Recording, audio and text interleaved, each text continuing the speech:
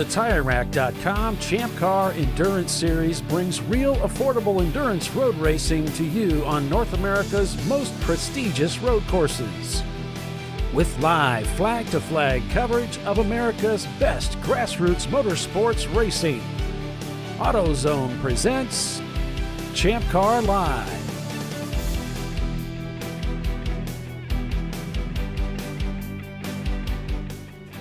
Hello everyone and welcome to ChampCar.Live presented by AutoZone.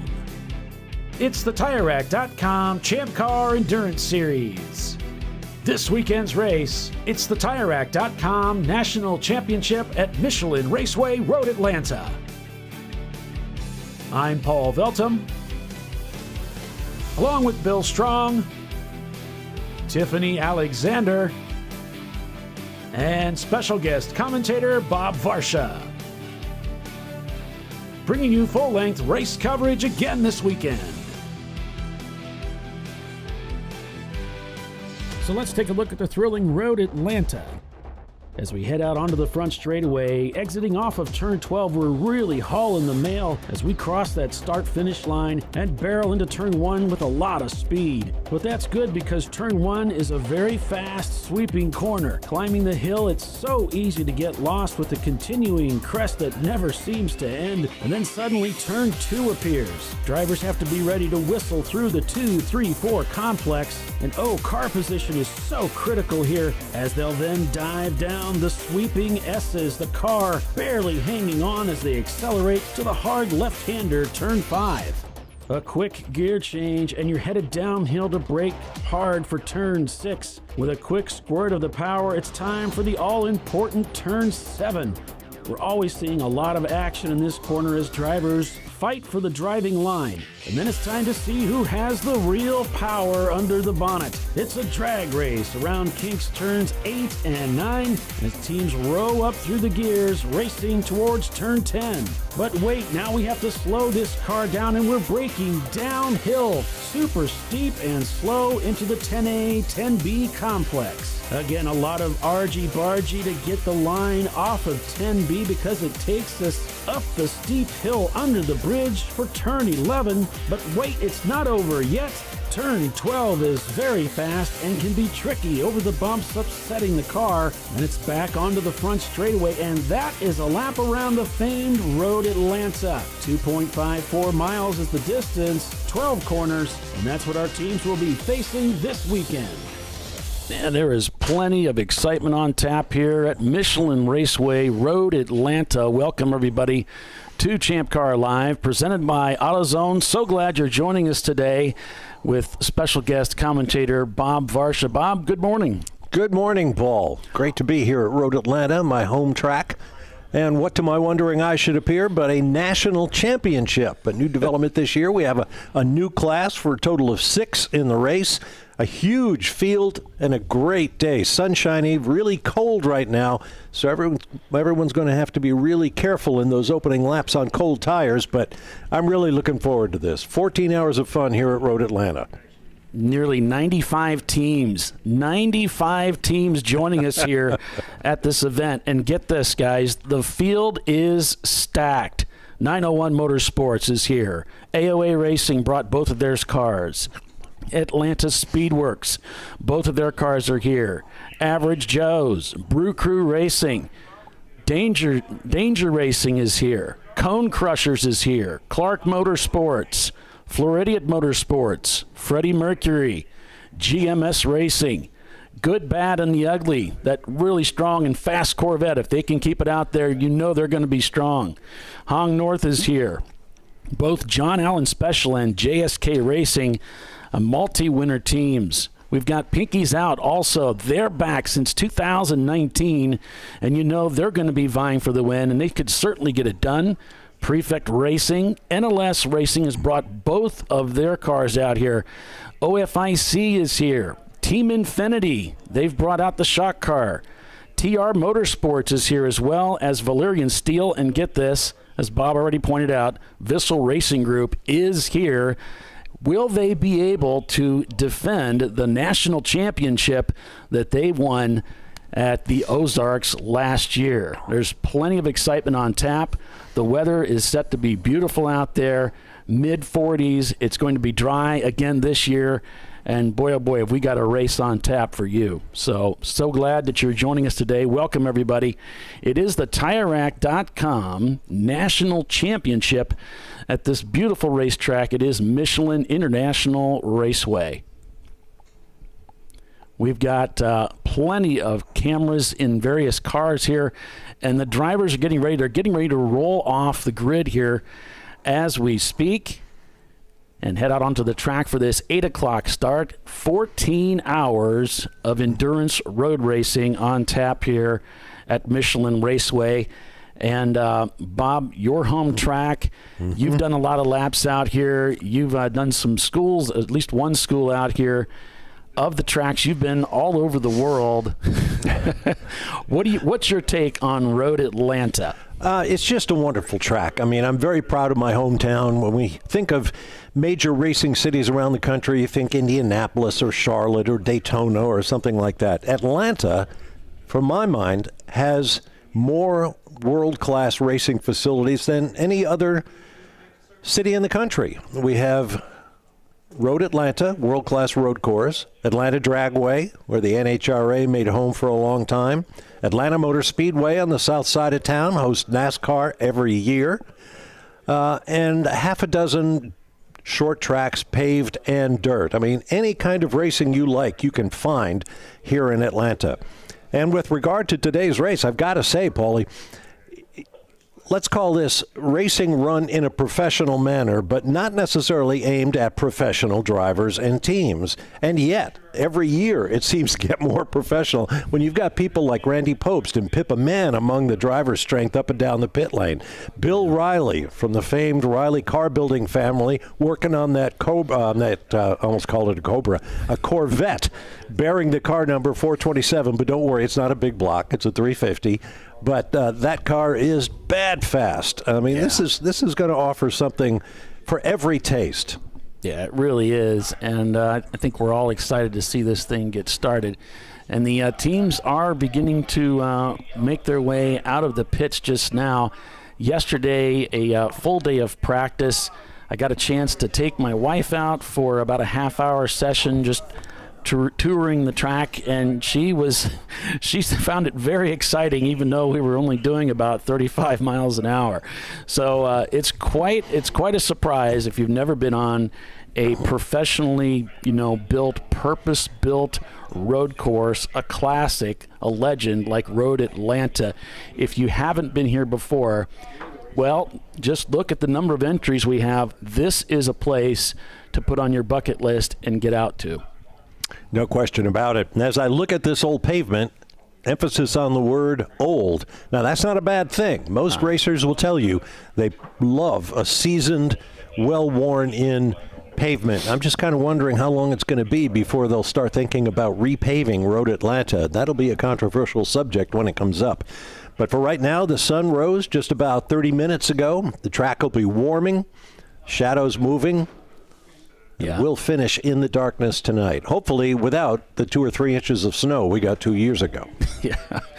Well, and that does kind of bring up, you talked about the sunlight, and as I'm looking, we're looking on this view right now, we can see the sun is bathing turn 12, and that's one of the most amazing, terrifying, well, or should we say exciting corners. We don't say terrifying, we say exciting corners. That's right. Because that will get your attention as you crest that hill at over 100 miles an hour, and the road drops out from underneath you. But then there's the challenge of the sunshine. Absolutely. And as you know, Paulie, in race driving school, they tell you, look where you want to go. Do not look at that stout wall at the track edge. Look where you want it to go. Your hands will take you there. Fast eyes, slow hands, as my old friend Patrick Long likes to say. And turn 12 is a huge challenge from that perspective. You don't want to glance over at that wall. Look for the apex, which is way down the hill, and get a good run onto the front straightaway. This track is almost never level or straight. We've got a fast back stretch, but it's not straight. A fast front stretch, which is straight for a couple of 100 yards. And some deceiving turns. Turn 1 and turn 6 in particular have a bit of a curvature to them. There's an embankment there. You can take that corner faster than you think when you look at it the first time. The corner will catch the car, as the pros say. Yeah. And as we have cars on track right now, we'll see some of those corners. I think they're heading for 6 right now. Yeah, trying to get some temperature into those tires. RVA Graphics and Wraps here brought both of their cars. We decided to drop a camera in the 411 and see how they can do today with that machine, the newer of the two RVA Graphics and Wraps machines, as it does look like they're heading down that incredible backstretch. Yep. And you see how it's actually kind of uphill here, Bob. It's not really flat. Not at all. And I will admit, as I often do, television does not do justice to the rise and fall, the undulations of a great racetrack like Road Atlanta. Yeah, it's incredible. Yeah, my wife was absolutely shocked. Oh, I meant to ask you, did you didn't happen to slip a camera in there to preserve her reaction to the track for all time, did you? I got the audio. Okay. I was doing a Facebook Live at the same time, and her reaction was, Well, as you said, you weren't at 10/10 either, so No. she didn't get the full effect of it. Uh-oh. He got a little crossed up there just trying to warm up the car. NLS Racing. It's not a good idea to spear the wall on the warm-up lap, is it? Yeah. That's frowned upon. But NLS Racing, certainly a contender here this weekend, both literally and figuratively. They have a real chance of winning this championship race, and it's winner take all. In Champ Car, we're not looking at the points from the past. If you take first place, you have the win for the national championship and the bragging rights. If you are championship eligible, the teams were chosen from the top 75 point finishers during the season. They were invited to bring their car, the car that they qualified in, using their 2 highest point totals for the season. Those 75 were the eligible cars. I think about 35 teams showed up, but we have a field, as you mentioned, of more than 90 teams. So some non-contending cars could win this race, in which case they get a warm handshake and a nice trophy and some prize money. But you have to be among the eligible championship contenders to take that national title. Yeah, and Visceral Racing Group is certainly going to be on the microscope for a lot of teams, as they have certainly brought everything that they need to win a back-to-back championship, which has never been done in Champ Car, by the way. And they certainly have everything they need to do it. And so has the whole Chris Huggins effort of bringing 3 cars here, both of his BMWs, plus Danger Racing, Lexus. Roger Cohen is here. I mean, everybody who's anybody is out here vying for this championship. This is huge. Here's the turn 10A and B complex. Once again, downhill to 10A, then a quick left-right at turn 10B, and uphill to turn 11, under the bridge, and then plunging downhill to this point, turn 12. I think Road Atlanta probably holds the record for skid marks on a particular turn, because I couldn't believe the hundreds of skid marks of lockups going down into 10A as we descended the hill there. Like, wow, you saw so many different skid marks going so many different directions. Yeah, and I think it probably produced some skid marks in other parts of team safety apparel. It is a fun corner. Look at that. Isn't that gorgeous? That sun coming in, but you know that sun is coming right into the cockpit, right into the visors of the drivers as they come down that hill at terrific speed, bending to the right to that front straightaway. And it is just beautiful out here. That's pit out on the left. We're using the club pit and paddock complex, the old pits if you're a Road Atlanta veteran. There you go. There's a look at that bright sunshine in the drivers' faces as they head into turn 1. As I mentioned, slight banking here, so you carry a little extra speed. TR Motorsports, the Tire Rack team. Got to say a special thanks and tip of the hat to Tire Rack for sponsoring the race this weekend. And their team out here this weekend, heading up that steep climb to turn number 2. BMW 318 IS. I think BMWs are the most commonly used track weapons in Champ Car racing, followed closely by Mazda, Nissan, and there's always a few really interesting concoctions, many of them running in the exception class for cars that don't meet the normal balance of performance, or VPI, the Vehicle Performance Index that Champ Car uses to classify the cars into each of the 6 classes. The exception class are for the anomalies that have exceptional speed or equipment not normally allowed in Champ Car. But if there's as many as 5 or more in the field, by rule, Champ Car can award them trophies. Otherwise, they do not qualify for points or championships. Right, we've got a Class A, which is most of your captures, most of your Miatas, up to about 1.91 liters. Class B for 1.92 to 2.4. Class C for 2.41 up to 3.91 liters. That's where most of our BMWs fall because they have a lot of inline 6-cylinder engines. Then Class D for mostly the American Iron, those V8s, those bigger engines.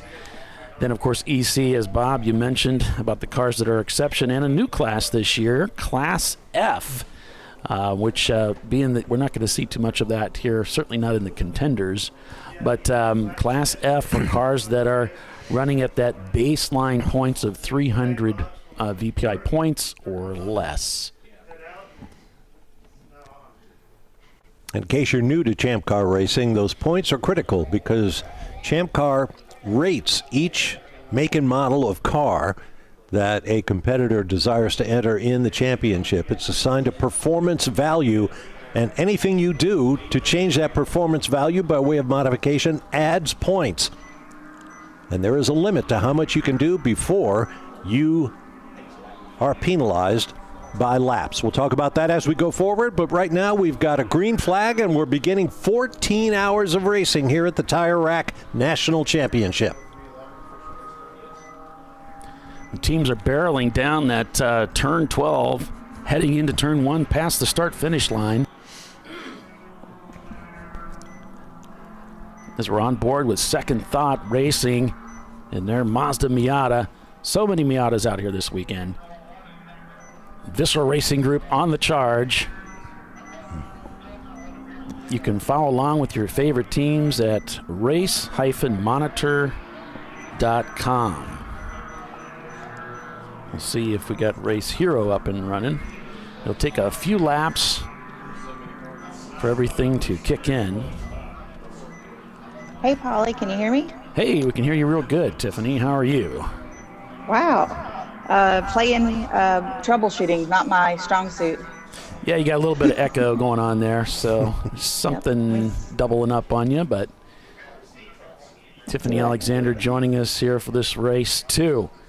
As the cars are barreling around the racetrack here, we know the track temperature is still very cold. Cars coming through turn number 3 there.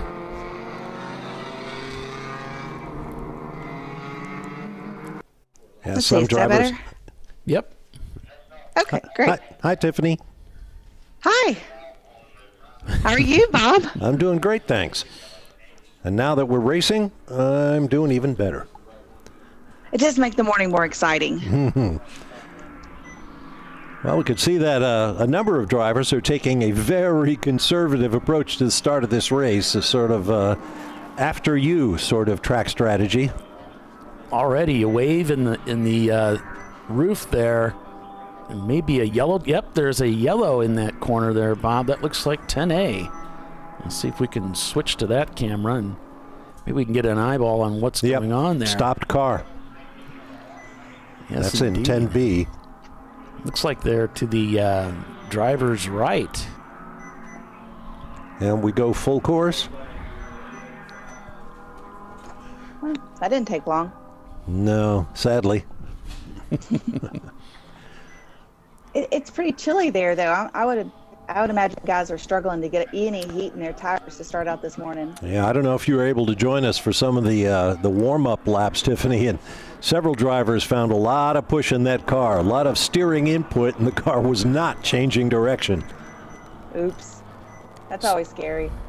So we've gone purple 35, which means all the drivers are told to back it down to 35 miles an hour. Now I realize this camera view has them green, but that's an older view. Some of the cameras that are a little bit more current are showing the teams running in that 35 mile per hour configuration. And now we're getting a green flag indicator on Flagtronics. I guess they didn't have to go out and pick up that straggler down in turn B. Got the car going again. No, he's still there. I'm still showing him there on this camera, and I'm not sure. It looks like it's current, so I'm not sure if with some conflicting information here. For the record, it is 28 degrees Fahrenheit here at Road Atlanta this morning, and not expected to warm up terribly quickly. I think it'll be close to noon before we get above freezing. Now, you will hear some background noise here on the broadcast, and that's because we are broadcasting live from the control room, the media booth here at Road Atlanta.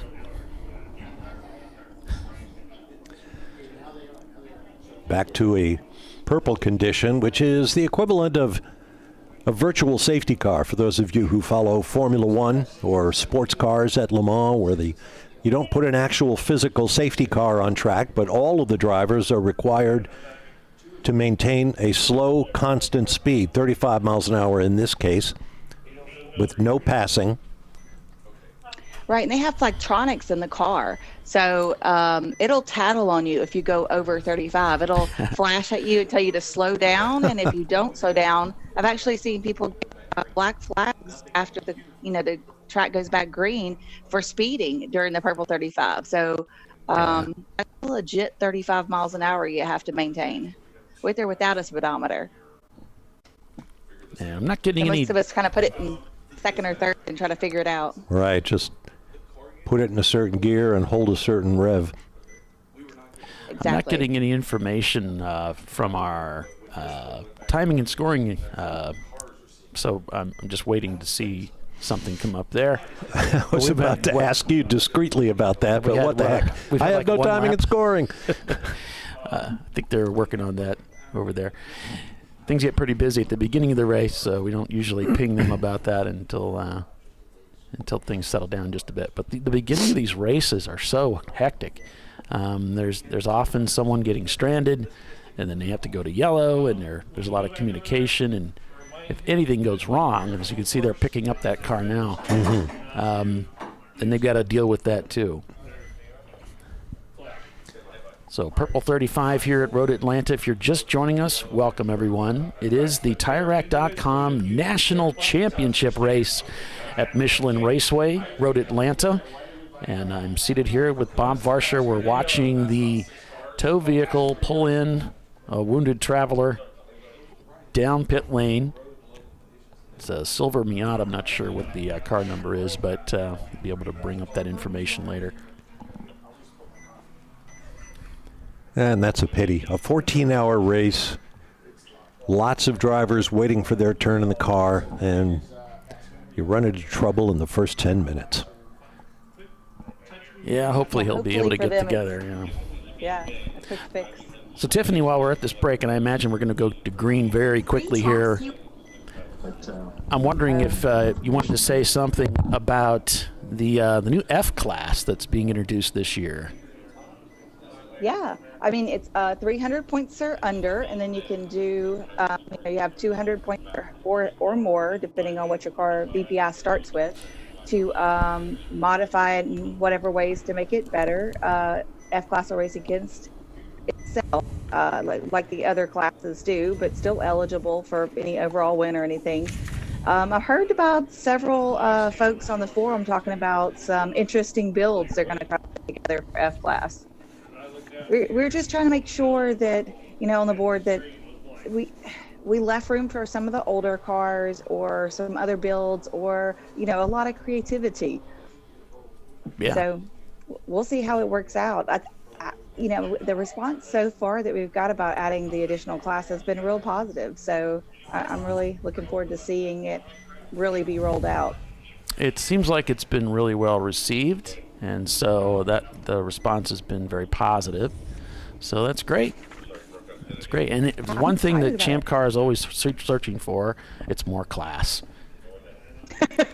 But I'm surprised. But they're still keeping me. Well, they're still keeping me around, and they haven't caught on yet. Maybe they don't listen to the show much, but yeah, that's what's going on. So that's what's on tap for 2023. If you haven't checked the schedule, there's some amazing opportunities to go racing in Champ Car throughout the year. We're going to be all over the place in the United States. Oh gosh, 24 races. That is some schedule. Very impressive. A lot of opportunity, not only to go racing, but to volunteer, to get involved. If you don't have any familiarity with Champ Car or with racing at all, well, this is the niche place to go to get started in racing. And volunteering is the best way to get started, so you can learn what this crazy thing is all about and get started. So it looks like we're still showing under caution here. I'm hearing. It looks like we might be under green. There we go. So we're back to green racing here at Road Atlanta. Oh, we got some smoke coming into the NLS cockpit. I wonder if it was just some tire smoke as they were going down into that turn number 10A. I just don't think these tires or this track has warmed up at all. Maybe pushing just a little too hard to catch that competitor up ahead as he heads down through that tricky turn 12. And look at that sunshine coming into the cockpit. If it's not one thing, it's another. You've got to be especially careful when you hit the shaded parts of the racetrack, because like this, for example, down in turn 1, it's going to be significantly colder than the track that's exposed to the full rays of the sun. Gotcha. So that's going to change the grip level and make it a little slippery. Chelsea. Tiffany, you've done a lot of laps out here. What's your take on Road Atlanta versus some of the other tracks? Road Atlanta is a little old school, so it's been around forever. So the one good thing is a lot of people have gotten a chance to be here before, right? This is a new track for a lot of teams. It's an intense track to drive. You've got concrete barriers not far from the course in some places, so the margin for error gets a little smaller as far as getting away with it unscathed. So you got to be kind of careful in some places. Turn 7 is one that's caught a lot of people out. It's kind of it's probably one of the slowest places on the track, but you're trying to get that maximum speed through there to go down this back straightaway. So everybody's trying to get everything they can out of it, and it'll definitely call you out.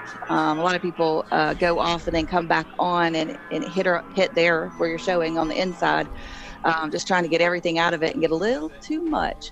Then you've got this long back straightaway that is really fast. So the faster cars really get to stretch their legs on that. And then you got to get it really woed down for 10A and 10B. You've got a hard left-hander and right-hander, and then you're going uphill. So once again, you really want to maximize your pace through there to get up that hill for 11-12 combination. And then you come downhill. So this place really reminds me of a roller coaster. I mean, it is really busy. Man, it seemed that way, when I toured the track, and I've been to a number of tracks myself, and it just had all this, not only a lot of undulation, about 80 feet of elevation change. It's in a short distance. I mean, you're really steep climbs, steep drops, very exciting, very intense, and we're going to be racing into the night. Can you imagine, Tiffany, racing on this racetrack when it's pitch black out? I mean, this is crazy. When you crest that hill, you already feel like you're falling off the face of the planet. You really do. And then when it's dark, you're falling off the face of the planet, and you can't see bottom. Isn't it something? Here's a driver doing it right here, Visceral. They're going to do that. Just a drop. It just like you said, Bob. The camera just doesn't do it justice. Mm-hmm. And there you saw one of the dangers of that downhill run is the driver puts up his hand to shield his eyes from that glare. As you come downhill, if there's a slower car in front of you, now in addition to that all-important racing line down the hill, you've got to change if you're going to pass that car before you get to the apex of turn 12 and onto the front straightaway. And just as Tiffany was saying about turn 7 leading to the back straightaway, turn 12 leads to the front straight. So the last thing you're going to want to do is get on your brakes for a slower car in front of you. But if you're going to pass him, you have to make sure he sees you. You have to go off your racing line, and you better know what you're doing. Yeah, because it can really bite you there at 12. If you offline is a little scary in some places. Yeah, it's not far to the wall from the apex of 12. Yeah, I think this track really demands a lot of driver talent to do it well. I'd say so. Yeah. I know you folks are probably wondering about timing and scoring and where the running order is right now, and I can tell you that right now, over in control, it is all hands on deck as they are focusing on Flagtronics and the timing and scoring. So this is not a time that I have asked them to bring that online, but I'm not going to go over there and tap their shoulder about that at the moment. We'll just have to hang tight for a few minutes while they get things sorted out. No, you might get yelled at. We don't want you to get yelled at. They just ignore me, you know. It's oh, worse. Even better. It's worse. I'm like, it's all about the show, and they're like, whatever, go away. So, Tiffany, are you selling eggs? Or just people are wondering online. They know you got chickens, so there's no duck in it. I'm glad you cleared that up. Different eggs, yeah. Yeah, so actually we are.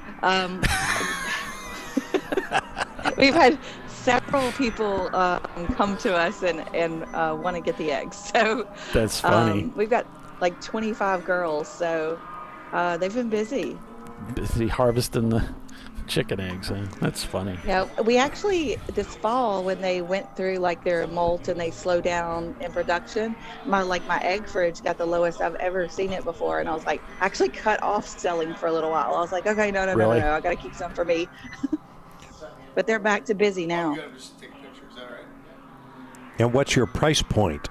Better than the local supermarket, I hope. Well, when I've been to some of the supermarkets so ours are considered pasture raised because they get to go outside and run around in the grass and right. do all the things that chickens do, right? Free range. I've seen those at $7 or $8. We sell ours at $6. Okay. So. Every little bit helps. Showing a yellow again. Not sure exactly why.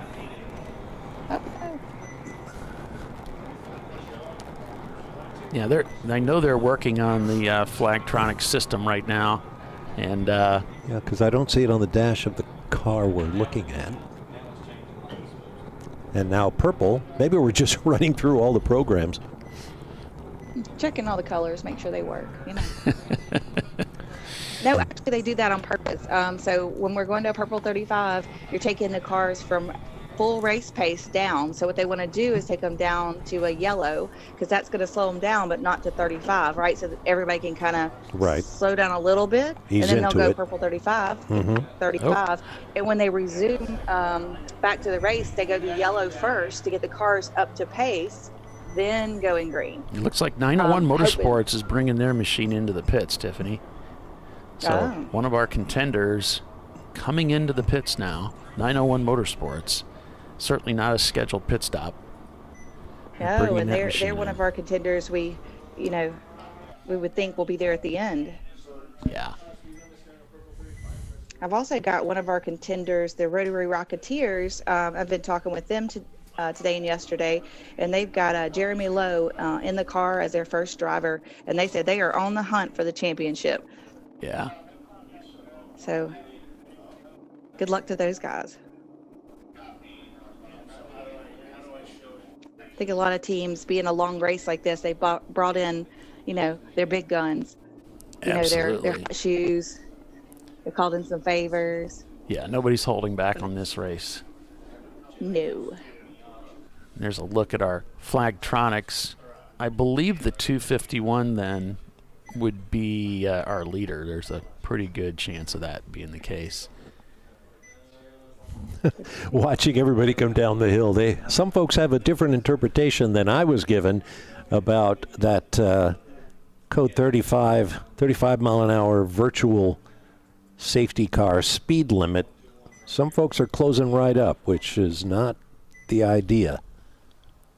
No, we're supposed to be pausing, a soft pause to the race to kind of maintain everybody's position. Right, exactly. So they can move safety out there really quickly. If everybody's doing 35, you shouldn't be closing up on the car ahead of you. So right? The 251 is the Madwag Motorsports car, and that is a contender. It's a 1990 red Miata running in A-Class. And so that is, if I'm looking at Flagtronics properly here, that's telling me that's the leader of the race right now. That's the smallest displacement class. We see the cars coming into turn 1 there.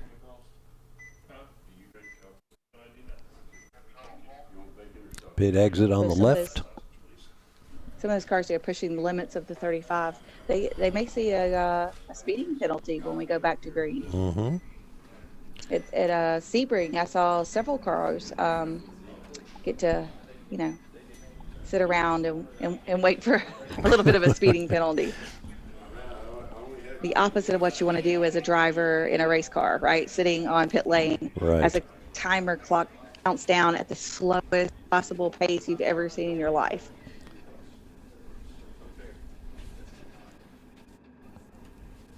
It's like trying to watch water boil or something. It takes so much longer when you're looking at it. You see the driver. driver. Am I done yet? Am I done yet? The visceral car trying to get some heat into his hands as well as his tires. Team Infinity, the Shark car. Looks like Ed at the wheel. So named because they have a shark fin on the roof of the car. Yeah. Which is kind of a clever salute to the spirit of Champ Car racing. Absolutely. They've been racing with us for a long time, too. This is one of our few automatics in the field, if I remember correctly. Yeah. They've raced this car very competitively for many years.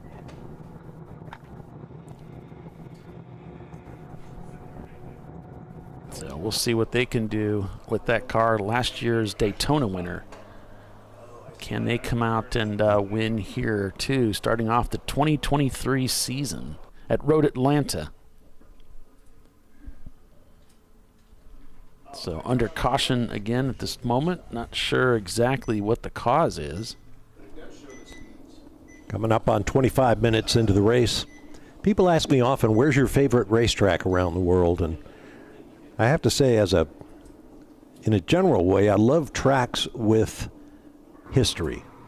I mean, all the latest Herman Tilke designs in exotic countries around the world, that's all fine and good, and they're nice, but I love places with history, like Monza and Silverstone and Spa-Francorchamps. And that's true of a place like Road Atlanta, which opened with its first race in 1970. The late Vic Elford sat on pole with a Chaparral 2J.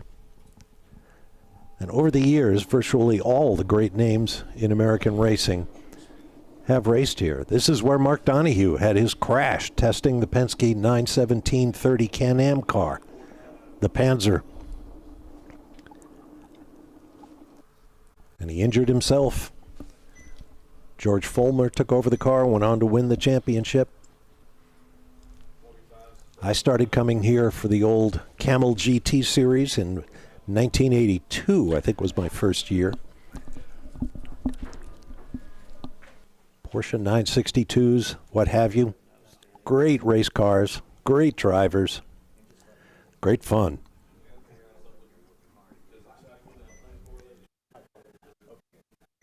I was trying to think of what this is where they hold every year. That's a good time too. I'm sorry, you broke up, Tiffany. What was that event? Oh, the Petite race. Oh, yeah, that Petite happens Le Mans. here. Absolutely. 10 hours with the finest endurance sports cars in the world. The Midi, one of the great vintage gatherings around the country, takes place here.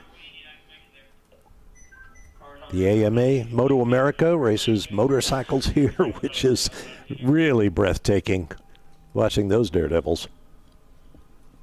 I think any racing organization wants to have Road Atlanta on their schedule. I would bet they do. It's gotta be on there. There is drifting that goes on here, big drift show every year. Of course, it's right across the street from Lanier Raceway, a terrific paved, banked short track, owned by Jim Downing, a three-time IMSA Camel Lights champion and race car restorer at his shops in the Atlanta metro area. I've never been over there to see that. Have you watched some races there? Over at Lanier? Oh, yeah. Yeah. It used to be a dirt track, so it was very controversial when it was paved because, of course, it became a lot faster. But they have regular shows there. They have a little quarter midget track, some karting, and a lot of overflow parking for the big events here at Road Atlanta, like the Midi and the Petite. Oh, cool. Okay. One of our viewers telling us that Running Bulls Racing is stopped over in the S's, and that would explain why we're under caution at the moment. Running Bulls Racing, another contender. We had high hopes for them to do well this weekend. Of course, we're just getting started. You know, if you're going to have a problem with your car, now's the time to have it. Get it out and done with, and so you can get back out there and compete. I know they had high hopes for today. Hopefully it's nothing major.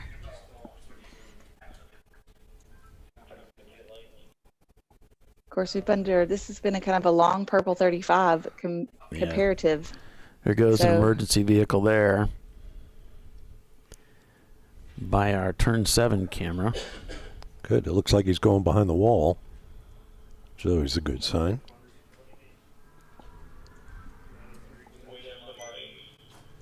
Let's see if we pick anything up here on our turn 10 camera.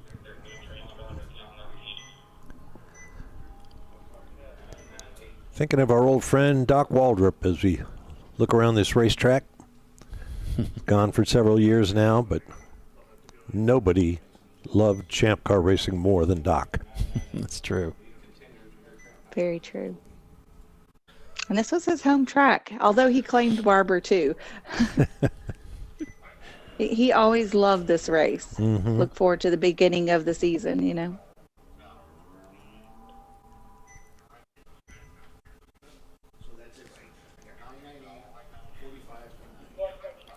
All right, so we are under caution here at Michelin Raceway Road Atlanta, the beginning of the TireRack.com National Championship race. Stay with us, everyone. A quick break, and we'll be right back.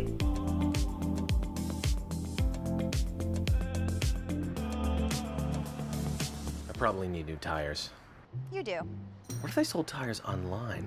We do. We're TireRack.com. They could offer lots of tires. We have so many tires. And help you find the right tire. It's called the Tire Decision Guide. Oh, and they could ship them to a nearby mechanic. We shipped to over 7,000 independent recommended installers. This is an amazing idea. Sorry. TireRack.com, the way tire buying should be.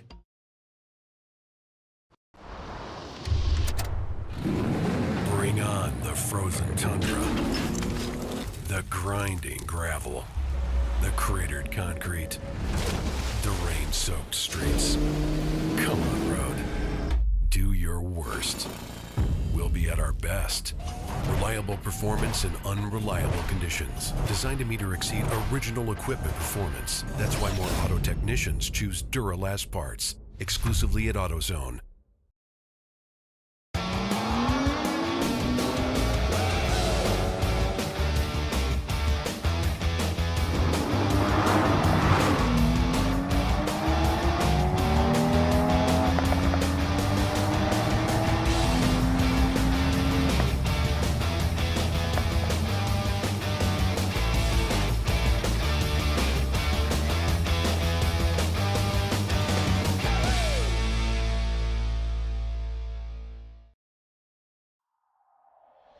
Discovery Parts is a veteran-owned racing and safety equipment company. While we're located inside Atlanta Motorsports Park in Dawsonville, Georgia, Discovery Parts can also be found at the tracks, supporting a number of Champ Car Series events. We take pride in being a reseller of the best of the industry to Champ Car teams and drivers. We know racing, love racing, and look forward to tomorrow to even more racing. Visit us at discoveryparts.com.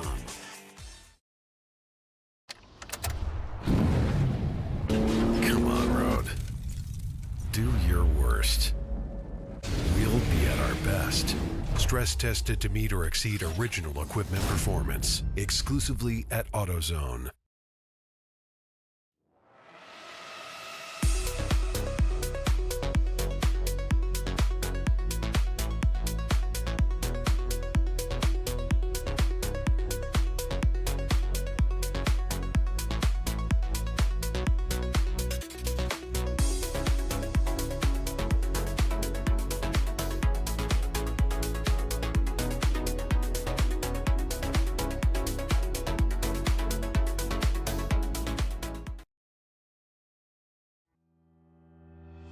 Lifeline USA is a leading manufacturer of onboard fire suppression systems. Lifeline's continuous commitment to research and development ensures that we supply the most innovative and cutting-edge products available, used by the majority of the world's motorsport championship-winning teams and constructors. Lifeline has a proven history of success. Lifeline offers a complete range of fire suppression systems for all budgets and needs, and we continue to push development and limits on both extinguishment materials and our patented delivery systems to make the race car environment almost as safe as sitting on your sofa at home. Every kit has been designed for a professional and simple installation. For more information and to purchase your Champ Car fire suppression system, go to www.lifeline-fire.com.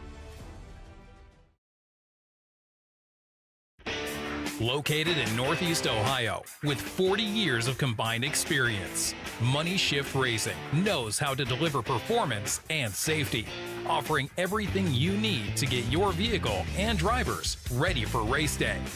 From safety equipment to full engine assembly and repair, in-house fabrication, 3D design, and rapid prototyping. Money Shift Racing. Performance done right. Frozen rotors from Diversified Cryogenics deliver increased performance and a higher level of safety, while significantly reducing braking system costs. So to tell you a little bit about the durability of this product. So we have seen an incredible extension of the life of our brake rotors using frozen rotors. We've gone from brake rotors every other weekend to 6 weekends on one set of brake rotors, and I think they can go farther. The durability has been amazing. And it's been a fantastic season, and man, a lot of that is due to the way our car can brake on those frozen rotors. For more information, go to frozenrotors.com. I did it. You see how it's... That's it. We did it. You did it. You can do it. The path to I did it starts at AutoZone. Get in the zone.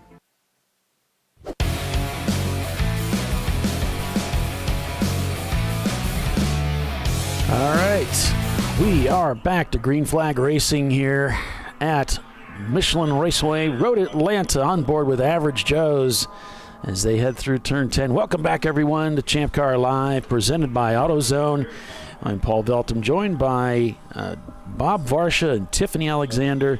So we're calling the race for you this weekend. 14 hours of endurance road racing on tap. Checkered flag not till 10 o'clock tonight. That's right, they're going to be racing into the evening, into the dark.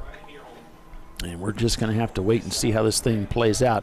If you like watching the timing and scoring information, just know that they're currently working on that system now, and we hope to have that up and running for you pretty soon. So thanks for joining us, everybody. If you could go ahead and hit that like button if you're watching on our YouTube feed, I sure appreciate that. Working the backstretch here with the RVA Graphics and Wraps BMW. As you see, they are a contender among the 36 teams contending for the national championship this weekend. Yeah, we saw that we had 901 Motorsports coming into the pits here just before we went to break. I don't have any updates on them at this time.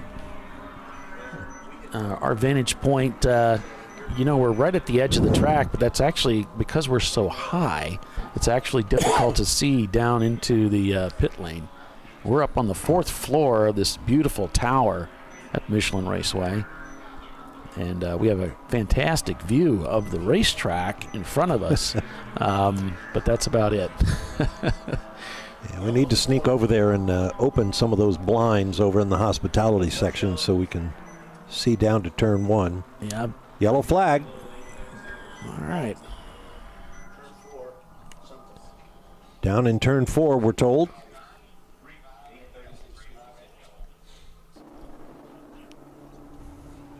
We got some waving going on from the NLS car.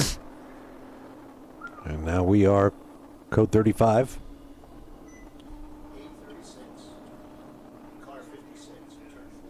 Back to code 35 or still code 35? I think we just went to it. We just went to it. Again. Okay.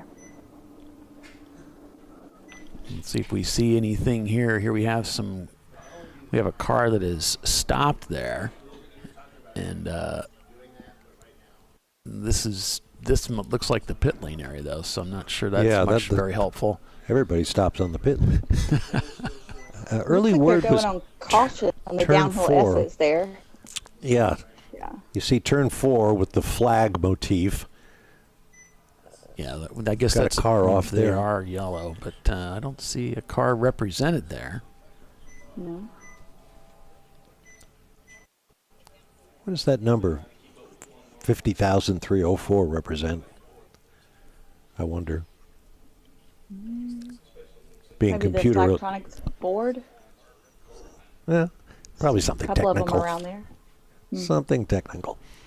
The early word was contact between 2 cars down there, but as you said, there's no indication that anybody is stationary.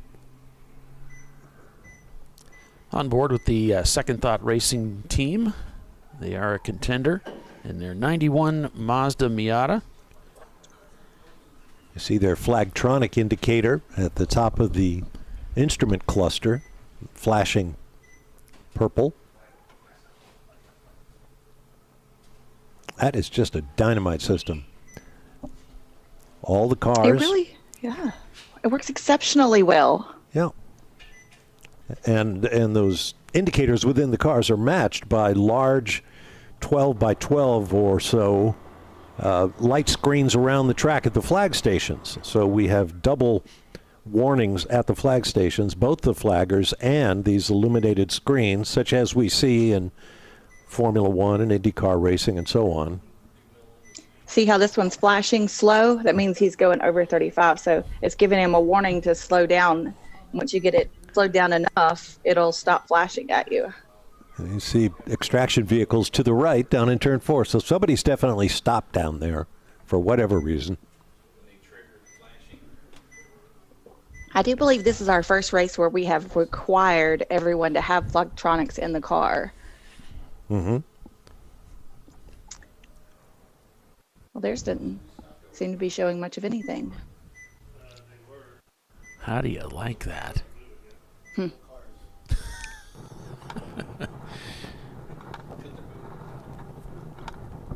Technology.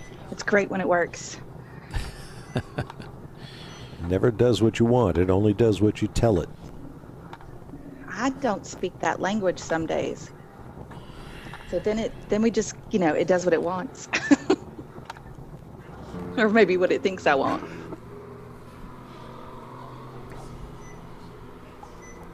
Gorgeous skies. It's been really a gorgeous weekend, although the temps were a bit low in the early morning hours, and some wind. Well, we've talked about that glare of the driver's eyes at several points of the track, depending on where the sun is in the sky. And during a 14-hour race starting at 8 o'clock Eastern Time in the morning, you're going to get every position the sun takes during the day. But in the afternoon, I can say that our announced position that you referred to earlier, Paulie, takes a real beating. So although the weather has been great, they're calling for cloudy skies this afternoon, and I could not be more supportive of that because it means we won't get that direct sunlight into our floor-to-ceiling windows here in the tower. Nobody told y'all to bring your sunglasses, huh? You're going to need them. Oh, boy. I was listening to last year's broadcast, and I understood the heat wasn't very good in here, so I brought all my winter clothing to make sure I could bundle up if I needed to. But that explains the puffy coat. Yep. Yeah. But it's pretty comfortable up here. It is. Yeah, Southerners' version of cold, and someone like yourself, Polly, from like Indianapolis, maybe a little different sometimes. Yeah, it is. Oh, we're freezing. It's 50. Right. I grew up in suburban New York, went to college in New England, and running track in college, we used to go on a spring trip down to Florida. And for us northern boys coming down there, if it was 70 degrees, we'd be out there shirtless, shorts, and all the locals would be standing around all bundled up because it had plunged all the way down to 70. Yeah.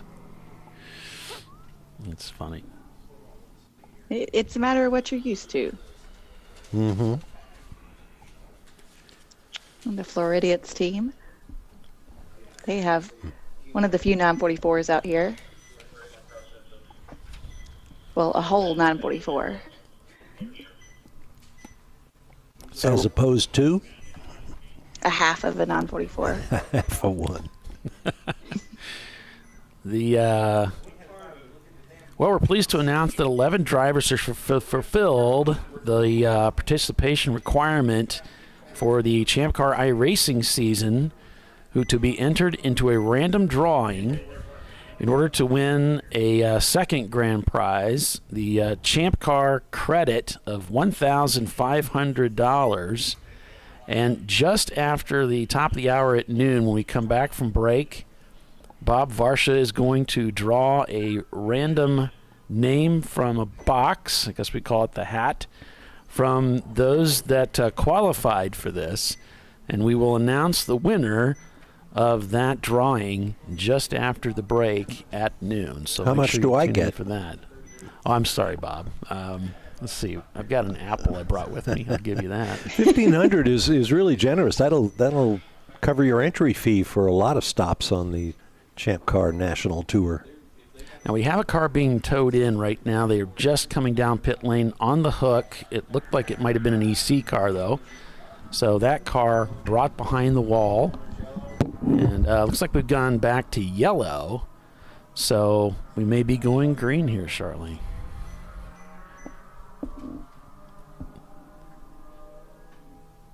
If I stand up big and tall, I can just see the flagger lift the yellow from the railing, and that means we are back to green flag racing here at Road Atlanta.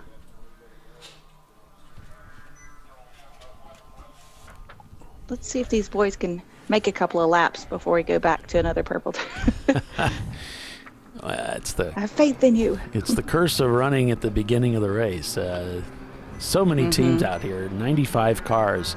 There's going to be some yellows. That car towed in was the UGA Motorsports 99 Ford Mustang, car number 249. Well, thanks for grabbing that, Bob. One of our college teams. Yeah, we've got some colleges out here racing with us this weekend and in the series and other events as well, so that's always exciting. Speaking of exciting, Visceral Racing Group got their hands full. Are going down into 10A, trying to get by what looks like RPM Auto Works there in their Mustang. Wow, nice pass around the inside there, using all the curb on the Gators through 12, down that front stretch, and look at that view. It's nothing but a bathing of sunshine as he goes hustling down into turn one. And that windshield is relatively clean. You get a little oil and grit on there, good luck. Good point. That blind turn 2, Bob. Up to the top of the hill here. And now the setup for those S's that drop down towards turn 5. Yeah, that's a huge challenge at turn 2. You can't see the apex of the corner, so the drivers will tell you pick out a visual cue, like a tree that sticks up over the horizon, aim for that, turn in, hopefully at the right point, and in a very short space of time, you get a look down into these S's, and you realize whether you're on the right line or not. Getting another short yellow and code purple. Yeah, back to 35 here, and we'll see if we can see the cause for it all. Looks like that car that was brought in heading back out. So, car 860. That sounds like a Brew Crew car. Yeah, that's the Doc Waldrop Special, stranded over in turn 6 on the driver's left-hand side. The Doc Waldrop Special, the crowd favorite this weekend, as always. Stuck in turn 6. That's the run, let me guess, between turns 5 and 7. Yes, the right hand. It's a banked turn. Yeah. It's a really fast turn followed by a really slow turn.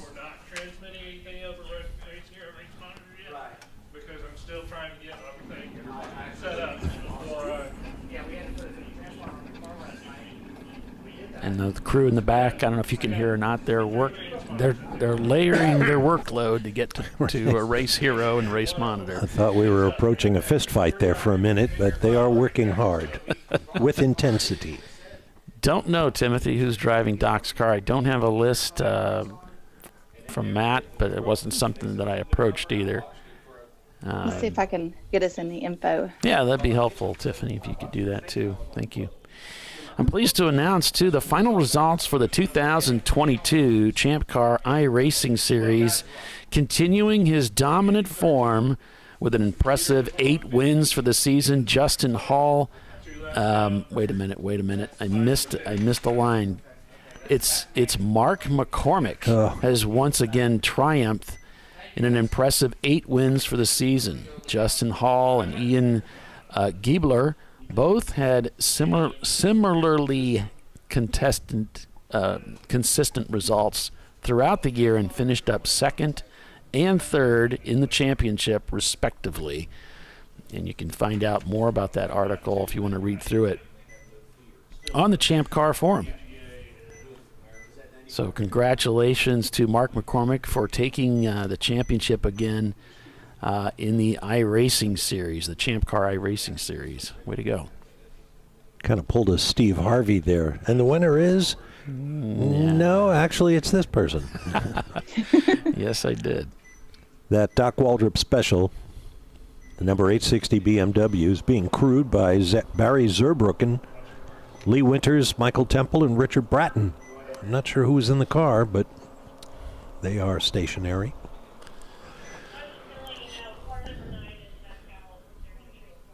I don't think any of us want to know the average speed for this first hour. 35. Looks like much. Looks like Kingpin Racing was in, and they have rejoined the event out on track in their MX-5.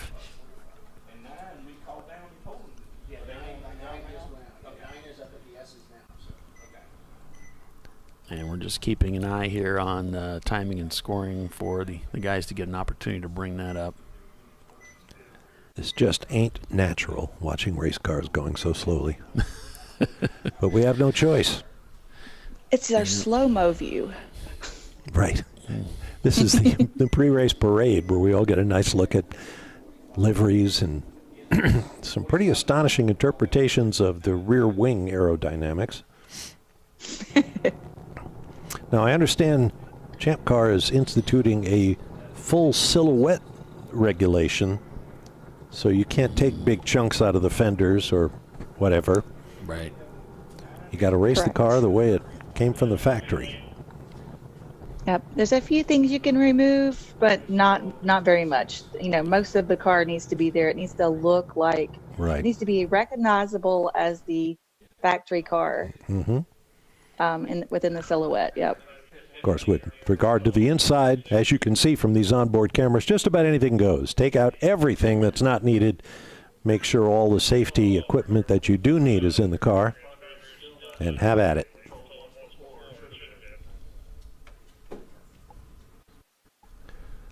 There is a 2-hour time limit for any particular driving stint, with a mandatory 1-hour rest between stints for any driver. And if we start getting mass action in the pit lane, it should be interesting, because as you can imagine, with a field of more than 90 cars, we've had to double and triple up some of the pit boxes. So you may pull up and get a little piece of paper that says you'll be waited on in your turn.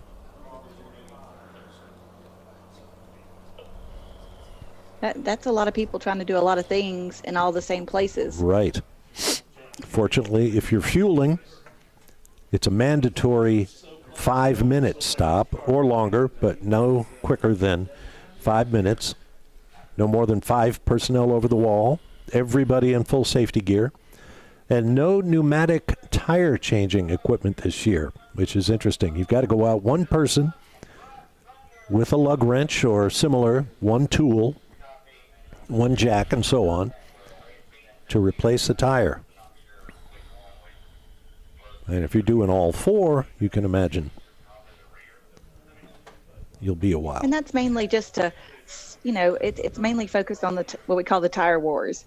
Right. We want to reward people who are taking care of their tires. They're not buying the softest, stickiest thing out there and having to change all 4 tires multiple times during a race. We're trying to race about the drivers in the car. So the race winner is the person who has the best drivers, the best strategy, the best car prep, that sort of thing, not the one who has the deepest checkbook.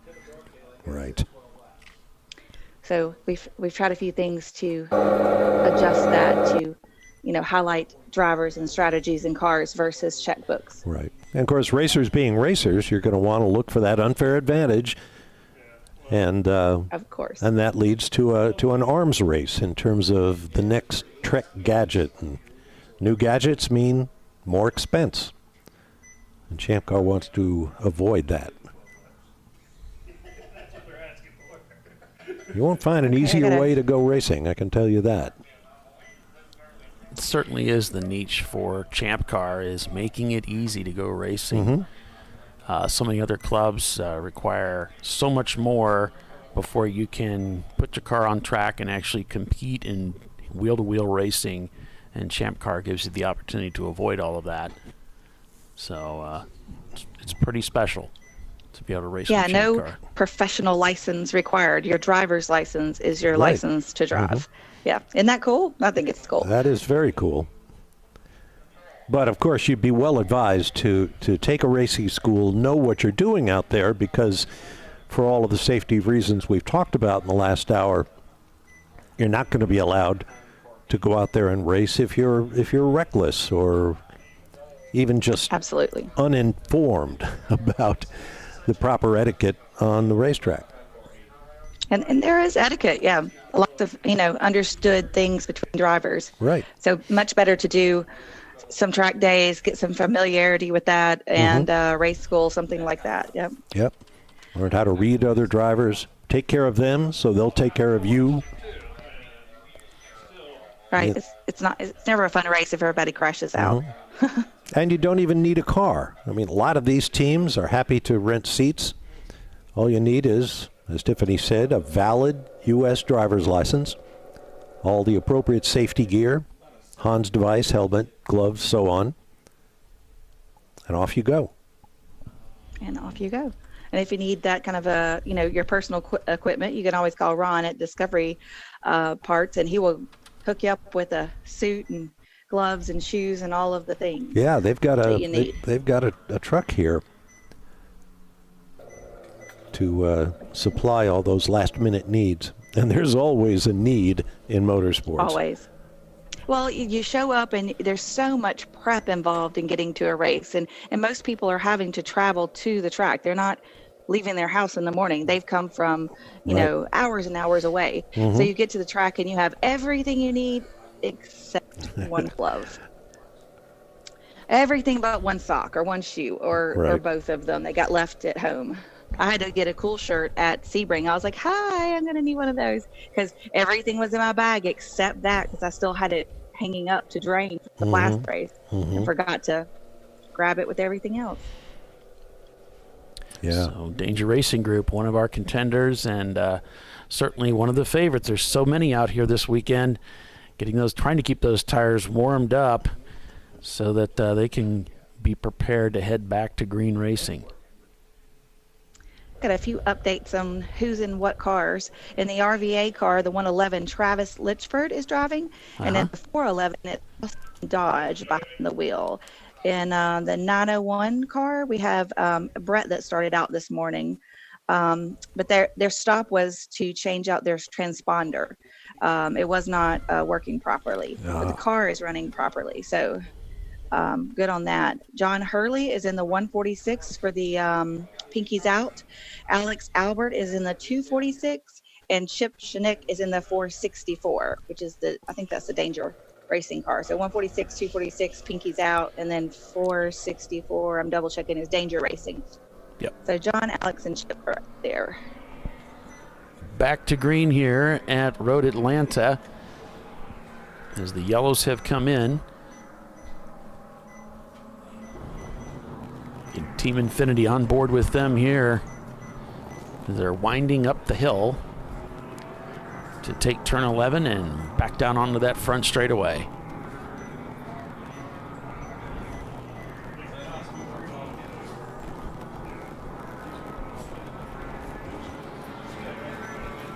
Still having to cover their eyes for the sun as they head into turn 1 here.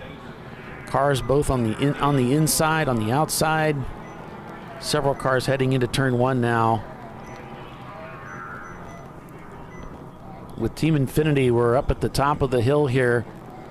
It looks like JSK Racing just ahead as he's door handle to door handle with another competitor heading through that 3-4 complex as they plunge down the hill.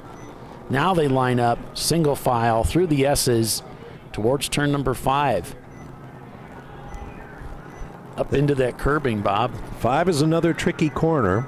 Again, you're approaching the top of a hill. You can't see over that hill, but you know that there's a lot of runoff on the other side. So guys will keep their foot to the floor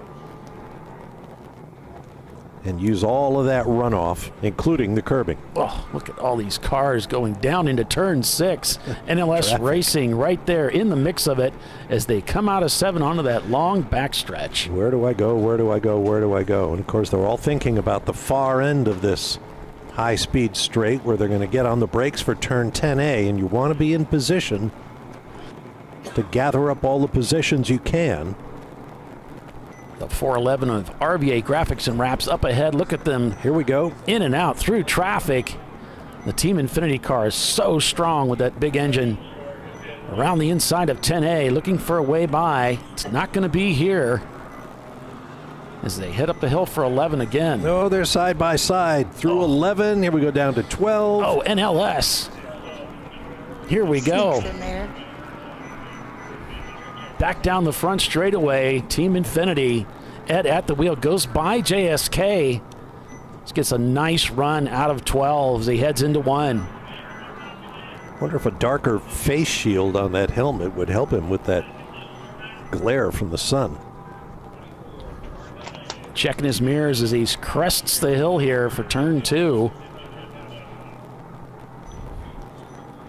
Setting himself up for that plunge down through the S's again. That car is so strong. Round 5. Checking his gauges here. Looks like he's reaching for something there as he's made a gear change and heading down towards turn 6. This is an automatic transmission again. Mustang up ahead, looking for the inside. Nice pass heading towards turn 7. That was really well done. I mean, using an automatic transmission, you wouldn't think he would always be in the optimum gear at the optimum rev range, but he's really able to maintain his momentum and speed. He's got something wrong with the seat, or some kind of adjustment with the belt he's having some trouble with. And now a car comes by. Boy, the Mustang goes right by on the straight.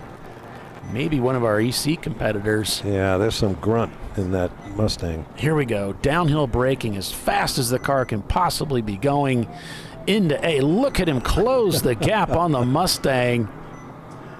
That's almost swapping paint there. And passes the Mustang back. Well, that's a classic battle, handling versus horsepower. Absolutely. And the Tire Rack team has pulled off at turn 7. They pulled off their BMW, and they're being tended to. Here comes the rollback. Looks like they're off the track there, Bob. Yeah, I think they pulled around behind the flag station.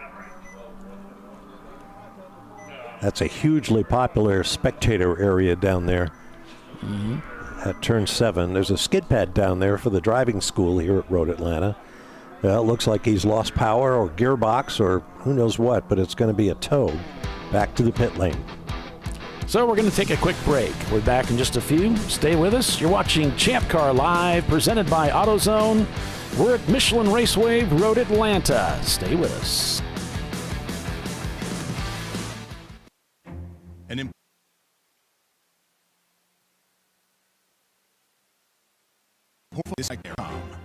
Tire Rack is the leading online retailer of tires in North America and a repository of advice and expert reviews. And it's done! All that's left is to arrange for safe, easy installation at one of our independent recommended installers. Well, I guess he did that too. TireRack.com, the way tire buying should be. Come on, Road. Do your worst.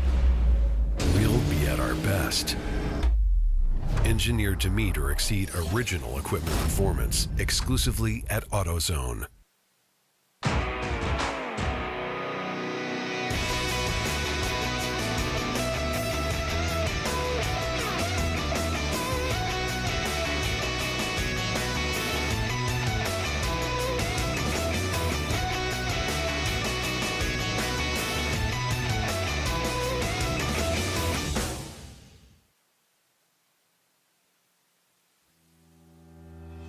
Lifeline USA is a leading manufacturer of onboard fire suppression systems. Lifeline's continuous commitment to research and development ensures that we supply the most innovative and cutting-edge products available. Used by the majority of the world's motorsport championship-winning teams and constructors, Lifeline has a proven history of success. Lifeline offers a complete range of fire suppression systems for all budgets and needs, and we continue to push development and limits on both extinguishment materials and our patented delivery systems to make the race car environment almost as safe as sitting on your sofa at home.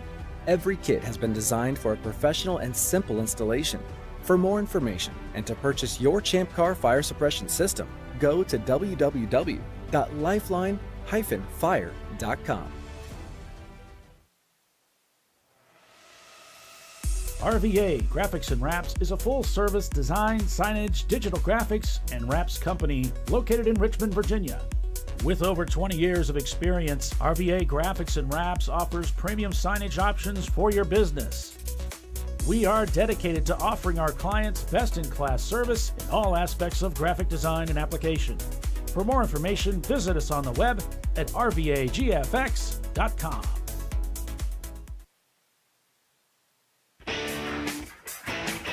Located in Northeast Ohio with 40 years of combined experience, Money Shift Racing knows how to deliver performance and safety, offering everything you need to get your vehicle and drivers ready for race day.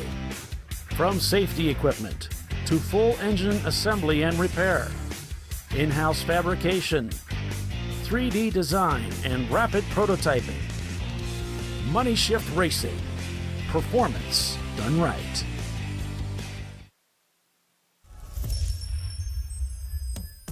Frozen rotors from Diversified Cryogenics deliver increased performance and a higher level of safety, while significantly reducing braking system costs. So to tell you a little bit about the durability of this product. So we have seen an incredible extension of the life of our brake rotors using frozen rotors. We've gone from brake rotors every other weekend to 6 weekends on one set of brake rotors, and I think they can go farther. The durability has been amazing, and it's been a fantastic season, and man, a lot of that is due to the way our car can brake on those frozen rotors. For more information, go to frozenrotors.com. It's nice. Yeah, I heard about this. So I would actually go with the full synthetic. Ceramic pads. So for the Duralast rotors. I did it. You see how it's... You did it. That's it. We did it. You did it. You can do it. The path to I did it starts at AutoZone. Get in the zone.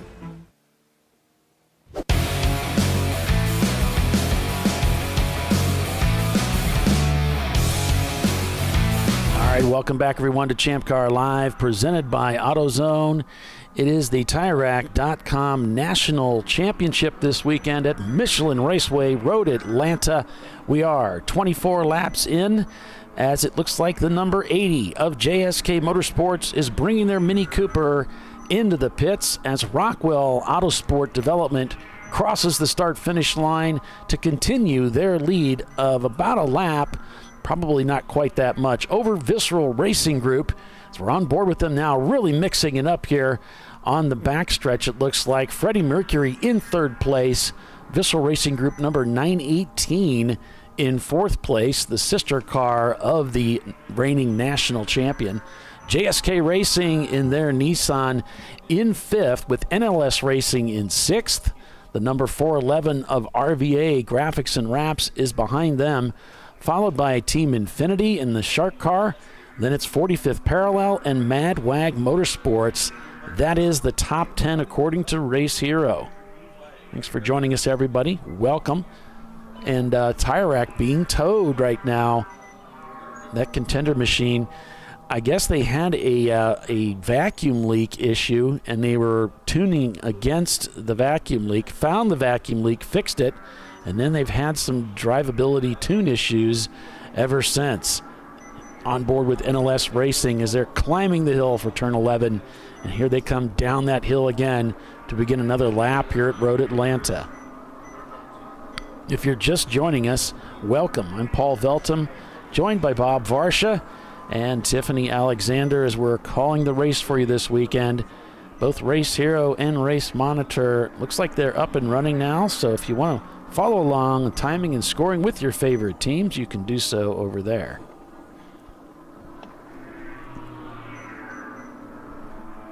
Yay. That yay from Tiffany. Bit of a cheer there. Behind the wheel here with Average Joe's, yeah. Yeah, poor Tiffany is not with us here at the racetrack, so she's watching the monitor, and now she has timing and scoring. See what's happening. Exactly. Yeah, it looks like Freddie Mercury and Visceral Racing Group, the number one car, both have passed over 60 cars already to move themselves up into the top three, with Rockwell Autosport holding the fastest lap time of the day, that 141.09. Good, bad, and the ugly there, and 16th in that Corvette, working their way through the field. We do have some cars that are that have been in the pits and not turning laps. I'm not seeing any represented on Race Hero. I see Waiting for Data represented in 8th place. I'm showing 8th place is Team Infinity over on Race Hero. NLS Racing coming through that 10A, 10B again. It's a 2.5 mile road circuit here in Brazelton, Georgia. 12 corners, very competitive, about 80 feet of elevation change. Incredibly exciting racetrack. On board with Danger Racing, trying to bring their Lexus up through the field. Yeah, they're currently shown in 30th place right now, but steadily moving forward. Long race to go. Big field with their sister cars, the Pinkies out, the 146 and 28th, and the other sister car, I just saw it, and then I lost it. Now here's the car, the reigning champion in second place right now. So early on in the race here, already up at the front of the field as the Lotus, it looks like, I believe that's the Elise that's coming into the pits right now. Oh, the other sister car, Pinkies out, the 246 is in 17th. So that one's leading the charge in that group of 3 cars. Gotcha. Yep, TLM Motorsports coming down to turn 12 here to start another lap here at Road Atlanta.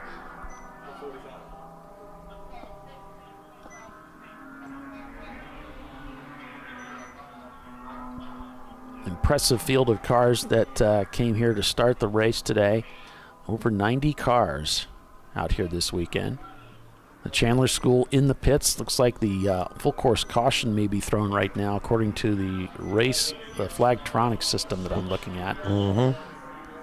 So yes, it was the Lotus Elise of the Chandler School coming into the pits in their EC car. Hot Wheels also in the pits, as well as Wittenauer Motorsports, unfortunately, in their Mini. It's they're actually running in F class this weekend.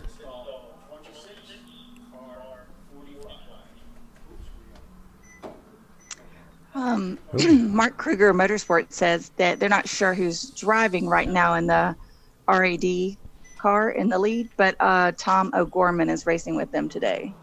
Okay. Tom O'Gorman is, I guess you might say, a pro driver or semi-pro driver.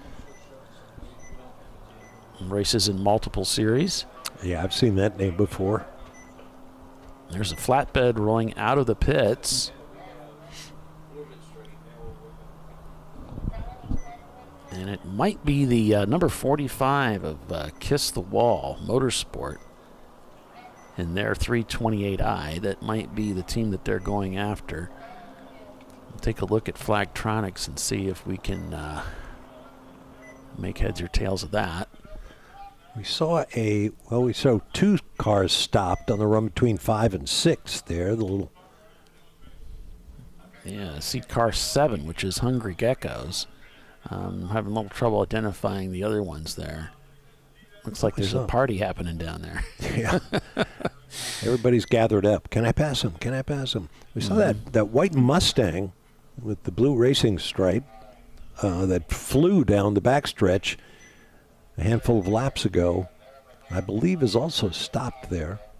There's just so much traffic. It's really hard to make heads or tails out of what we're looking at there. But nevertheless, we are under caution right now.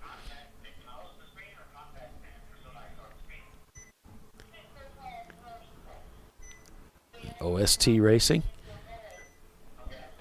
So the standings right now, take a quick look here. Rockwell Autosport leading Visceral Racing Group, followed by Freddie Mercury. Then it's JSK Racing, and then Visceral Racing Group in the number 918. And then the NLS Racing 240SX is behind them in 6th place. Then it's Team Infinity, RVA Graphics and Wraps, 45th Parallel, Average Joe's, Madwag Motorsports, Hong North, GMS Motorsports, Good, Bad, and the Ugly, and Rotary Rocketeers. That's your top 15.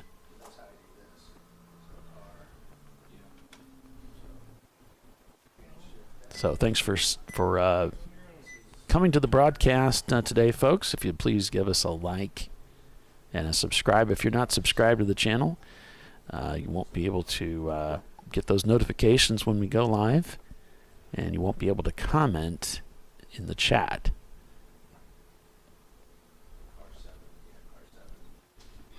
And we love it when you comment. So make sure you get that worked out.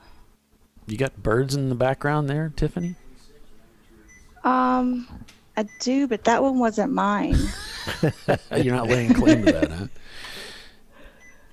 No, I heard it through the headset. So yeah, I think I heard somebody's here in the room. notification on their phone is Oh, probably yeah, the that's little what it Tweety is, yeah. sound. Now, I'm not saying that mine won't show up at some point in time to say hello, but Well, I'm going to take that as an early sign of spring. I like it. I like it. Even though the temperature is a toasty 32 degrees right now here in Braselton, Georgia. A town famous for being bought lock, stock, and barrel many years ago by the actress Kim Basinger. Really? They bought the whole town? Yeah, she bought the whole town. I didn't know you could do that. Not that I could do it if I could do it, if you know what I mean. No, I With thought the right that was lawyers, you can do about anything. Yeah, she was hanging with Alec Baldwin back in the day. Of course, he's got other making problems bad decisions. now. Oh, boy. Hand over fist, as they say. So position by class, A class being led by 45th Parallel. They are a contender for the championship. B class is being led by Average Joes. They're a contender.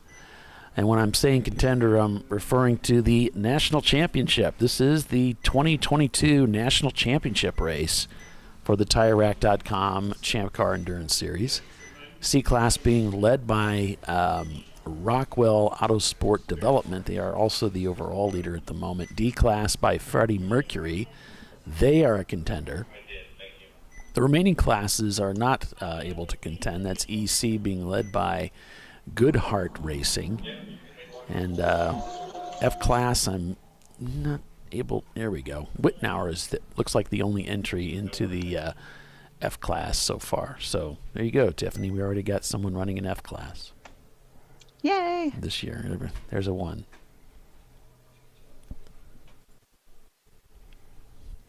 Yeah, I'm super interested to see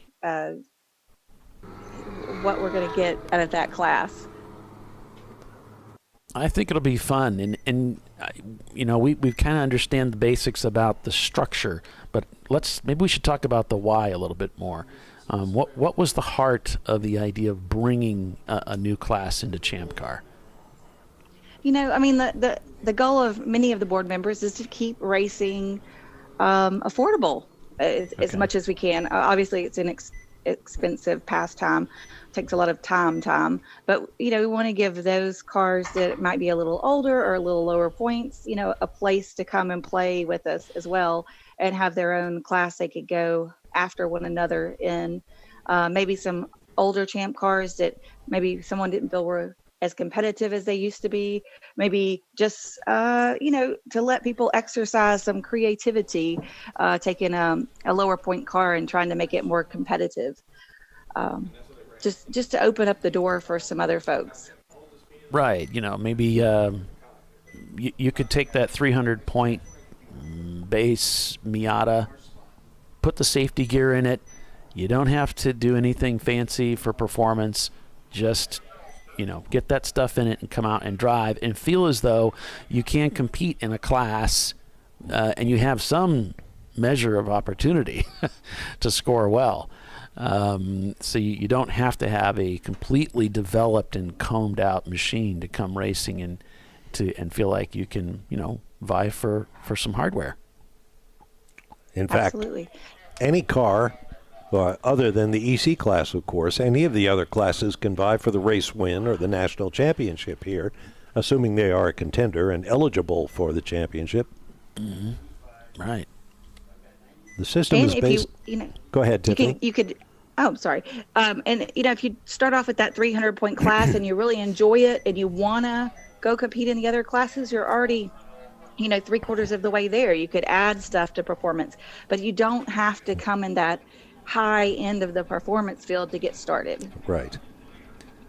And the median point is 500 points of the combination of race car and any modifications you want to make. Anything over 500 points worth of improvements, and you start paying penalties in terms of laps. And as they joke in the rules for Champ Car racing, if you come with a 1,000-point car, you're going to lap the field, but you're going to have to win the race because you're going to start about 100 laps down in penalties. Right. Yep. Or they'll just go EC. So usually people have an option to either take laps for their points or just drive an EC, which is not eligible for the overall win. But Right. as long as there's 5 or more EC cars, there is an EC trophy. And we have a dozen, by my count, in this race. So it could be a trophy in someone's future. We have a few unspecified, which I assume means they're going to wind up in the EC class.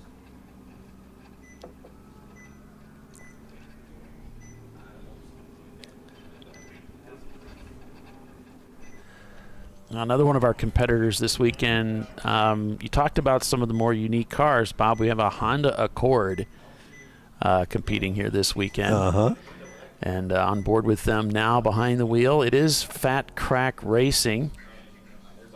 And I talked to them a little bit this weekend. They were looking forward to getting their feed on the broadcast. And so congratulations, guys. Great to see you out there competing with us here in Champ Car again this weekend.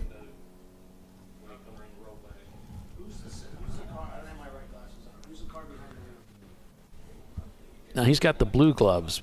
Is there protocol to how fast you are depending on the color of your gloves, Bob? Because there's rumors in Champ Car.Live that the yellow gloves means that you're fast. Oh, really? Oh. Oh, yeah. The only glove reference I can recall was the late Greg Moore, who always wore red gloves. We think that the yellow gloves are the fastest. I'm wondering where the other color gloves rank. Of course, race car drivers are not superstitious. Oh. Perish the thought. Yeah, they're extremely superstitious, so, boy. As the saying goes, I don't believe in superstitions. It's bad luck. Right. So, under caution here at Road Atlanta. Thanks for joining us, everyone, on Champ Car Live. Right now, it's Rockwell Autosport leading. We've got 30 laps in the books. Visceral Racing Group is in second place. Freddie Mercury's in third. JSK is in fourth. And Visceral Racing Group, the number 918, is in fifth. So the gap about a minute and 47 seconds from first to second place. So over on YouTube, they're asking, did GBU's class get changed?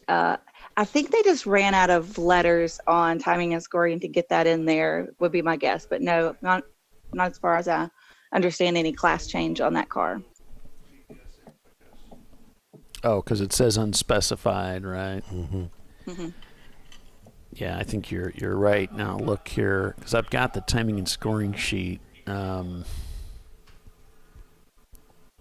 that car number? 474 or something? 427 is the car number, yeah. Looks like we're going back to green here. Yeah, I actually don't have them specified in the timing and scoring sheet, so it looks to be legitimate. They were previously running D class, so that's why they're shown as not specified. I'm not sure how they handle that.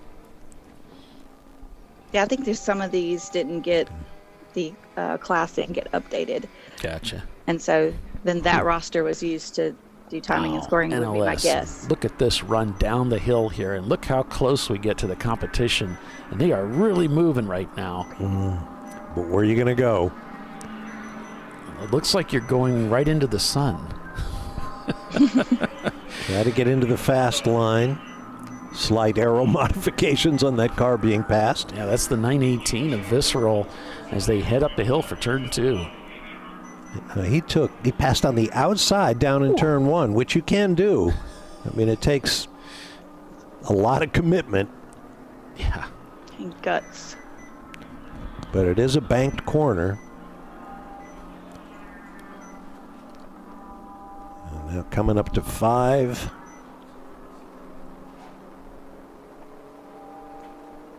Short straightaway down to 6. You don't want that car on your right side. Yeah, wave them. Thanks for allowing me to pass, because I'm going to take a gear down into 6, also slightly banked. Another gear down for 7. I think because he's slightly balked by that car ahead. And now back up through the gearbox on the back straight.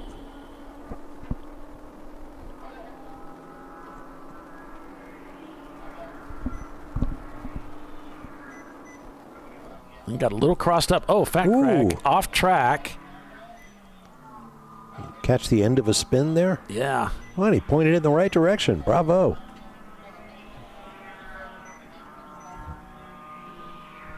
So Mark Kruger Motorsports says that he can confirm that the yellow gloves are the fastest because that's the ones he wears. Is that how that works? Okay. Uh-huh. You have to pay extra for those? Also getting a little off track there. There's not much room out there with all of these cars going through turn 7 there in the 94 Honda Accord. There goes the Corvette with the black and big yellow stripe, high rear wing.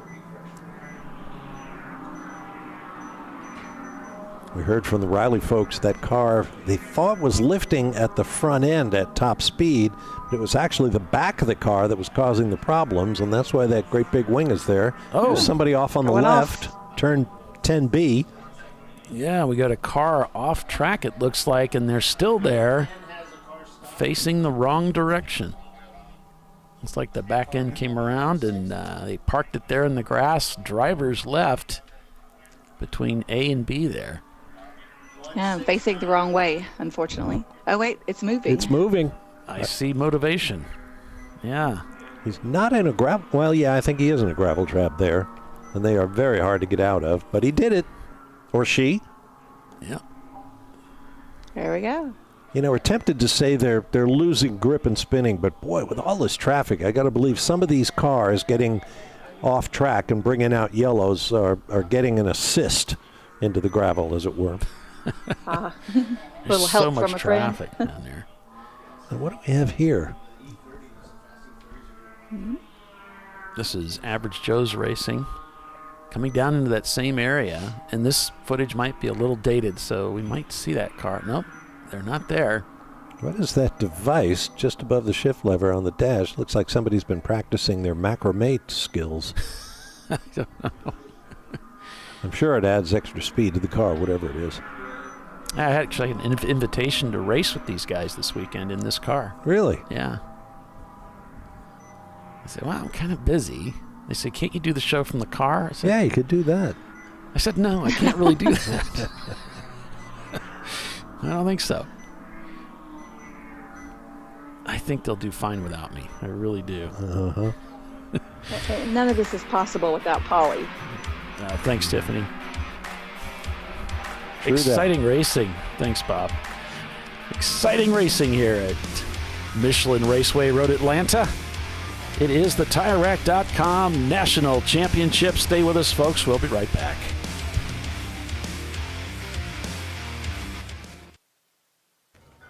You know, I'd buy tires online, but then what? We've thought about it. We're TireRack.com. They should let you ship directly to a mechanic. Actually, we call them independent recommended installers. They should have like 1,000 mechanics. Try over 7,000 installers.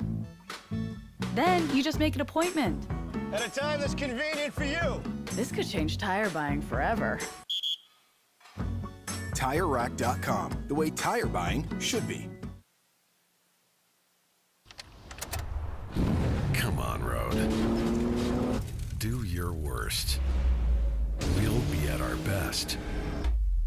Engineered to meet or exceed original equipment performance exclusively at AutoZone. Lifeline USA is a leading manufacturer of onboard fire suppression systems. Lifeline's continuous commitment to research and development ensures that we supply the most innovative and cutting-edge products available. Used by the majority of the world's motorsport championship-winning teams and constructors, Lifeline has a proven history of success. Lifeline offers a complete range of fire suppression systems for all budgets and needs, and we continue to push development and limits on both extinguishant materials and our patented delivery systems to make the race car environment almost as safe as sitting on your sofa at home. Every kit has been designed for a professional and simple installation. For more information and to purchase your ChampCar fire suppression system, Go to www.lifeline-fire.com.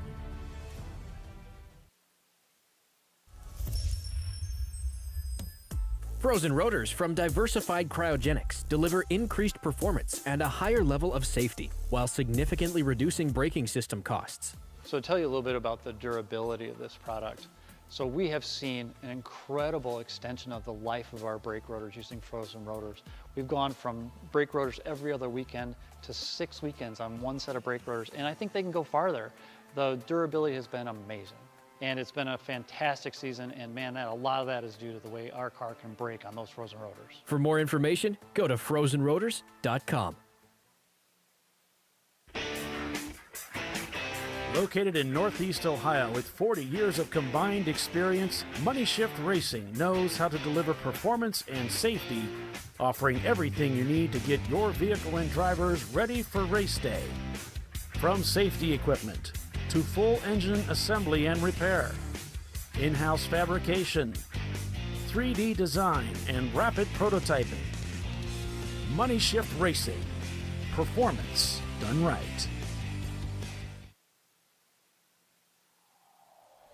Discovery Parts is a veteran-owned racing and safety equipment company. While we're located inside Atlanta Motorsports Park in Dawsonville, Georgia, Discovery Parts can also be found at the tracks, supporting a number of Champ Car Series events. We take pride in being a reseller of the best of the industry to Champ Car teams and drivers. We know racing, love racing, and look forward to tomorrow to even more racing. Visit us at discoveryparts.com.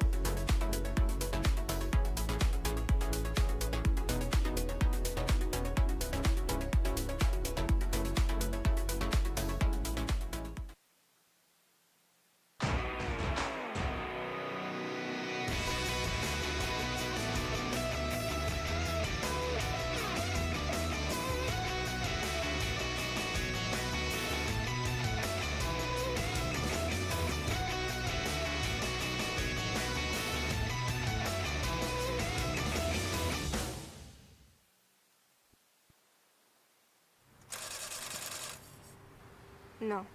Seriously?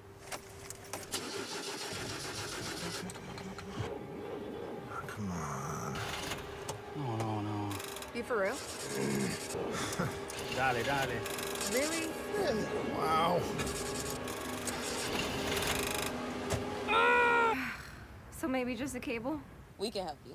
Welcome to America's #1 battery destination, AutoZone, your battery solution.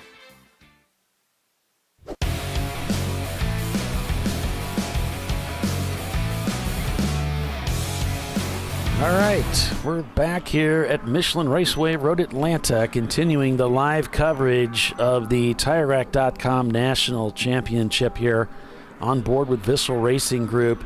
The gap now 41 seconds to the leader, Rockwell Autosport, who after 36 laps has now again set the fastest lap time of the event of all the cars in the field, now a 140.332. Cone Crushers just up ahead as they're working their way around this track. Welcome back to the broadcast, everyone. I'm Paul Veltum, joined by Bob Varsha and Tiffany Alexander as we're calling the race for you this weekend. Please like and subscribe to our YouTube channel, ChampCar.Live. And you'll receive other notifications as we go live throughout the year. We've had a number of cautions. Kicking the season off. Yeah, we're just getting started, and it's very exciting. I don't know what it is. Maybe it's because we've been cooped up for so long with the sickness and everything, but I'm excited for this year. I am genuinely pumped and excited for 2023. I can't wait. I'm so happy we get started here. As Tiffany and I were joking about that long winter break, that extended terrible, what was it, 4 weeks? Yeah, maybe about 4 or 5 weeks. 4 or 5 weeks of of doldrums as we're back to racing, and as Bob said, this is the best part. We get to get back to the racetrack and see these cars out here competing this weekend. Yeah, because we were just at Sebring on New Year's Eve. Well, retain that youthful enthusiasm, gang, because with a race every 2 weeks on average, you're going to see a lot of race cars in 2023. Yeah, there's plenty to do in the Champ Car Endurance Series. You can find out more information by going over to the ChampCar.org website and check out the schedule there.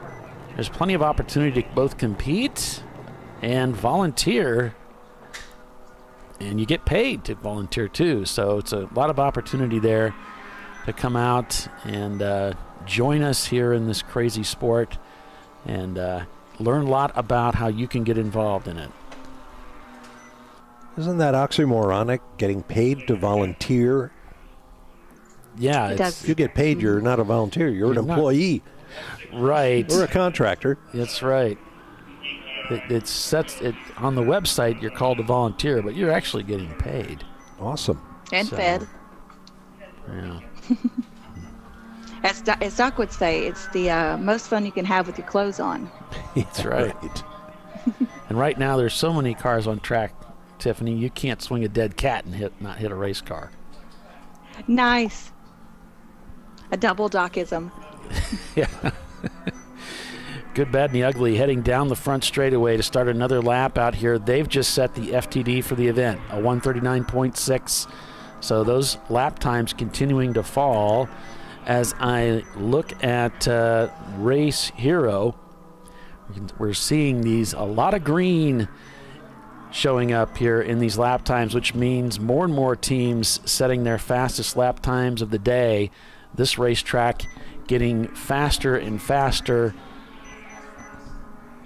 as another red BMW comes into the pits. Well, good, the bad, and the ugly with that 79 Chevy Corvette C3. Really put the hammer down. New fast lap of the day, 139.698.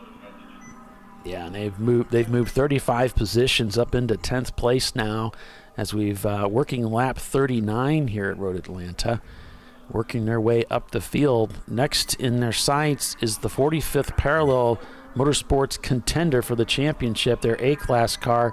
The gap just 1.4 seconds. I wonder how long it will take for the Corvette to get by 45th Parallel. Well, they've got a good, strong driver lineup, including former longtime competitor Jim Matthews, who's coming back from a scary incident not long ago. We spoke with Bill Riley, who built the car yesterday, and wished him luck on the weekend. He said, well, I need it. I got a lot to make up for. He had several cars in the action at the Rolex 24 at Daytona last week, and they had some serious mechanical difficulties, not of their own making. Engine woes from their engine builder, a parts problem, which happens in motorsports. Imperfect parts, pistons in this case. But it took out several cars that the Riley team was backing, and that was unfortunate. Whoops, we've got another car. Was it off or just recovering from a spin there over the top at turn 5? Cars get light there, and it is easy to get a little... Oh, we have contact in the Average Joe's machine. Now, that's right about the same place on the racetrack. I'm wondering... Well, the Average Joe's car camera is a little bit behind some of the others, and we caught that just as they hit the wall there, as they lost control. Well, that may be the reason we saw that car off driver's left. And the yellow is out, and we've gone code purple in a hurry. Yeah, I'm sure you're right, Bob. I'm sure that's it right there. Looks like the right spot. Yeah, it's unfortunate. You know, they were doing so well and really working hard to bring that Miata up the field, and probably either got themselves stuck or some damage there. Let's see if we can catch anything in the replay. Got a little bit of the audio there. There's a glare. Now, there's the car off driver's left. This camera's view is going to switch and then we'll just see the tail end of the accident there, I think. So there it is. Yeah, after it looks like the contact's already had. You can see the hood buckled up there, Bob. Yeah, you think that was contact? I'm wondering if... Yeah. Yeah, I actually saw it in view as I was switching to it. So there you can see the car turned around just as you explained. Yeah, there's really nothing to hit there except another car. No, he hit the wall and turned the car around, I believe. So Average Joe's there, still parked. Looks like on the left side of the track, and it looks like there might be an emergency vehicle there in the rear view mirror. Oh, where's that car stopped? That would be sad because they have an EV there. So the driver, it looks like he's might be talking to safety, and they've moved around to the front of the car, and here comes the flatbed.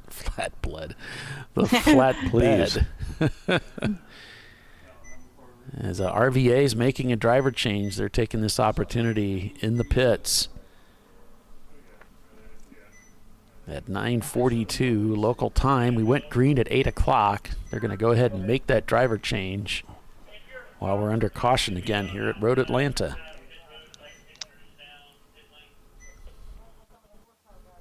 Looks like Farron's going in the car.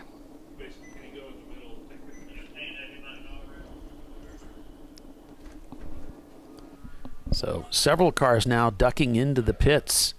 Looks like Cone Crushers heading into the pits.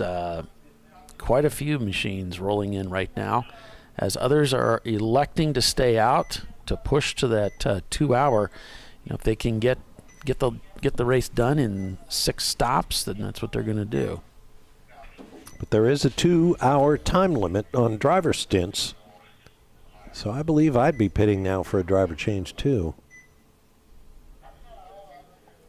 Yeah, you'd still cost yourself another stop, but with these, with this many cautions that we've seen already, you may be able to make it up with just a driver change later. Yeah. Right. I agree.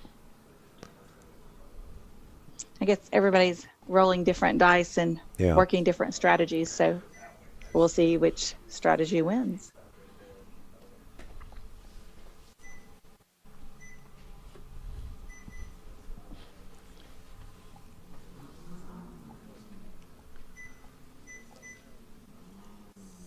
So RVA looks like they're cleaning that windshield. Average Joe's being picked up here at the moment.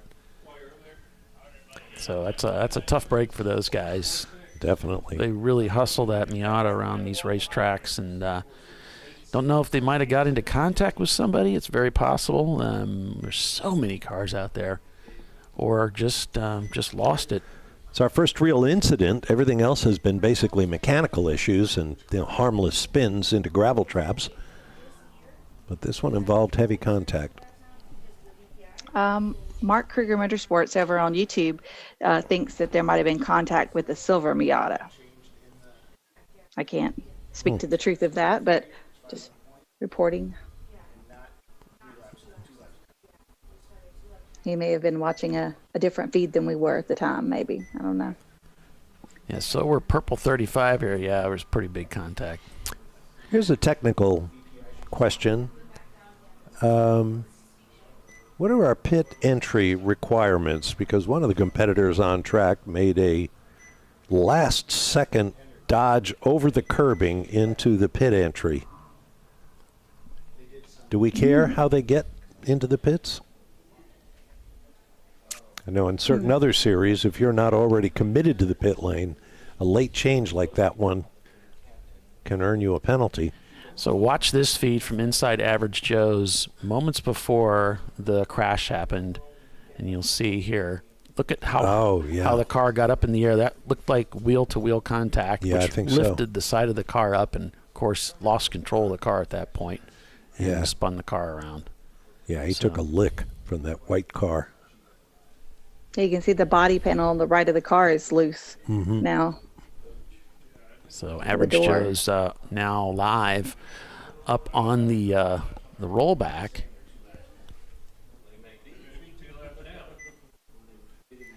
they'll bring that car in. NLS Racing is also taking the opportunity to come into the pits.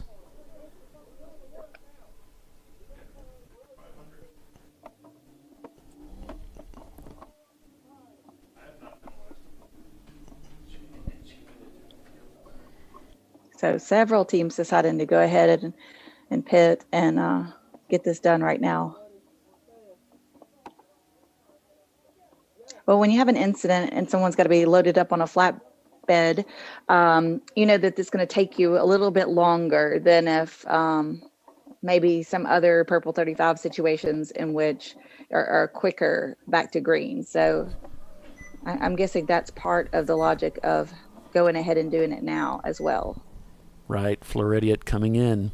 So like you said, Tiffany, so many teams taking that opportunity. Team Infinity as well.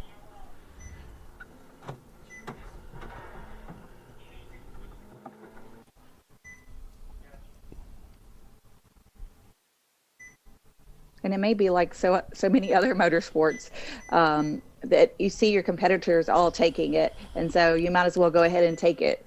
You know, a lot of races will do that. If you see everybody else using it, it's like, well, I could do it too, and we're not going to be on any different kind of strategy then. Yeah, if you know you can't make 2-hour stints, you're going to go ahead and do that. The Mini Cooper coming in of John Allen Special, also ducking into the pits now. You can see the reason for all the safety concerns in the pit lane. The slow 20-mile-per-hour pit lane speed limit. No personnel over the wall until their car has come to a complete stop in the pits, because it is jammed down there right now. With more than 90 cars in the race,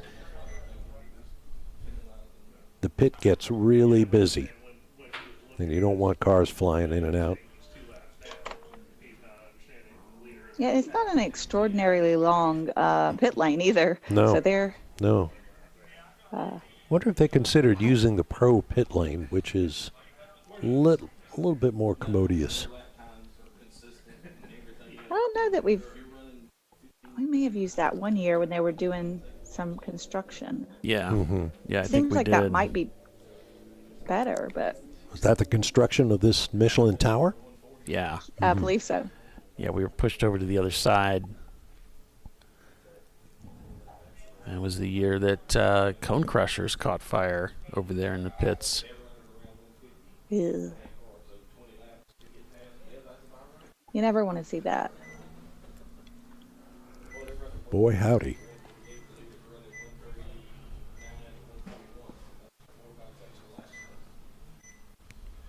As you can see, still a bright sunny day here at Road Atlanta. If the clouds are coming, they're nowhere in sight. Cars rolling out of the pits. So, I mean, several teams are going to get their complete stop with fuel under this Purple 35. Yeah, their 5-minute stop. Mm-hmm. Mandatory minimum time limit for a fuel stop.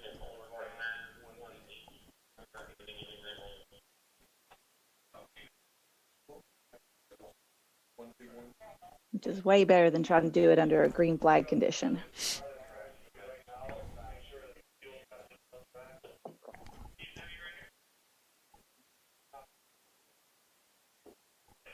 So they're working their way around the racetrack here to bring them in. They may have already come in. I'm not sure how far back delayed this feed is. I don't think I've seen him come down the hill yet. Yeah. So it might be pretty current. It is There very it is. current. Yep. It's extremely current. That is real time, ladies and gentlemen. Yeah, they are rolling down the hill now. Followed by a couple of other cars, 3 other cars, competitors in tow coming into the pits. So more and more teams opting to take that time to stop here late in the yellow. I was going to say, Real late. got to be close to going green unless there's extra work needed out there at the site of the incident. New driver plugged into the RVA Graphics and Wraps car. course, that's going to shake up the standings quite a bit. We're still showing Rockwell Autosport leading over Visceral Racing Group in the number 1 car, the reigning national champion. Visceral Racing Group, their sister car, the number 918, scored behind them, along with Hong North, JSK Racing, your top 5.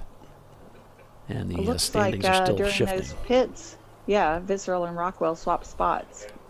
Yeah, there's a lot of shifting going on here as the cars come across the start-finish line, as many of these in the pits. I'm actually showing quite a few still in the pits.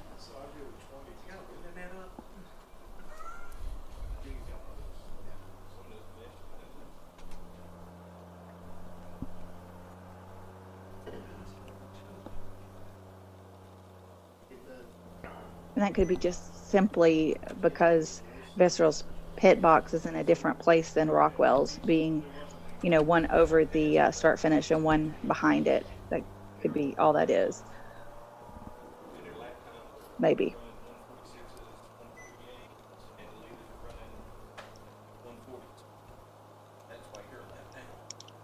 We shall see.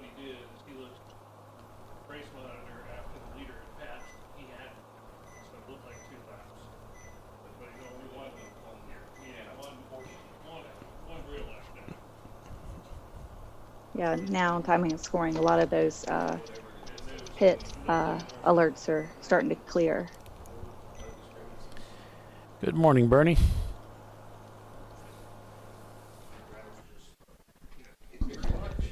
So if you're just joining us, we're just coming off of a yellow with contact with Average Joe's, and one of the other cars out here obviously just didn't see him coming. And there was some side-to-side contact, and unfortunately that lifted the car and caused them to lose control, and they brought the car around into the wall.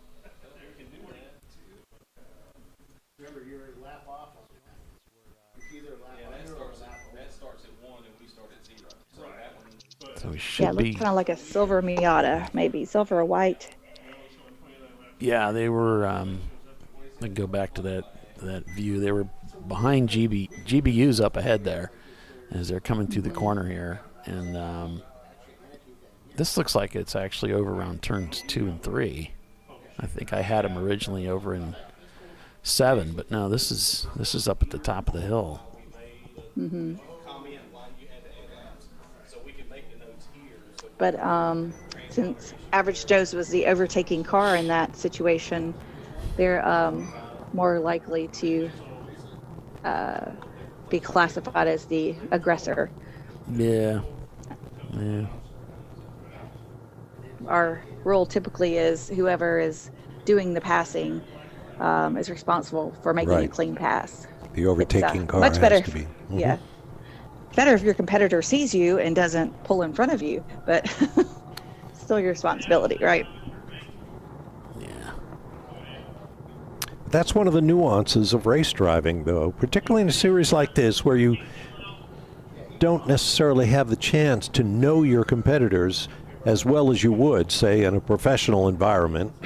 Right. Right. So, the pros will always tell you got to know the guy next to you.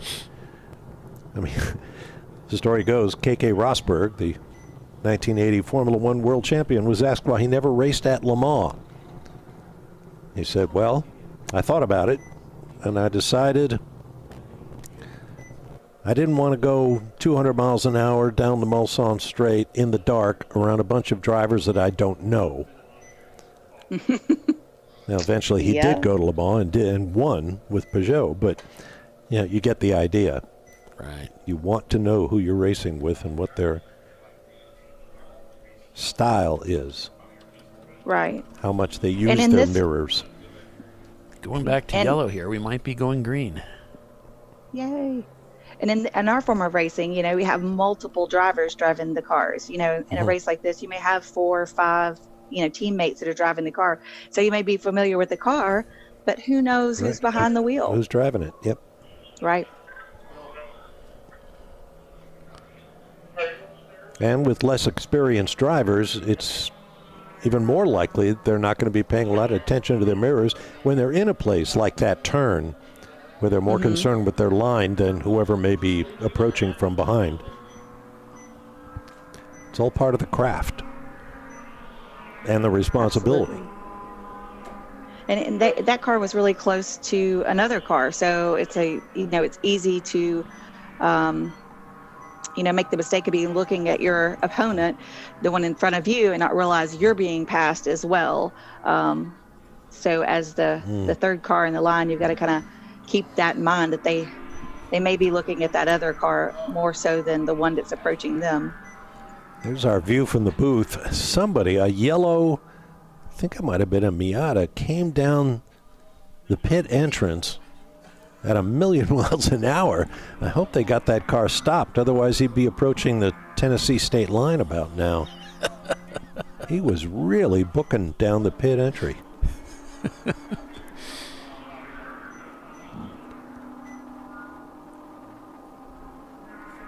NLS Racing in their 240 SX.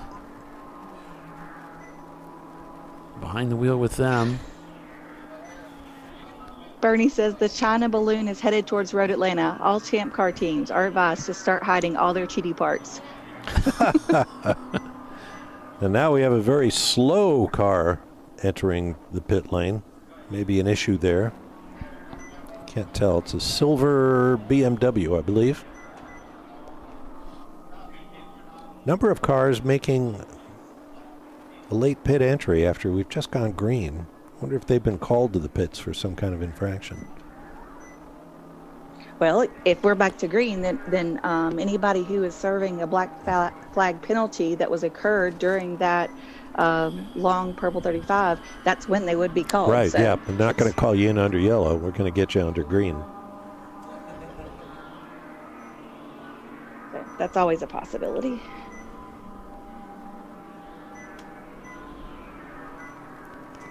Turn 7. I love that corner. You like 7? I do. Yeah, it's difficult. Okay. It's difficult. I found it difficult. Because you want to get maximum speed onto this straightaway, so you can't be pokey in turn 7. And it's uphill. It's very sharp. Go off the other side. It's nothing but red Georgia clay. The one that I see that most people struggle with. Uh-huh. I know I did. What's your favorite corner here, Tiffany? Oh, I love the downhill S's. That is just magic to me. Mm-hmm. I love to send it through there. So as we're working lap 45, Vissel Racing Group has overtaken the lead of this race in the number 1 Porsche 944. Rockwell Autosport is in second place now, back 18 seconds. Fuse 15 finds themselves in third place. Valerian Steel is in fourth, and Momo Champ has hoisted their car up into fifth place, passing 42 cars for position. Stay with us, everyone. We'll be right back.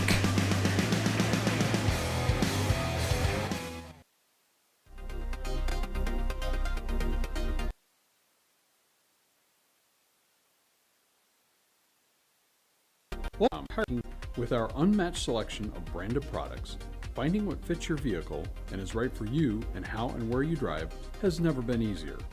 Through helpful online shopping tools that include our professional hands-on reviews done at the introduction of a tire and consumer reviews that give real-world feedback over the life of the tire, you can make the right tire choice and find exactly what you need. And if you prefer to talk to someone, our tire testers, our sales team, are available on the phone. And that's how we get you the right tire for you and your vehicle for where and how you drive.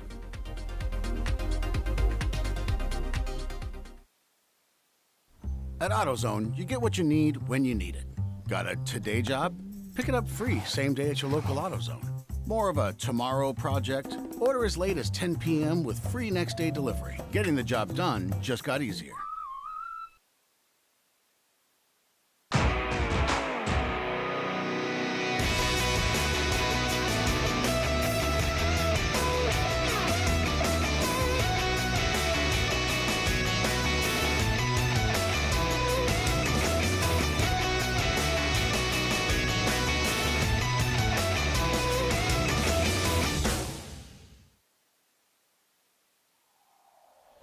Discovery Parts is a veteran-owned racing and safety equipment company.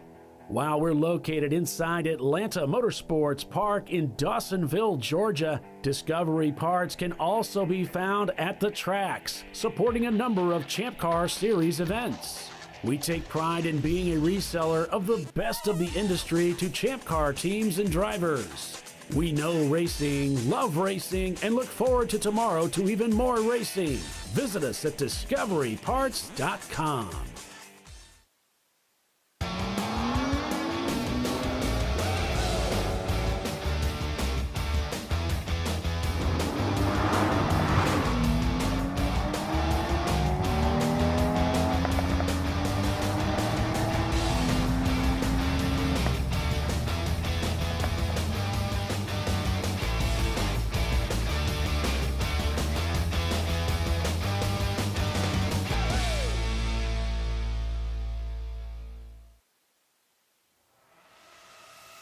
RVA Graphics and Wraps is a full-service design, signage, digital graphics, and wraps company located in Richmond, Virginia.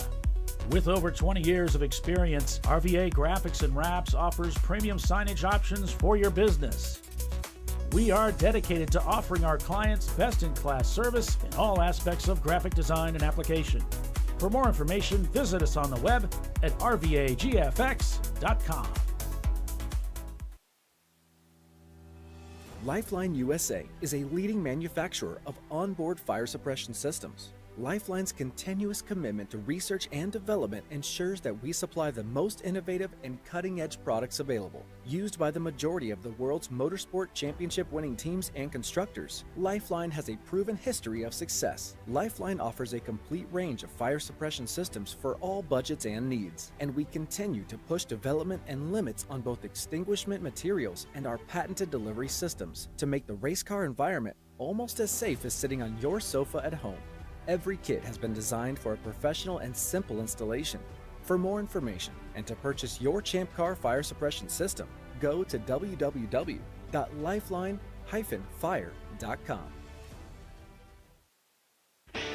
Located in Northeast Ohio, with 40 years of combined experience, Money Shift Racing knows how to deliver performance and safety, offering everything you need to get your vehicle and drivers ready for race day.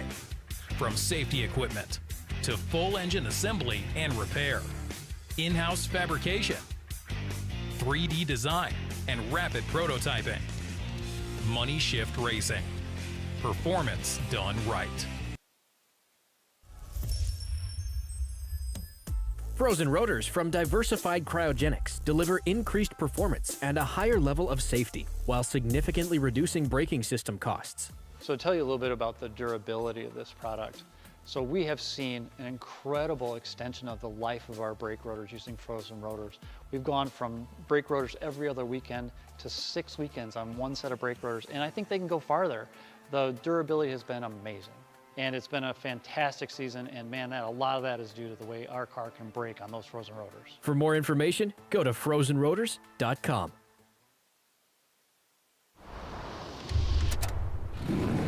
Bring on the frozen tundra, the grinding gravel, the cratered concrete, the rain-soaked streets. Come on, road. Do your worst. We'll be at our best.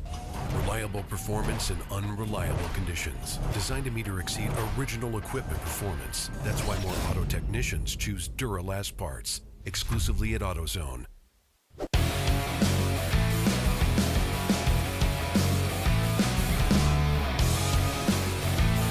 All right, welcome back, everyone, to ChampCar.Live, presented by AutoZone. It's the TireRack.com National Championship here at Michelin Raceway, Road Atlanta. I'm Paul Veltum, joined by Bob Varsha and Tiffany Alexander as we're calling the race for you.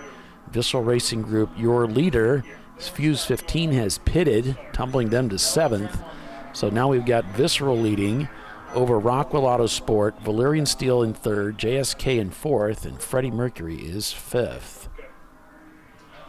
So just looking down through the standings here, Good, Bad, and the Ugly has moved up into 8th place. Their lap times Whoops, they just passed Fuse, who's in the pits, so they have moved up into 7th. Their fastest lap time, they set that 139.6, has already been eclipsed by Rockwell with that 139.3. The fastest lap time of the day seems to be being passed back and forth between these two teams as the Corvette has just left the pits here about 6 laps ago, and they've been turning 142s and 143s pretty consistently since they left the pits. It's interesting to note in our top 5, you have representatives of 3 of the 6 classes in today's race. Yeah. Classes A, C, and D all up there in the top 5. Yeah, that's a good point. And we get to see a lot of that in the finishes, too. Mm-hmm. Which just speaks to the parity that this club has strived to create for a fair field of racing. As we have another car coming into the pits, this time one of the black Miatas, it looks like.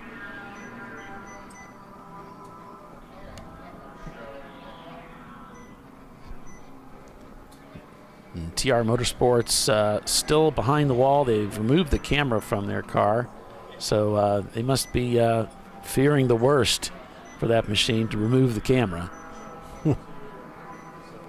On board with Visceral Racing Group, your leader of the race just turned a 144. Rockwell turned in a 144.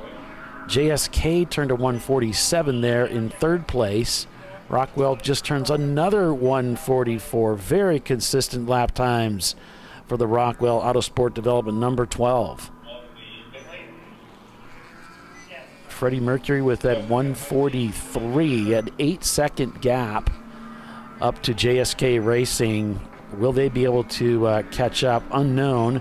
As Valerian Steel goes salmon and dips to 9th, they may have come into the pits. Not sure. If they don't cross the pit loop, it'll just show salmon. Yeah, if their pit box is prior to the start-finish line. Hopefully that's all that is, but it would... I mean, we're kind of past the 2-hour mark, so... Yeah, we are. It's close there, that racing, but unless they pitted right at the top of the hour or a little bit late, like you said there, Tiffany, I'm not sure what's going on there. They've now fallen to 10th place. That's one of our contenders, Valerian Steel. I mean, it doesn't show them having been in the pits yet, so... It could be that they took that 2-hour one and then they're having an extended period of time in the pits, maybe. Right. They may be experiencing some problems. Now as they fall to 13th, now 14th place as Hong North comes by them on the front straightaway. And when Paulie mentions salmon, we're talking color, not fishing. Some guys are like, wait, salmon. The color alerts us as to what somebody's doing. I could see myself going fishing and watching a race at the same time, and that would be fun if you had a portable of some kind that you could, that could be relaxing and enjoyable to do something like that. So Good, Bad, and the Ugly moves up into 6th place as they are pursuing Visceral Racing Group in the number 918, and they show a gap of 8 seconds. Visceral turning 147s and 149s. GBU turning the better lap times, 143s, 42s, just turns in a 141. So they will be reeling them in quickly. If these lap times continue, Visceral's going to need to pick up the pace. They're going to try and hold off the Corvette. There is a lake just beyond turn 7 in case the urge to go fishing is more than you can withstand. So just keep that in mind. That would be just saying.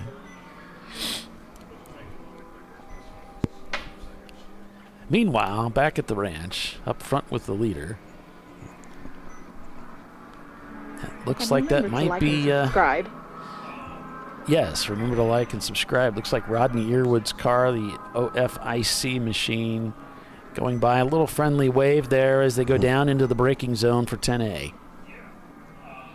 Back in the day, that piece of road went straight right up to the bridge at what is now turn 11. You can imagine what that was like. The old Gravity Cavity, it was called. So you would go, instead of turning left at turn 10A, you would go straight up the hill to 11 The laps were extraordinarily fast, and more than one passenger being taken for a hot lap in somebody's GTP car would pass out as they made it up that hill. I don't doubt it. G-loads and boy, coming over the crest, it's like my wife commented. She said, my stomach dropped. Yeah. You know, and I think the maximum I came over the hill was 50 miles an hour. It was nothing compared to what they're experiencing today. My old colleague David Hobbs was racing, I don't know if it was Formula 5000 or a Can-Am car, but he came down that hill at full tilt boogie, spun forever, as he recalled it, but didn't hit anything, dropped into gear, went up through what is now 11, down into the pit lane. The crew leaned into the car to ask him how it was handling, and he said, charming.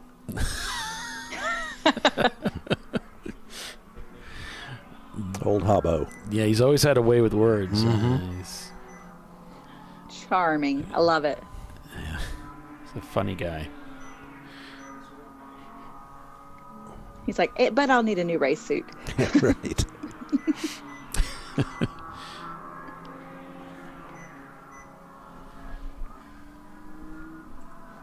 So if you're just joining us, thank you so much for joining us this weekend. It is the season opener for the TireRack.com Champ Car Endurance Series. And we're at Michelin Raceway Road Atlanta. I'm Paul Veltum, joined by Bob Varsha and Tiffany Alexander as we're calling the race for you this weekend. And Bob, thanks for joining us again here this year. It's great to have you along. My pleasure. Got me out of the house. You've got a lot going on this year, though. It's very exciting. When I talk a little bit about some of the things you're also looking forward to being involved in. Well, I'll be back with some of the Formula E, the ABB FIA Formula E World Championship for electric cars, electric open-wheel cars, I should say, because I also host Fox Sports coverage of the Extreme E Championship, which is full-on battery-powered off-road racing. And it's really a lot of fun. They're now in their second season. Formula E in their ninth. That airs on CBS Sports.com, I believe. And a little of this and that. Some GT America stuff. And it's fun to have a full calendar. That's great. I didn't say mine is full yet, so call 1-800.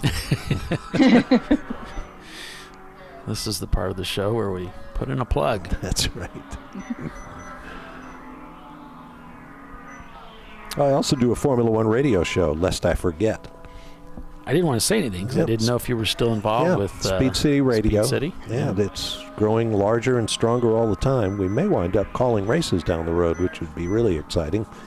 But right now we do an hour pre and post on every Formula One weekend and a Sunday night show talking about whatever happens to be going on. There's a lot going on in Formula One right now with livery reveals and new car manufacturers signing up. Ford will now be with Red Bull Racing in 2026. Honda has announced it's coming back. We don't know with whom yet. Of course, Michael Andretti and Cadillac are still kicking at the door of Formula One, trying to get in. Audi is coming.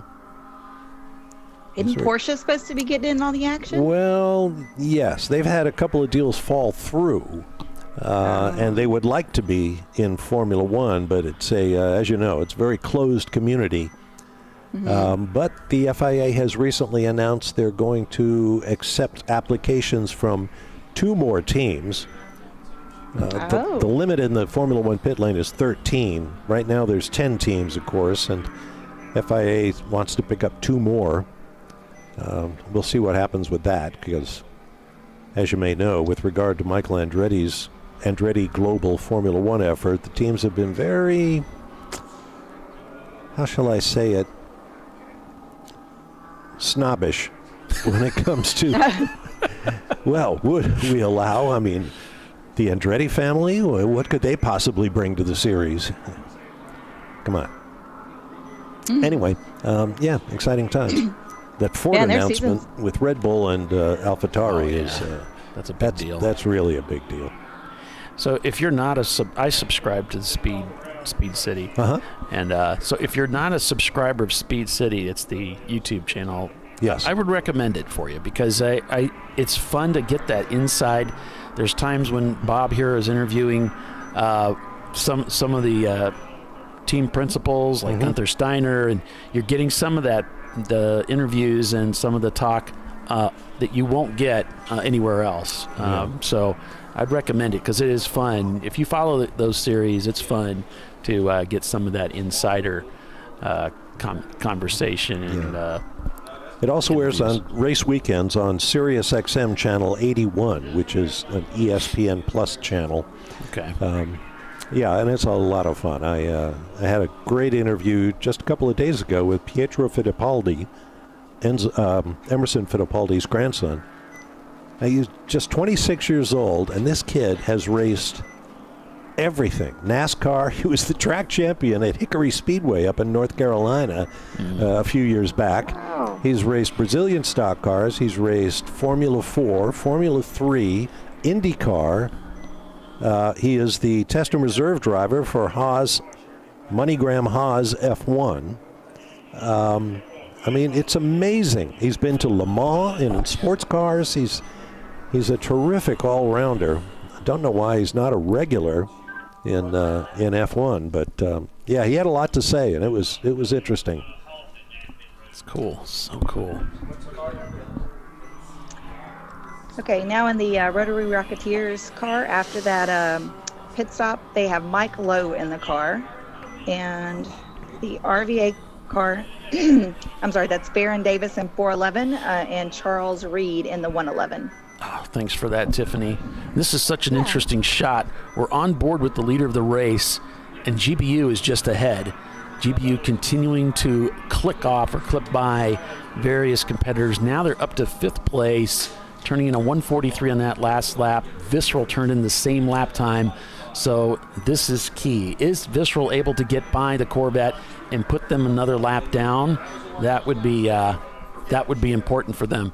So it's great to see this Vantage Point chasing down that Corvette. Can they get by as NLS Racing rockets down the hill through 12 to start another lap here at Road Atlanta? 55 laps completed. Visceral leads with Rockwell Autosport Development 16 seconds in the rears.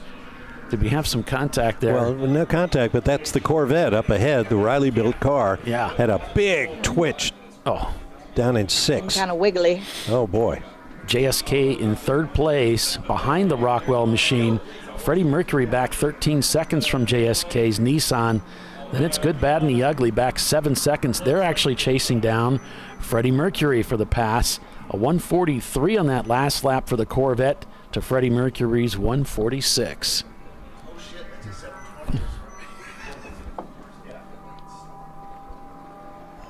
Pinky's Out starting to work their way up through the field too, Bob. They're up to 9th place in the 246, and they just set their fastest lap time of the day with a 1:42.9. So keep an eye on Pinky's Out, that team that haven't been here since 2019. And if I remember correctly, they won that race. I'm curious, watching these fast laps unfold, how long do these tires last? I mean, typically, what would you try to do? Tiffany, maybe you could answer that. How far would you try to go on a set of tires before you look for some golden laps from a fresh set? So, I mean, if you're doing something like the RS4s, which a lot of the teams use, they can go the whole race, especially if you start on a fresh set. Some of the softer compounds or more cheaty tires out there are highly unlikely to make the whole race. Cheaty tires, did you call them? Yeah. Cheaty tires. Cheaties. And the ones that say 200 tread wear, but they're really like 100. Some cars, like the Porsche Boxsters, may struggle with tire wear because their rolling speed through the corner is higher, so they're wearing more on the tires. There's a trade-off somewhere, and it's going to be in the tires. Most of these teams will make it through the weekend on one set, but but that's not going to be the same for everybody. Without significant fall off? Yeah. Actually, when you go to a fresh set, you don't really notice much of a difference in change like you would with a slick. I mean, if you think about it, they're not heat cycling them, really, because they're keeping them hot, and it's more of a street tire than a slick. Yeah, so it's made for longevity. And it saves you time if you don't have to change your tires in a pit stop while you're getting fuel. Yep. But I mean, you will see some get a little too much use in one tire or the other. It might have to change those out. Do you have to use the same tire type from beginning to end of the race, or can you switch to a softer tire, say when the sun goes down and the temperatures drop? Tires are open up to 180 tread wear. Okay. So anything 180 and above. You might want to talk about the new rule about tire changing, though. I think we have some limitations there, right? Right. You're going to have to use hand tools to change tires, so no more bringing air guns and all of that, and quickly taking off 4 tires and putting on 4 tires. You're limited to 1 jack. One tire changer. Yeah. Yep. So you're not really going to do a 4-tire change and expect to not lose time in the pits when you're doing a fuel stop. So, yeah. So we're going to reward those guys who are buying the more endurance tire to last the whole race. Things getting busy for Visceral Racing Group as they lead this race. 57 laps completed so far. Rockwell in second place, back 15 seconds now. 1 minute back from them, it is JSK Racing. So the 2 front runners turning 141s, 142s as GBU comes down the hill to start another lap. And they turn in a 141.9. Closing the gap on Freddie Mercury. The gap now just 2.4 seconds to the Mercury. And we can expect to see a lead, or a change rather, for position for Good, Bad, and the Ugly, moving up into 4th place.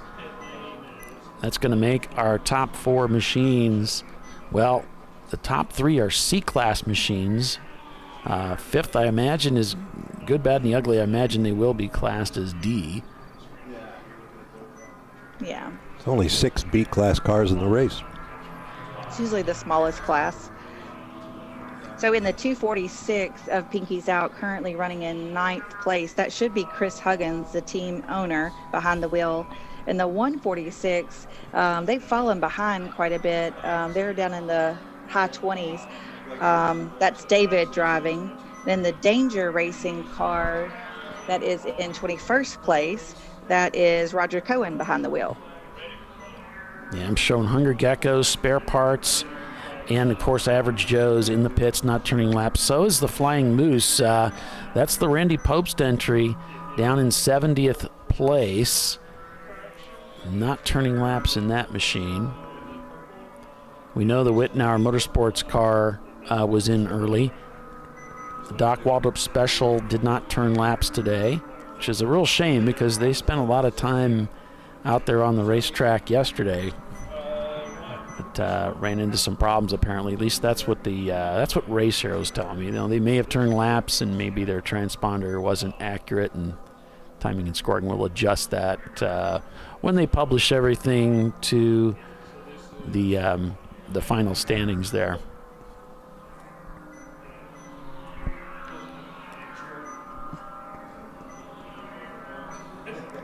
All right, Good, Bad, and the Ugly has moved into 4th place. So that's the latest we've got at working lap 60 with Visceral leading over Rockwell, JSK, Good, Bad, and the Ugly, and Freddie Mercury.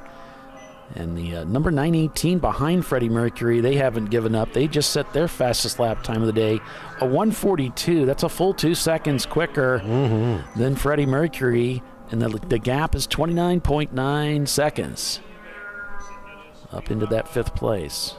We'll see what they can do with that.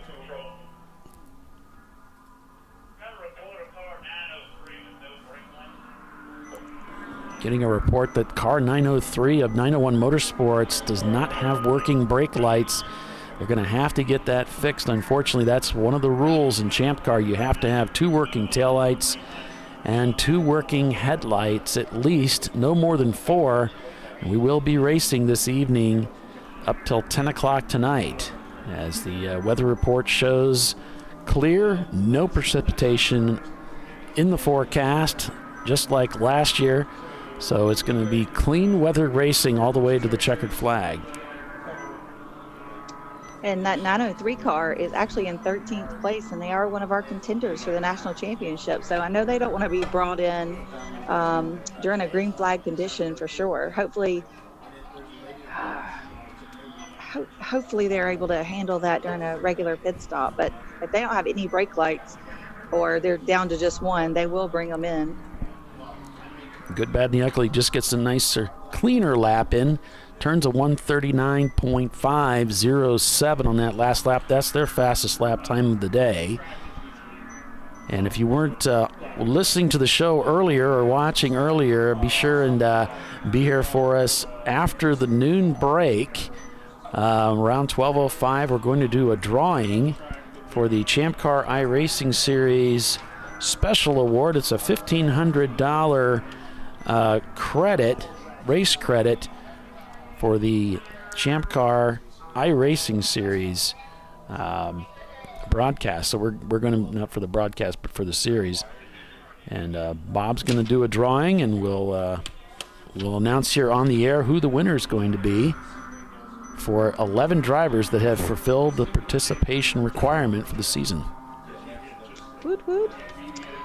Charles Coleman over on YouTube is asking about the beeping. That's just timing and scoring. It's going to beep every time a transponder, we call it pinging. So when the car passes over start finish, that's letting them know that everything's working. Yeah, isn't that great? A little bit more noise than usual on the broadcast because we're covering the race from the tower, and sometimes the guys that run timing and scoring are in a different room from where we're broadcasting. For instance, just back at Sebring, I was in an area by myself, so there was more isolation there. Well, with me, yeah. No offense. No, yeah, I guess you're... Occasionally. It was still, isolated. From no timing and scoring. From all those monkeys back there making all the noise, yeah. Media had it. We had our own room. It was nice. It was nice. Yeah. Most cozy. Importantly, it was separate from Bill. That was the best part. I would agree with that. So fastest lap time today held by Rockwell Auto Sport Development. They put Bill in the corner or something? He's across the way here. My studio camera went down this morning, so unfortunately I'm not showing any studio shots. Yeah, he is here. He's next to Bob. Bob's within throwing distance of a shoe, so I might give him mine. He's been putting out fires, you might say. Yeah, he has. At least something's keeping him busy. He has actually, don't let him hear me say this, he has been helpful. I can't believe I just said that.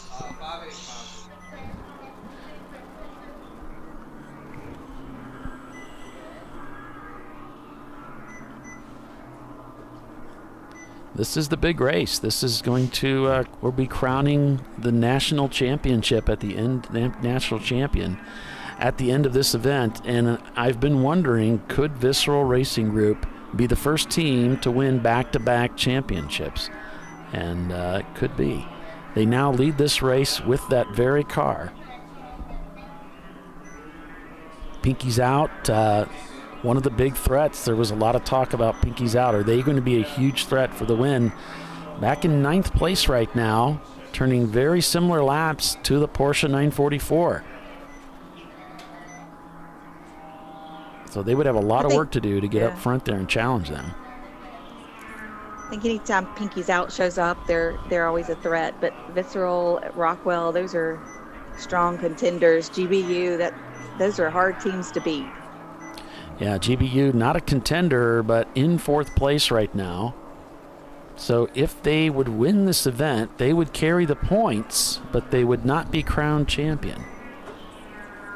And Pinky's out in 9th there. RVA Graphics and Wraps behind them in 10th place. We got 901 Motorsports has not been called in. They're in 13th. So that might have been a false alarm.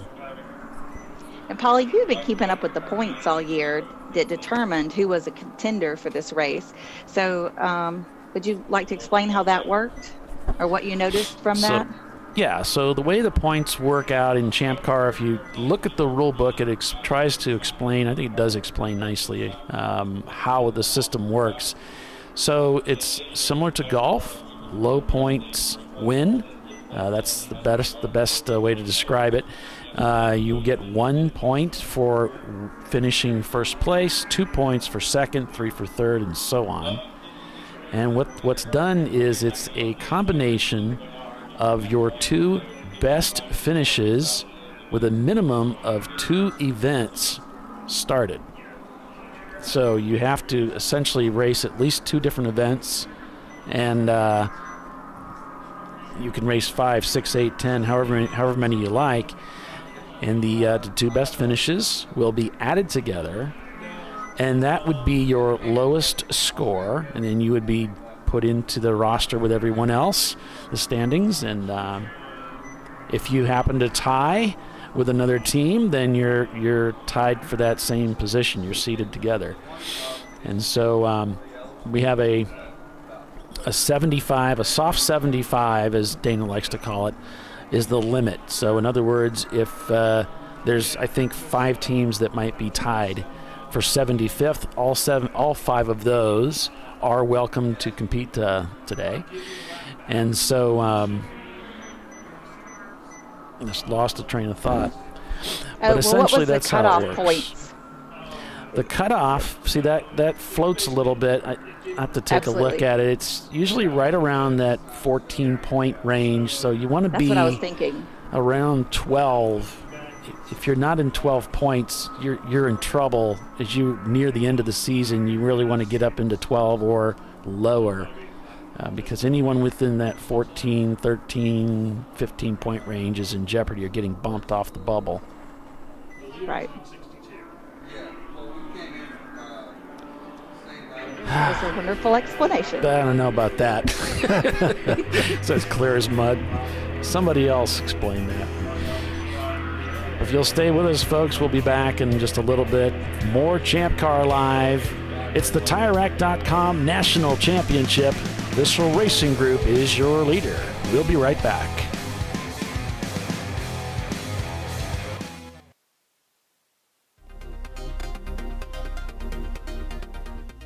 Welcome to TireRack.com, revolutionizing tire buying since 1979. With our unmatched selection of branded products, finding what fits your vehicle and is right for you and how and where you drive has never been easier.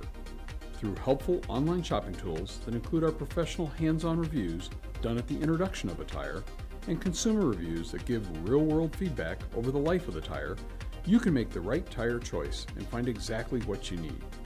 And if you prefer to talk to someone, our tire testers, our sales team, are available on the phone. And that's how we get you the right tire for you and your vehicle for where and how you drive.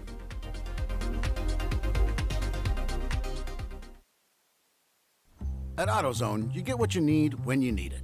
Got a today job? Pick it up free same day at your local AutoZone. More of a tomorrow project? Order as late as 10 p.m. with free next day delivery. Getting the job done just got easier.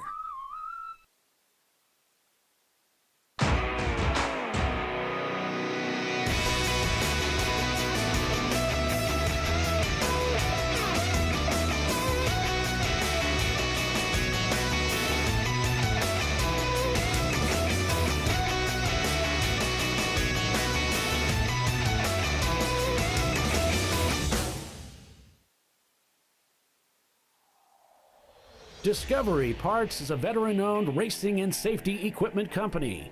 While we're located inside Atlanta Motorsports Park in Dawsonville, Georgia, Discovery Parts can also be found at the tracks, supporting a number of Champ Car Series events. We take pride in being a reseller of the best of the industry to Champ Car teams and drivers. We know racing, love racing, and look forward to tomorrow to even more racing. Visit us at discoveryparts.com.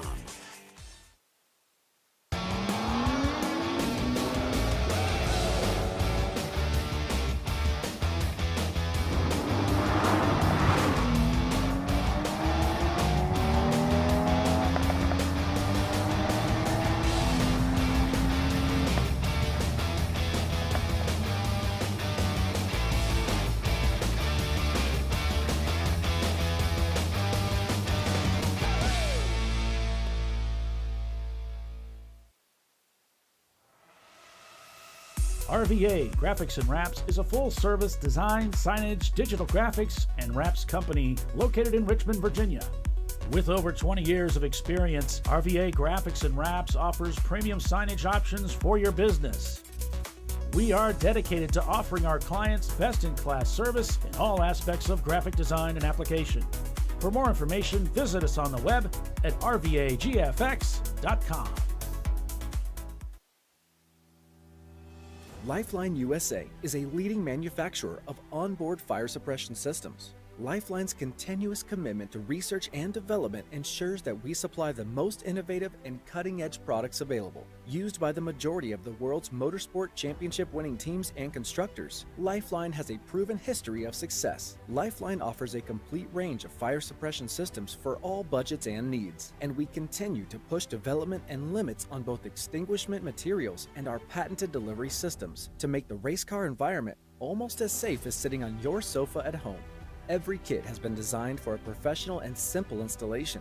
For more information and to purchase your ChampCar fire suppression system, go to www.lifeline-fire.com. Located in Northeast Ohio, with 40 years of combined experience, Money Shift Racing knows how to deliver performance and safety, offering everything you need to get your vehicle and drivers ready for race day. From safety equipment to full engine assembly and repair, in-house fabrication, 3D design, and rapid prototyping. Money Shift Racing. Performance done right. Frozen rotors from Diversified Cryogenics deliver increased performance and a higher level of safety, while significantly reducing braking system costs. So to tell you a little bit about the durability of this product. So we have seen an incredible extension of the life of our brake rotors using frozen rotors. We've gone from brake rotors every other weekend to 6 weekends on one set of brake rotors, and I think they can go farther.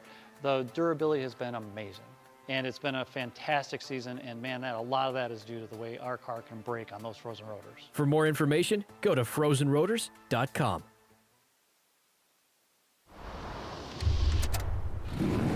Bring on the frozen tundra, the grinding gravel, the cratered concrete, the rain-soaked streets. Come on, road. Do your worst. We'll be at our best. Reliable performance in unreliable conditions. Designed to meet or exceed original equipment performance. That's why more auto technicians choose Duralast parts. Exclusively at AutoZone.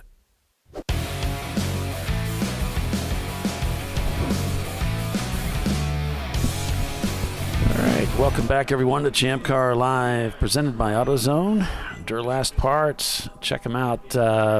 Great products out there at AutoZone. Sure appreciate them supporting ChampCar.Live, and appreciate you guys signing in to watch the show with us today. As we the show out there on the racetrack, it's the national championship for the TireRack.com Champ Car Endurance Series and season opener for the series. So big race this weekend here at Michelin Raceway Road Atlanta. 67 laps completed so far, with Visceral Racing Group leading, Rockwell Autosport in second, and GBU has moved up into third place now. That's an interesting concept, I think, having the last race of the preceding season and the first race of the following season be the same race. That's Be fun to watch that catch on.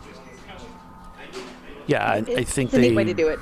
They started doing this to give teams a chance to get their cars sort of repaired and refreshed for the race. There's so many of our cars are just being held together by bubble gum and tie wraps by the end of the season.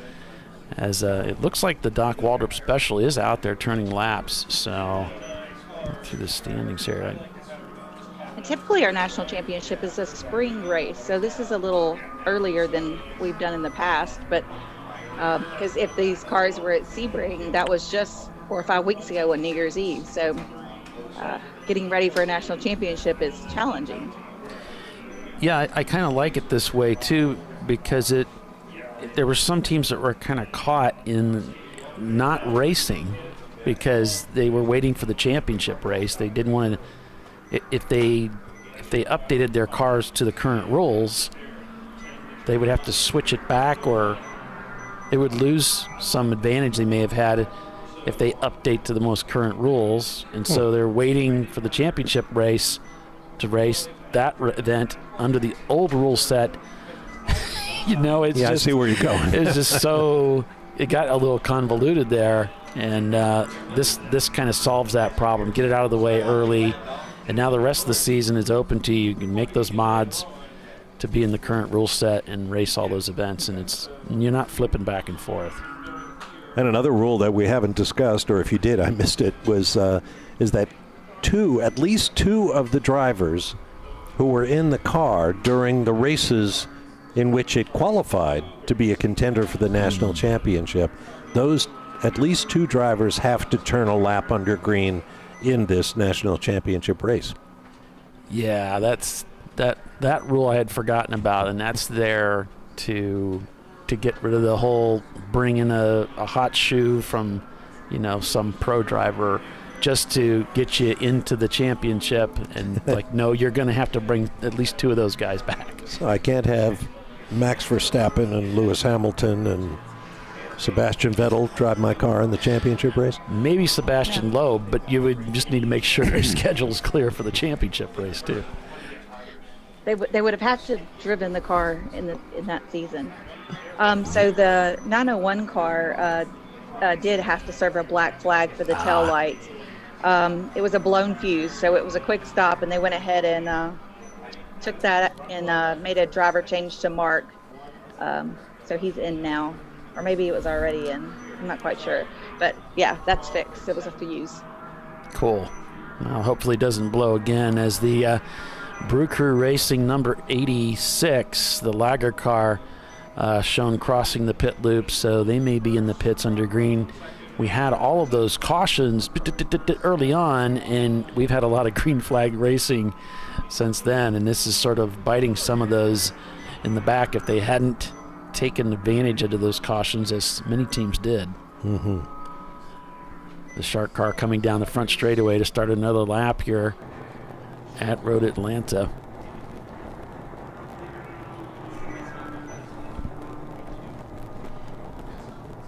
Temperature's up to 37 degrees now, so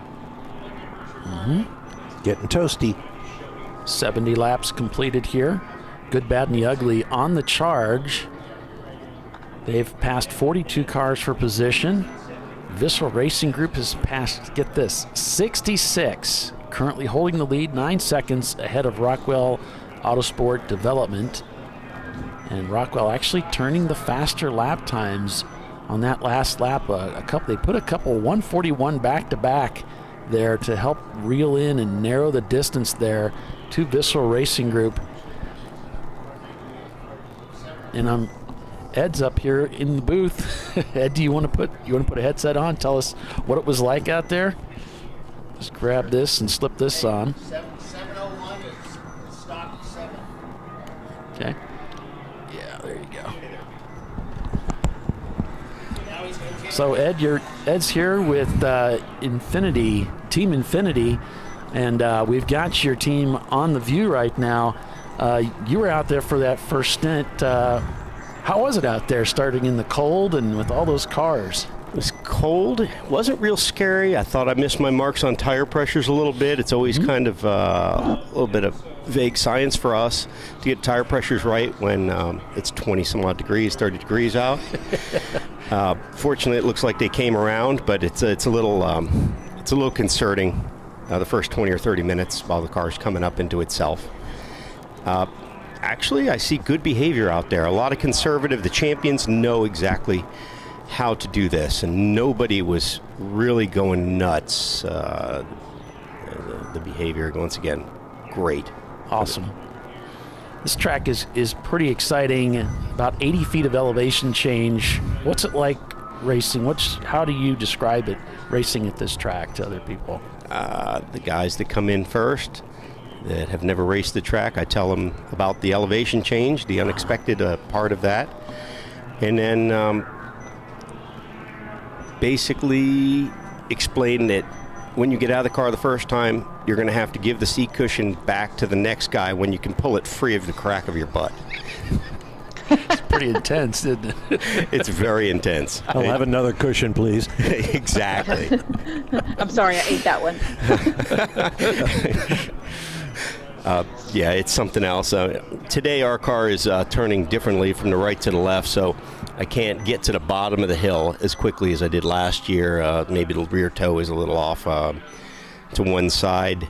That's just things we talk about as drivers switching the car. It's like, hey, you can be a hero one direction and just tiptoe in, and then you can lean on the other way. Now, do you think there's some damage to the car that might have torqued something, twisted something, or is it just tires? Or it's a tired car. I've got to check my left to right rear toe next week when we get the car back to the shop. Gotcha. Independent rear suspension, and it takes a beating at Sebring. So. Now we were watching you work your way through 6 and 7, and Bob had commented about with that automatic transmission. You've got, is it a little bit of a trick for you to be in the right gear at the right time? 7 is a bit harder than 6, to be honest with you. 6, I set the car where I want it going into 6, and I can get on it earlier than most. People in the short chute are rowing for a gear as to where I'm just mashing the gas pedal by them while they're deciding where to put the shifter. Gotcha. So I can do a roar by in that little tiny short chute, but then I got to jack the brakes to make 7 without getting it sideways. Simple. Yellow is out, by the way. Full course caution here at Road Atlanta. Not sure what the story is here as I'm looking across the litany of cameras that we have to see if we can pin down what's going on here, but going to go purple 35, and of course if you haven't tuned in earlier, that means all the cars slow to 35 miles per hour and hold position. If you watch Formula One, think virtual safety car. So what's that like for you, Ed? How are you getting along and your team getting along with Flagtronics, this new system, newish system? We had a glitch coming out with Flagtronics where it briefly locked up on me. And to answer your question, I freaked out. It's like, oh my God, championship race, this thing just locked on me. What am I going to do? What am I going to do? The tower needs to know I don't have Flagtronics. I'm going to get slammed. Every purple 35 is going to be a penalty for us if the tower isn't aware that my Flagtronics just had an issue. Fortunately, I was able to work that out from the driver's seat, but it was to the level where we reached out to Flagtronics and was going to have them talk me through it on the radio if I couldn't work it out. Well, I'm glad you got it worked out. What was the fix? Yeah. Unplug it, plug it back in? No, I was unable to do that. I flipped off all the switches to it. I even power cycled the car. It's redundantly hooked up. I have the USB plugged into an outlet, and I have the 12-volt as well on key on power. So it's very difficult to power cycle the unit, and that's on purpose. But it has a battery, so I'm unable to reach the back of the unit to pull the plug out of it. So right. The remedy for it turned out to be screaming into the radio while feverishly holding down both buttons for 30 seconds. Okay. And I was able to finally get it to respond to input, and it's been behaving since. We've never had a problem with it. We love the Flagtronics. It's a tremendous asset to the driver and the staff, I imagine. Excellent. It has really been, it's helpful to the driver. I've really enjoyed having it in the car. It's extremely helpful. We're relying on it more and more. I was like, okay, I got to start paying attention to flag guys more. I'm already doing a mental checklist on how I'm going to work around it. It's like, okay, I got to pay attention. I got to be a little more aware of the cars going slow in front of me. Okay, that's probably a purple, or whatnot. Right. Trying to get that gauge in you. Yeah, I'm watching the speedometer. I'm starting to be, okay, what's the calibration factor? What's my speed at 35, according to the needle now, etc. Just things you have to do this right. It looks like they got you scored unofficially in my panel at 17th. I don't know how legit that is, but it's probably pretty close. It appears to be good. We had a spectacular pit stop the first hour and 40 minutes in. There was an unfortunate incident that took out a car, and while that was being cleaned up, we stepped into our pit window. Gotcha. And I radioed into the guys. I said, hey, why don't you kind of get ready? And you had a brief red, and we were already just out onto the track, finished with the pit stop when the brief red came out. So I was extremely pleased with that. I think we came in 10th place. We went back out in 19th. We're working our way back up 17th now. Yeah. Yeah. Well, Ed, thanks for taking a few minutes to join us. Appreciate having you, and good luck the rest of the day. Hey, thanks. Appreciate you. Thank you. Yep. So that was Ed with Team Infinity racing with us this weekend.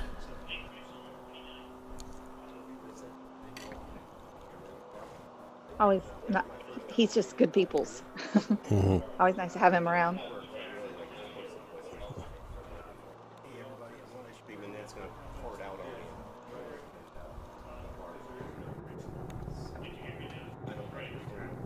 Hey, Bill.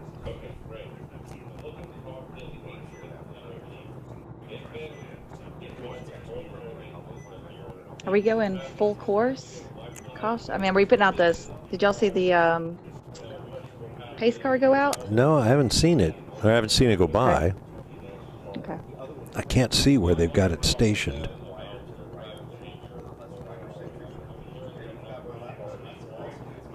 Usually you'd see it come out of pit out and head up the hill. Right. If they might be looking for I don't know where the leader is on track. Y'all have the Flagtronics thingy. It just, we haven't went to Purple 35 yet, so that's why I was wondering if maybe they deployed a pace car.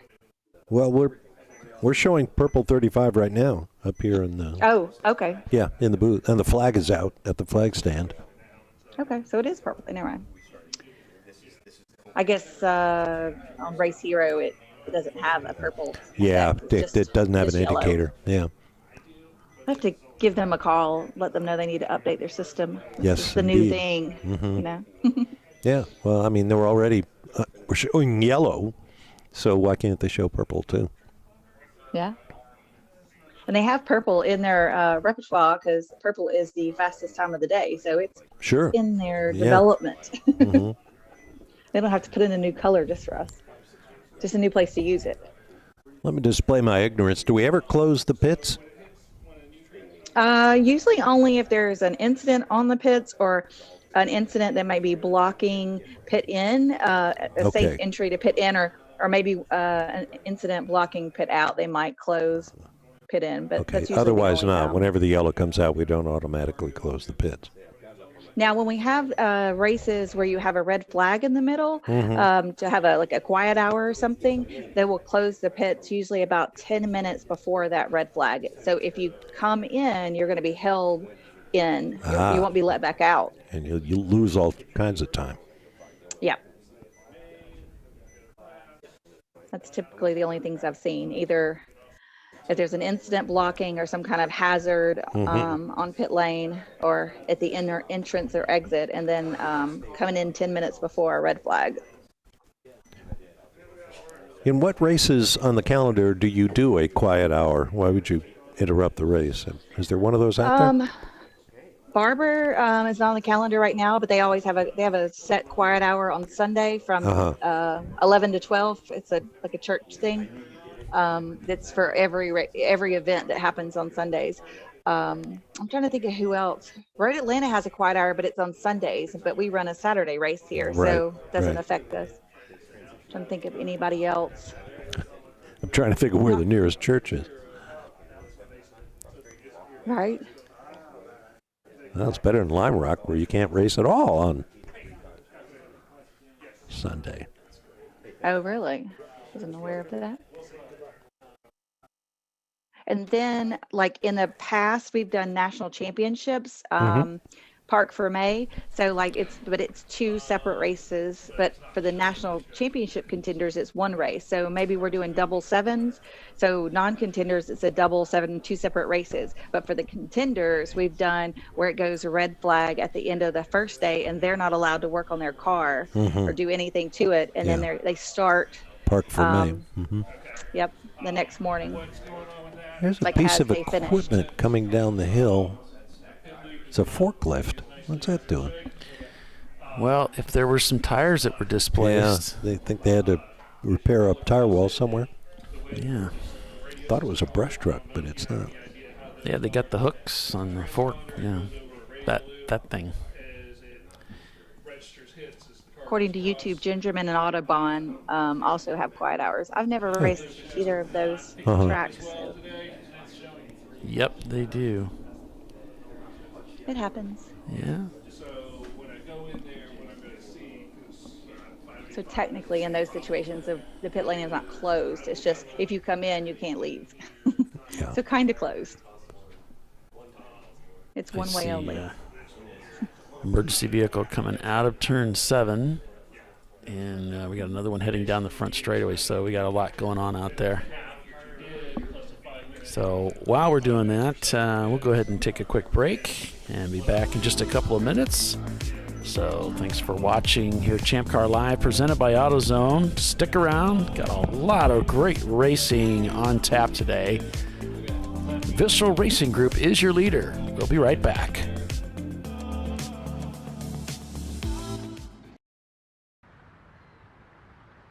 I probably need new tires. You do. What if they sold tires online? We do. We're TireRack.com. They could offer lots of tires We have so many tires. and help you find the right tire. It's called the Tire Decision Guide. Oh, and they could ship them to a nearby mechanic. We shipped over 7,000 independent recommended installers. This is an amazing idea. Sorry. TireRack.com, the way tire buying should be.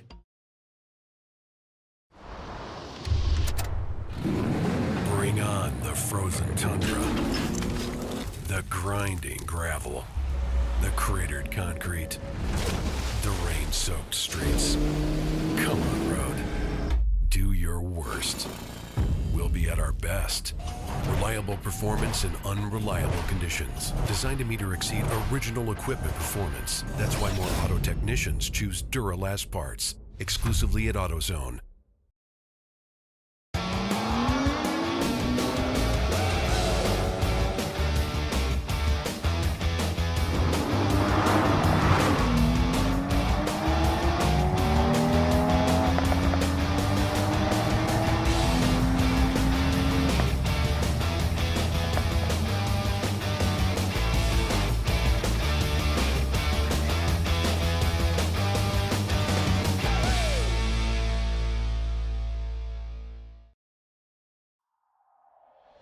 Discovery Parts is a veteran-owned racing and safety equipment company.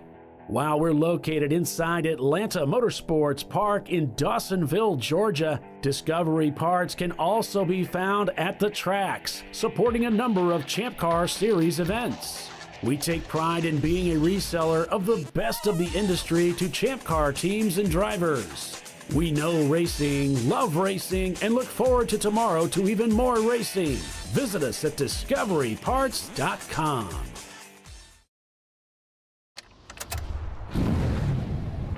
Come on, road. Do your worst.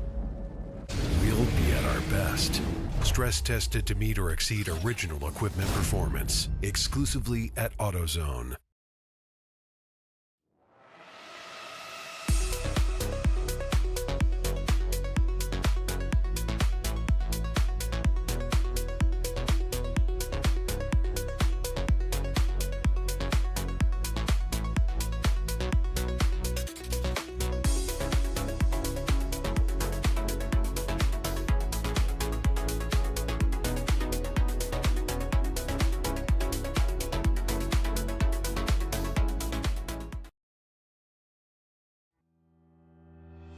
Lifeline USA is a leading manufacturer of onboard fire suppression systems. Lifeline's continuous commitment to research and development ensures that we supply the most innovative and cutting-edge products available. Used by the majority of the world's motorsport championship-winning teams and constructors, Lifeline has a proven history of success. Lifeline offers a complete range of fire suppression systems for all budgets and needs, and we continue to push development and limits on both extinguishment materials and our patented delivery systems to make the race car environment almost as safe as sitting on your sofa at home. Every kit has been designed for a professional and simple installation. For more information and to purchase your ChampCar fire suppression system, go to www.lifeline-fire.com. Located in Northeast Ohio, with 40 years of combined experience, Money Shift Racing knows how to deliver performance and safety, offering everything you need to get your vehicle and drivers ready for race day. From safety equipment to full engine assembly and repair, in-house fabrication, 3D design, and rapid prototyping. Money Shift Racing. Performance done right. Frozen rotors from Diversified Cryogenics deliver increased performance and a higher level of safety, while significantly reducing braking system costs. So to tell you a little bit about the durability of this product. So we have seen an incredible extension of the life of our brake rotors using frozen rotors. We've gone from brake rotors every other weekend to 6 weekends on one set of brake rotors, and I think they can go farther. The durability has been amazing. And it's been a fantastic season, and man, a lot of that is due to the way our car can brake on those frozen rotors. For more information, go to frozenrotors.com. I did it. You see how it's... That's it. We did it. You did it. You can do it. The path to I did it starts at AutoZone. Get in the zone.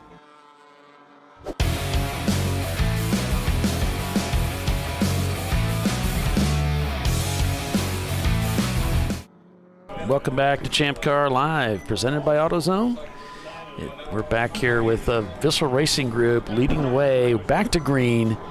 Good, Bad, and the Ugly shows they crossed the pit loop. So although they worked their way up into third place, JSK has passed them for that third position as GBU is pitted under that caution, undoubtedly for fuel. Welcome back, everybody. I'm Paul Veltum, joined by Bob Varsha and Tiffany Alexander as we call the race for you this weekend. It's the National Championship. That's right, the TireRack.com National Championship here at Michelin Raceway, Road Atlanta, and the season opener for the TireRack.com Champ Car Endurance Series.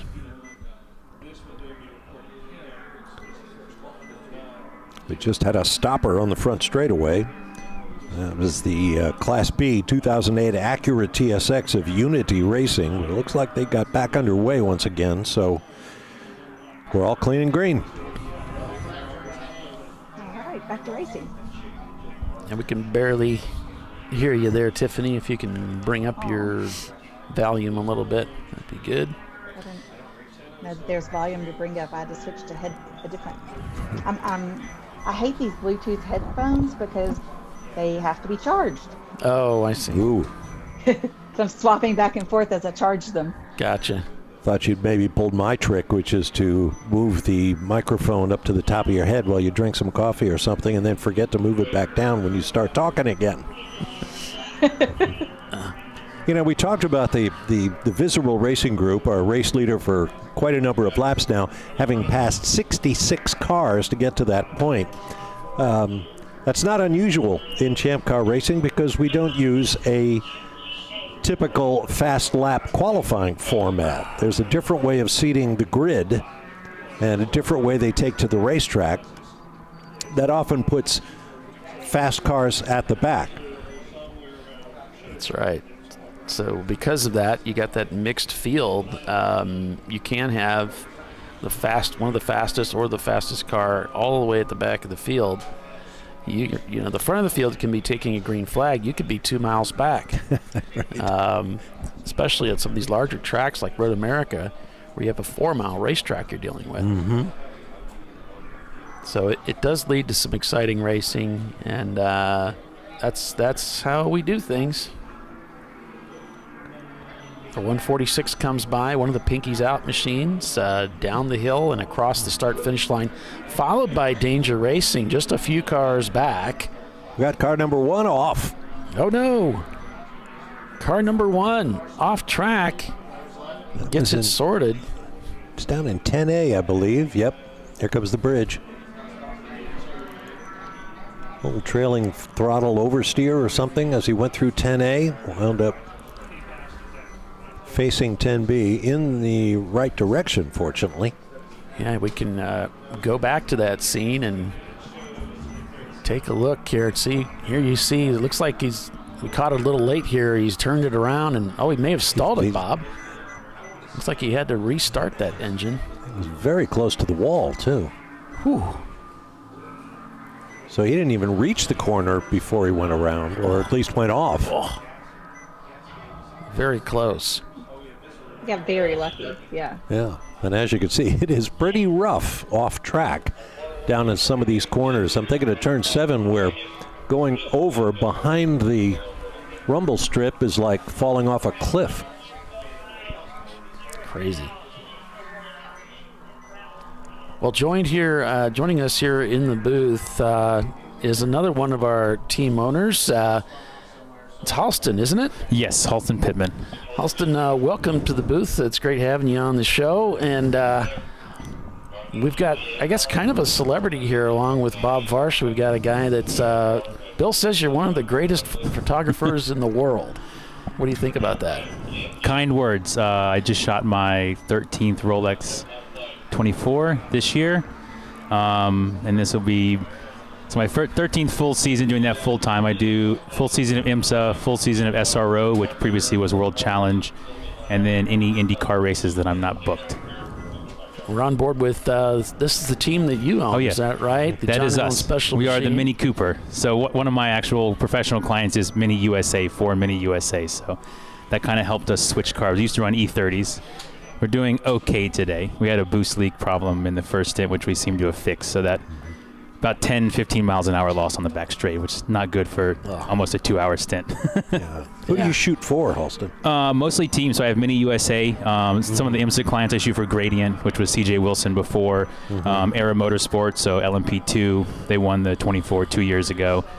And then a few teams. Like I've shot for Bima World for 13 years, so they were my first full-time, full-season client. So they did IMSA for a while. They do SRO now. They did both for a while. As we watch the car in action, tell us what it's like being a photographer. How does your race unfold? I know I've sat up in countless announce booths and seen photographers slogging around the infield or ducking under some kind of shelter when it's raining. What's it like being a photographer at a racetrack, especially a big one? Yeah, so I guess the easy one is, do the Rolex 24. I have myself, usually at that race, we'll have 3 people on the team and kind of split up and get the schedule going. But we're 2+ weeks in advance, have a basic plan of action for, it's like, okay, you're doing driver intros, I'm going to be doing cars pushing to grid, then we're going to meet in the grandstands for the start. Once it does go green, obviously some things can change. If there's a super early yellow, it's like, oh, there's going to be an early stop, maybe we should change the plan. But yeah, and that's the other thing, it's rain or shine. So, I always have a messenger bag with my rain gear, at least in the golf cart or on my back if I think it's going to rain, because, unless it's here one year at Petite where there's a flood, they're running and we're out there, and no client wants to hear, oh, sorry, it started raining and I went inside so you don't have any photos. That's not going to work. Yeah, right. But yeah, the 24, it's grueling. I typically take some sort of nap. We've moved over to using an Airbnb. We would just rent one that's close by, within 10 minutes, like in Port Orange, so that we can, sometime around 2 a.m. drive there, take a shower, 30-minute hour nap, another shower, and then come back. If you miss an hour and a half in the middle of the night, it's not the end of the world, and at least you have a little more, step in the morning to keep going. And I assume you have a shot list. We have to have this and this and this and this. Yeah, so some clients are, hey, document us, whatever you get. Other clients do have, this weekend we have whatever sponsor on the car, and they've also have banners up at turn 6. So that is they want shots of just the banners because, hey, they're there, but also can you somehow incorporate their car with the banners, So sometimes you'll get like that, or like the driver intro. Some teams are like, hey, can you just shoot something creative that shows we're there? Like, I don't want the posed, if it's for the team, they don't really need that like pose standard. Right. They're like, hey, I'd rather have fan interaction photo, like high-fiving when you walk through, etc. So all of them have some sort of like generic shot list, and some of them mostly depending on sponsors, or if they have like a fourth driver that brings a sponsor, then that would be like, hey, make sure you get this stuff. Right. Well, that little spill, that little off that Visceral had cost them the lead. Rockwell has overtaken the lead from Visceral, as GBU is still trying to gain some ground here after they've come in for a pit stop to get some more fuel in that Corvette. So Austin, and Bill tells me you had brought some drivers over from Europe to race, so you got more going on than just photography, right? Yeah, so a quick note, the Rockwells are a client of mine in IMSA, so they run 2 TCR cars. Okay. So I've been chatting with them, joking like, we'll try not to beat you, but their one Porsche with the wing they are very fast, so I don't think we can catch up to them. But yeah, so for fun, basically, we have had people in the car that, it's like, hey, you're at this race, you're local, do you want to come drive? So during COVID, the 24, or they did the 24, and then they did a July race at Daytona. Okay. So Robbie Foley, who was just signed this year as a factory BMW driver, I was like, hey, you want to just stay? And he's like, as long as I can do my homework between stints, and I need to leave by 6. So he drove our Mini at Daytona. Ryan Eversley's driven the car. The Pombo brothers have driven the car when we won last year here. So just by knowing people, it's kind of fun. Hey, can you come drive and give us some feedback? Because everyone else on the team is an amateur. And we built this Mini in my teammate Justin Lipson's basement. So having someone that's like fast to get in, and also, it's humbling. So when one of the Pombo brothers was in, I think it was Matt, we were like, hey, you're going like 143s here. That's like 2 seconds faster than us. Can you like back it down to save some more fuel? Our car won't make it 2 hours. And he's like, well, I'm coasting into 1. I'm coasting into 6. I'm coasting into 10. I don't think I can save any more fuel. And he's doing like a 143. And we're like, okay, I guess just keep doing that. How do you do that? Yeah, how do you do that? Because we can't even get to that. And he's saying he's coasting into every brake zone. No, it's awesome. But you make good friends, like when you're out there, like, the Pombos have been factory Mini USA drivers. So you just meet them. That's how it's done. I've been wondering about friends. Yeah. Like I said, this will be my 14th full season. You meet the people, and all of them are, all the pro drivers are regular guys. If you're just like, because the Pombos live here in Atlanta, Eversley lives here in Atlanta. So you're just like, hey, if you're bored, you want to come do 2 hours in the car. And so far, no one's ever said no. It's kind of like, hey, sure, I'll drive up there. And, Eversley made sure to post, I'm heating up in my Acura because it's snowing here, but I'm going to go drive this other unnamed car. You raise a good point. I mean, I talked earlier about all the kinds of motorsports you can find in the Atlanta metro area, but it's also a bit of an enclave for pro drivers. You mentioned the Pombos, but Andy Lally, Ryan Eversley, Spencer Pompelli, Elio Castro Neves lives in the Atlanta area now, so we could get quite a golf game together. Oh, yeah. They call it Team ATL. There you go. Yeah, there's way more, like, you don't think, like, oh, why is it here? I don't know why it's here, but it's here. Like, there's a bunch. Yeah. And those guys are all friends. They'll do, like, Thanksgiving flag football, the family games and things. So, yeah, it's pretty tight-knit as well. Yeah. Who is winning right now? Rockwell's overall. Okay. Rockwell's leading overall. So that Visceral car had a spin. Down in 10A. Just as you were walking up, Austin, we were reviewing the spin. We kind of caught the tail end of it, but yeah. So our second driver in now, he spun twice, didn't hit anything. He is not new to racing, but he's new to this track. So he did the test day and new to our car. So I think that probably when you first get in, the rear tires are just there to hold the exhaust up. They're going to be very cold in the front-wheel drive car. So that may have caught him out. Yeah. But in the first stint, we were doing about 110 into 10A, and now he's doing about 110 at Black Flag. So I think we fixed the boost problem. Awesome. Is the Mini a different car to drive than some of the more common ones like the BMWs and so on? So we had 2 BMW E30s for like 6 years. Okay. And then we moved to the Mini mostly out of sheer boredom. It's like we've driven this car, we've driven all these tracks. We're all BMW guys. So we've had E46s, E36s, E30s are our own track cars. Right. And so we're like, what else can we get and still leverage all of our like BMW contacts? Like, well, technically the Mini's a BMW. You know, they true, make yeah. it. So we moved to that, and it just took. You can be quick, like right off the bat. It's when, you know, the car starts sliding. You know, it's like you need to point it where you want to go and put the gas down, not necessarily, you know, counter steer, and everything it works a little different. But once you get comfy in the car, it's a blast to drive. Like, I have more fun driving this Mini than the E30s. That's great. And we wish for bad weather, you know, the snow and the rain. Right. Like, Give me front-wheel drive. It was, when we go back and watch when Eversley was in the car and it started snowing, we were the fastest car on track by far. I mean, it's unbelievable. And Foley did the same thing. It started raining at Daytona, and he lapped the field back to the leader. I mean, it was wild. I mean, you're like, I mean, I know why they're paid to do that. So, sure. But when you watch that and you think like bad weather, the front wheel drive is great. When it's dry like this, we can't go 2 hours. Like, we have to hope for some attrition in B class to. Right. We're going for a 3-peat in B class, but we'll need some attrition. Like the I think it's a second gen RX-7. The Rotary Rocketeers, their car is fast, very fast. Very fast. So we have to, you know, hope for like rotary gremlins, which sometimes pop up, you know, for that.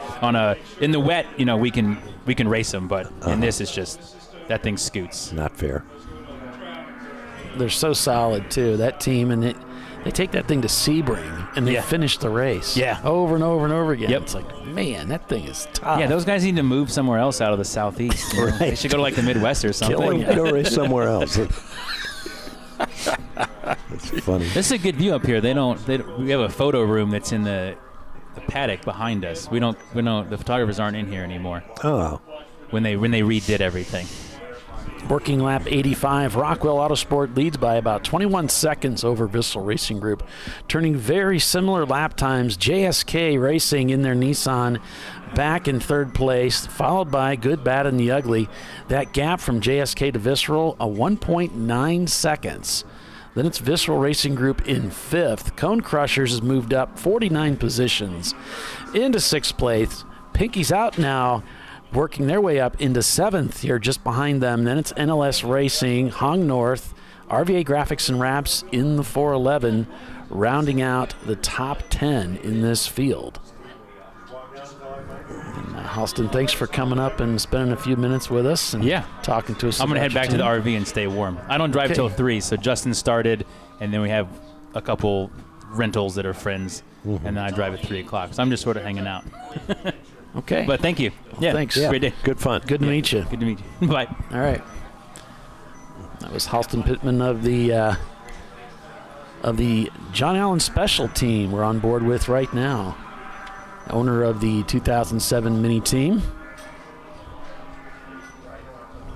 And just one of the many competitors that has a highly professional background in the sport that shows up here in Champ Car. Well, proof, if such were needed, that he really is committed, that he loves motorsport. Even when he's not professionally involved in it, he loves to do it as a driver. Yeah. And a car owner. I must have gotten into the wrong business as a commentator. I think maybe I should have been a photographer. No, not with that great voice of yours. I'm blushing. This guy's, I wouldn't want to be outside like that. Oh, and I wasn't lying when I can vividly remember being at the Hungaroring one year, which is a very tight, sort of intimate racetrack where you can see the whole thing from the announce positions. And it was raining. It was awful. And the thing about the Hungaroring is the track is built on land, but a substantial portion of the infield is not owned by the racetrack. It's owned by, back in the day when this was when the track was new, it was owned by some little old lady who would not sell. So that's fine, except she would just let the land grow. So it was all overgrown and grungy on the infield, and I'd watch these photographers slogging around in the rain and the mud, with these giant lenses slung over their shoulders. It's terrible. I just felt so bad for them. And a lot of them, of course, are females. And they do incredible work, I have to say. Great race photography is difficult. It's an art form. Yeah, I don't know how they do it sometimes. Sometimes I'm in the car and getting like wet and gross, and then I see the photographers out there taking pictures. I always try to smile if I can. Right. Not that you can see it. Give them a wave, right. Give them a little wave. Well, I'll tell you guys, I'm always like, we'll go miserable. ahead. That off that Visceral had is really cost them. This really hurt them. In fact, that could have cost them the race. Their lap times are pretty similar to Rockwell. Rockwell actually just had a lap time that was 3 seconds faster. Yeah, they've not been able to make up the deficit they lost because of that spin. They're slowing down, yeah.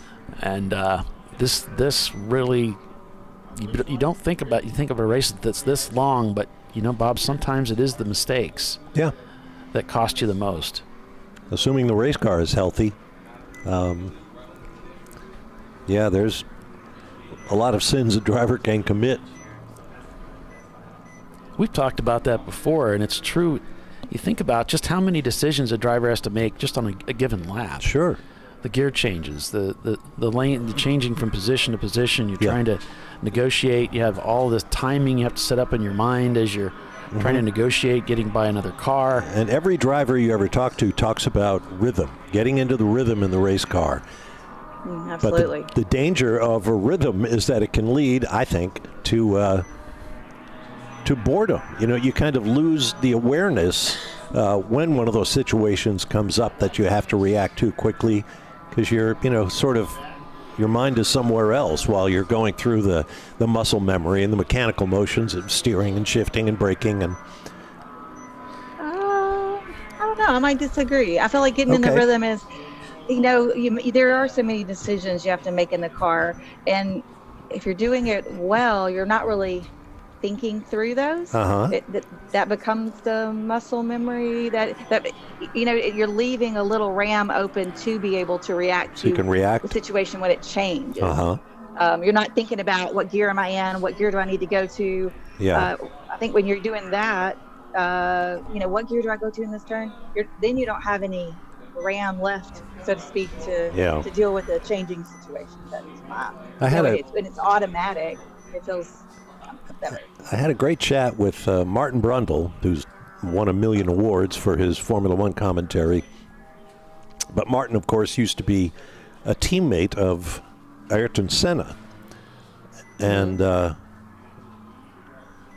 he said one of the things about Senna, and I think this is true of Michael Schumacher and all the great drivers. He said most drivers are working with a substantial portion of their, whatever you want to call it, brain power, going down the road.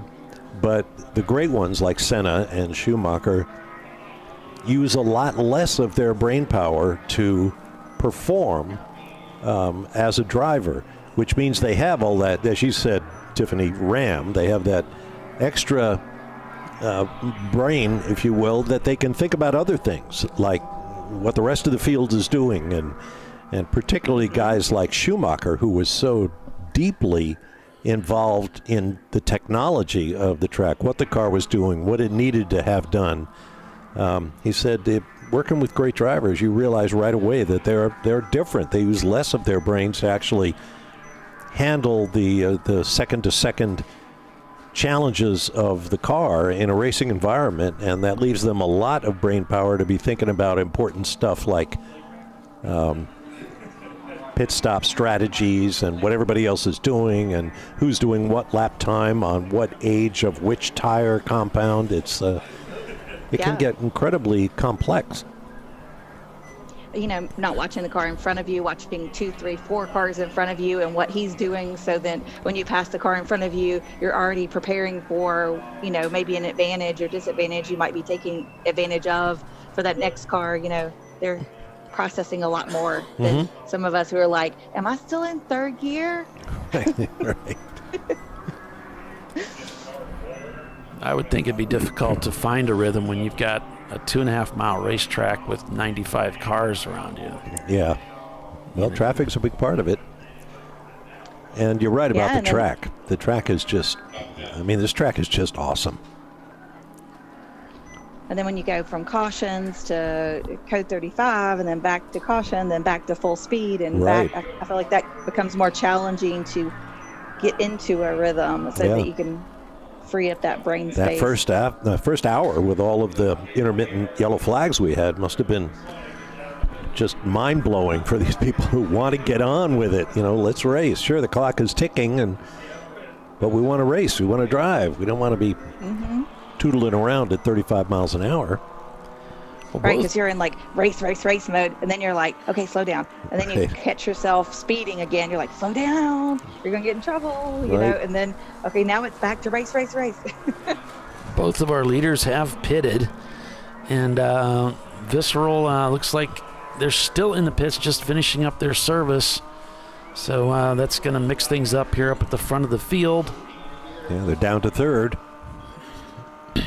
Danger Racing just sets their fastest lap time of the day with a 1:41.6, a very respectable lap time.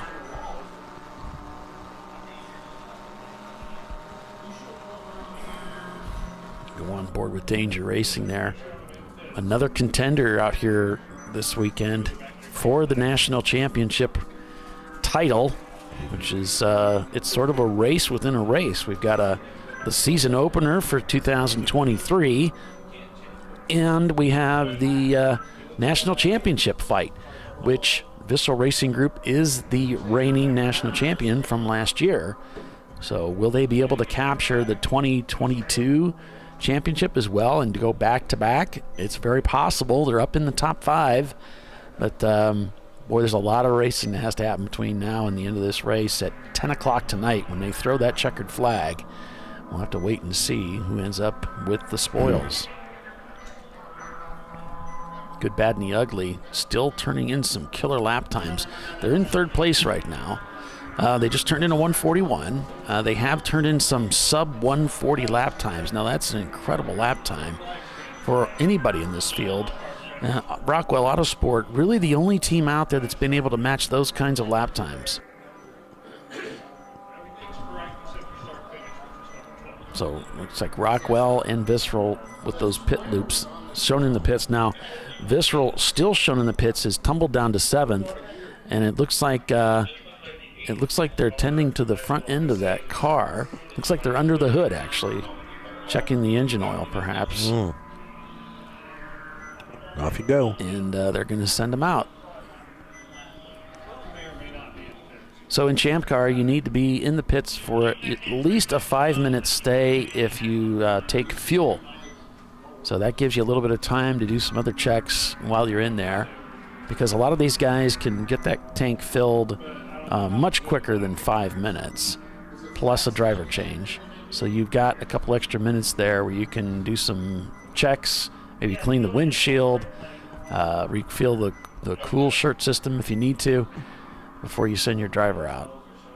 And here comes the mandatory stop at the end of the pit lane. Yep, they check 2 or 3 things. They're checking the wristband to make sure he's got his driver's band on. Check the net.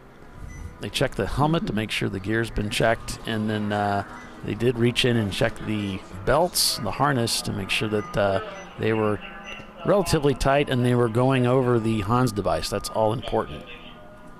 Yeah, because that's the one you see the most, is that the belts they're not inside the lip of the Hans, and then as you're moving about, it slips off the Hans.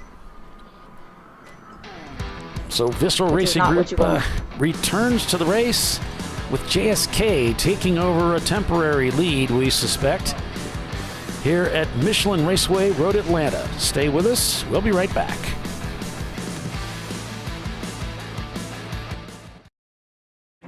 An important decision is afoot.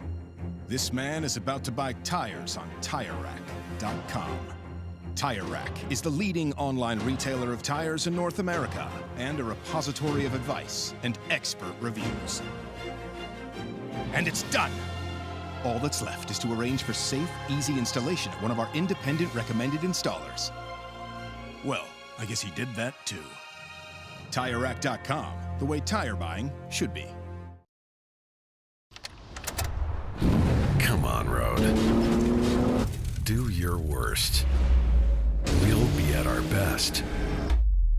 Engineered to meet or exceed original equipment performance exclusively at AutoZone.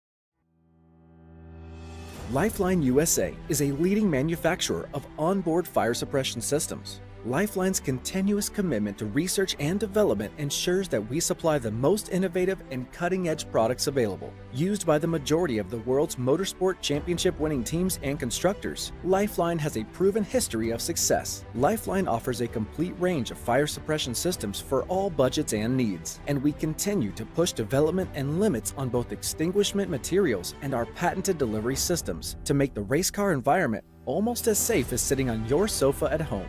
Every kit has been designed for a professional and simple installation. For more information and to purchase your ChampCar fire suppression system, go to www.lifeline-fire.com. RVA Graphics and Wraps is a full-service design, signage, digital graphics, and wraps company located in Richmond, Virginia. With over 20 years of experience, RVA Graphics and Wraps offers premium signage options for your business. We are dedicated to offering our clients best-in-class service in all aspects of graphic design and application. For more information, visit us on the web at rvagfx.com.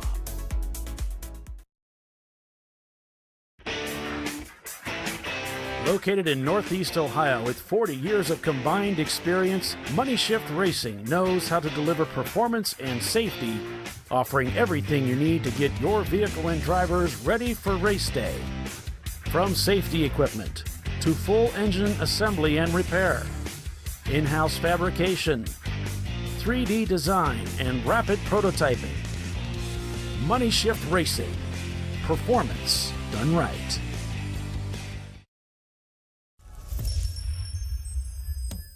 Frozen rotors from Diversified Cryogenics deliver increased performance and a higher level of safety, while significantly reducing braking system costs. So to tell you a little bit about the durability of this product. So we have seen an incredible extension of the life of our brake rotors using frozen rotors. We've gone from brake rotors every other weekend to 6 weekends on one set of brake rotors, and I think they can go farther. The durability has been amazing.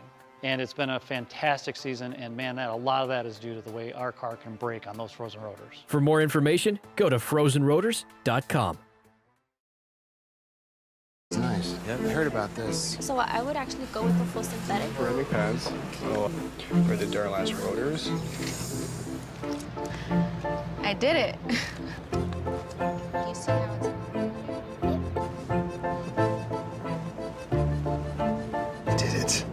That's it. We did it. You did it. You can do it. The path to I did it starts at AutoZone. Get in the zone.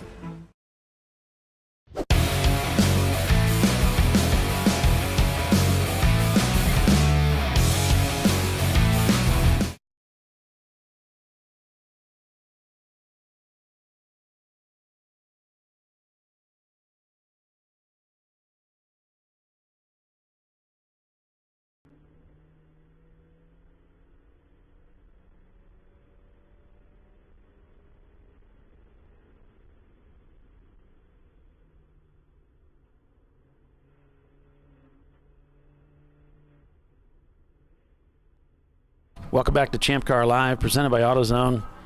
I'm Paul Veltum, along with Bob Varsha. And Tiffany Alexanders, we're calling the race for you this weekend. 94 laps completed already here at Michelin Raceway Road Atlanta. We're here for the TireRack.com National Championship for the TireRack.com Champ Car Endurance Series. We're watching the Visceral Racing Group 944 RSR. Car number 1 had a lengthy pit stop.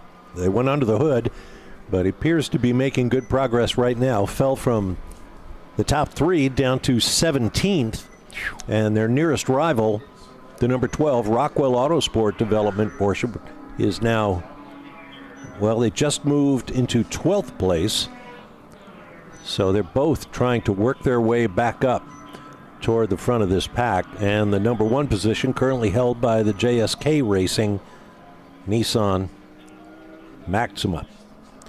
Yeah, we can take it from the information we're getting from Race Hero that both Pinky's out, number 146 and the Rotary Rocketeers team in their Mazda are not turning laps right now, so they're probably in the pits at this moment. Where's good, bad, and the ugly? Oh, they're down in 8th, so they're in the pit with that 79 Corvette, and we got a yellow flag. Wow.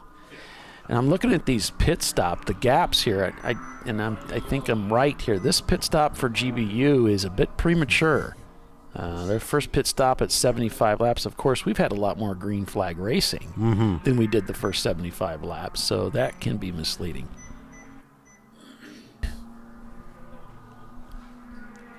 So going to caution here at Road Atlanta. We'll do some checks of the cameras and see if we can find what might be causing the issue. We get a car number of 160. Car 160 is Running Bulls Racing again. This is at least the second time that they've found themselves stranded. And it looks like they're just at the just at turn 1 there. Looks like it on the outside. Yeah, we can see them actually from our vantage point here.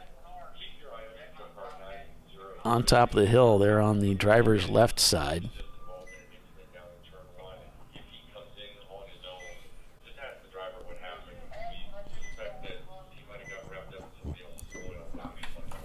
GBU there shown exiting the pits into traffic as we are under caution here. Purple 35 has been declared. That means the team's slow to 35 miles per hour, and they have some coaching. As we were talking to Ed earlier, you know, under this Purple 35 thing, you really need to have flagtronics working properly in order to be able to keep the proper pace. I suppose your only hope is to watch the other drivers around you and try to match their pace, because you really don't know. And we got an emergency vehicle coming down the hill here towards the start-finish line, heading out towards that stranded car. Already 2 EVs on site. And I could overhear that Dana Morrison, the CEO, asking to question that driver if maybe he got caught up in some oil spill that may have been down. So we may have debris on the track.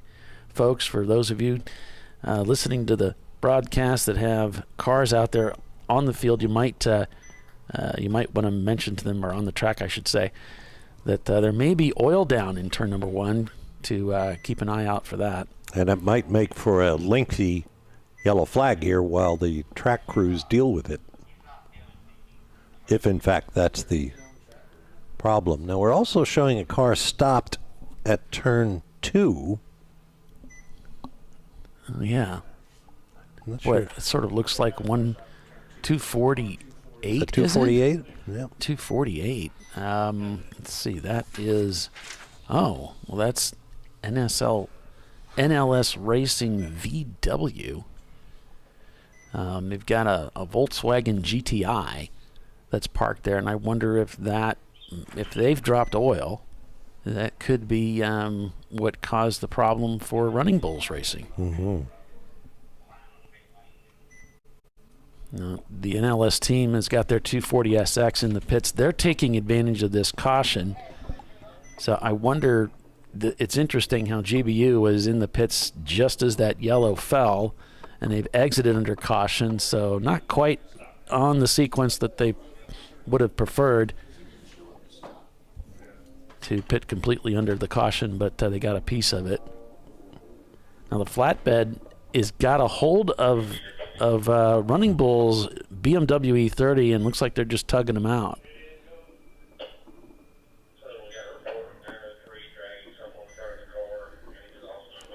And looks like they're releasing the rope, so it could be that he got himself stuck over there.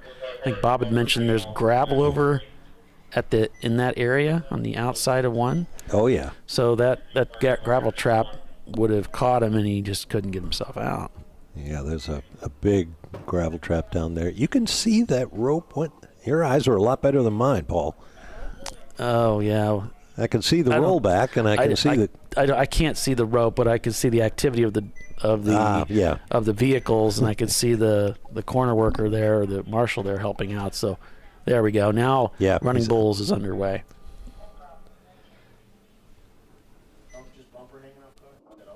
Sorry, I didn't mean to call you out on making that up. But it turns out you were right, so what do you care?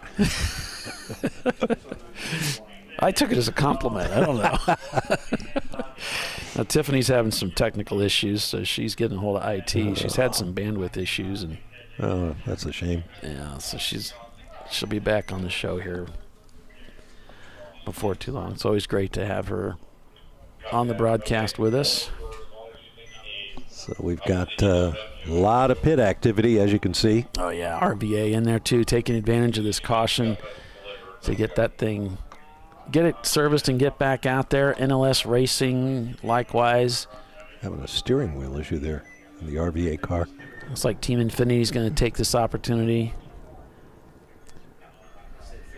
Stop at pit in. And he pulls into his pit stop here. Early pit. Yeah. His pit stall. Man, we use every inch of it. He didn't have a whole stall. He has a little bit of barrier, and then a tire stack, and then open all the way to the podium. That's what you get, yeah. Oof. Forecasted high temp looked like about 45 degrees. 46 is what I saw in AccuWeather. Nah, there's no frost or ice. There may have been when there, maybe first thing this morning. We've been bathed in sunshine since before the race started. 29 degrees. So it's gorgeous out there. Yeah, it was cold this morning. That won't stop Bill from complaining, though. Nah. He comes from up north. He's used to it. Yeah, he does. From San Diego. Well, we're not talking about date of birth. We're talking about where you spend your time now. But it sounds a lot flashier to say that than Virginia. Yeah, right. So Visceral Racing Group coming down the hill. The number 918 across the start-finish line.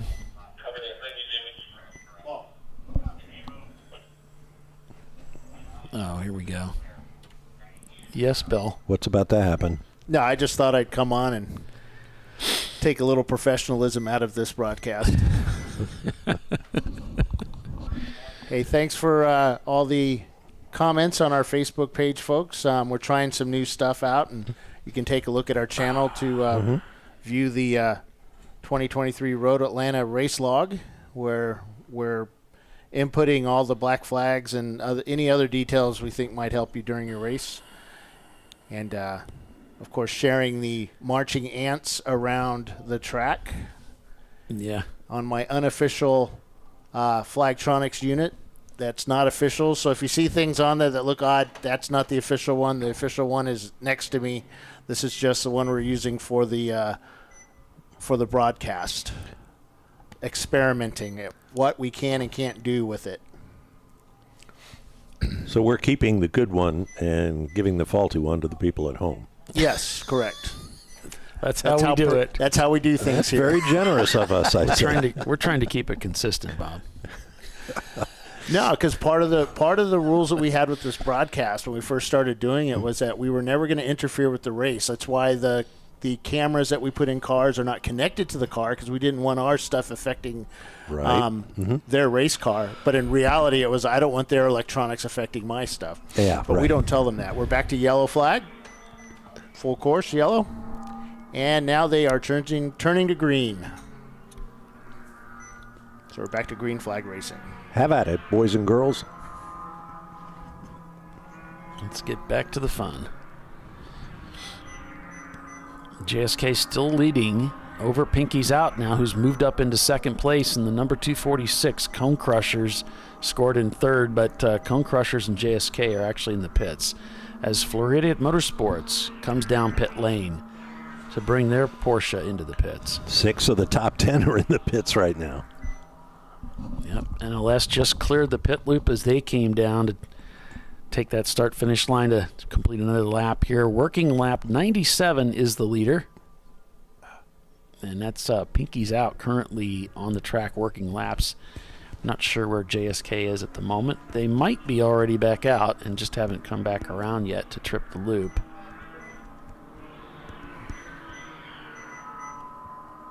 So the question was asked about F-Class earlier. We have one F-Class here racing this weekend, and we were hoping to have a few more, but it looks like they're still building their cars, and we'll probably see more in the upcoming races. Oh, I'm sure. Yeah. Part of the reason I've added classes to the registration list that is publicly available on our website was so that folks could see what other classes are entered, including F-Class. Mm-hmm. So hopefully that's helping you guys. We had a lot of talk online with folks that were planning on building an F-Class car, 300-point car or less. And I'm kind of waiting to see if an F-Class car can win overall. I think if you choose the right race. Yeah, right track for the car. Yeah, the right track and the right entries to that race, I think you might do well. I think with time. When I say the right entries, I mean a weak field, but we're not allowed to say that. Do you ever have a weak field in ChampCar? Everybody can all the win races this I race. go to are massive fields. Can you guys hear me? Yeah, we got you, Tiffany. Got a yellow at turn 7. Car 45 looks like it's gone off driver's right at the corner. All right, car 45. That would be the Kiss the Wall Motorsport team. Yeah, he looks like he stopped right there. There's actually a emergency vehicle exit right there that you can go through and get out into the infield there much easier. The fence is opened at that point.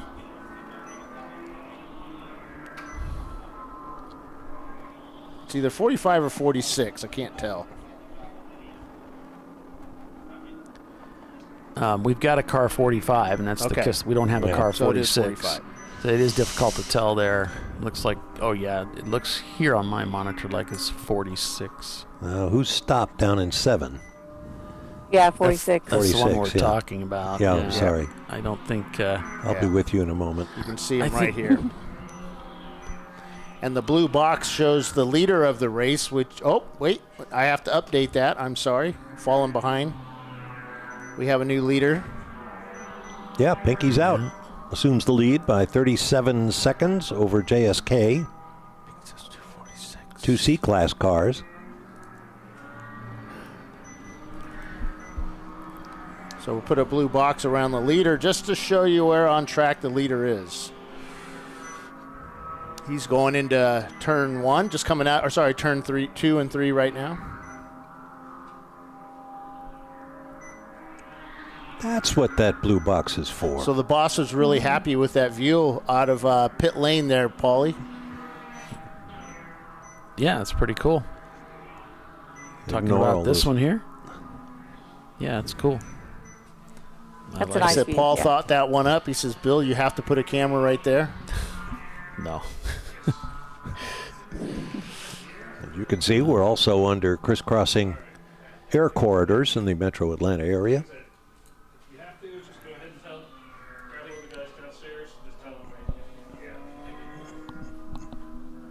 So I just have to give a big shout out to my friend Mike with Chin Track Days. Yellow or full course green? We only have a yellow out for 7, right? Okay. Who fixed my headset? Oh, he did. Yeah, Well, I'm thanks back to on Mike. like a regular. Yep. Back on regular headset instead of these goofy headphones. Yeah, the Bluetooth thing that was bugging you. Yep. Because Paul, were you the battery talking really about the lasts. proposal for the F car that could potentially win, which was actually the Opel GT? No, I really wasn't. Okay, I was Can just Bill wondering. hear me? Yep, we've got you, Tiffany. Yep. Well, I can't. Kind hear of sound it. like So you're cut under a me off. blanket, but that's okay. Paul? I can Shut turn me up. Huh? Better? That's too loud, actually. Can you turn back your down. volume down? How about now? It's still too loud. It's overdriven. It's what's happened. There's nothing wrong with being under a blanket. That's okay. How about now? That's Very perfect. good. Yeah. Okay. Let's go with that. Alrighty then. Team 19, with whom we were riding up until the time I decided to say something about them, which happens all the time. It does happen a lot. It's funny how that works. They're running in 23rd position.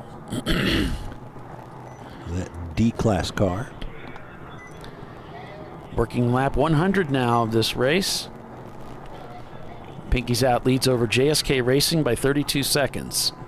Freddie Mercury's behind them by about a lap in their D-Class Mercury. Then it's Danger Racing behind them in fourth place by 23 seconds on that last time through. Then Rockwell Autosport behind them another 27 seconds. Bissell Racing Group in the number 918 back 7 from them. In seventh place, it's NLS Motorsports just 3 seconds behind them, turning very similar lap times to the competitor ahead Bissell Racing Group. Cone Crushers is in eighth behind those two by 1.3 seconds. So after this caution lifted, these competitors are all very much together and competing on the same lap. So it'd be interesting to see how this can shake up over the next few minutes. So I've got an update from the Randy Pope's car, the Flying Moose. They had an alternator quit about 40 minutes into the race. Got that fixed, got it back out there, and then they got rocks hit the radiator and messed up the radiator. So Oh, man. they've had That's when you know it's not your day. right? The racing gods are not with them today, unfortunately. I should say not.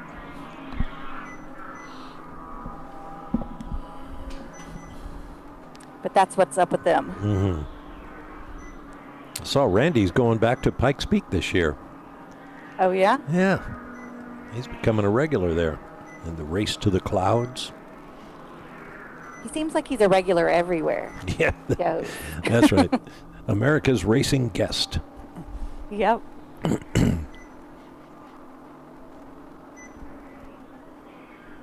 Showing Definitely gets Pinky's out. around. Excuse me. Showing Okay. Pinky's Out now in the pits, along with Danger Racing. They've come into the pits too. Let's see, yeah. Looks like Danger's just pulled in, and they pulled off that steering wheel, so getting ready to make a driver change there. There's a little bit of a view of the pits from inside the TR Motorsports camera, which we pulled out of that car. And there's the view from that car now in the pits. That is Pinky's Out there in the orange car.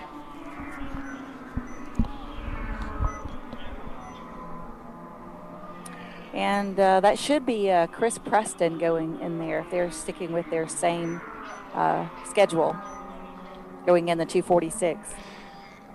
It's been so long since we had a pit reporter. This is actually a treat. Yeah. Why don't we have a pit reporter? Oh, yeah. If we only knew somebody that was at the tracks, you know, every race that could go down there with a camera. Mm-hmm. Yeah, a girl can dream. Go down there and ask questions. What about the sanctity of the driver lineup? If your drivers get out of order from their original rotation, is that a no-no? It's okay as long as you're the driver that was in for the 2-hour stint. They need to have at least a 1-hour break. Okay, as long as you make your drive time, you're okay. Yeah. Yep. You need your rest time, really. But a lot of times the teams go ahead and decide the driver order, obviously ahead of time, and they're kind enough to send copies of that to me, and I try to keep up with it. And then I hope that they would let me know if they changed it up. But who knows? Yeah, that would make life a lot easier on us if we're not going to have those individual transponders that some series use where a driver plugs in and his name instantly comes up on timing and scoring. That'll happen someday, I'm sure. For Yeah, us probably too. so. Danger Racing Group is just ahead of them being serviced, so the same team servicing both cars at the same time. Mm-hmm. It takes a lot of people to be able to, to be able to stop two cars at one time. Mm. In theory, you want like five people per team. Yeah. Per car during a stop.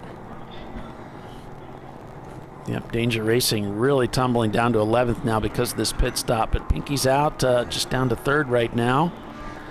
Goodhart Racing also showing the pits down in 21st, but everybody else in that top 20 are out there turning laps right now. Now the top 10 are all C-class cars except Freddie Mercury in 2nd place, which is a D-class machine. 901 Motorsport languishing down there in 44th position. Make that 45th. They've pitted or are not turning laps, whichever the case may be. Well, they're not turning laps, so hopefully for them it's because they're in the pits right now. Open Throttle Racing, 2 of their cars shown cross the pit loop. And Brew Crew, the lagger car, shown cross the pit loop. Working lap 103.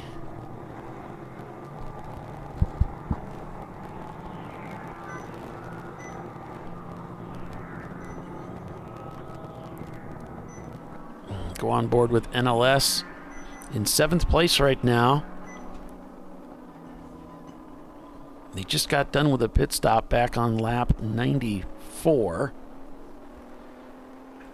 Turning 146s and 145s out there. They've had a couple slower laps here, dipping into the 150s, likely just due to the traffic.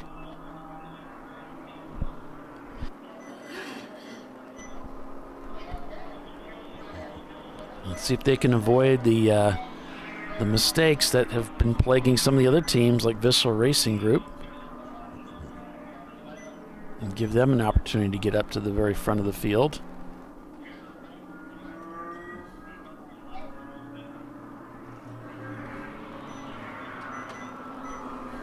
Cone Crushers have snuck their way up to 5th place. The home track for them. Mm-hmm. Yeah, those guys are so tough too.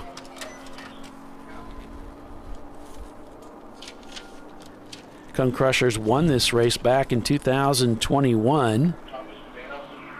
Last year they did not appear inside the top 7. They do have some history of winning races out here. Last year it was NLS Racing that took the win. They're looking for a back-to-back, and this would allow them to clinch their first national championship title.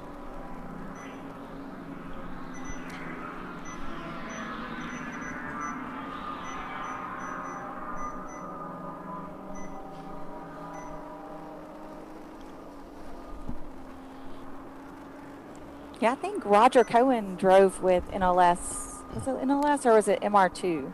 I thought it was NLS last year, and then with Cone Crushers the year before. So he was like back-to-backing it. And he's with the Pinkies Out team this year, so like that might be the lucky charm. He'd get his opportunity to have a national championship under his belt. That would be nice.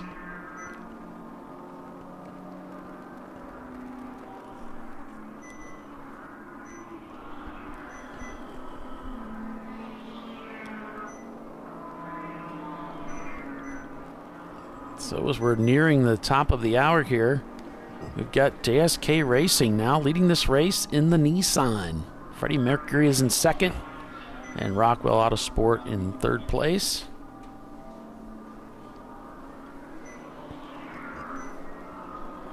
So Bob, do you want to take us out to commercial? Absolutely. Ladies and gentlemen, plenty more to come on the other side. Join us after the break here at the TireRack.com Champ Car National Championship from Road Atlanta.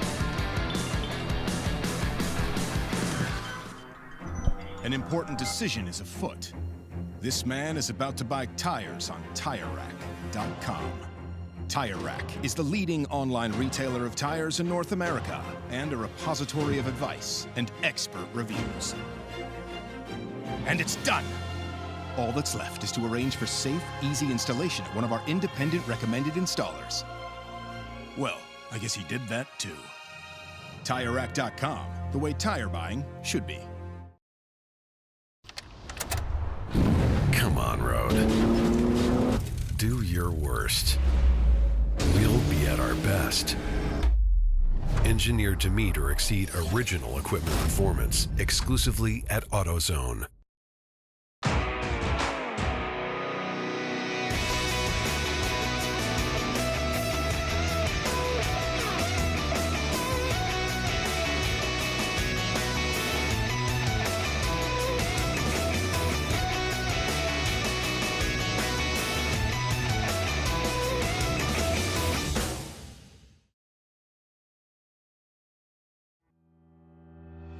Lifeline USA is a leading manufacturer of onboard fire suppression systems. Lifeline's continuous commitment to research and development ensures that we supply the most innovative and cutting-edge products available. Used by the majority of the world's motorsport championship-winning teams and constructors, Lifeline has a proven history of success. Lifeline offers a complete range of fire suppression systems for all budgets and needs, and we continue to push development and limits on both extinguishment materials and our patented delivery systems to make the race car environment almost as safe as sitting on your sofa at home.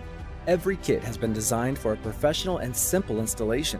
For more information and to purchase your ChampCar fire suppression system, go to www.lifeline-fire.com. RVA Graphics and Wraps is a full-service design, signage, digital graphics, and wraps company located in Richmond, Virginia. With over 20 years of experience, RVA Graphics and Wraps offers premium signage options for your business. We are dedicated to offering our clients best-in-class service in all aspects of graphic design and application. For more information, visit us on the web at rvagfx.com.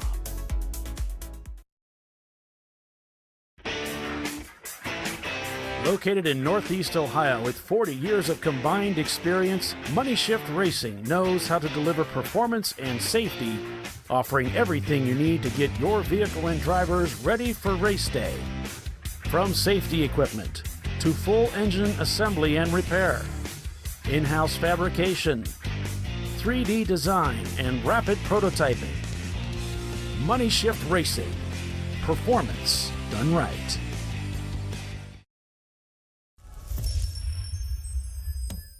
Frozen rotors from Diversified Cryogenics deliver increased performance and a higher level of safety, while significantly reducing braking system costs. So to tell you a little bit about the durability of this product. So we have seen an incredible extension of the life of our brake rotors using frozen rotors. We've gone from brake rotors every other weekend to 6 weekends on one set of brake rotors, and I think they can go farther. The durability has been amazing. And it's been a fantastic season, and man, a lot of that is due to the way our car can brake on those frozen rotors. For more information, go to frozenrotors.com. Nice. Yeah, I heard about this. So I would actually go with the full synthetic. Brake pads. So for the Duralast rotors. I did it. You see how it's...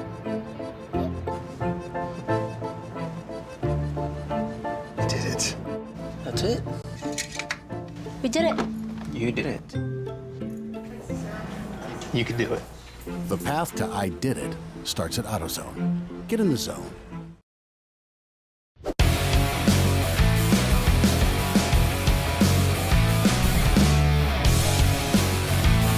Yeah, welcome back to ChampCar.Live, presented by AutoZone. We are under caution here at Michelin Raceway, Road Atlanta once again. We see a lot of drivers waving people off, say, you know, don't pass. And you never give the position back. That's a huge mistake. But anyway, yeah, we're under caution here. And we go back to Flagtronics. Maybe we can get an idea where. Well, we've got somebody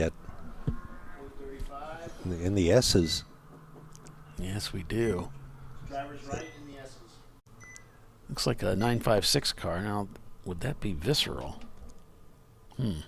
No. Let's see, 956. I don't have that number on mine. Okay. Or I've is got it 90? I've got 996, which is Atlanta Speedworks. That could be them. Yeah. There's like a little flag line through that. There's something in the So way. it sort of disrupts that center number, so that maybe that's what it is. Maybe it's 996, yeah. 996 that's stranded right now. Let's see. I'll go look on Race Hero and see if 996 is salmon. May take a minute. Yeah. Yeah, that's always a nice clue that helps us out. 45th parallel shown in the pits, down in 12th place right now. The 146 of Pinky's Out is shown salmon.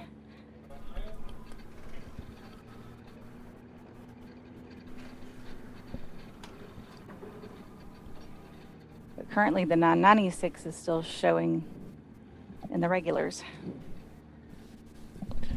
Yeah, we've got a camera in the other Pinky's Out car. The 246 or the 146? The 246 is what I was told.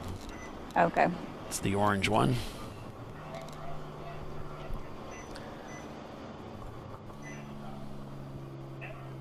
Oh, it is a 146. They lost a transmission. Oh boy. Wow.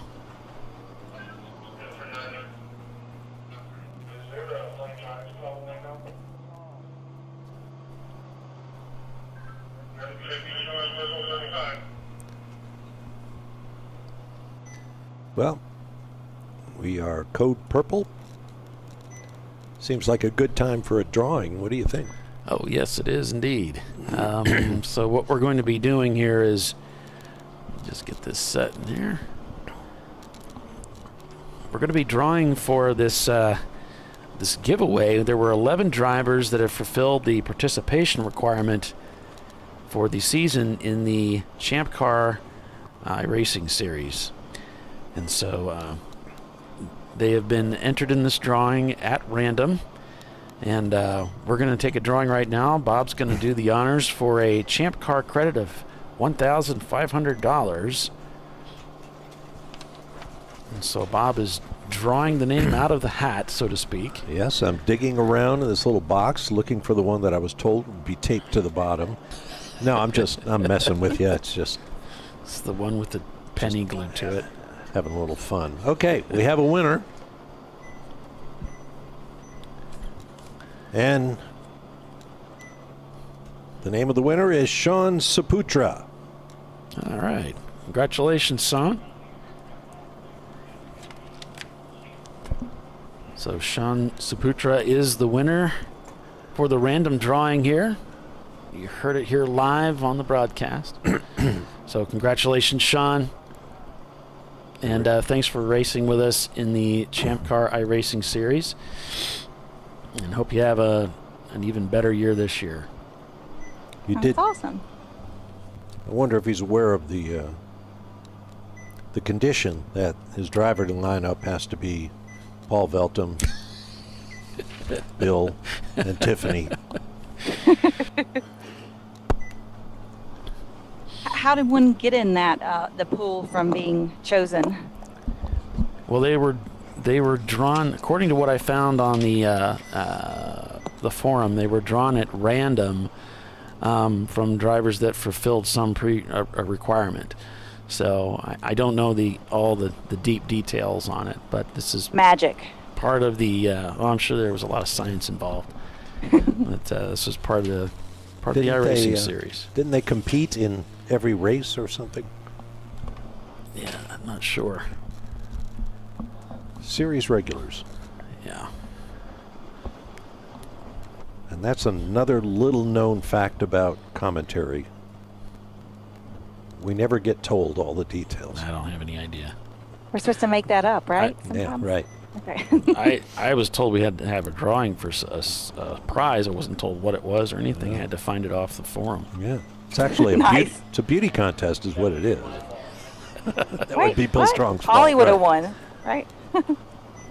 But Mark McCormick won the championship for the season for 2022. So congratulations, Mark. He had, let's see, 538 points at the end of the year. That's for the iRacing, right? Yeah, over Justin Hall, who had 473. So really, and this is his second championship. So congratulations, Mark. Well done. As Now, we're under caution here. Get off the simulator. Get in the race, yeah. Right. A lot of these guys do. I'm sure they do. But if you can't, it's a lot of fun. You can do that too. Purple 35 here at Road Atlanta, which means all the cars slow to 35 miles per hour as we're under this caution right now. Some more so than others. This is the number 246 of Pinky's Out. We're in right now. Yeah. That's Chris Preston driving. Yeah, I got to get this pasted in here. Thanks for reminding me. We had that. I know his driver's drawing. suit. Oh. Let's see. We had that drawing here just as I was getting ready to. Pinky's out. All right.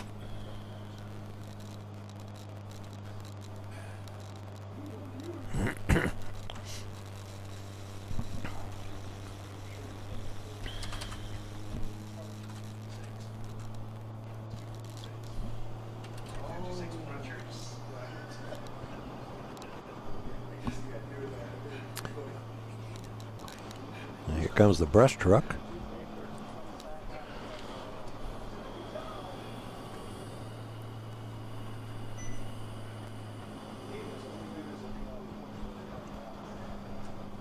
There we go. Brilliant sunshine. God's chariot. God's chariot. I don't know what the 2246 means. I think that I might have grabbed something I shouldn't have there. No. Is it supposed to be number 246? No, it's supposed to be the year, so somebody fat-fingered that one. I don't know. 2246, car number 246. Something's going on there.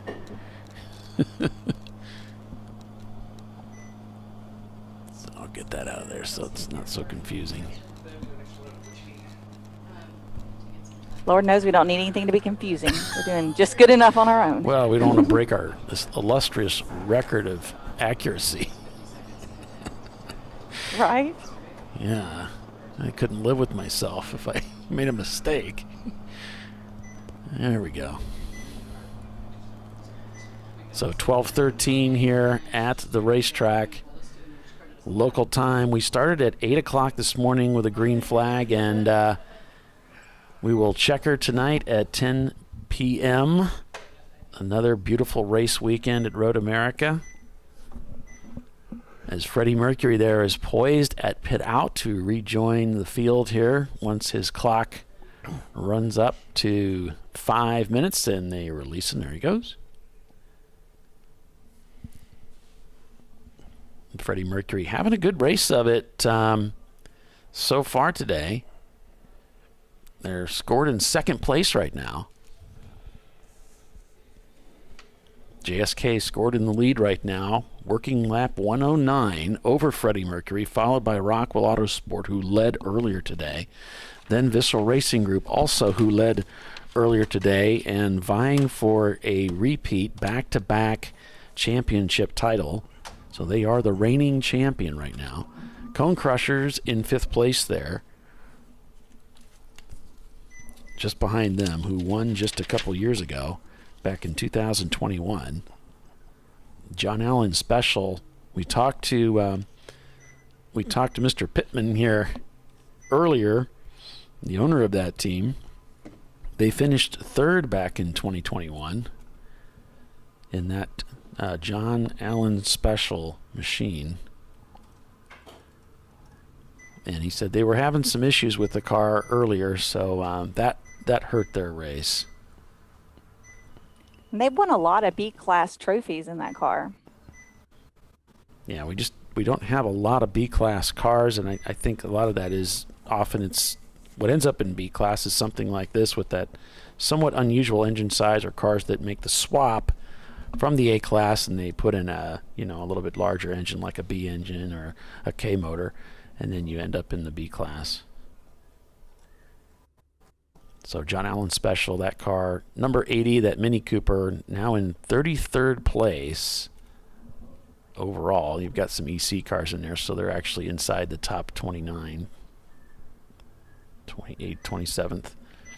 Cars in the pits, shown in the pits right now, Momo Champ, Valerian Steel, Weber Racing, and Fuse 15, Impulse Motorsports, Frantic Antic, and the Squadron team, along with Brew Crew Lager, and just the three of us.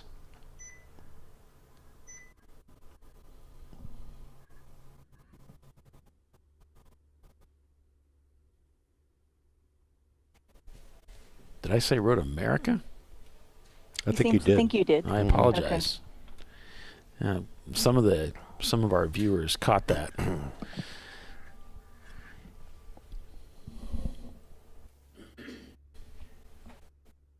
That's closer to home for you. Yeah, but that's not where we are. That's not where we are. I'm not there either. No. And it's just beautiful out here. This has been nothing but sunshine. Today, yesterday was beautiful as well. Just fantastic weather.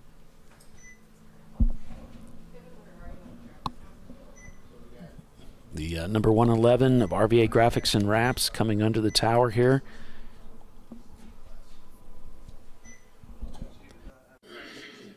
As the crews are working on a caution, we saw a brush truck out. They might be working on the track a little bit. Rollback is coming down the hill. Oh yeah, with an unhappy passenger. Yeah, they're not even on the track. They're off on the outside there, as you'd mentioned, or Bill had mentioned, where they can pick up cars and get them outside of the track.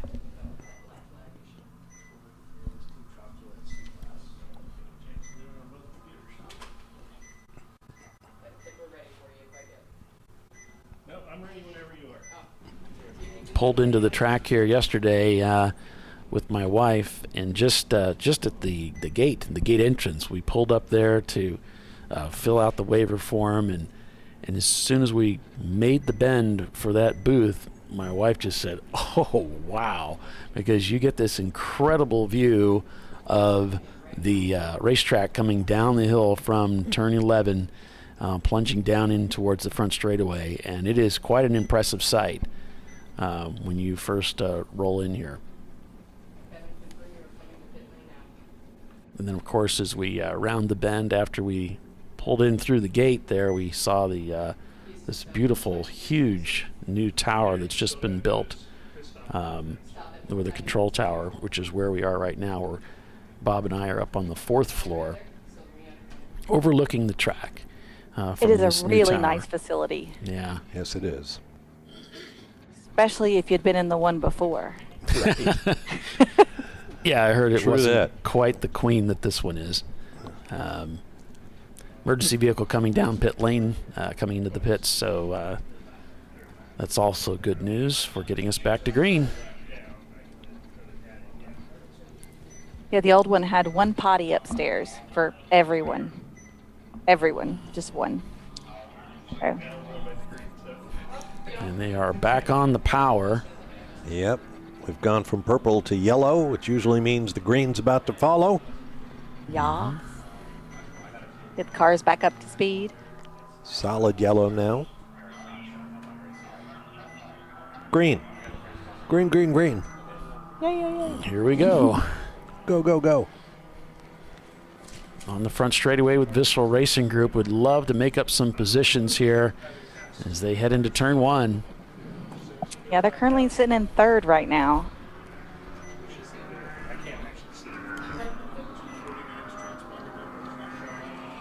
Coming up to the top of the hill there. And a new camera placement in the Pinkies Out machine. we'll be able to keep an eye from inside that car as well. The 246 has dropped down to 15th place, unfortunately, from last pit stop.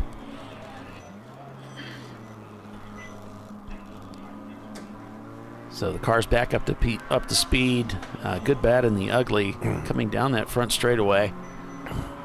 And they're sort of going through this cycling, a breathing effect, if you will, as they come into the pits. They work their way up the field. They have to come back into the pits to refuel, and then they try to work themselves back up the field. And it seems as though they've sort of put themselves into a position where they're about as far as they can really get. Some things are going to have to change. Now, it was difficult to tell if maybe they had made a pit stop premature for some issues. We're not sure. But the number of laps that they had completed from the first pit stop to the second, let's see, they pitted on lap, that marker's kind of in the way. It looks like lap 40 to lap 75. So about 35 laps, it's about right. And then they went from 75 to about 93 and pitted there. And that hurt them. So we'll see what their next pit stop looks like, time-wise, lap-wise. And we know we had a lot of caution laps in that first stint. I missed which car you were referring to. Oh, we got a spin here. I was talking about good, bad, and the ugly, where the marathon car of TLM just did a nice slow loop. Loop-de-loop. And impressed everybody with his driving there, and then now he's back underway. So there's a handbrake turn minus the handbrake. Yeah, looks like he might have picked up a little bit of that Georgia clay. He brought that onto the racetrack. Yeah, that's turn 7 we were talking about earlier. It's kind of tricky, but you're trying to get everything out of it, and it catches some people out sometimes. On board with RVA Graphics and Wraps, a former series sponsor. Still does a lot for Champ Car. And of course, Jason, the new board chair, as Tyler has stepped down, and team owner.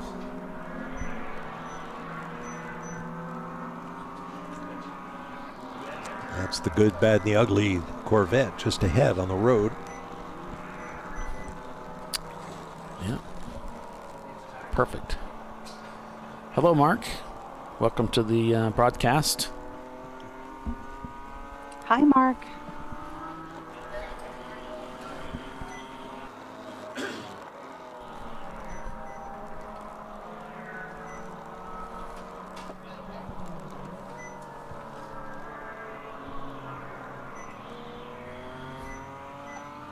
I like the sound of this car.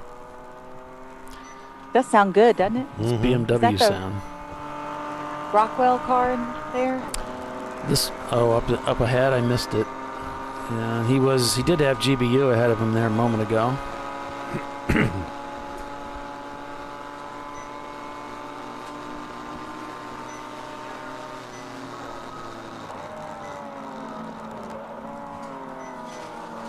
Careful.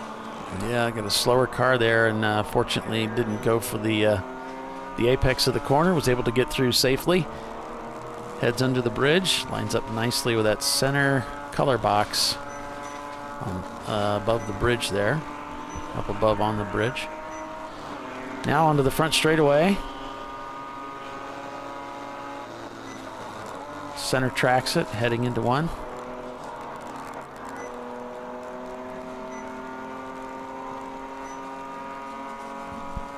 Back on the power, checks his mirrors as he dives into turn 2.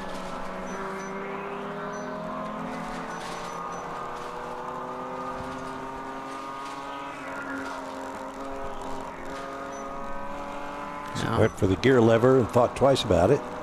Now he goes up a gear. And back down.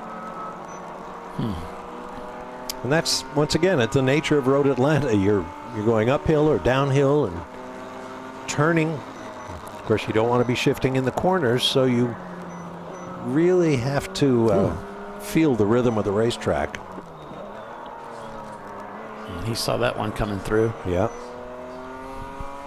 He saw his helmet turn as he checked his mirror.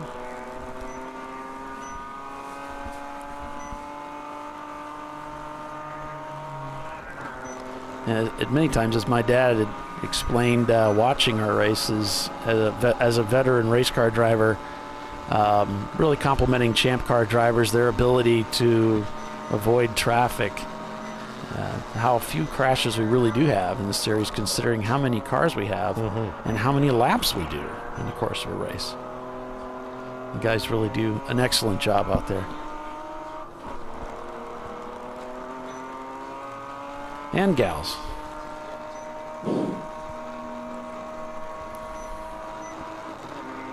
I didn't forget you, Tiffany.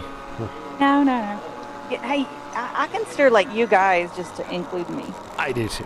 There you go. But, you know.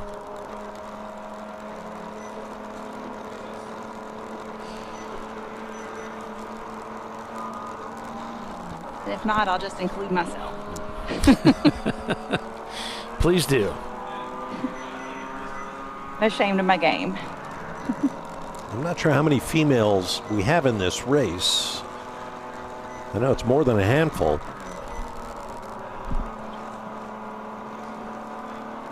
Didn't I hear you say that Pippa Mann was going to be driving? She's Or was on the there? roster. Yep. Okay.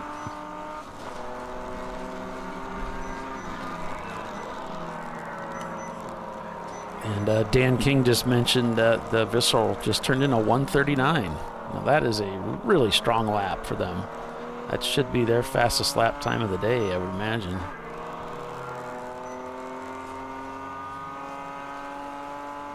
That's the number 1 car from Visceral?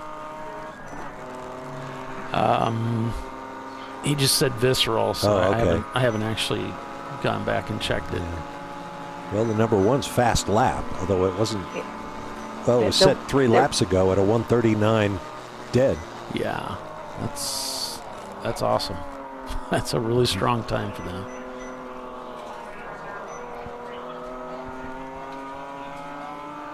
Oh, that's GBU off on the left.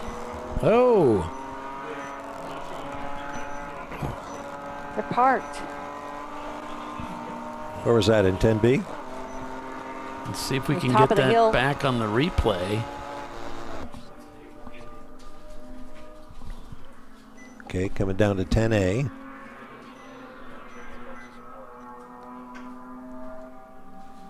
Need to re-iris that camera.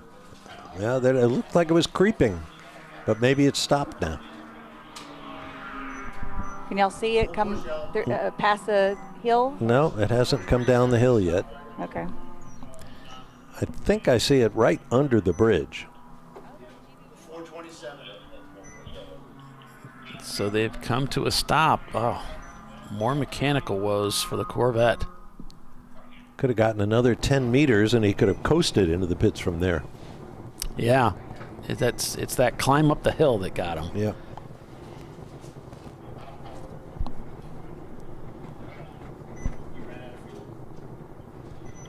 He couldn't have run out of fuel. He was just in the pits, unless they didn't choose haven't to fueled fill it. it. Yeah. And on lap 93, you would be on lap 112 now, so you wouldn't think. Maybe. I don't know. They pitted. See, they had pitted very recently. They made that pit stop, and then so did they fuel on that stop or not? Yeah. So they pitted on lap 75 as well. Yeah. But then their pit before that is, I think that car can go 2 hours. So you wouldn't think fuel would be an issue unless that last stop they didn't take fuel for some reason.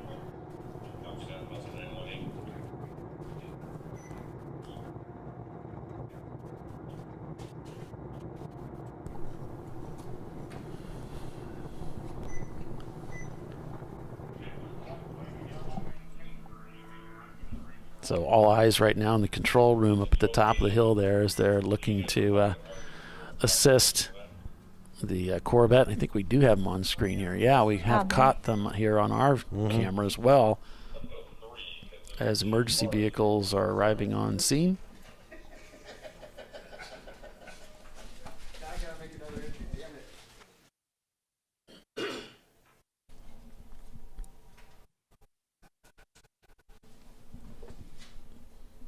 Looks like he's checking in with the driver. Oh, I do have one. Look, they're going to flat tow him. He may have run out of gas. Maybe they didn't take fuel that last time because it was just 20 laps or so from their previous stop. We shall see. Either that or he broke something.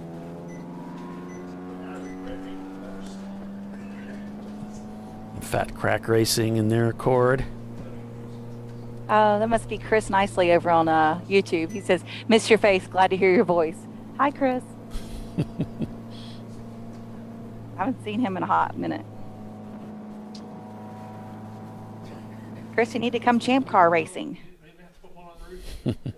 Haven't seen you in a hot minute. Yeah, that's what all the, kids say these days. Do they? Means in a while. I guess better than a cold minute. I don't know. I don't know where that came from. It's been around. That might not be a current view. I don't know. That's really, really dark. That's really, really bright. Yeah, it's tough to We need iris something these cameras. Need something in the middle. There we go. There you go. That's working just fine. And his gloves have yellow on them, but they have white too. Make them only like half as fast. Could be. I don't know. Take a look at his lap times and decide. Saying they're half-fast? Nice. We've got a nice picture on this car. Do something interesting. Help us out here. We'll be right back.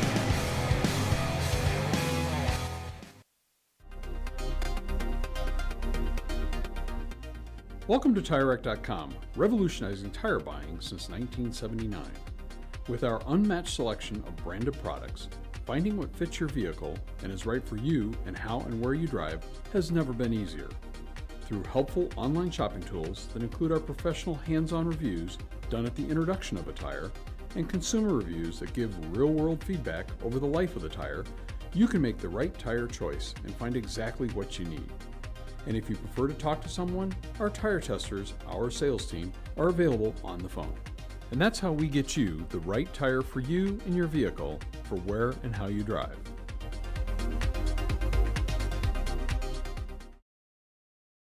At AutoZone, you get what you need when you need it. Got a today job? Pick it up free same day at your local AutoZone. More of a tomorrow project? Order as late as 10 p.m. with free next day delivery. Getting the job done just got easier.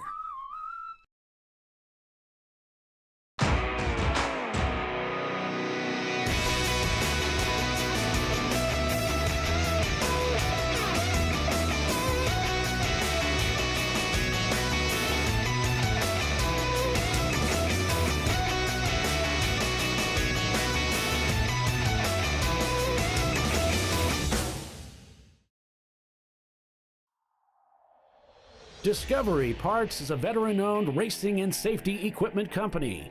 While we're located inside Atlanta Motorsports Park in Dawsonville, Georgia, Discovery Parts can also be found at the tracks, supporting a number of Champ Car Series events. We take pride in being a reseller of the best of the industry to Champ Car teams and drivers. We know racing, love racing, and look forward to tomorrow to even more racing. Visit us at discoveryparts.com.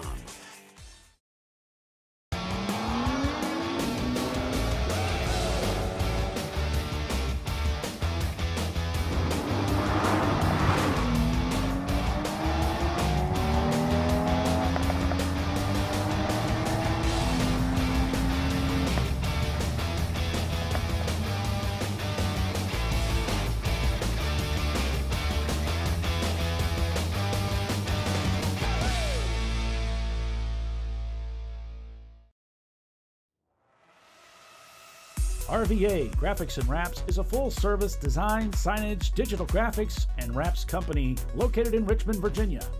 With over 20 years of experience, RVA Graphics and Wraps offers premium signage options for your business.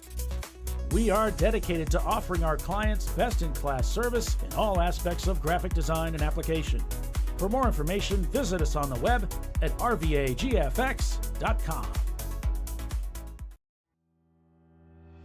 Lifeline USA is a leading manufacturer of onboard fire suppression systems. Lifeline's continuous commitment to research and development ensures that we supply the most innovative and cutting-edge products available. Used by the majority of the world's motorsport championship-winning teams and constructors, Lifeline has a proven history of success. Lifeline offers a complete range of fire suppression systems for all budgets and needs, and we continue to push development and limits on both extinguishment materials and our patented delivery systems to make the race car environment almost as safe as sitting on your sofa at home. Every kit has been designed for a professional and simple installation. For more information and to purchase your ChampCar fire suppression system, go to www.lifeline-fire.com. Located in Northeast Ohio, with 40 years of combined experience, Money Shift Racing knows how to deliver performance and safety, offering everything you need to get your vehicle and drivers ready for race day. From safety equipment to full engine assembly and repair, in-house fabrication, 3D design, and rapid prototyping. Money Shift Racing. Performance done right. Frozen rotors from Diversified Cryogenics deliver increased performance and a higher level of safety, while significantly reducing braking system costs. So to tell you a little bit about the durability of this product. So we have seen an incredible extension of the life of our brake rotors using frozen rotors. We've gone from brake rotors every other weekend to 6 weekends on one set of brake rotors, and I think they can go farther. The durability has been amazing. And it's been a fantastic season, and man, a lot of that is due to the way our car can brake on those frozen rotors. For more information, go to frozenrotors.com.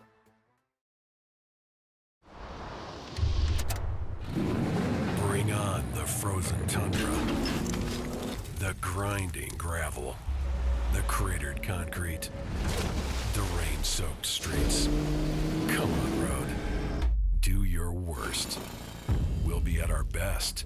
Reliable performance in unreliable conditions. Designed to meet or exceed original equipment performance. That's why more auto technicians choose Duralast parts. Exclusively at AutoZone.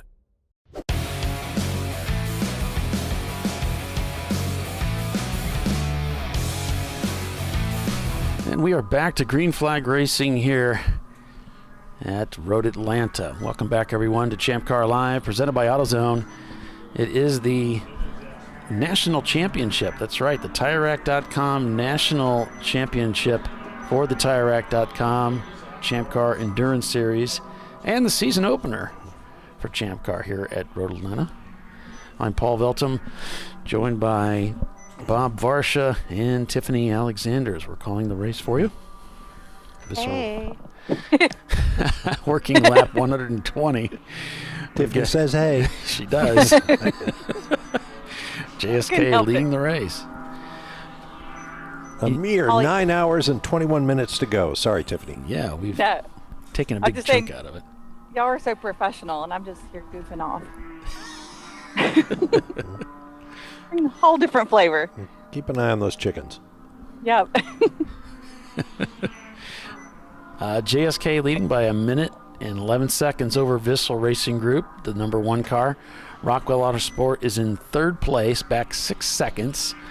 Then it's Cone Crushers in 4th. NSL Racing is in 5th.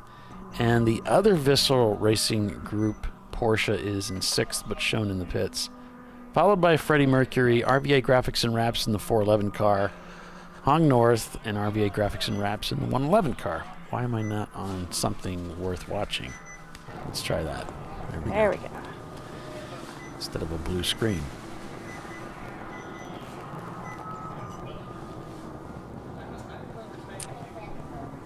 Team Infinity, and they are currently in 17th position.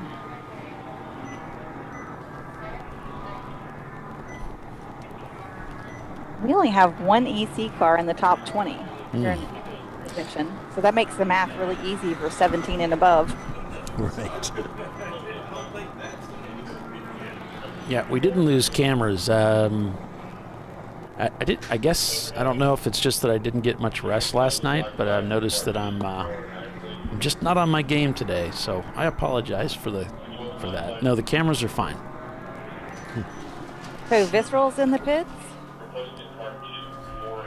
The 98, or 918, I should say. Yes. Yes, the 7th place car. Oh, yeah, there's also a 2nd place car, though. Yeah.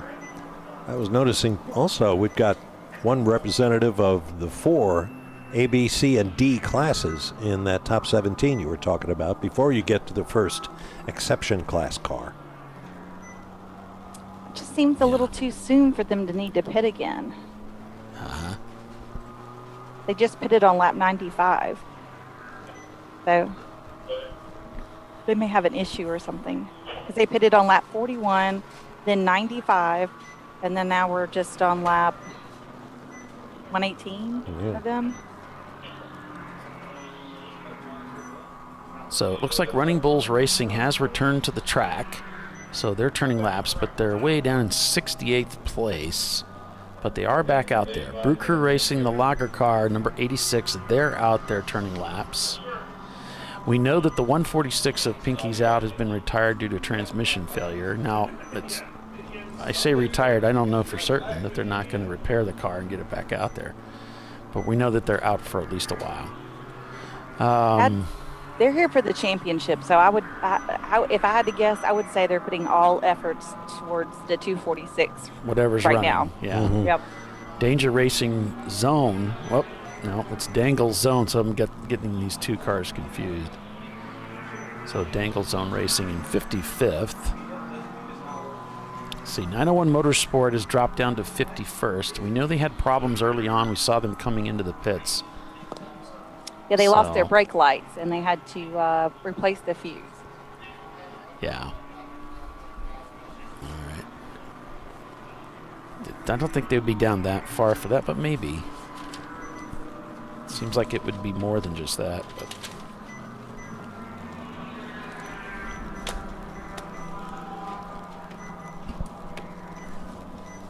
Thank you.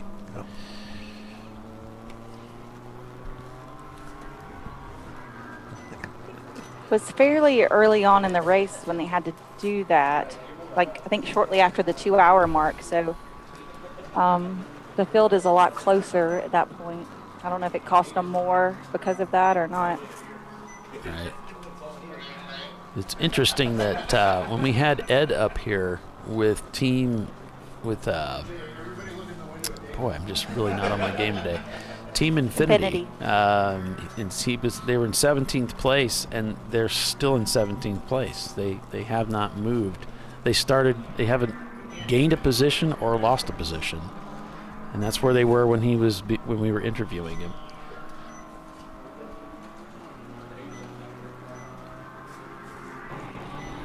So they're maintaining.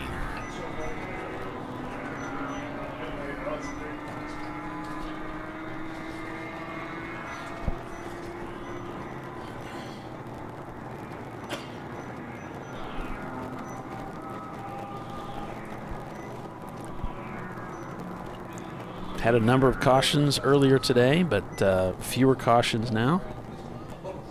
Visceral led the race earlier as the defending champion car, followed by Rockwell Autosport Fuse 15. Then there was contact for the Average Joes with another car, and that took them out for a while. You can go down through the standings and see if they've managed to get out. No, they're still behind the wall. It's shown down in 75th right now. Visceral maintained the lead at that time over Rockwell, and Good, Bad, and the Ugly had moved into third. Then at noon we had JSK taking over the lead with Freddie Mercury behind them, followed by Rockwell. And now we have Good, Bad, and the Ugly being towed in. And we'll see if they can. 37th place now. Yeah, and they have not cleared the pit loops, so they may still be in the pits or behind the wall. You'd think if it was just fuel, they would have had that fueled and back out by now. Right. I would hope so.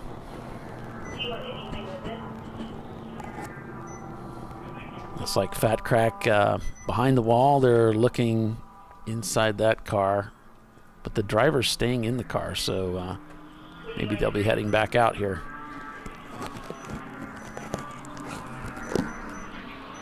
Looks like he's going to start for the starter there. One of our Florida teams, the Floridian Motorsports team. It can often be seen racing at Daytona and Sebring. Joining us for this event too. The Wittenauers, they were off track very early, and let's see, they've got 4. Looks like they've turned 4 laps, so it's not looking good for the Wittenauer team. 2 of our Birmingham teammates and fellow track enthusiasts. One is in Huntsville watching us, and then another one is in West Palm watching us. Okay. From the Beeham area, they're still keeping up with the racing. And our good friend Marky DeFarmer has joined us. Ah, yes. Welcome. Glad to have you. Mostly. I'm just kidding.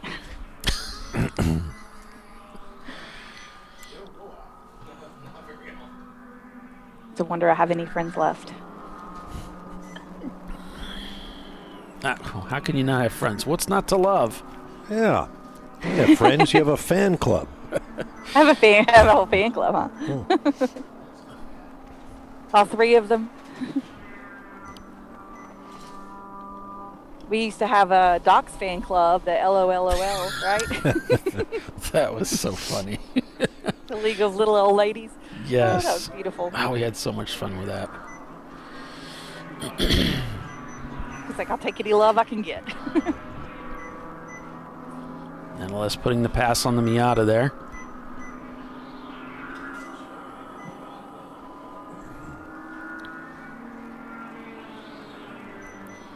Heading down to what looks like turn number 7, a downshift into 4th gear. They're just really, really flying through here. A break for all important turn number 7 for that backstretch run. Yeah, here comes the fastest part of the racetrack. You don't notice it from this view, but it's a bit of a climb up to this flat area. That's the notorious bump where 2 prototype cars in different years went flying in the air. Right, they like flipped up, right? Yeah. Called air in the front. Yep. That had to be fairly terrifying. Bill Auberlin in one of the BMW. Ooh. Got squeezed off. Clunk. Probably not the best place to try to orchestrate a pass. And one of the things I want to talk about Randy with when we get him up here. Randy and I did a video about passing, and I wanted to revisit some of those things that we talked about then. He's got some really interesting ideas that I think are very valuable for us as drivers to adopt a standardized method of conducting ourselves on the track so that there's less surprises out there. There's like a triangle of danger or something. The vortex of danger. Yep. Which he came up with this standardization approach, and I support it fully. I think it's a great idea. It makes us all faster when we all have a pretty good idea where the other guy's going. Less likely of getting into contact. Yeah. And using those mirrors is real helpful too. Yep. So NLS Racing vying for position. They are in that top 5. Their fastest lap time today, a 1:42. They've turned a lot of 1:43s in this stint since this driver took over. So those are good lap times. If we can keep putting those together, that will help them a great deal. Cone Crusher's up ahead of them by 8 seconds. So looking across the top 5, just the lap times that were recently turned, a 145, a 140, a 144, a 144, a 143. With Visceral turning in that 140 up there in second place. And that's, you got all this traffic. It just makes it so difficult to turn in those consistent lap times, but that's a stout lap time. There's the Shark car to the right of the RVA Graphics and Wraps machine, number 411. They're in 8th place right now. More BMW music. Searching for Hong North in their Trans Am.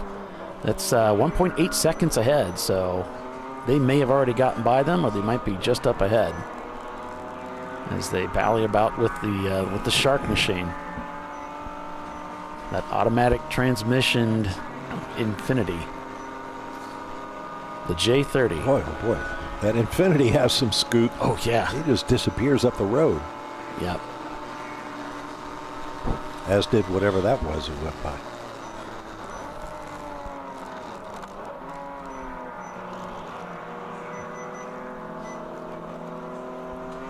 And then they head up the hill here for turn 11 and plunge down towards turn 12.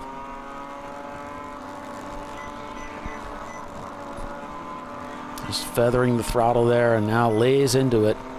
Looks for a way around the outside, or the inside rather, but doesn't look like that's going to happen. And now he's blocked. It might be a EC car that's up ahead. Yeah.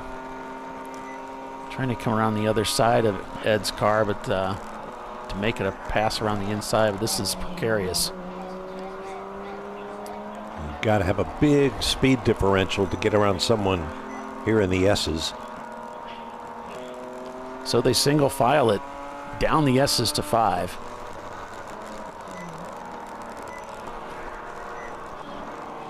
Now here's another opportunity. RVA getting a good run out of 5 there. But I just don't know they have the legs to get by the Infinity.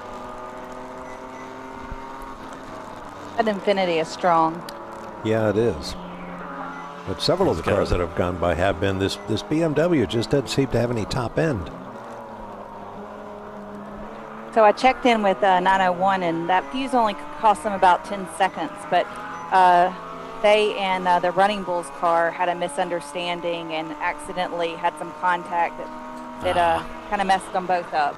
Gotcha. So they're all about having fun now, but they feel like they're out of the hunt. I gotcha. On board with Pinkies out, a contender for the championship, the number 246, that orange BMW. Coming down the inside of the Shark car, trying to get by. Shark car giving him room. Sees him there, leaves him room on the outside now as they head down through 11 towards the start-finish line. That's Birmingham's own Chris Preston behind the wheel. Man, talk about a talented driver. Like, always impressive to me.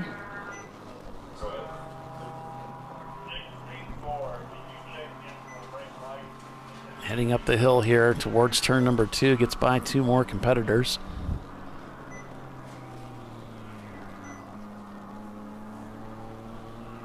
Pinky's out, now in 11th position. Their fastest lap time, a 142. And now currently turning a lot of 144s.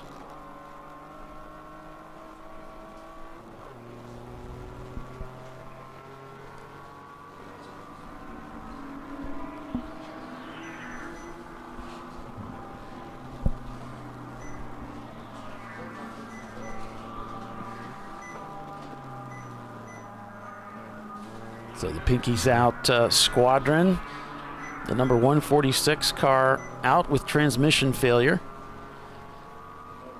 So this is one of the sister cars. And their attention turns to this car now as they're inside that top 10. Excuse me, they're in the 11th. Very close to the top 10. Floridian Motorsports coming through slowly down the front straightaway. Several cars working their way by. Not sure if they have a problem or just really that outpaced coming down the front to the front straightaway. We'll go on board with them here, and you'll see just the train of cars coming by. It's got to be an issue. It's a very fast car. Turbocharged Porsche 944.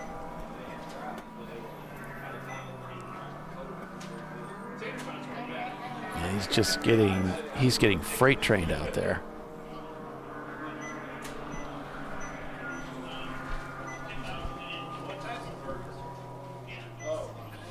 I mean, this team's been here several times, so I don't think somebody's just getting acclimated to the car. They haven't been to the pits recently, so it's not a new driver or anything. Well, this is interesting. This is the view from inside Fat Crack, and GBU is ahead of them. I'm not sure what we're looking at here. Is this pit out? Looks like they're in the pits. Yeah, it does. They're up against the rail there, so they're in the pits. GBU they're not behind the wall. No, they had their brakes on, so somebody's in the car. I see a hand. Yeah. Or maybe they're getting ready to go back out. They're probably letting them double stack since there's so many cars per pit stall. If I had to guess.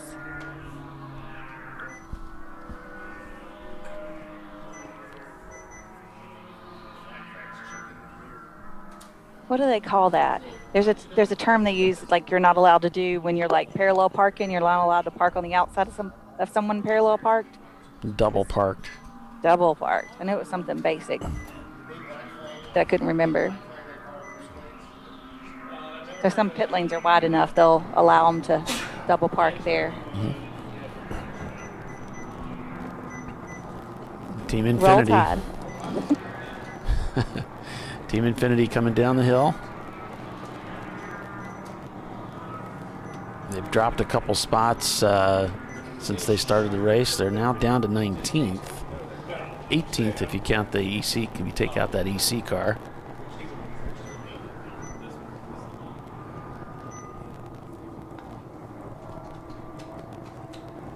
There's the Floridian car up ahead of them. Looks like they're going to get by them pretty easily. Yep.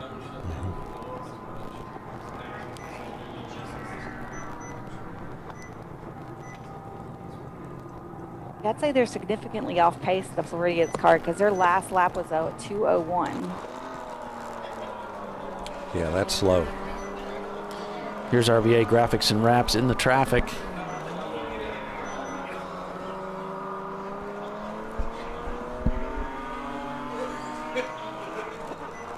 Looking at cars by class, A-Class currently being led by 45th Parallel, followed by Valyrian Steel and the Fuse 15 team. B-Class being led by Rotary Rocketeers, followed by Lone Star Rallycross and John Allen Special. C-Class is being led by JSK Racing, followed by Visceral Racing Group and Rockwell Autosport. Then we have D-Class, led by Freddie Mercury, followed by Team Infinity and Floridian Motorsports. And then we have Squadron is leading EC right now.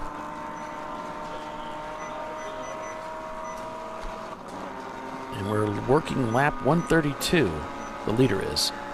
JSK, your overall leader, followed by Visceral Racing Group, back about a lap. Then it's Rockwell Autosport.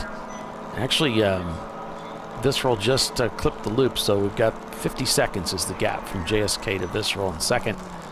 Then it's Rockwell Autosport, Cone Crushers, and NLS Racing in fifth.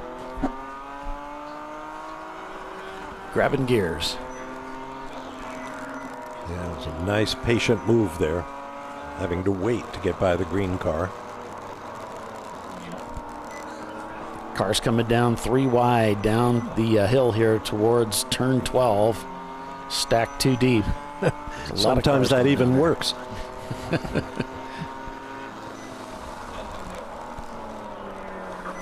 That's crazy. Oh, big speed differential coming down through 12 here between a Porsche and a Miata. They make it look easy. Slid through there. Is that NLS behind the cone crushers and in front of RVA? Let's take a look here. Here's NLS. No. Not unless they just passed the cone crushers then. And back with RVA. That does look like NLS there. It does. Coming down well, the hill I guess here. cone crushers have gone then. They 2 cars ahead of them now. That's why we weren't seeing them. Barging through turn 10B. Up the hill. Here we go. Gonna try and get by this other BMW here. Around the inside. You should see the train of cars coming down the hill here. As we started the race with over 90 cars.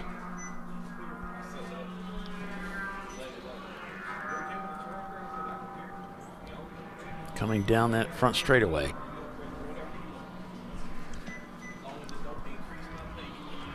So that's going to bring us to the top of the hour here, 1 o'clock. 9 hours remaining in this race. So much more to come. Stay with us. We'll be right back.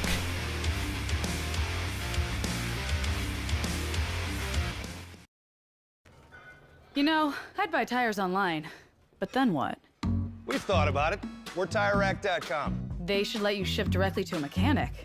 Actually, we call them independent recommended installers. They should have like 1,000 mechanics. Try over 7,000 installers. Then you just make an appointment. At a time that's convenient for you. This could change tire buying forever. TireRack.com, the way tire buying should be. Come on, Road. Do your worst. We'll be at our best. Engineered to meet or exceed original equipment performance, exclusively at AutoZone. Lifeline USA is a leading manufacturer of onboard fire suppression systems. Lifeline's continuous commitment to research and development ensures that we supply the most innovative and cutting-edge products available. Used by the majority of the world's motorsport championship winning teams and constructors, Lifeline has a proven history of success. Lifeline offers a complete range of fire suppression systems for all budgets and needs, and we continue to push development and limits on both extinguishant materials and our patented delivery systems to make the race car environment almost as safe as sitting on your sofa at home. Every kit has been designed for a professional and simple installation. For more information and to purchase your ChampCar fire suppression system, go to www.lifeline-fire.com.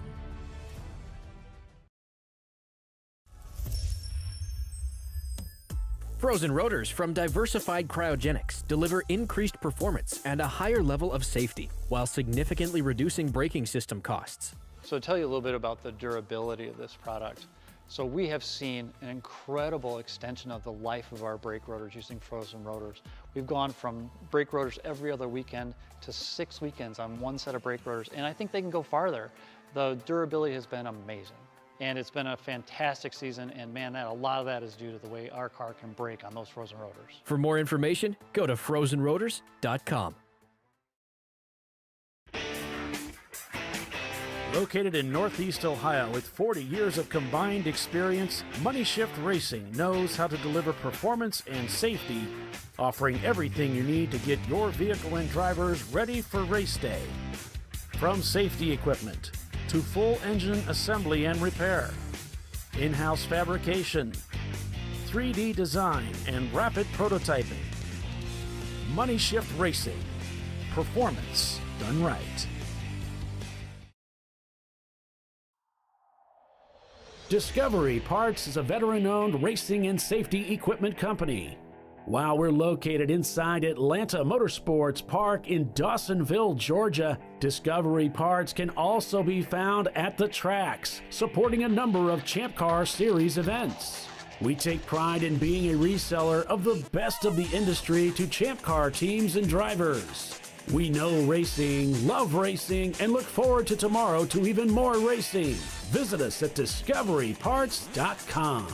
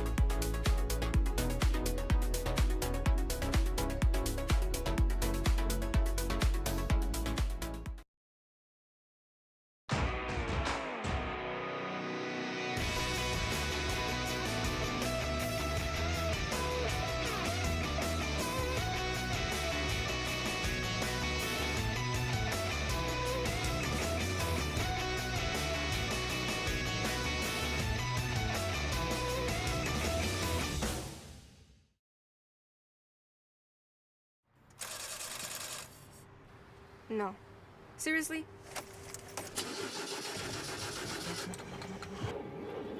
Come on. No, no. You for real? Dale, dale. Really? Wow. So maybe just a cable? We can help you. Welcome to America's #1 battery destination, AutoZone, your battery solution.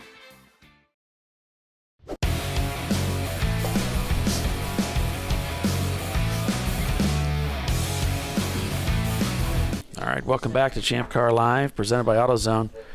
We're under caution at the moment. Not sure the cause of it yet, but as we get that information, we'll let you know. RVA talking to his crew, might have had some contact. Looks like they're looking at the front end of that machine. Mm-hmm. Turning that wheel, we'll see if we can boost the audio. He's creeping forward. Gonna go behind the wall? No. Try to drive it up here. Let's put this on. I mean, if it's overheated, there's no water in it. There's no reason to try and send it right back out. So they're talking about overheat conditions, so this could be terminal. Hold a radiator or something? I mean, I got the flying moose out earlier. Was they said there was a bunch of rocks on track, and one of them there's radiator. Mm-hmm. Looks like the number 111 of RVA Graphics and Wraps coming in to the pits right now. Probably taking advantage of the caution. So yeah, this could be bad for the 411 car. That's unfortunate. Could be all she wrote. Fat Crack Racing also behind the wall right now, trying to figure out that car. Florida Motorsports, though, stayed out. So under caution here with 135 laps in the bank. Oh, here we have the scene of the crime. Looks like one of the TLM cars, maybe. It's being tended to. This is coming out of 10B. Mm-hmm.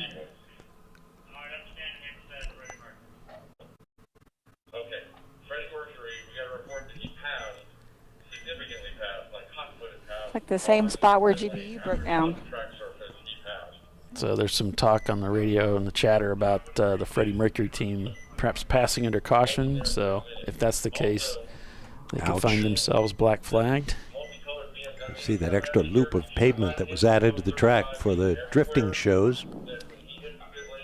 Yeah. Which are pretty spectacular, I have to say. The La Quinta Hotel where we're staying at, Tiffany, they have some pretty amazing pictures of race cars and murals. There's an enormous mural on our wall in our room of this car. Really? It's a Z car doing a drift. And it's like a painted version of it. But it's the entire length of the wall. It's wow. Really incredible. We're staying in the room we're in is huge. It's just really something. Nothing but the best. Nothing but for Polly, right? He's probably in a suite or something. The Flying Moose, they've got that back out on track now, and I sent you the link to their camera. Oh, excellent. Polly. Okay. It's over in the chat. All right. Back to green. Here we go. Cars racing down the hill.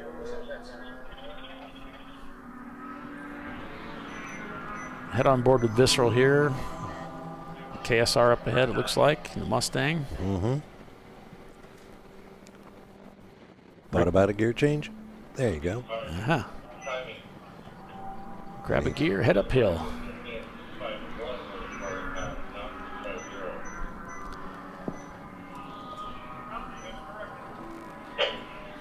Using the curbs, bouncing around.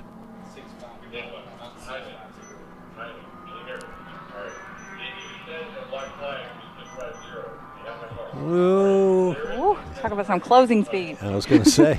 Ooh. Did get by without touching them.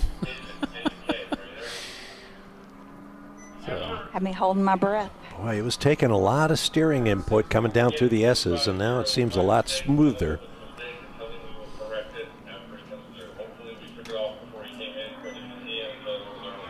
Might be the roughness of the pavement. Old pavement, it must be said.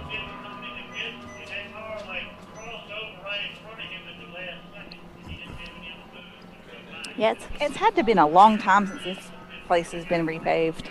Mm-hmm. I know they had that patch they had to fix that came up at Prt1, that was probably 5 years ago. They had a chunk over there they had to fix. Yeah, they had to use some kind of quick setting patching. Mm-hmm. It's not my favorite year. There's the Lotus Elise of one of their college teams that's here. I believe it's an Elise.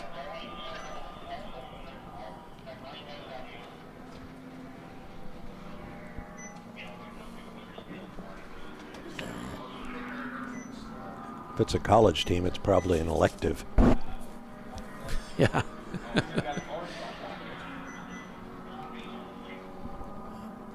Okay, here we go down through the S's again.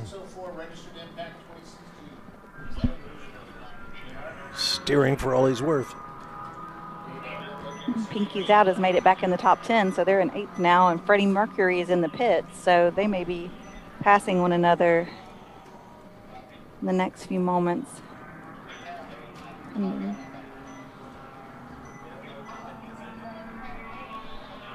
Oh, and GMS Racing is right behind them in number 9th. With Danger Racing right behind them in 10th. Yeah, all those guys know each other. Mm-hmm.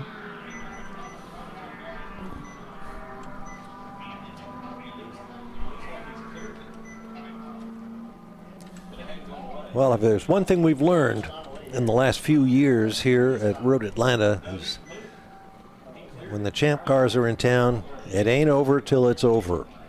Boy, that's right. It is not. You just never know. They've had such dramatic moments in the closing laps in the darkness. And as Doc Waldrop used to say, here it gets country dark. Yeah, I do remember that.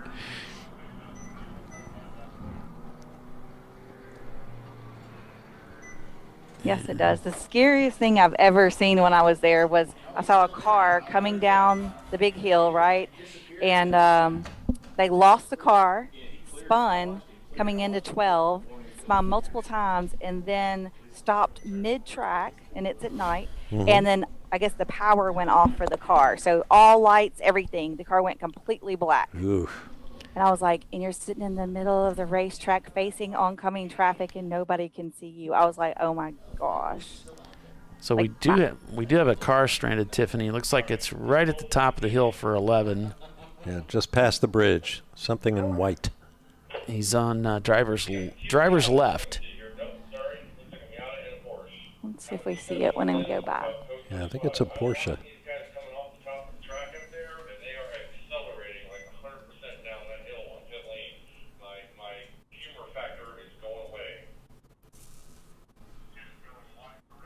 Somebody losing their humor factor. I think that's our race director, Yeah, Dana. the race director not happy with what's going on here with the way the cars are coming down the hill. Yeah, people are passing the scene of the stranded car and then accelerating down the pit lane entrance at a rate he is not happy with. Beyond a safe rate of speed, I'm imagining. T-line going back out. Yeah. I mean, they can't be accelerating on the racetrack because they're under code 35. purple. Yeah.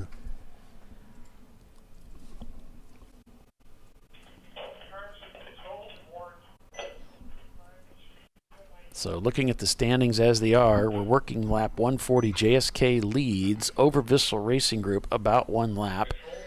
And it could be less than a lap because of the way that the timing and scoring system works. If the leader crosses the start-finish line and the other guy behind him hasn't crossed yet, it may show a lap difference until they cross, and then we get the actual time difference. Rockwell Autosport in third, but shown in the pits. NLS Racing in fourth, Cone Crushers fifth. Then it's Hong North, Pinky's Out, GMS Racing, Danger Racing, Visceral Racing Group. This is the number 918 in 10th. Followed by Freddie Mercury, Rotary Rocketeers, 45th Parallel, Valerian Steel, and Team Infinity. That's your top 15. And the rollback is at the scene here of the stranded car up on the top of the hill. Want to do a full field rundown? I mean, we only have 81 cars out there. We do have quite a bit of time on our hands, too. I was hoping to avoid it, but The time or the full rundown? the full rundown and the time. All of the above. No, it's all good. It's all good.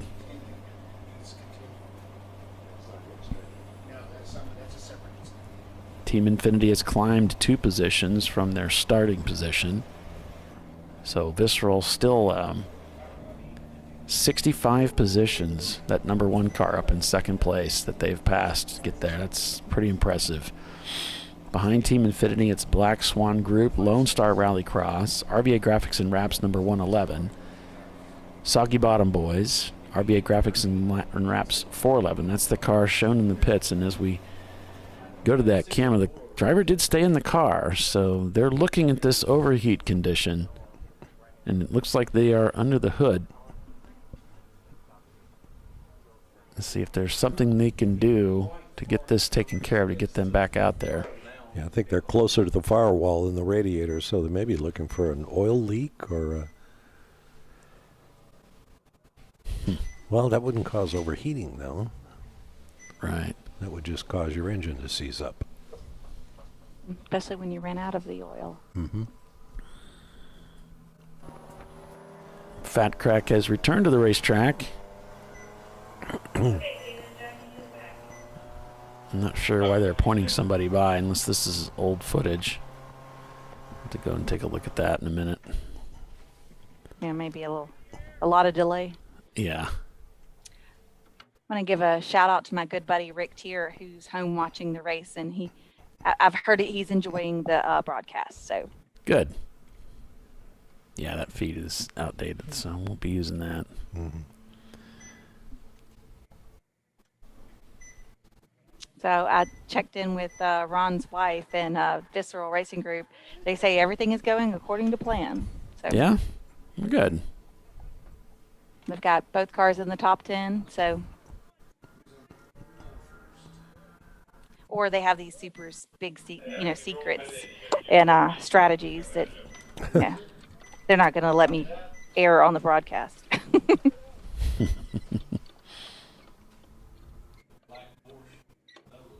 Okay, so Bill's saying that the teams are warned by the race director that the code 35 is to be maintained on the pit lane entrance road as well. There you go. It's not just for the racetrack.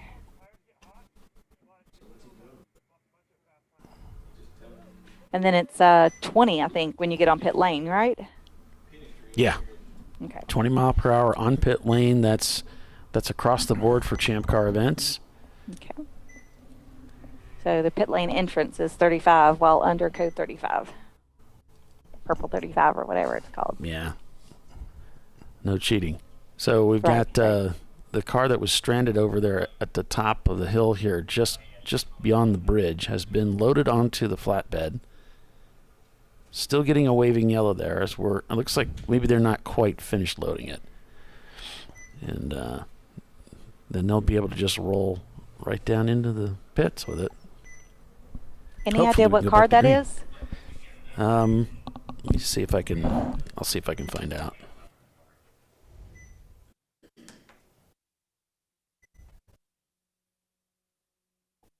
And the suspense continues. Da-da-da.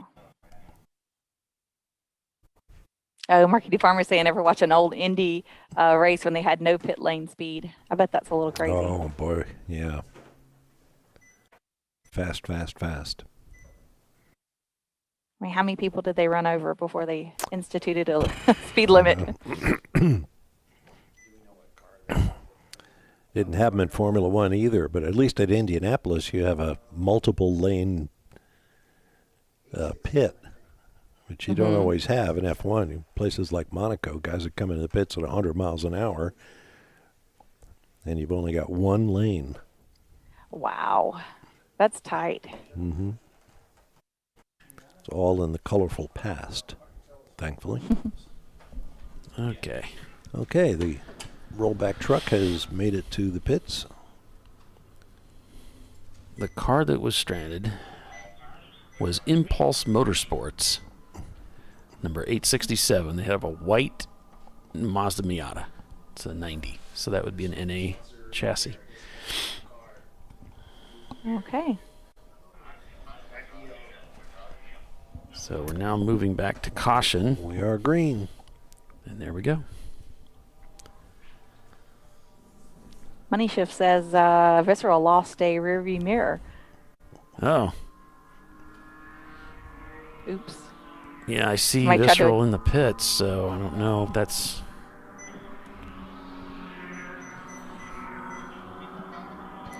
It's like that. Oh, the mirror is gone. They've got two there, or the one at the top of the windscreen, which looks like it has no glass in it. Oh, right. Yeah. Yeah, he's doing The more mirror passing than part. anything, so he doesn't really need it. And you do have to be careful with those long acres. You go to adjust them, and they'll just break up in your hands. If it's too tight, the frame will flex, and the glass itself is very thin and fragile. So the plastic flexes, but the glass does not. Yeah. Mirrored portion. That's the downside of those, but they've got two sizes. That's the big one, and I kind of like the bigger one. It's easier for me to see what's going on with that because they have that curvature, which distorts the view. So when you have it in a smaller mirror, it's even more distorted. It's almost useless in my eyes, but the bigger one there is pretty useful. I like it. I find that those are easier to see. The viewing is better than the the mirror that's what do you call it? Like it's segmented. Those are the those are the, I think they call them wink mirrors. Mirrors. Yeah, that's what it was. Those are the old style mirrors, like the ones my dad raced with, and I used to race with those too. But I kind of like this, what is it, concave, convex, whatever. Curvature.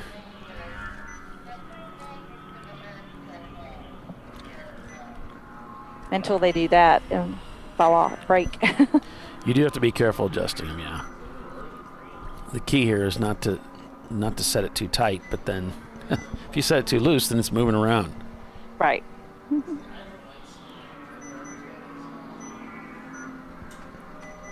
Pros and cons to everything.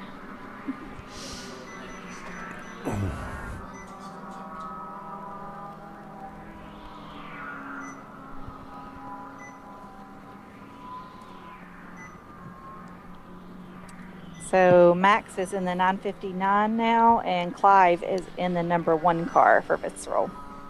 So this is Clive we're on board with right now. All right. I think they just pitted the 959, maybe.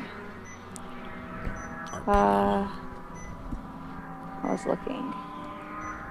I've got it as 918 on here. No, maybe not.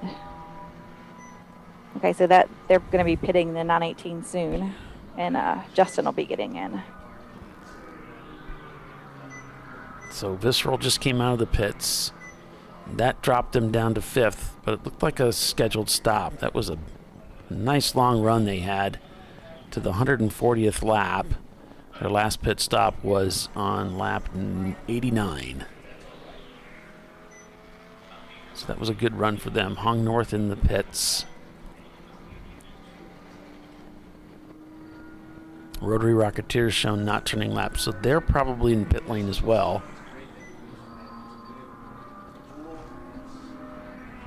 I'm watching the number 80 Mini Cooper coming down the hill to start another lap here.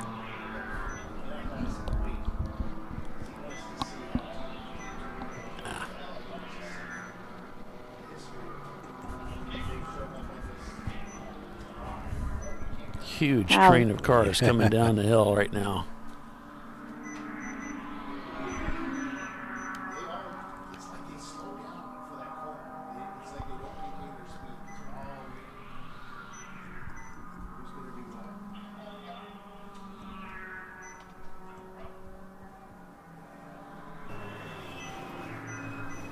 Floridian Motorsports, they're keeping it out there.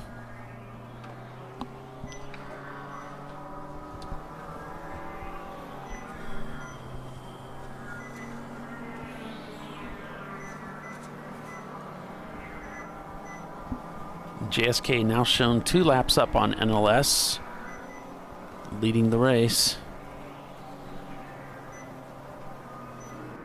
And here's our second place contender.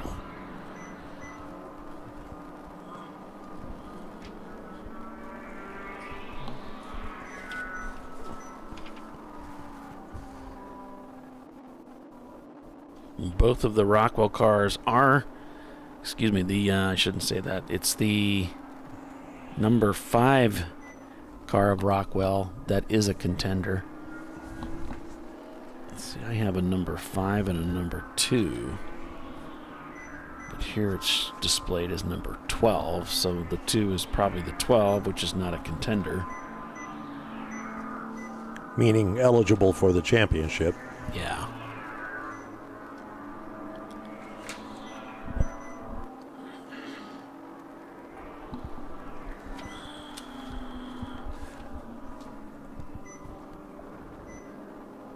Very considerate of this NLS team to put, I presume that's the driver's name on that piece of paper on the dash directly in front of our cameras. So this would be Jeremy Boyce.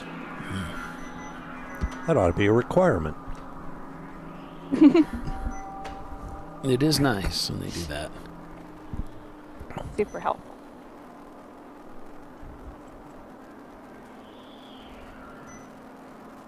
I've noticed that some of the teams will do that at the beginning of the race, and then somewhere along the middle of the race, they forget to change it, and then the same name is up there for several hours. Well, you know. Please like and subscribe on the channel. We'd appreciate that. It does help us out. If you change in midstream, you get what you deserve. Oops. Oh, is that link not working? It is. We're okay. Okay. Okay, cool. That particular scene is not right.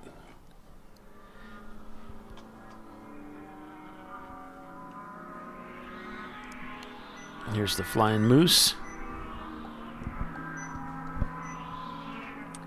I had put a request out on Facebook for folks to let me know if they were streaming this weekend, and I had like 13 people reply to that with links. So there's a lot going on here.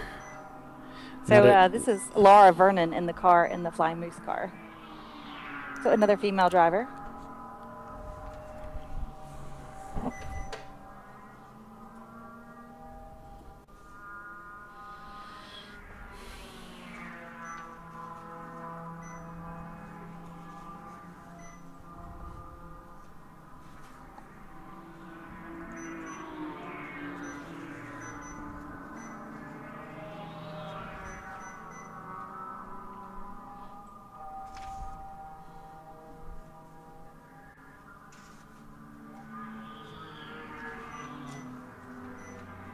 This car is really quick, even though it is a Volvo.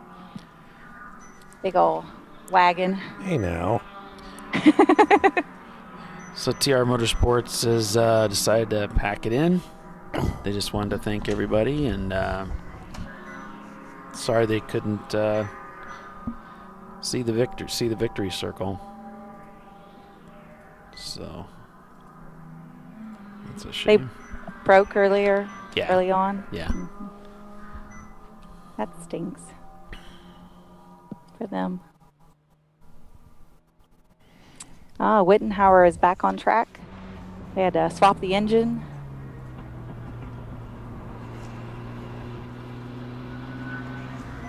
All right. I'm sure you remember, Tiffany, that decades ago in the, I believe it was the British Touring Car Championship, there was a team of Volvo station wagons, and one of the drivers was two-time world sports car champion Derek Bell. Really? Yeah. Those are very rare cars. Yeah, and my good buddy Sam Collier is just a mastermind with these cars, those big Volvos. And I've known him and his dad and his sister for a very long time. And he and Randy have become friends, Randy Potes, and he works on this car. And he's made that car stupid fast, his Sam's car and Randy's car. So, I mean, I think they're doing 144s the last lap by, well, 146 that one, but 144 before. I mean, the car's quick. Is Sam a Collier, as in Yes. Revs Institute? Oh, I don't know about that. I know his dad's a therapist like me. Oh. So it's like, small world. All right, well, we'll take a quick break here. Be back in just a few, so stay with us. You're watching Champ Car Live, presented by AutoZone. It's JSK Racing, your leader. We'll be right back.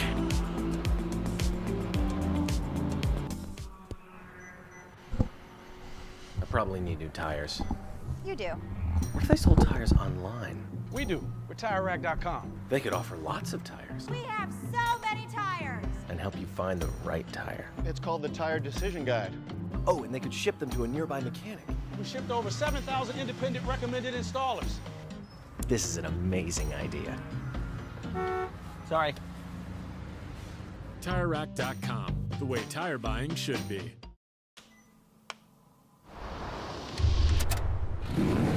Bring on the frozen tundra, the grinding gravel, the cratered concrete, the rain-soaked streets.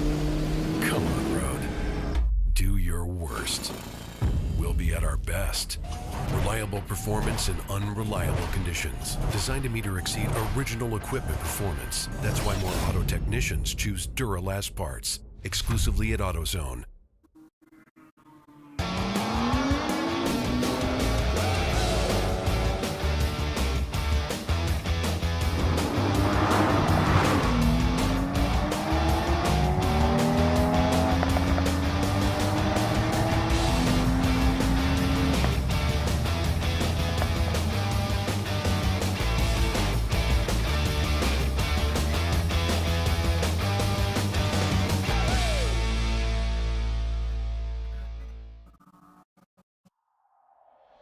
Discovery Parts is a veteran-owned racing and safety equipment company. While we're located inside Atlanta Motorsports Park in Dawsonville, Georgia, Discovery Parts can also be found at the tracks, supporting a number of Champ Car Series events. We take pride in being a reseller of the best of the industry to Champ Car teams and drivers. We know racing, love racing, and look forward to tomorrow to even more racing. Visit us at discoveryparts.com.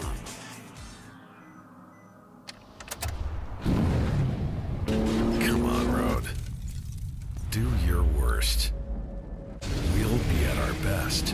Stress tested to meet or exceed original equipment performance. Exclusively at AutoZone.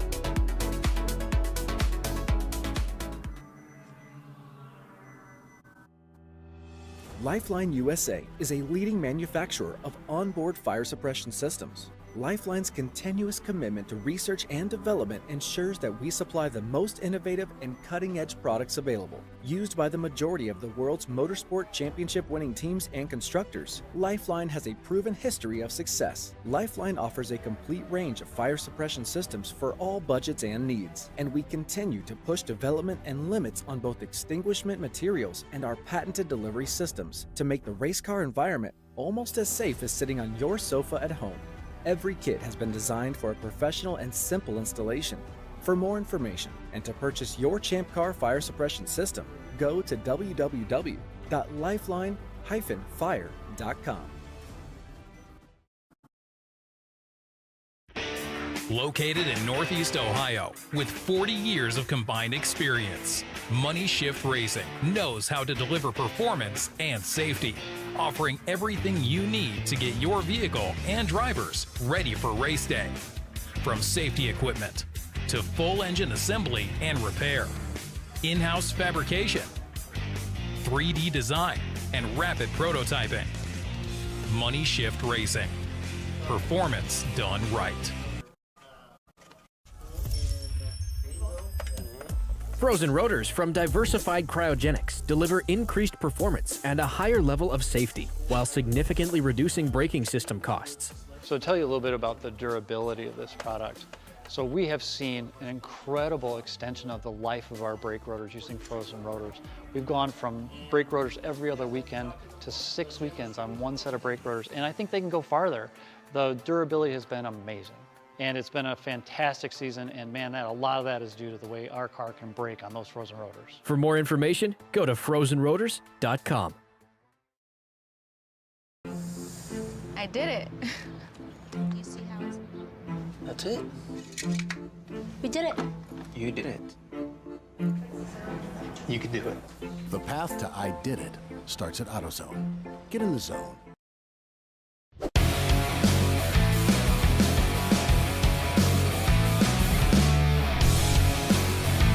All right, welcome back, everyone, to ChampCar.Live, presented by AutoZone. We are here at the TireRack.com National Championship race at Road Atlanta, Michelin Raceway, Road Atlanta. We're under green, working lap 151. JSK Racing leads this race with NLS Racing in second. Cone Crushers is in third.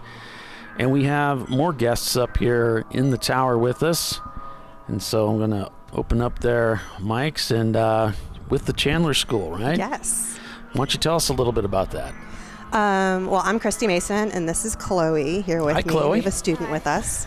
And we are the Chandler School. We are located in Greenville, South Carolina, and we are a school that is for bright dyslexic students with learning-based challenges like dyslexia. Okay. And so you guys are out here racing. You race with us quite a bit over the years, and we know that you've also sponsored an award. It's sort of a sportsmanship award that we offer to the teams. Exactly. At the discretion of the race director, those are handed out. And so how many times have you folks been out? Is this one of your home tracks? Are you around this area? Or We do travel. We're 2 hours up the road, so it's the most convenient one. But okay, we go to Daytona. We go all over and bring our students team with us. And today we're racing the Lotus. She's out there, but we also have our Mustang with us that we have for sale. Oh, okay. And the Mustang was made especially for endurance racing. She has an LS3 engine built especially by Joey Arenting. And it's built especially for endurance racing, just like WRL and ChampCar. Okay. But we have found that it's hard for us to financially run both our BMW and our Mustang in the WRL series. So that's why we're trying to pass it along to a new owner. Gotcha. Well, that's cool. That's an opportunity for someone who's looking for something like that. They can get a hold of you. And how would they get a hold of you if they did want to talk to somebody about that? Thank you for asking that. You could email us at Brooke, BROOKE, at thechandlerschool.org. Or you could call me at 864-607-1355. Either way, we will be able to get you in touch with those who you need to speak with. And also,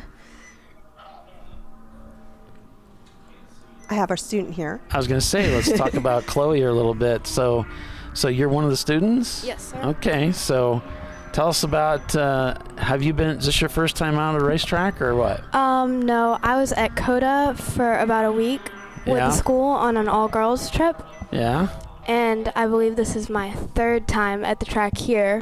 Oh, okay. So you're kind of regular. Yeah. Yeah.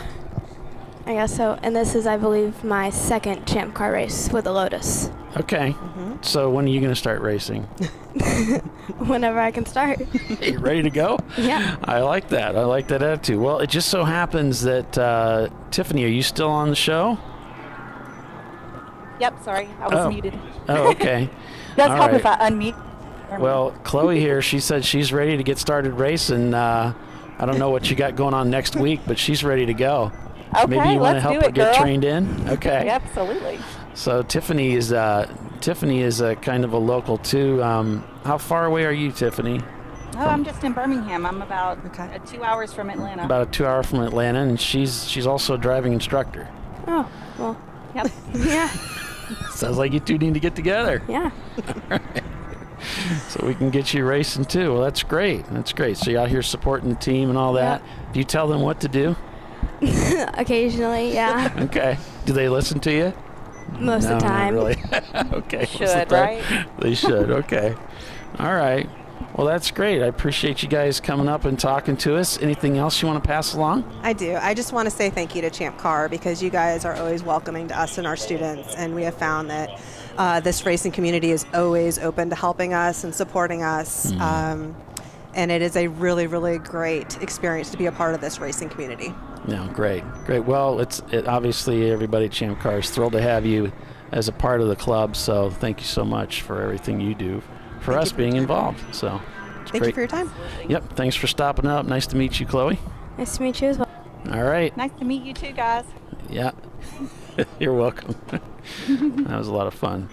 Chandler School coming up and representing here on the show with us. It's always nice to see the kids out at the track enjoying the thing that we all enjoy, you know? Yep. Future racers, Team Infinity coming into the pits. I always think it's all about finding your people, you know, no matter what. And that was what I love so much about track events and racing is, you know, it was then that I really realized, like, who my people were. You know, I was like, oh, I am in my element. These are like-minded people. Like, this is the place that I fit in the most of anything. Right. Looks like we just went to caution here at the track. We've got a car stranded. Looks like they bailed out. Boxster, doesn't it? And looking for a way back in. So he's pulling back in. It does look like a Porsche. In fact, the Porsche is coming into the pits now.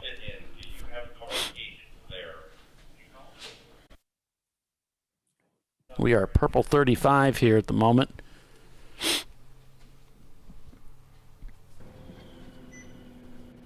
As the field has been slowed.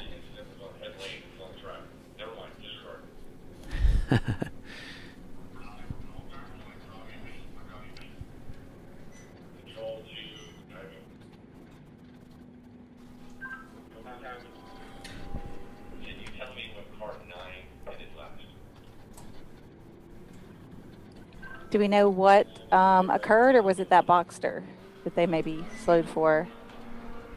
I'm not sure, but we're back to green. So it looks like it was just the Boxster. That'd be I'm just drawing conclusions. Not like I really know and anything. They got it underway, so now we're back to green. It's underway, yeah. So there you go. When in doubt, make it up. Right? Isn't that the rule of broadcasting? Yep. How'd the interview go? It was great. It was a lot of fun. And we got to talk to the Chandler School representative and to Chloe, one of the students. And she's planning on racing pretty soon. And good. I think we're going to connect her and Tiffany and get her in a car. We should connect her with that other famous dyslexic racer, Sir Jackie Stewart. Yeah? Jackie and I did the Monaco Grand Prix. I think it was in '91. And I arrived at the announce booth with my usual armload of lap charts and grid sheets and notes. And all that sort of thing. Jackie shows up with a emptied legal pad and a pencil. and when he put that down, our conversation got around to the fact that he is severely dyslexic, which he's written about in a couple of his books. And as the race went on, he would pick up the pencil and write notes to himself in this stenography type of hieroglyphics that I couldn't make anything out of, but that's how he read, essentially. Wow. Gotcha. Practically cannot read the printed word, although he's a fabulous extemporaneous speaker. Olympic level shooter and dyslexic as all get out.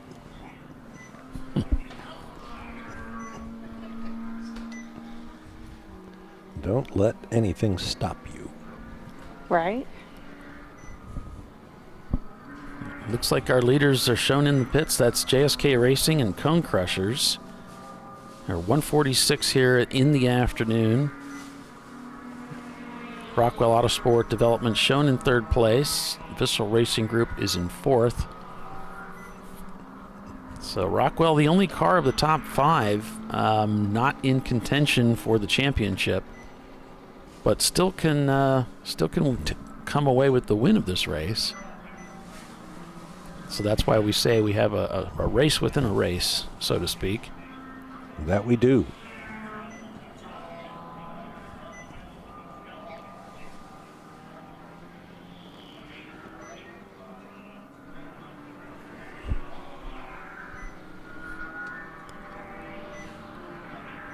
We're on board with Vissel Racing Group. This is the number one car.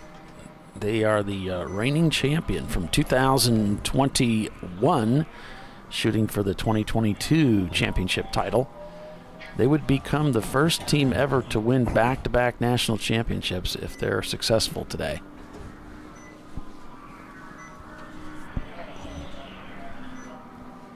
So cars with crossing the pit loop, I've got JSK Racing, Cone Crushers, NLS Racing. That's all in the top five. And then we've got Soggy Bottom Boys, Lone Star Rallycross, Black Swan Groupie, and Team Infinity down in 20th place now. So some issues obviously with the Infinity car. They have that car leaving the pits just now. And it looks like Ed back at the wheel possibly, so we'll see if Ed can make a dent in the position that they've lost as they were in the pits.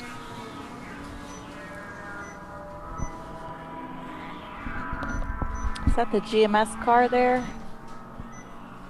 Kind of looks like it. To the left of Ed's? Oh, okay. Yeah. Yeah, it could be. It looks like they pulled them over. Maybe they penalty or either their timer, they're not out of, and then finish their time on their clock. They're pros at this. They surely wouldn't show up at pit out with time still on their clock, right? You wouldn't think they'd show up with a lot of time. It looked like it was getting a little congested there at pit out. Yeah. I see Ed favors the Jacques Villeneuve cut in his driver's suit, which means tons of extra fabric. Fits like a onesie.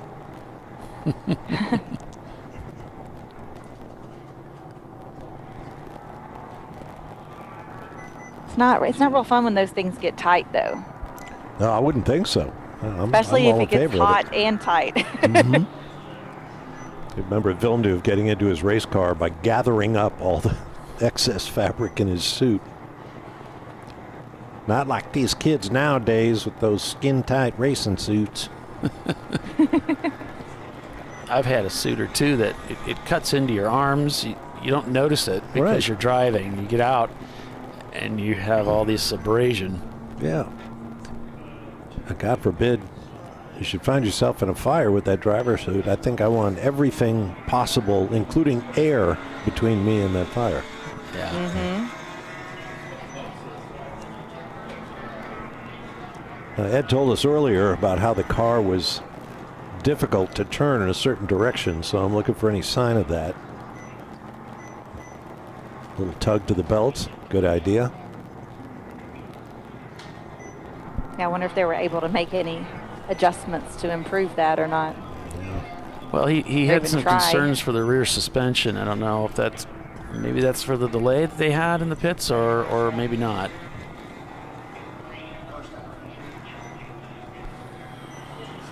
Why is he one-handing it?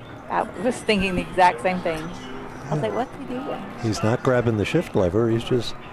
Is that where their button to talk is or something? I wonder. So we've got car 249 stopped in turn 3.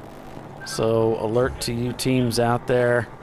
Car stopped in turn 3. GA Motorsports. If I got anything on the screen there, I don't see, but obviously it could be off camera just a little bit. So right. Let's see if I can bring them up here. Yeah, it's on. Looks like just outside of our camera view there. I know it's a little fuzzy. It might clear up here in a moment, but you get the idea. Looks to be driver's right. Driver's right is the report. Oh, okay. Got our onboards approaching the vicinity. Car stranded. Let's see here. It's pretty difficult to make it out in the preview. Here comes the code 35.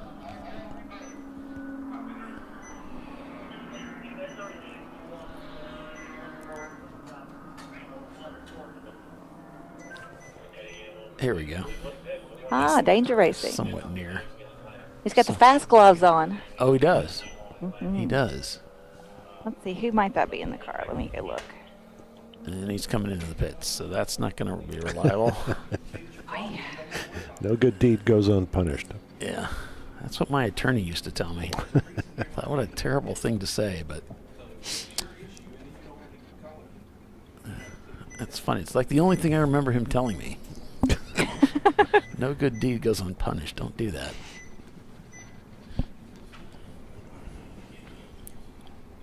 I always think of that coming from my accountant.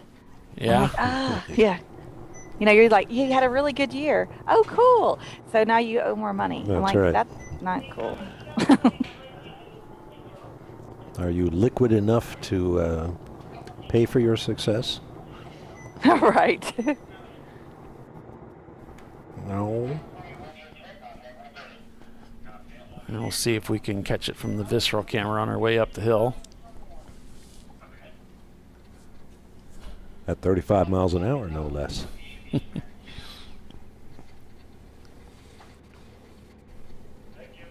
Going from race pace to 35 miles an hour is like,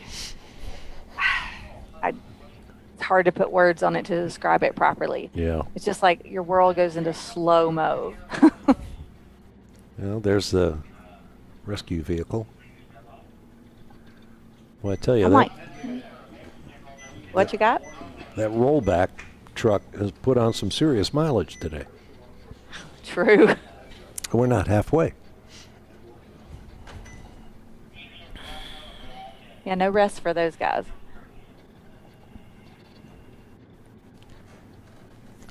All I see is a lot of white. I don't see a car. Oh, wait a minute. Yeah. I don't see anything. They lied to us. There's no car stopped there. They've moved on.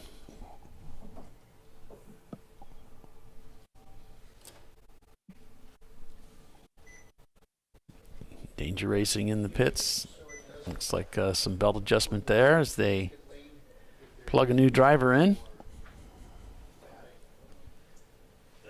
They were in 5th place when they pitted right behind Pinky's out. The 246 and 4th, both shown in the pits right now. Yeah, this will shake up the standings. Rockwell shown in the lead now.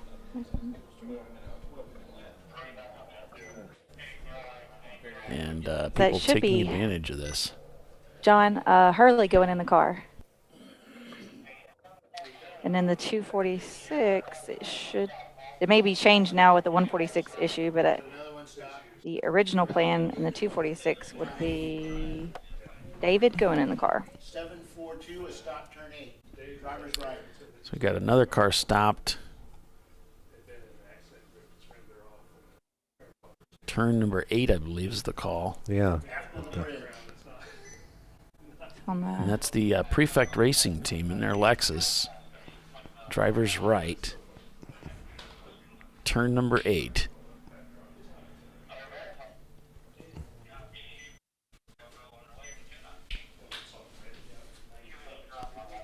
Our view from up here in the tower, you can see that reflection on the glass.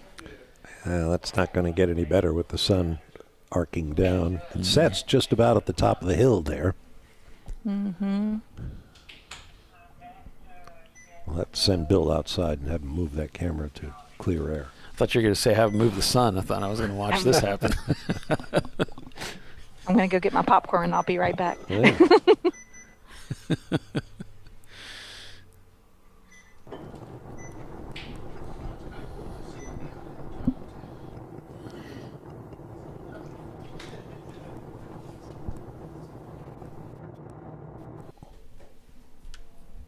Well, while we're under caution here, it's good as time as any to take a quick break, and then we'll be back in just a few, so stay with us. You're watching Champ Car Live, presented by AutoZone. Still a lot of great racing up ahead.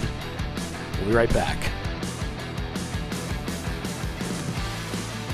An important decision is afoot. This man is about to buy tires on TireRack.com. Tire Rack is the leading online retailer of tires in North America and a repository of advice and expert reviews. And it's done! All that's left is to arrange for safe, easy installation at one of our independent recommended installers. Well, I guess he did that too. TireRack.com, the way tire buying should be. Come on, Road. Do your worst. We'll be at our best. Engineered to meet or exceed original equipment performance exclusively at AutoZone.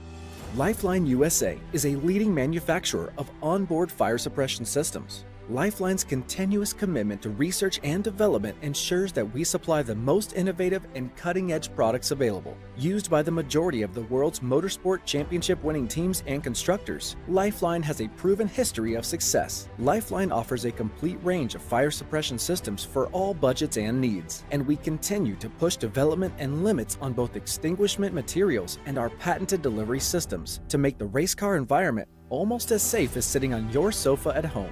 Every kit has been designed for a professional and simple installation. For more information and to purchase your Champ Car fire suppression system, go to www.lifeline-fire.com. RVA Graphics and Wraps is a full-service design, signage, digital graphics, and wraps company located in Richmond, Virginia. With over 20 years of experience, RVA Graphics and Wraps offers premium signage options for your business. We are dedicated to offering our clients best-in-class service in all aspects of graphic design and application. For more information, visit us on the web at rvagfx.com.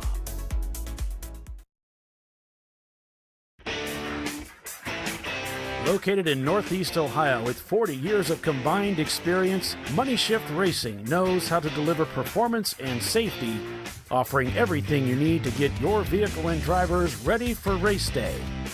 From safety equipment to full engine assembly and repair, in-house fabrication, 3D design, and rapid prototyping. Money Shift Racing. Performance done right.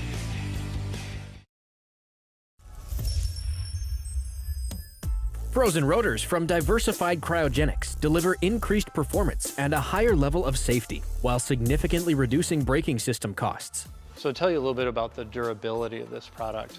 So we have seen an incredible extension of the life of our brake rotors using frozen rotors. We've gone from brake rotors every other weekend to 6 weekends on one set of brake rotors, and I think they can go farther. The durability has been amazing, and it's been a fantastic season, and man, a lot of that is due to the way our car can brake on those frozen rotors. For more information, go to frozenrotors.com. Nice. Yeah, I heard about this. So I would actually go with the full synthetic. Ceramic pads. So for the Duralast rotors. I did it. You see how it's... You did it. That's it. We did it. You did it. You can do it. The path to I did it starts at AutoZone. Get in the zone.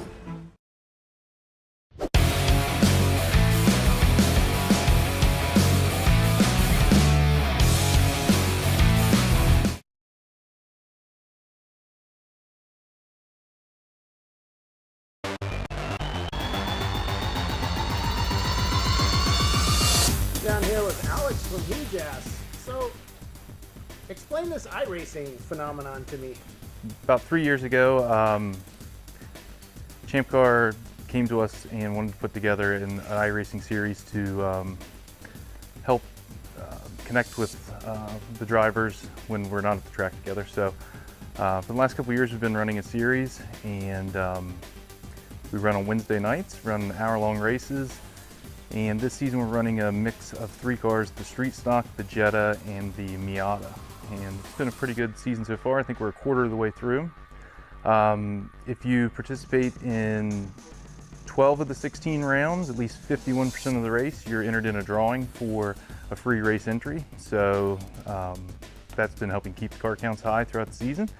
And then of course, if you're the winner of the series, gather the 12 best finishes over 16 possible rounds, then you'll be crowned the champion and earn a entry into a real-life ChampCar race. You can take that, enter your own car, like we have here with this one, or use that to enter with any number of the teams in the series, like I did last year at Daytona with Speedway Creations.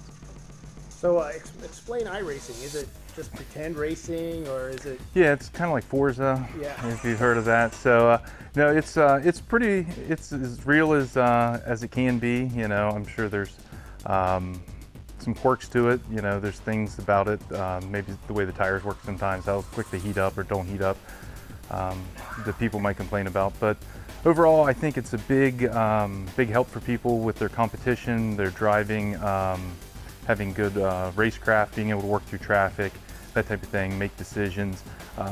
A lot of that stuff just comes with repetition, and you need thousands and thousands of reps before you can consider yourself to master a skill. So getting those reps online is much cheaper than at the track, and you know, I think that it definitely pays off. By doing those laps ahead of time in the simulator, I'm much more prepared once I get there. Now, do I have to spend thousands and thousands of dollars to buy simulator gear? No, actually, the fastest guy I know races with a single monitor and a G27, which is like a 12-year-old, you know, type of wheel, base entry type of thing. You get going with a wheel for about, I think about $200, $300, I don't know. You can spend upwards, and that would be a wheel, shifter, pedals, the whole thing. You know, computer, $600, $800, $1,000, you know, you can spend more, but I would say you'd be fine with $600 or $800 machine. You know, a couple $100 for a wheel, you could be, you know, 0 to racing in probably $1,000. It sounds like a lot, but anyone watching this spend $1,000 a lot quicker on a lot dumber stuff in the middle of a paddock just to go racing again. So, and then, you know, the sky's the limit. It's racing. You can get fancy pedals, you can get fancy wheels. I would say you could get a pretty close to top line setup for a couple grand. It helps, but it doesn't. It's not the end all be all. You know, more expensive wheels just going to have more forces, so the little bumps feel like little bumps, and the big bumps feel like big bumps. Where with a you know, a lower end setup, the little bumps you don't feel them, and the big bumps feel like little bumps. So it's a lot of fun. iRacing also puts on endurance races throughout the year. They do all the big ones: Daytona 24, Sebring 12 hour, Nürburgring 24, Bathurst, Le Mans, everywhere, the Knoxville Nationals, any big event, Indy 500. So you can compete against people of your skill. You'll be matchmaking. You have a driver rating, and then that puts you in races with people of your own skill. So if there's 500 people that show up, you'll be paired with the 30 that are closest to you. Now in the Champ Car Series, since we're a private league, we have all skill ranges. So if you come out to the Wednesday night races, they're a lot like a real Champ Car race. We have some guys that are, some cars 8 seconds off the pace, and then we have, people that are all of a sudden, on your bumper, alien speed. So it's been really awesome. I know the car count's going up. We've got quite a community. A lot of people are proud of their progress. One of them, Andrew Kosick, he was the door prize winner last year, so from Most Mint Racing. So I know he's really proud that he's now finishing on the lead lap, so that's pretty awesome. So, I mean, everyone's gonna have someone to race, right? So definitely come out and join us. So what's this? We were talking earlier. What's the secret Andretti cheat code? I can't share it with you guys. Yeah, I mean, I got to keep one advantage back. There you go. All right, thanks for talking to us, Alex, and we'll see you at the track. Yep, thanks.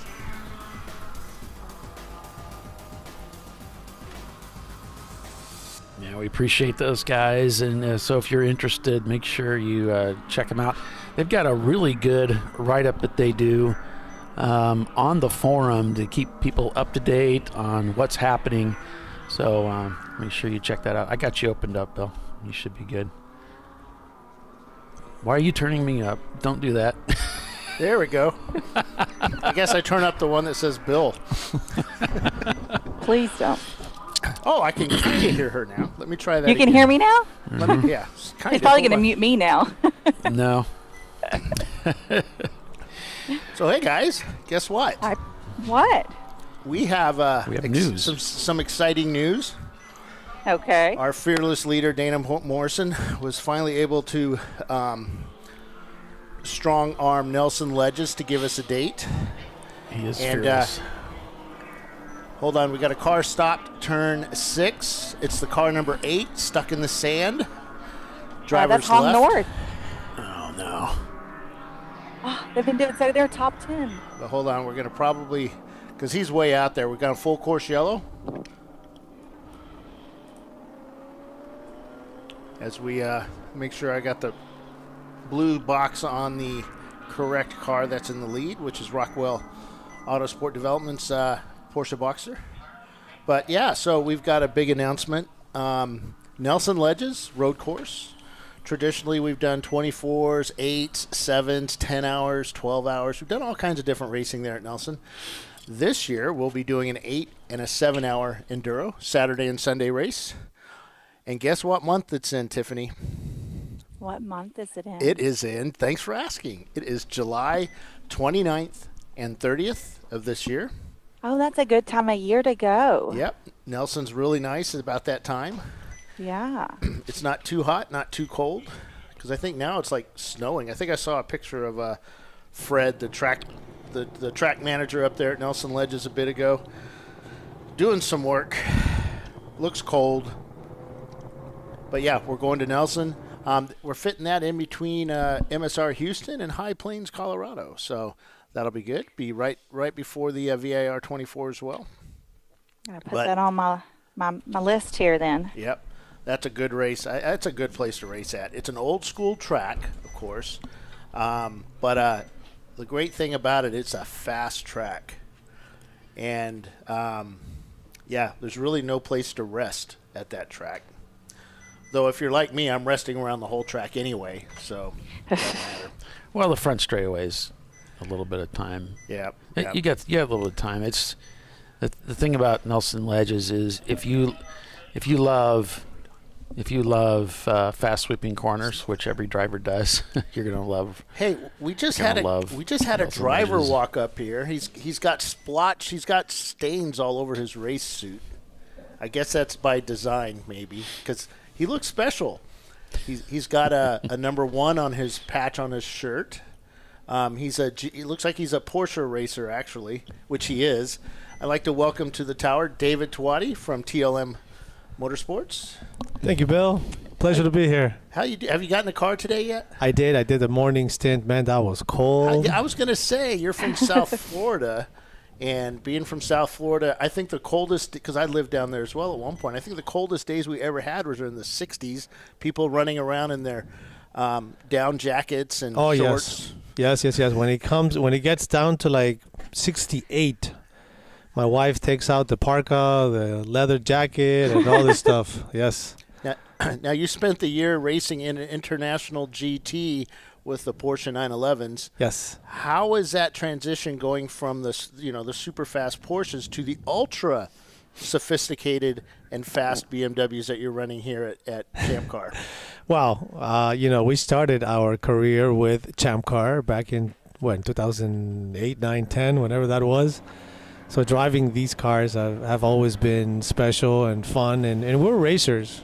I like to compare myself to my hero, Randy Pobst, and my friend, who drives anything, anytime. Yeah. And I always admire the fact that he would be winning World Challenge races, and then he will come down and race ITB Volkswagen Rabbits with us in the Central Florida or South Florida region SCCA events. So to me, that was always a real racer. It wasn't just because you drove a prototype. That's the only thing you drove. So we like driving the Porsche Cup cars, the M2 factory cars, and now the Aston Martins that we got for the WRL. But we always come back and do at least 4 or 5 Champ Car races, and we were one of the contenders. So this year we've done great. We won, I think, Sebring twice, Palm Beach. The last Palm Beach race ever, we won it. So we're happy about that. Yeah. Too bad that's not around anymore, but hopefully you guys will come down to Homestead. Well, it's been talked about. It's we're saying, would there be enough people? But I think there would be. Florida has our largest membership base. I'm a Latin guy. If I just bring my family, you'll have enough people. Now, that's a track where most Champ cars can hit almost 200 there, right? Kilometers an hour? Kilometers for sure. Is that track one that uses up tires, or is it pretty? No, not really. The infield course is actually a lot more fun than what they call the Pro course, which uses NASCAR 3 and 4. NASCAR 3 and 4 really is boring. You just hold your foot down. Yeah. The other one, you turn 10, you go back into the infield. It takes balls. Yeah. Well. Yeah. So you guys, TLM USA, it's not only do you race, but you support a lot of racers as well. Yes. Most of our business is customer cars. We went from all renting all the time to supporting everybody. So now we have about 12 to 15 cop cars at the shop that we take care of our customers. 2 of them are ours. One is my Lobster Mac. That's the one I drive. Yeah. And then we have another one that we rent continuously.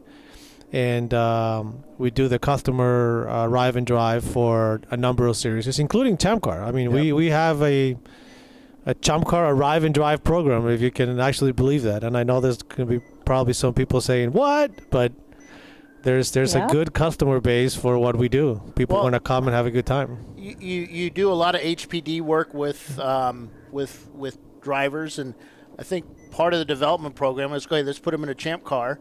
Let's see how they perform with other drivers on track in a racing situation, not a controlled HPD session, and then kind of work their way up to international GT, let's say. Being in Champ Car does not get any more competitive. I mean, you have a lot of cars that are running your pace.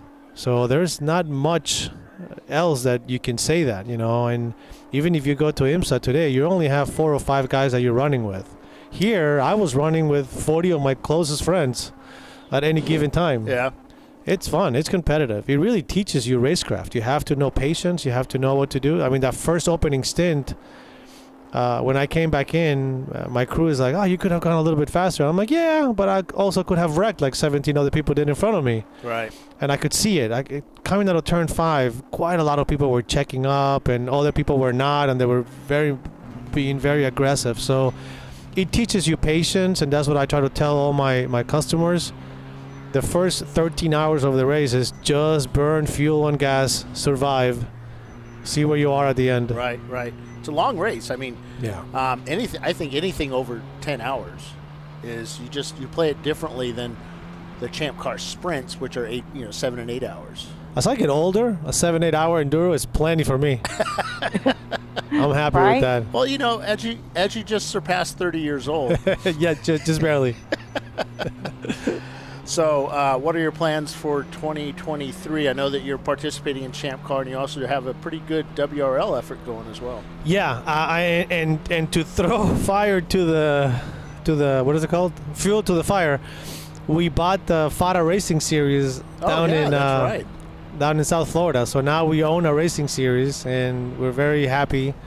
And actually spoke to Dana about trying to do an event together at Sebring sometime later on in the year or maybe next year. But I love doing collaborations because to me, nobody's really my competitor. Everybody's my friend. We all race together. My business is because I'm able to race in many different series, and we enjoy all of them. So you can expect us at Sebring for both races and at Daytona for sure. Most likely we're going to put a couple of cars together for VIR, the 24 hours. We have the IGT with all the Porsches. That's our staple. We love doing that. And now we have 3 Aston Martins for WRL. So we're busy. Now, some of your regular drivers, one of them is IndyCar driver Pippa Mann. That's right. Pippa is here this week, and unfortunately, the car that she was slated to drive, somebody else did a money shift, not her. Oh, no. Yeah, so our colorful Plan B Chulo, which has every wrap from every car we've ever had. Basically, whatever wrap was left over at the shop, we threw at that car, and it came out great. It looks awesome in pictures. Dude, it looked so good being pushed back into that trailer. Yes, it unfortunately is blown up, so it'll live another day. That was the car that started TLM. That was the first Champ Car we ever... Actually, no, that was the second Champ Car. First we had E30s, but that was the second Champ Car, and that car has been running under a TLM banner since December 2008. So give us a little history about TLM, because you guys have been around quite a while. At your young 30-ish of age, but you guys have been around racing for quite a while. Yeah, I've been racing for 31 years now. And David Leda, my partner, the L in TLM, I just went to his shop early 2000 or late 2007, early 2008. And at that time, I had just finished my career in mortgages and financing. And that was when the housing market went down. Oh, yeah. So I went up to David and I said, listen, I have this little BMW E36. I need to rent it. I need to coach out of it. I need to go race it. I need to do something to create income. And David cleared a little piece of his desk and says, you want to start twatty racing? Start it right here. And we did. Since then, 1 car became 2, 2 became 4, 6, and now we have 25 cars at the shop that we call our TLM cars. I know. I've actually been to the shop, and it's a pretty impressive shop. You've got lifts everywhere with cars stacked upon cars, because you also store cars for racers and keep them ready for them. So let's say I had an AMG, whatever. I could bring it down to your shop and store it. Hey, I'm flying in next week. I want to take it to the track. You'll have it ready for me. Yeah, most of our customers are racers right now. We don't have the room, unfortunately, to keep all the cars we used to. So now we've actually focused on just going to the racetrack. My AMG race car. Yes. Yeah, because I'm like that. Race car, that's fine. That's fine. And we do. And David Leda loves working on all 356s and MGs and TR3s and 4s and 5s and all kinds of stuff. He loves that stuff. I like it when the customers allow me to drive the car to the bank. It's pretty cool. That's as far as I drive it, though. You get into one of those like 356 bathtubs and next to an SUV on the highway. Oh my God, that catches your attention quick. So, you get a lot of teams that call you up for, I like to do an arrive and drive, but I don't really have a lot of experience. Can you offer me some track time beforehand to get used to the car? Absolutely. We're members of the Homestead Driving Club, which is just 20 minutes from our shop. So we do a lot of arrive and drive there. We have now our BMW M2 CSRs, the factory-built race cars that we use as coaching cars. Obviously, our Champ cars are fan favorites. Those cars are always available for rent. And so we do a lot of coaching. Pippa Mann is one of our coaches. She doesn't work for us full time, but I wouldn't know the difference. It's like she's with us all the time, and it's fantastic. She's actually it's funny. We sold one of our old Chump cars to Steve Shelton. Right. It also has the Marlboro-looking livery, and since Pippa's car broke, she is actually in Steve's car. So even though she's not in my car, indirectly she is. Oh, too cool. Too cool. So you can offer people like, I don't know, Bill Riley education on how to drive a race car. I think I can learn a lot from Bill, but yeah, no, Bill, again, another one of my my racing heroes. He might not be listening right now. No, I think his car broke, right? I don't know. That's the only way we have a chance against that vet. I was following him yesterday. We were doing that track tour with the passenger cars. He was in a minivan up ahead of me, and he was taking the line. I was following his line. We did that yesterday. That was actually very cool. Thank you guys for allowing us to do that, because that was great. We took the crew out. Yep. And the crew normally just doesn't see that. No. So they love it. And I like it because it's not only that, but you can take your wife out like Paulie did and you know, the family, and they can see what you're always talking about and what, you know, the experience out there. And to them, this is like wild. And when you come up under the bridge and just see this drop and, you know, that kind of stuff, and then that might help your wife understand why you want to spend all this money, or even husband, as to why you want to spend all this money on this safety gear or the, you know, these. Yeah, TV doesn't do this justice. The first time you actually drive it, you're like, wow. Or video games. No, Yeah, no justice. Yeah. It really is an incredible track, Road Atlanta. I mean, world famous for a reason. So what were the track conditions like this morning when you went out? I mean, obviously it was 29 degrees, 30 degrees. Yeah, I covered all our vents because I didn't want any air on you. Other than that, the first 2 laps were a little slippery. That once we got temperature in the tires, you just drove it normal. It really wasn't a big deal. I couldn't feel my toes, though, for my entire run. It was freezing inside the car. Well, aren't the headers aren't the exhaust manifold? That's on the other side. The other side. BMW's on the other side, unfortunately. I really couldn't. I kept thinking. Now that I think about it, Bill, I'm here talking to you. I'm like, I was actually go down the back straightaway wiggling my toes because it was like, you know, like when you like stand on your tippy toes for too long and they fall asleep. That's what it felt like. Huh, interesting. Yeah. and that can actually hurt you, especially under braking, because you can't feel the pedal like you want to. I kept wiggling my toes, and every time I would forget about it, and then we had a yellow, and I keep remembering. I keep wiggling my toes, wiggling my fingers. It was definitely cold. Now it's really nice. But the sun is out. It's beautiful. It's great. Road Atlanta. It's 90 cars. I mean, Champ Car is the best. It is. It really is. Yeah, you would say that now, but 3 years ago you wouldn't have said that. Always. No, are you kidding me? Yeah. David's always been a proponent of Champ Car. Yeah, I remember bringing 2 E30s that we built for like $7,000, which I think today is unheard of. And I brought only myself and David Leda had any seat time at Road Atlanta. Oh, wow. So we had 9 drivers that had never seen Road Atlanta. And out of those 9 drivers, 7 had never sat on a race car. That's when you guys really didn't have no experience necessary at all. Right. Well, we still do, but well, yeah. A lot of our drivers, the majority of them didn't. Well, I did that for a number of years, brought brand new drivers to anything, and we never had an incident. We finished every race. We didn't have a problem. Hats off to everybody, the corner workers, the crew, all the officials. It's a well-run series. It's fun. You know, we run everywhere, and we keep coming back to Champ Car year after year. So you run in, I'm jumping all over the place here, but you run in Champ Car, you run in WRL, and you run in International GT, which is SCCA. International GT, no. International GT is its own series. It's run with SVRA. SVRA, that's it. SVRA, Trans Am, and IGT. We do this on weekends. And this year we're having one of our drivers is going to do the Trans Am championship in SGT in one of our cars. I might run in there, get in there, and do the GTX. Okay. Put my Uber one. You have that cheating Porsche. I have that cheating Porsche, yes.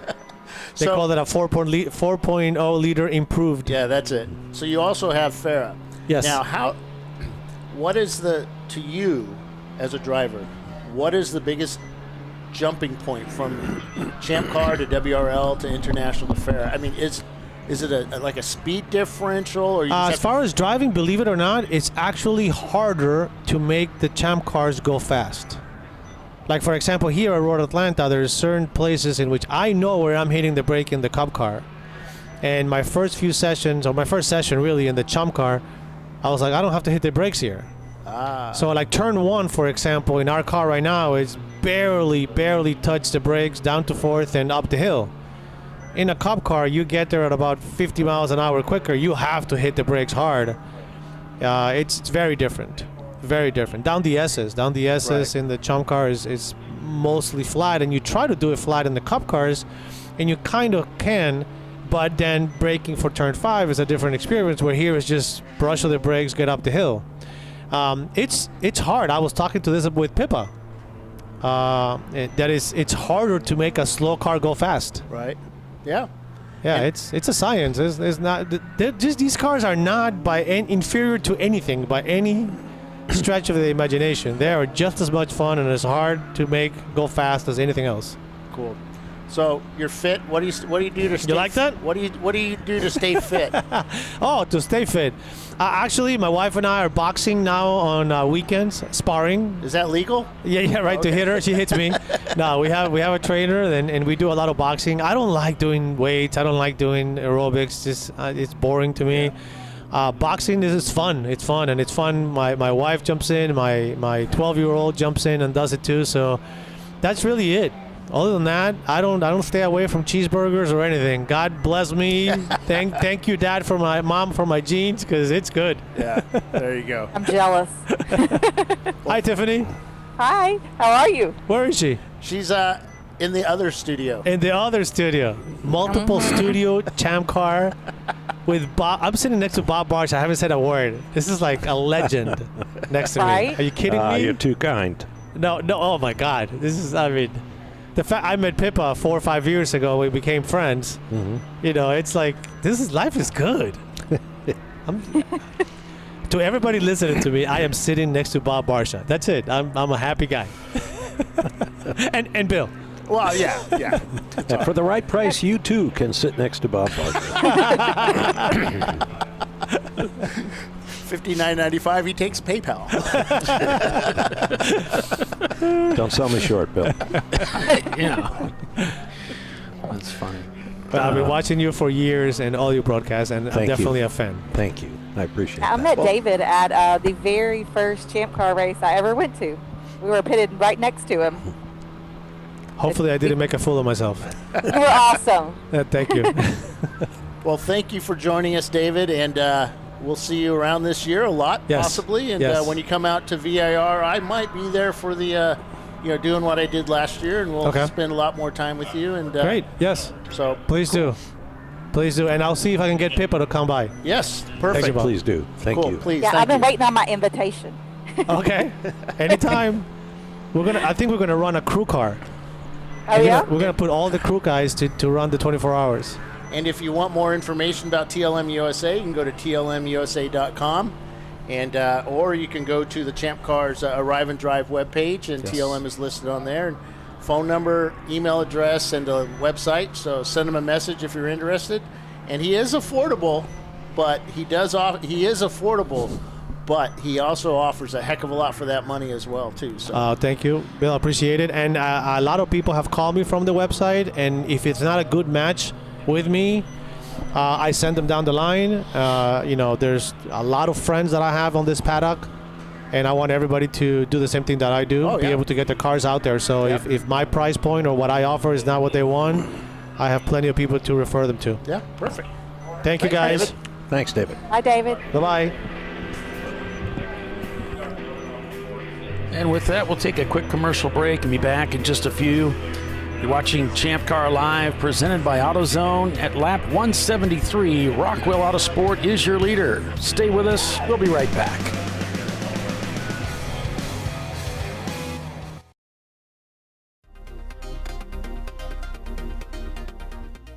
Welcome to TireRack.com, revolutionizing tire buying since 1979.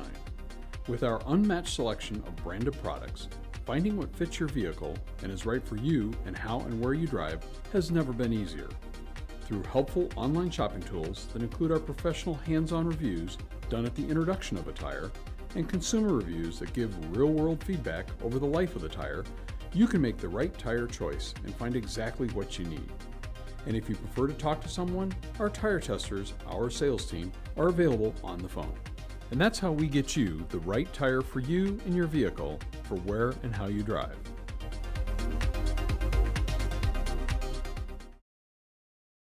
At AutoZone, you get what you need when you need it. Got a today job?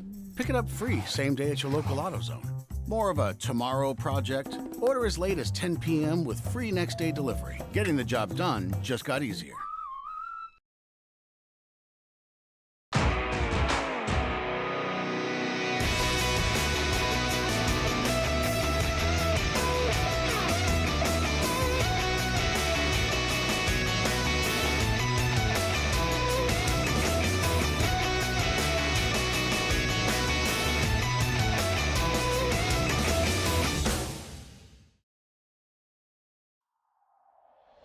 Discovery Parts is a veteran-owned racing and safety equipment company. While we're located inside Atlanta Motorsports Park in Dawsonville, Georgia, Discovery Parts can also be found at the tracks, supporting a number of Champ Car Series events. We take pride in being a reseller of the best of the industry to Champ Car teams and drivers. We know racing, love racing, and look forward to tomorrow to even more racing. Visit us at discoveryparts.com.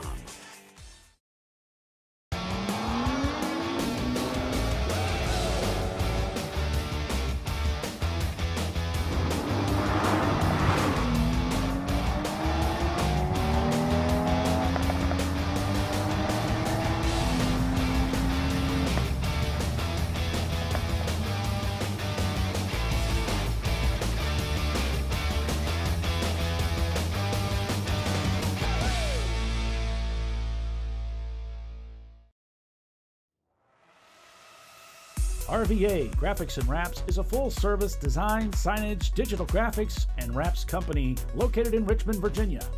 With over 20 years of experience, RVA Graphics and Wraps offers premium signage options for your business. We are dedicated to offering our clients best-in-class service in all aspects of graphic design and application. For more information, visit us on the web at rvagfx.com. Lifeline USA is a leading manufacturer of onboard fire suppression systems. Lifeline's continuous commitment to research and development ensures that we supply the most innovative and cutting-edge products available. Used by the majority of the world's motorsport championship-winning teams and constructors, Lifeline has a proven history of success. Lifeline offers a complete range of fire suppression systems for all budgets and needs, and we continue to push development and limits on both extinguishment materials and our patented delivery systems to make the race car environment almost as safe as sitting on your sofa at home. Every kit has been designed for a professional and simple installation. For more information and to purchase your Champ Car fire suppression system, go to www.lifeline-fire.com. Located in Northeast Ohio, with 40 years of combined experience, Money Shift Racing knows how to deliver performance and safety, offering everything you need to get your vehicle and drivers ready for race day. From safety equipment to full engine assembly and repair, in-house fabrication, 3D design, and rapid prototyping. Money Shift Racing. Performance done right. Frozen rotors from Diversified Cryogenics deliver increased performance and a higher level of safety, while significantly reducing braking system costs. So to tell you a little bit about the durability of this product. So we have seen an incredible extension of the life of our brake rotors using frozen rotors. We've gone from brake rotors every other weekend to 6 weekends on one set of brake rotors, and I think they can go farther. The durability has been amazing. And it's been a fantastic season, and man, a lot of that is due to the way our car can brake on those frozen rotors. For more information, go to frozenrotors.com.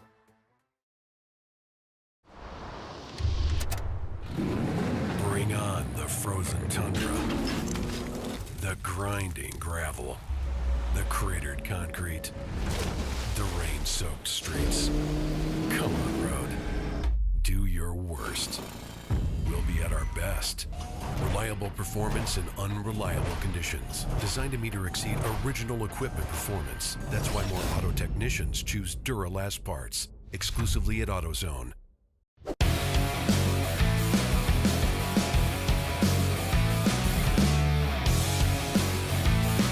All right, welcome back, everyone, to ChampCar.Live, presented by AutoZone. It is the TireRack.com National Championship at Michelin Raceway Road, Atlanta. I'm Paul Veltum with Bob Varsha and Bill Strong. We're calling the race for you, and Tiffany Alexander. We're calling the race for you this weekend. It's Rockwell Autosport leads over Visceral Racing Group, followed by JSK Racing. Then it's Visceral Racing Group in the number 918, their sister car. Then it's Freddie Mercury in the number 460, followed by NLS Racing in 6th. Then it's Pinky's Out, Cone Crushers, Danger Racing, and Hong North, rounding out the top 10. Hope you folks are enjoying your weekend and a weekend of racing here at Road Atlanta. Clouds beginning to gather overhead as forecast. And we are, coming up on 23 minutes away from halfway in this race. Yeah, just about there. I'm looking at Rockwell Autosport, pitted on lap 140, about 138 rather. And Visceral Racing Group pitted in that same area.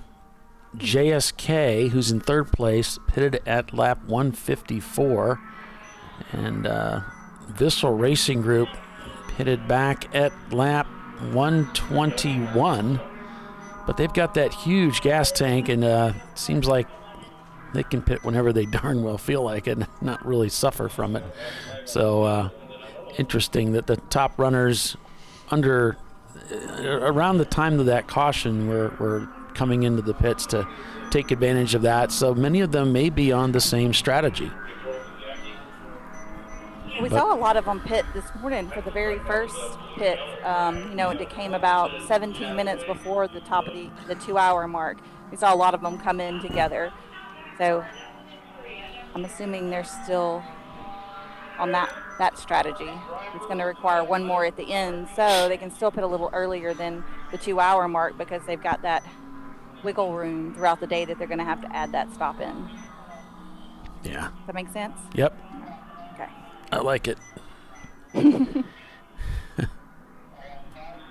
didn't get a whole lot of sleep last night, so if I just start talking gibberish and nonsense, just mute me or something. I don't know. Yeah.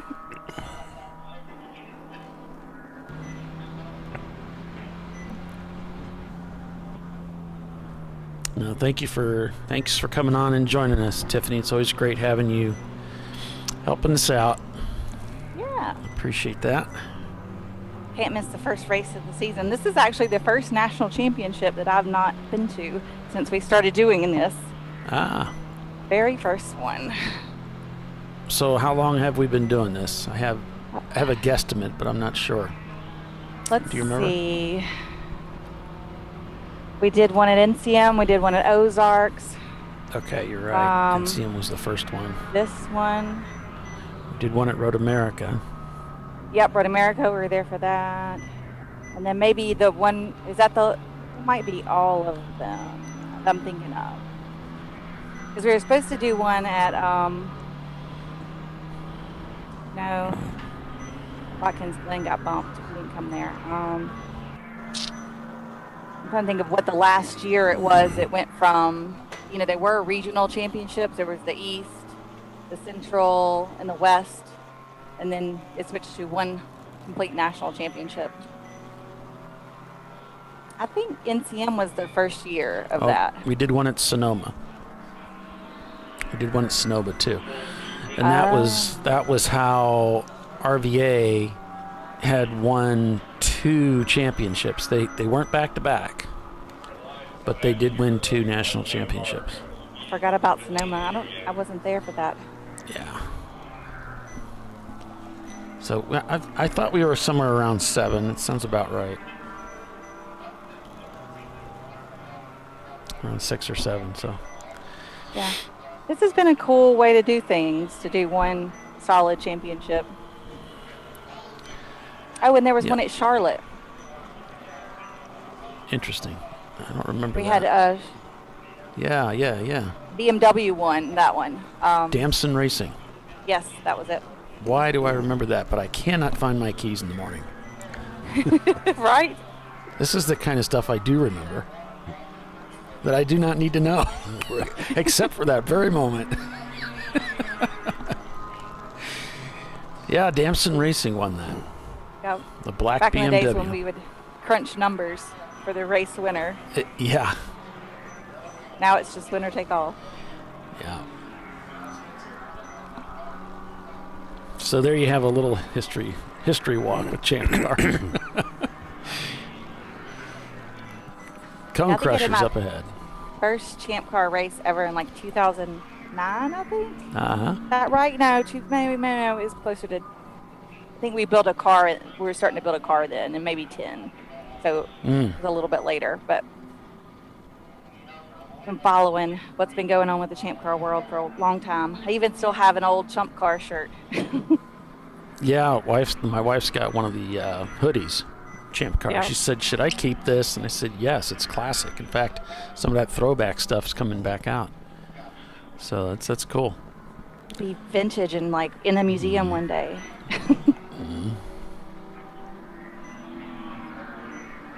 Thanks, Timothy. Appreciate that. Yeah, it's great having Bob on the show, and he's been gracious to keep coming back and joining us, so it's been fun.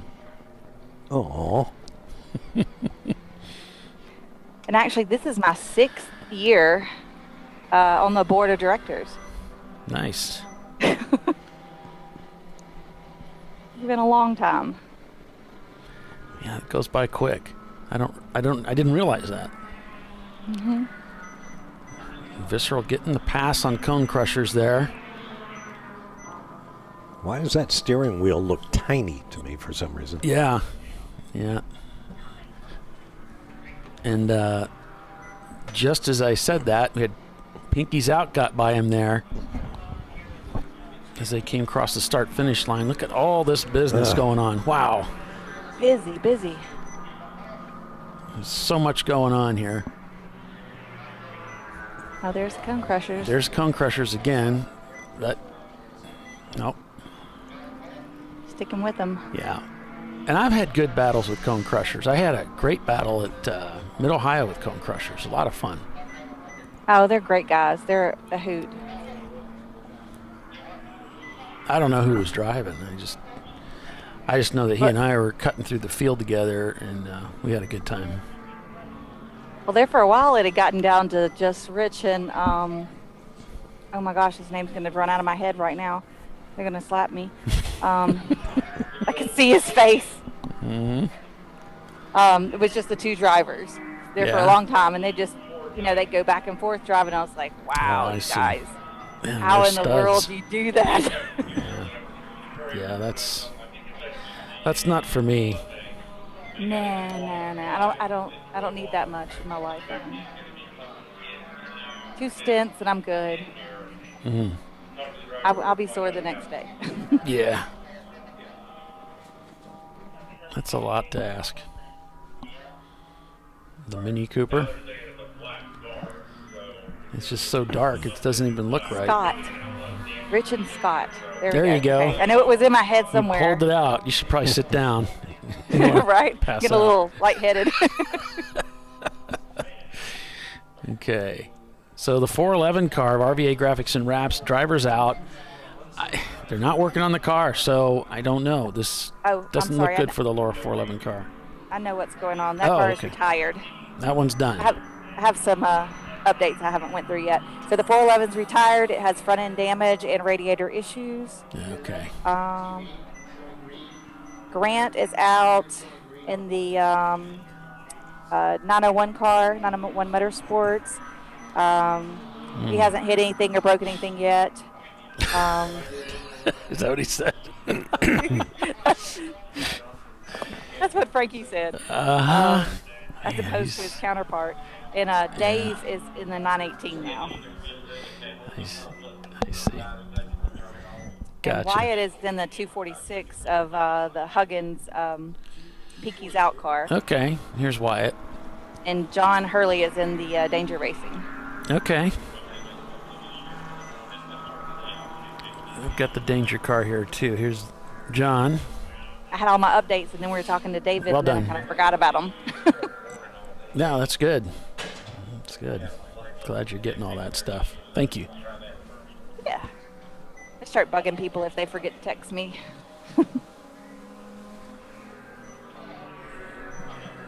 I've given my number out to like everybody at the drivers' meetings for years, so y'all all have my number. Feel free to send me who's driving, what's going on, what you're fixing, what you broke, you're having a good time, all of these things. And I just observed the Flying Moose of Randy Pope's team coming into the pits. Ah. Are And we ready for a driver change? Yeah, and I understand Randy, and there's the Floridiots are coming in as well with their Porsche.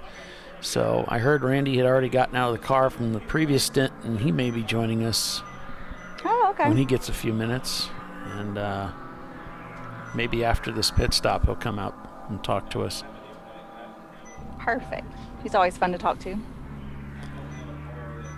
Yep. Still under green here.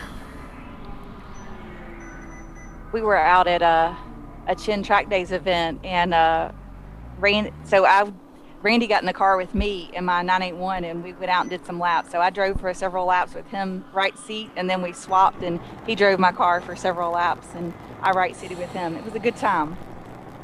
A little wiggle inside the car from the Team Infinity machine, and kept it off his opponent to the left, got by cleanly. We try to keep it a no-contact sport.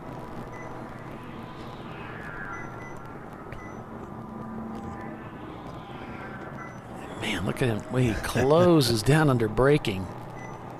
That car is just so good. Sometimes staying out of trouble is harder than it looks. Oh, yeah. I think that's Ed in the car.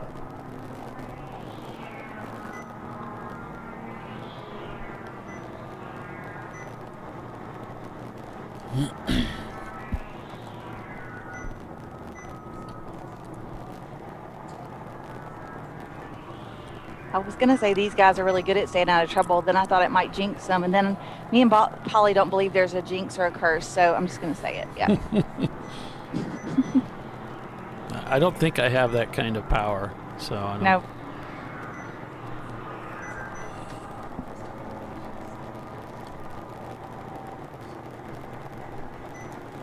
Car is that Oh, wow. Someone moving way off the pace. Then going by the 18 there. The Black Swan group. Tip of the hat to the other driver. Whoops, I'm off. And see, shouldn't have said it. And back on. He's got it under control. My bad.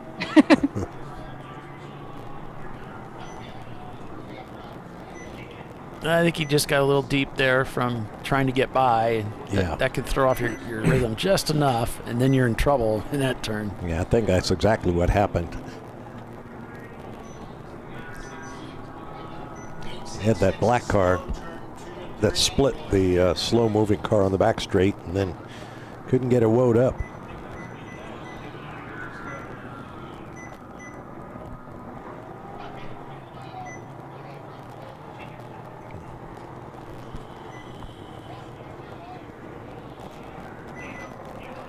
Ed at the wheel here in the Team Infinity car. Won Daytona last year. That was the highlight.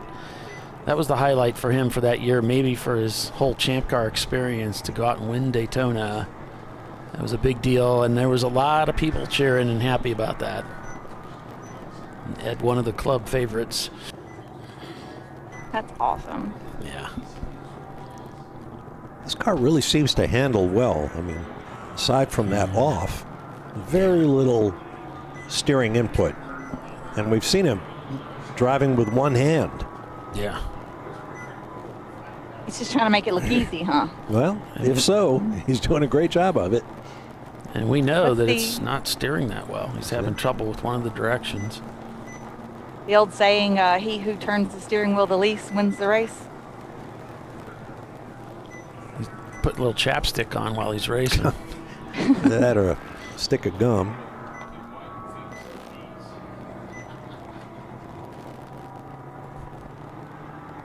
Yeah, that was the cap. Yep. That's funny. Now, when he pulls out some, biscuits and tea, I'm right. really worried. That would be showing off. Yeah.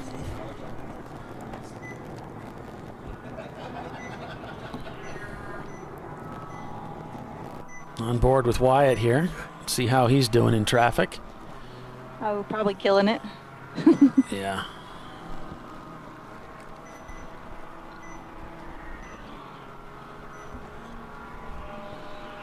Wyatt, of course, working at VIR and doing some instructing.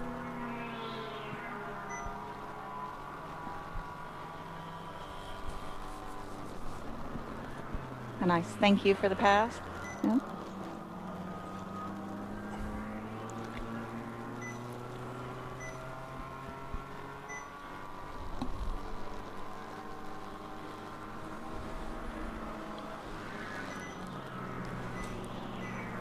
All right, Flying Moose at pit out.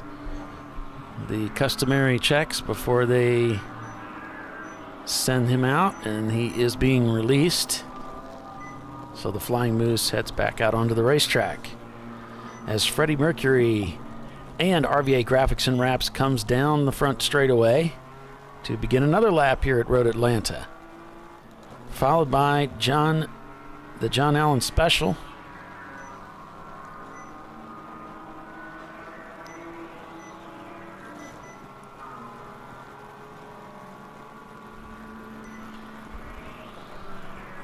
Comes the shark car down the hill.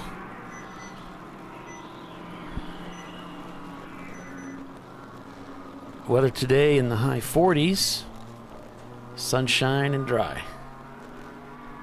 Should see some cloud cover move in here a little bit later, but it's almost 3 o'clock. So far it's still very sunny out. Of course, we're going to be racing into the evening here. 10 o'clock is the checkered flag. All teams will have to have working headlights. That's going to be the new rule going forward in any Champ Car event. Have a minimum of 2 headlights working, maximum of 4. There is a candle power limitation as well. That's all in the rules. And they have to have 2 working taillights for the brake lights. And that's what caught 901 Motorsports out. They had to come in and fix that problem. Yeah, with the tail lights. So TR Motorsports, the 318, they said they lost the motor, unknown causes. Yeah, they messaged me. Somehow I got something, said that they had retired the car. So it's a shame. So close and yet so far. Visceral Racing Group to an early lead this morning, now reclaims that lead after a little accidente, losing control of the car down there at turn 10. And then recovering eventually and getting the car back up onto the racetrack, and it set them back a few spots, and it's taken them a couple of hours to get that gain back again. But there's a replay of what we saw a little bit earlier with Ed in the car there. Rockwell Autosport Development shown tripping the pit loop, so they've stopped in for a pit stop as we get close to the top of the hour. Yeah, they're pitting out of 3rd place. NLS is currently in 6th place. They were in one lap 38, and now they're in at lap 185, 86. Looks like that's where the marker is. Somewhere around 85, 86. we have to go all the way down to to position 31 with Floridian Motorsports before we find anybody else that's either not turning laps or in the pits. Yeah, the rest of the field is on the course.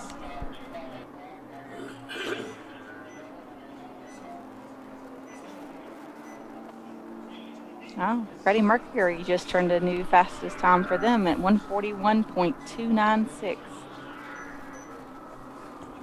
Getting it done.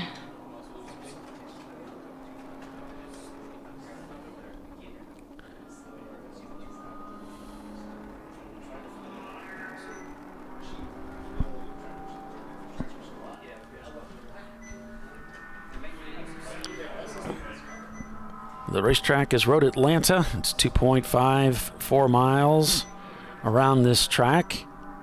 12 corners in Brazelton, Georgia. We race here every year. It's always our season opener, and it's always the first weekend of February, to my recollection. So if you want to come down and come racing with us, you're in the area. At the beginning of the year, you're welcome to join us. It's the place to be. Especially at the 1st of February. Having done this for 4 decades now, I think I can say confidently that I have never agreed with the number of corners the racetrack organizers seem to think they have. I think Road Atlanta has 16 corners, not 12. But nobody asked me. Do we have a record for number of laps completed in this race, since it's been run on so many occasions? Well, there has to be one. Yeah, but I don't have that information. But I know we've been trying to break 1,000 at Nelson Ledges. 1,000 laps? Mm-hmm. We've come close. Yeah. But especially in a 24-hour race. We do 24-hour race there. Yeah. But we haven't quite, there's always a red flag or there's something that comes up that your caution slow you down a little bit. Mm-hmm. There's that new pickup truck model just ahead on the road.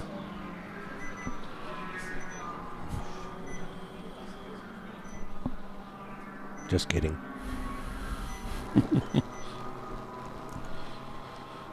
All right, with that, we're going to take another break for commercial. Halfway. And we'll be back in just a few minutes, so stay with us. You're watching Champ Car Live, presented by AutoZone. And it's Visceral Racing Group, your leader. We'll be right back.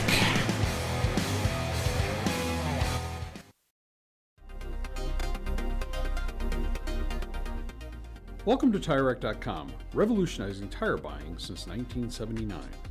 With our unmatched selection of branded products, finding what fits your vehicle and is right for you and how and where you drive has never been easier. Through helpful online shopping tools that include our professional hands-on reviews done at the introduction of a tire and consumer reviews that give real-world feedback over the life of the tire, you can make the right tire choice and find exactly what you need. And if you prefer to talk to someone, our tire testers, our sales team, are available on the phone. And that's how we get you the right tire for you and your vehicle for where and how you drive.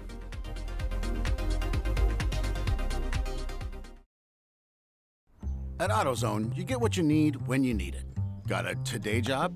Pick it up free same day at your local AutoZone. More of a tomorrow project? Order as late as 10 p.m. with free next day delivery. Getting the job done just got easier.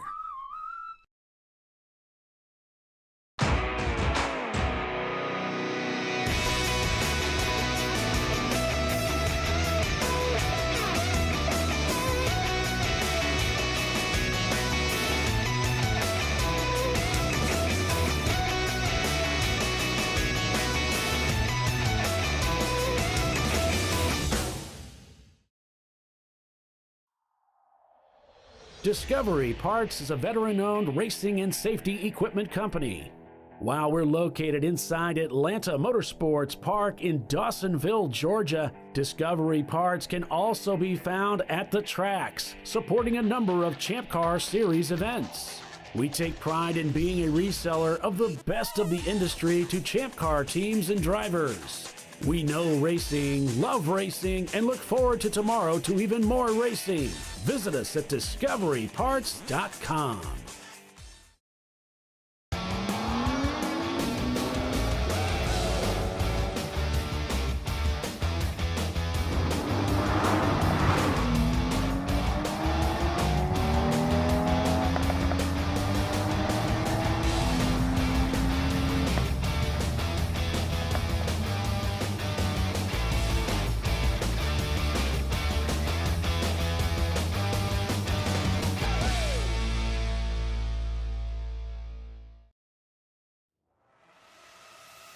RVA Graphics and Wraps is a full-service design, signage, digital graphics, and wraps company located in Richmond, Virginia. With over 20 years of experience, RVA Graphics and Wraps offers premium signage options for your business. We are dedicated to offering our clients best-in-class service in all aspects of graphic design and application. For more information, visit us on the web at rvagfx.com. Lifeline USA is a leading manufacturer of onboard fire suppression systems. Lifeline's continuous commitment to research and development ensures that we supply the most innovative and cutting-edge products available. Used by the majority of the world's motorsport championship-winning teams and constructors, Lifeline has a proven history of success. Lifeline offers a complete range of fire suppression systems for all budgets and needs, and we continue to push development and limits on both extinguishment materials and our patented delivery systems to make the race car environment almost as safe as sitting on your sofa at home. Every kit has been designed for a professional and simple installation. For more information and to purchase your Champ Car fire suppression system, go to www.lifeline-fire.com. Located in Northeast Ohio, with 40 years of combined experience, Money Shift Racing knows how to deliver performance and safety, offering everything you need to get your vehicle and drivers ready for race day.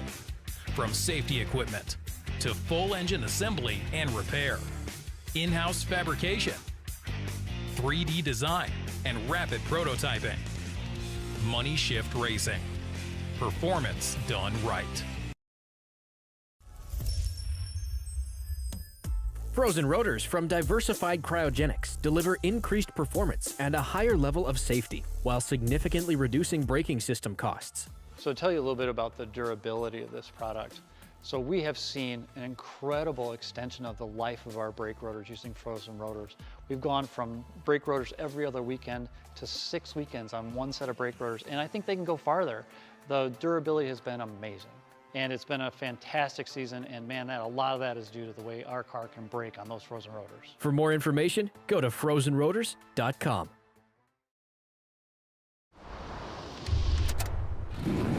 Bring on the frozen tundra, the grinding gravel, the cratered concrete, the rain-soaked streets. Come on, road. Do your worst. We'll be at our best. Reliable performance in unreliable conditions. Designed to meet or exceed original equipment performance. That's why more auto technicians choose Duralast parts. Exclusively at AutoZone.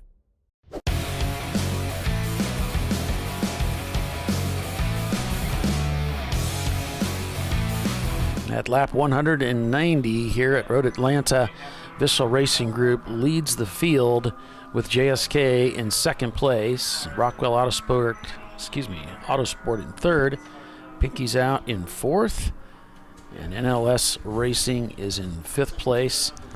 I was just looking through the standings here, the gaps, the lap times, they're all running pretty much the same pace. As far as you graduate down the field throughout the top 7, top 5, they're progressively running a little bit slower, a little bit slower, a little bit slower. I don't see any tight competition there or anyone catching anyone at this point.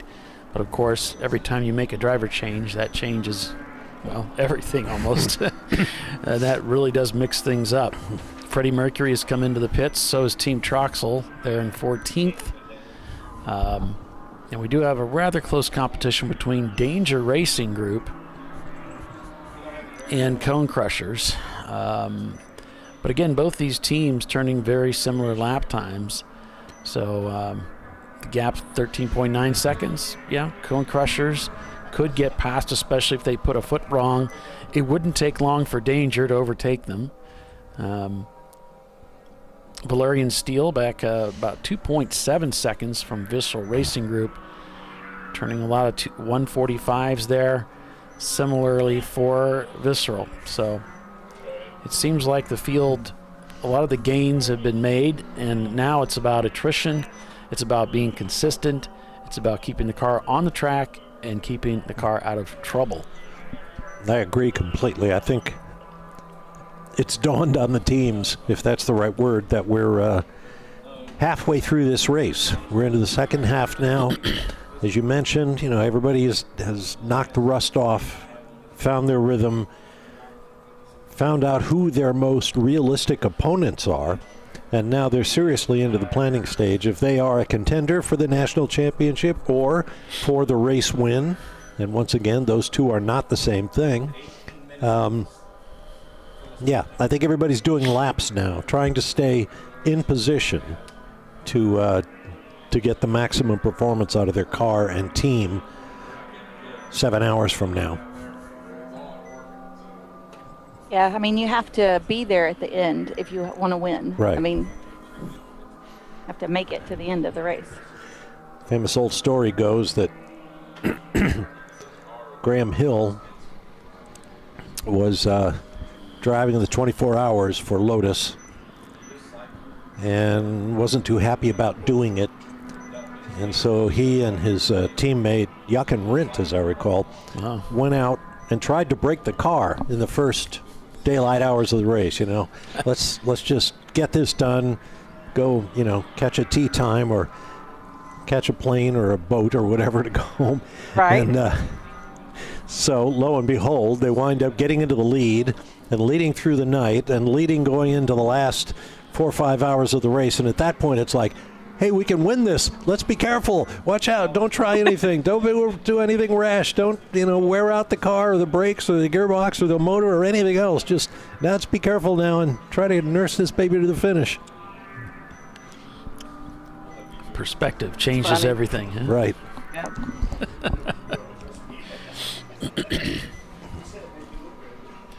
Visceral Racing Group on course here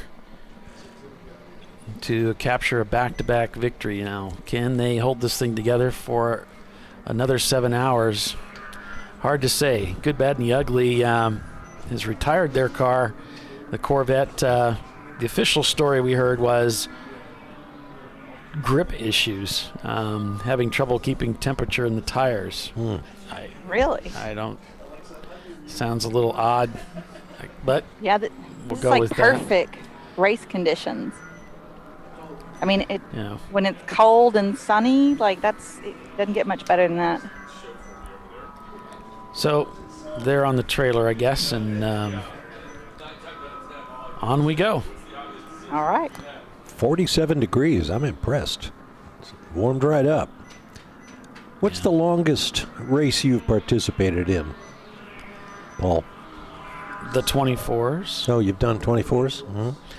Well, I haven't driven the 24s. I've just called them. Oh, no. I mean, participated driving. in. Calling them's easy. Last 8 year, hours. I called and Yeah. drove the 24. Yeah, I don't think I would want to do that. Both That in the was- same race, you mean? Yes, I did Oh. the opening stint and then the sunrise stint, and called the race all night. And how was that? It was harder than I thought it was going to be. Honestly, I really didn't give it any thought because I've stayed up all night and called the whole race every time we do it. And I felt like I was mostly okay until the morning when I got in the car, and then I noticed myself making little mistakes, not downshifting quite great, or just mental errors that I had to I was like, okay, you got to wake up. It's for real. So it was hard. It's go You're time. tired. Yeah. And I didn't get a chance to rest or anything, so yeah, it was go time. Floridian Motorsports has pulled their Porsche 944 behind the wall. We don't know the nature of the situation there, but we noticed earlier that they seem to be a little bit off pace, and now they're behind the wall. And it doesn't look like to be a lot of urgency there working on it, but it does look like they're looking at that left rear corner. And the door comes open, and it's like a driver is trying to get in. So I'm not sure what's... No, I'm not getting in. Maybe he's pushing on the brakes or the gas pedal or something. So they're working on it. You talk about consistent laps, so I'm looking at the Race Hero timing and scoring. And if you click on a particular car in the running order, it gives you a pair of graphs of their lap times, lap by lap by lap by lap. And among the front-running cars, which is all of the cars I've had a chance to survey thus far, I mean, it's almost a straight line across the graph, pounding out those 142s or whatever it might happen to be. Yeah. Doing a great job of being consistent.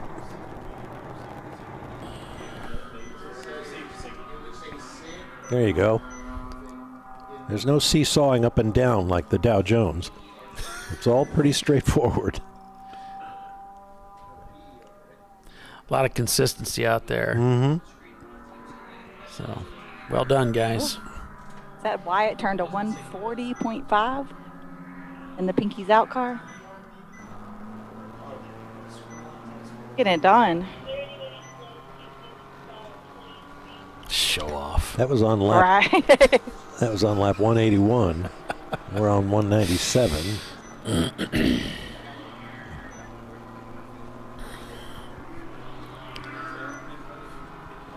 Yeah, he's always going to come in and do a second or two faster than everybody else. You're like, how in the world did you get that out of the car? Like, what is wrong with you? It's unbelievable.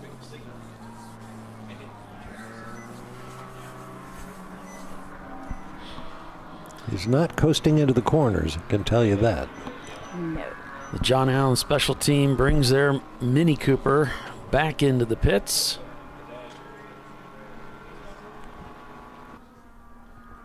JSK team, or excuse me, John Allen Special Team had some trouble with the car earlier. We had the car owner up here, spoke to them for a little bit. Looks like their last pit stop was back on lap 142. So looking at the spacing between those pit stops, looks like this is on schedule for them to come in and get that car serviced.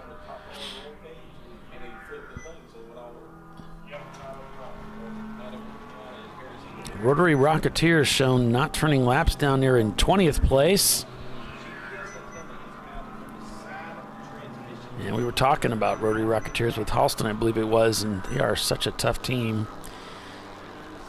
A fast RX-7 and very reliable. Man, where did that come from?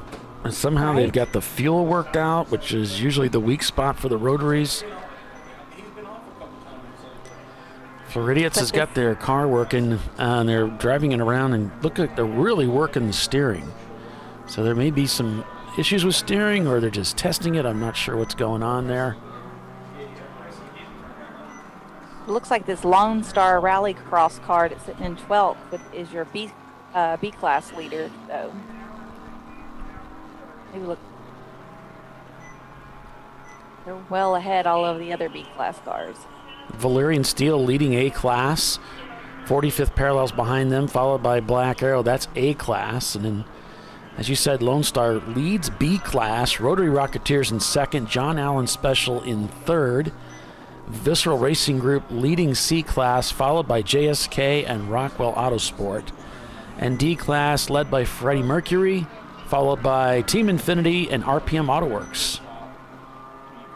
EC is being led by Squadron.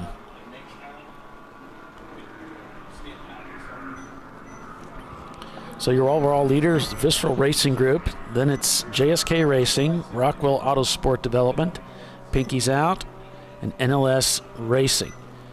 And all of those teams are contenders for the national championship with the exception of the number 12 car. I believe that's actually the number 2 car, which is not a contender. I see smoke from that car ahead of the Pinky's Out machine. May have just been that glare on the windshield, but it's hard to tell. He was definitely pushing.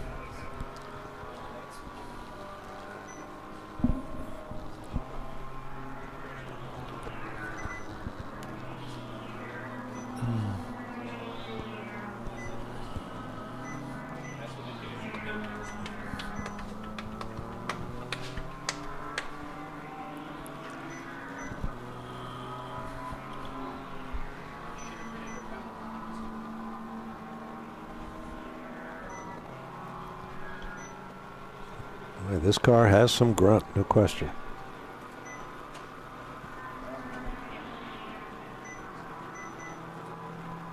Yeah, these cars do really well at VIR. He's captured, I think, 4 24-hour race titles at VIR in the last 4 years. So it's pretty amazing record.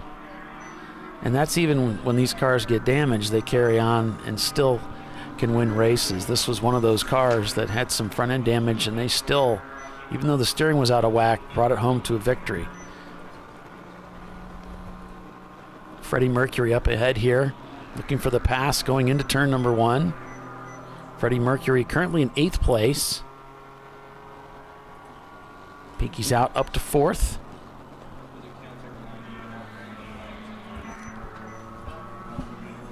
Pinky's Out about 3 seconds a lap faster, 3 seconds faster on that last lap over the Freddie Mercury machine.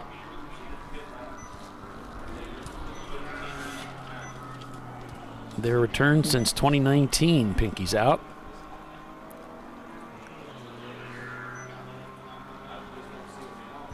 That team has just dominated at VIR. The 24, it just over and over. They are the juggernaut. They certainly have a chokehold on that event with this car or the 2 cars that they bring. This car has won so many races. NLS won this race last year. Cone Crushers won it the year prior.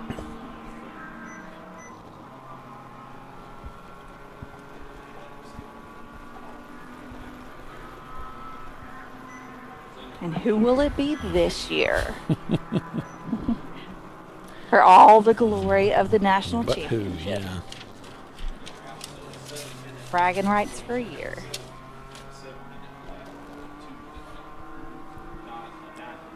Or maybe in our series it'd be pitchforks for a year. Yeah. Sometimes it seems to work that way too. Prefect Racing and Soggy Bottom Boys shown in the pits. Only 2 cars in the top 21. Down to 39th, it's Vought Specialties, also shown pitting. And Open Throttle Racing down in 48th. Looking at Floridiot, looks like they've got their man suited up and ready to head back out. So a look at the car, whatever they did, looks like they're confident enough to take it back out onto the racetrack and hopefully rejoin this race and keep it out there.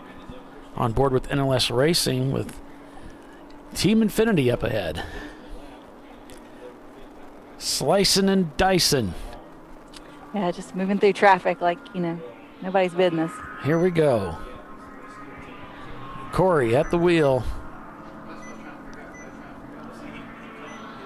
Trying to get by Team Infinity and another car at the same time going into 2 and 3. And seems to get the job done. Easily.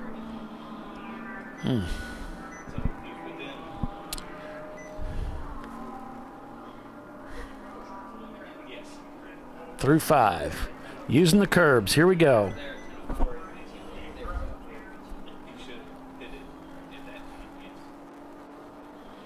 Down the hill and into the braking zone for turn number 6.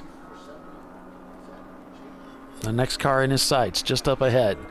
Here comes turn 7. On the power early. Give him a good run down this very long backstretch. Makes the pass on the Miata. Heads to 3rd gear. As he travels down that very long backstretch. There's 4th gear. Looking for turn 10A as he heads down the hill here. The car going incredibly fast through here. Now braking down to 3rd. A little bit of curb there. A little bit there. Now on the power heading up the hill with a competitor just ahead. Fades to the right. And down the hill we go. Using all the track at the entrance of the corner. Right up against the curbs.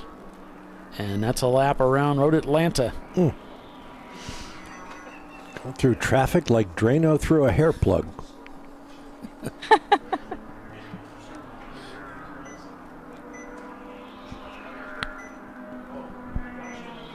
I like it. Yeah, looks like fun. Just passes that Miata like it's effortless. Right. Is that a car off? Did I see something?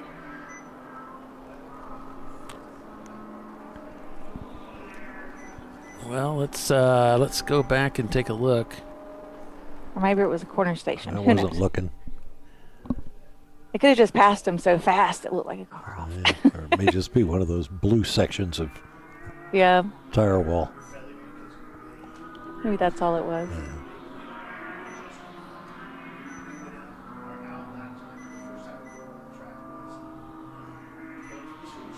No, maybe not.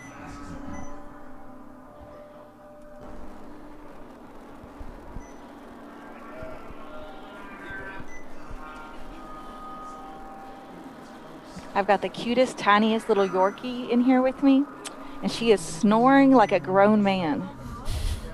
Hey. It's so funny. Well, Randy Pope's under the hood of this machine, and it looks like they're pouring something into it. All right. Like maybe some water or more concerns about the mechanical on that 760 GLE turbo. No, that's Sam there in the front with the black and bright yellow suit. I think we're there. Yeah, it's way cool. We're trying to keep it topped off with coolant, or water, I should say. Yeah. We don't use coolant unless we're in danger of freezing, and then we only cut it. It's only a 50%.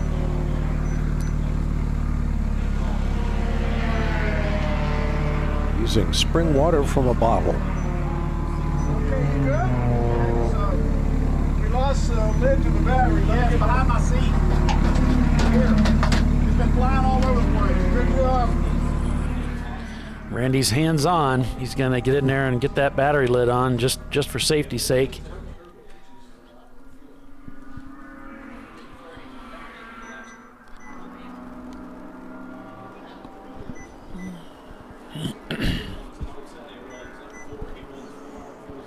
We've invited him to come up and talk to us, but he's got to take care of his racing team first. Priorities. So take care of that. Make sure his car's good to go and his guys are staying on the racetrack. Yeah, they've been dealing with some issues today. Yeah. Obviously, maybe something still, but they had an issue with their radiator earlier, and then I think the alternator as well.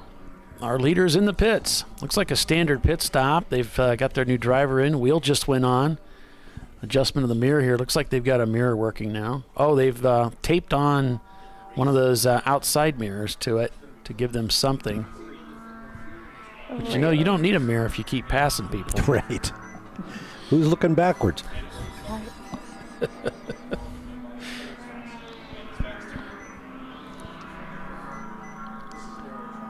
This is the kind of situation that can put television coverage in an awkward position in some series where rearview mirrors are mandatory. And the only reason that the race control knows that the mirror is not there is because they're watching the onboard cameras. Right. And then they'll say, play that back for us. Which happens to me at every race. Is that right? Right?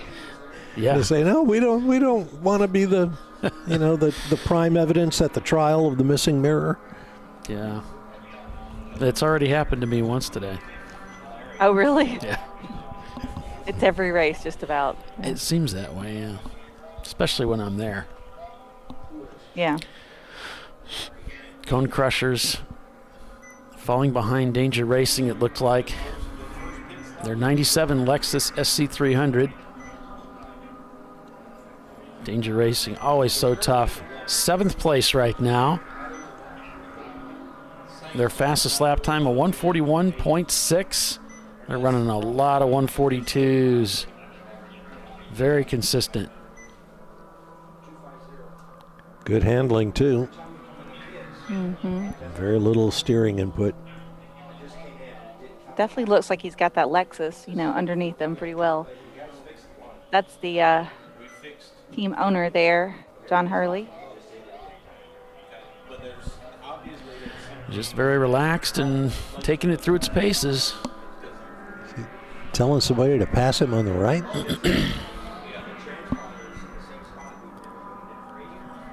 Sure what it looked like. Yeah. Who's faster than you, John? Nobody. I don't know if we can catch them coming down the hill. They may have already gone past us. Pinky's Out's coming down the hill, though. Passes John Allen Special. Continue for another lap here. The Lotus Elise coming through here with the Chandler School. And Freddie Mercury being followed by the number 111 of RVA Graphics and Wraps as they set them up for a pass heading down the front straightaway.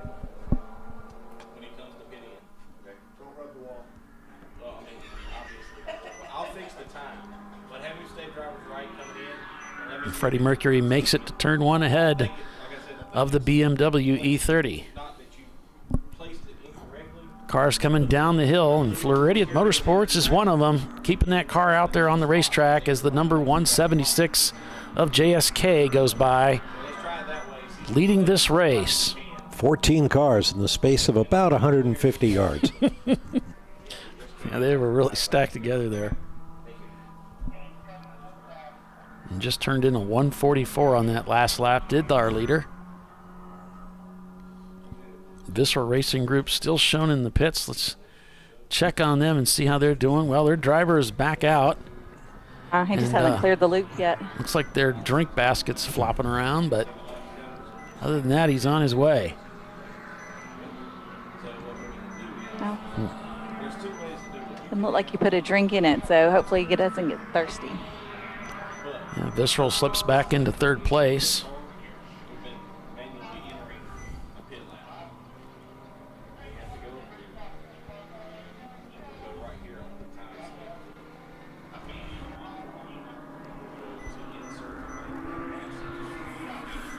And wondering, Tiffany, if you want to try and take us to commercial. I know you didn't sleep well last night.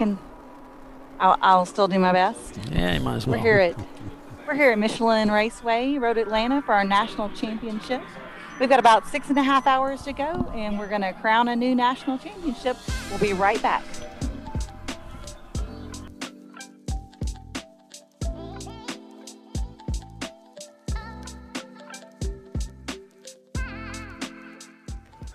You know, I'd buy tires online, but then what? We've thought about it. We're TireRack.com. They should let you ship directly to a mechanic. Actually, we call them independent recommended installers. They should have like 1,000 mechanics. Try over 7,000 installers. Then you just make an appointment. At a time that's convenient for you. This could change tire buying forever. TireRack.com, the way tire buying should be.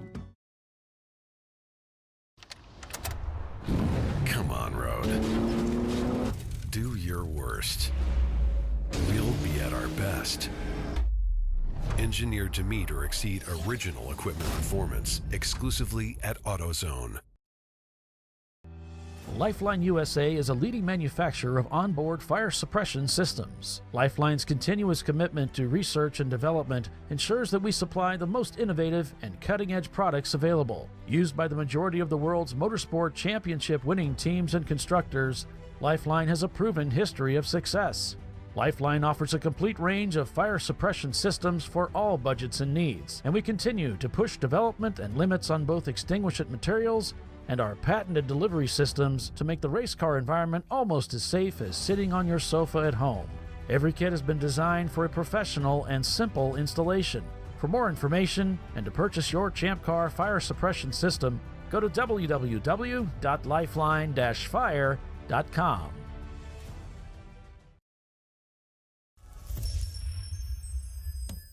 Frozen rotors from Diversified Cryogenics deliver increased performance and a higher level of safety, while significantly reducing braking system costs. So to tell you a little bit about the durability of this product. So we have seen an incredible extension of the life of our brake rotors using frozen rotors. We've gone from brake rotors every other weekend to 6 weekends on one set of brake rotors, and I think they can go farther. The durability has been amazing. And it's been a fantastic season, and man, a lot of that is due to the way our car can brake on those frozen rotors. For more information, go to frozenrotors.com. Located in Northeast Ohio with 40 years of combined experience, Money Shift Racing knows how to deliver performance and safety, offering everything you need to get your vehicle and drivers ready for race day. From safety equipment to full engine assembly and repair, in-house fabrication, 3D design, and rapid prototyping. Money Shift Racing. Performance done right. Discovery Parts is a veteran-owned racing and safety equipment company. While we're located inside Atlanta Motorsports Park in Dawsonville, Georgia, Discovery Parts can also be found at the tracks, supporting a number of Champ Car Series events. We take pride in being a reseller of the best of the industry to Champ Car teams and drivers. We know racing, love racing, and look forward to tomorrow to even more racing. Visit us at discoveryparts.com.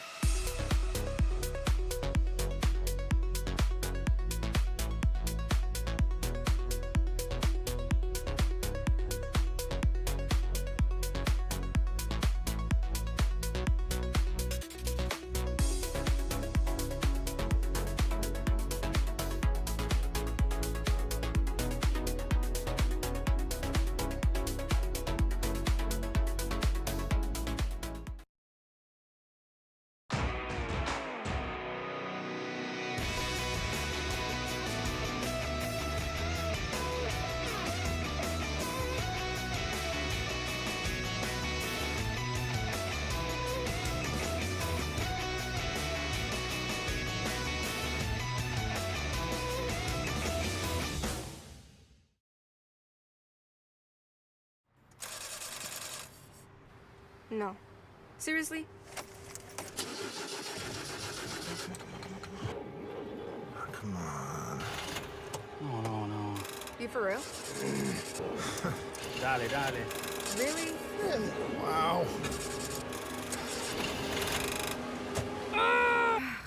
So maybe just a cable? We can help you. Welcome to America's #1 battery destination, AutoZone, your battery solution.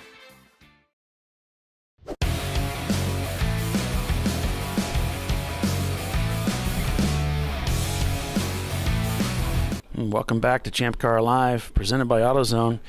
We're full course caution here at Road Atlanta. It's the national championship for the TireRack.com Champ Car Endurance Series. How many times have we come back from commercial under caution? Seems like every time we go to break, out comes the yellow flag. It's convenient. You're not missing anything. I think it's the first race I drove at Watkins Glen. You could set a watch by it. It was every 30 minutes you had a caution, and we got to the point very quickly where we were working our pit strategy with that in mind. It was religious. It was really uncanny. Well, and at Watkins Glen they don't do any hot pulls, so every time something happened. Yeah. You can play that thing like a fiddle. Yeah.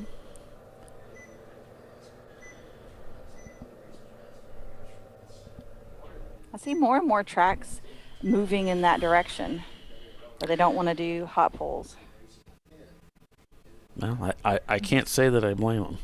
Right. I mean, I get it. I think that was the same race where I passed under caution and then handed the car off to the owner, who then took the car out and was black flagged for passing under caution because the officials were backlogged. Sneaky devil. Because we're doing so many cautions, and he came in completely baffled. How could I have passed under caution? I said, nothing. Nothing. Should have just said, I know, and walk away. I have a theory, but Okay, here we go. We had a guy get penalized for breaking the blend line, so to speak. He technically at Daytona going over the grass and entering the track from the pit out, right? But what really happened was he spun over the grass and onto the pit out lane. Wow. And then the officials saw him as he re-entered the course from the grass. So, yeah. And the next driver got to serve that penalty. And we're back to green. I think that's just good teammanship. You're sharing in each other's victories and the penalties. But imagine that guy who just came out on track, right? And he gets pulled in a black flag, and they're like, "You cut across the grass from when you came through pit out," and he was like, "No, I didn't." He's like, "Oh yeah, you did." NLS is just flying around this racetrack, and what's crazy is their lap times are very similar to everybody else. You watch them driving like, wow, he's really moving. Well, he is, but so is everyone else. It's amazing. 144s, 143s, lap to lap to lap.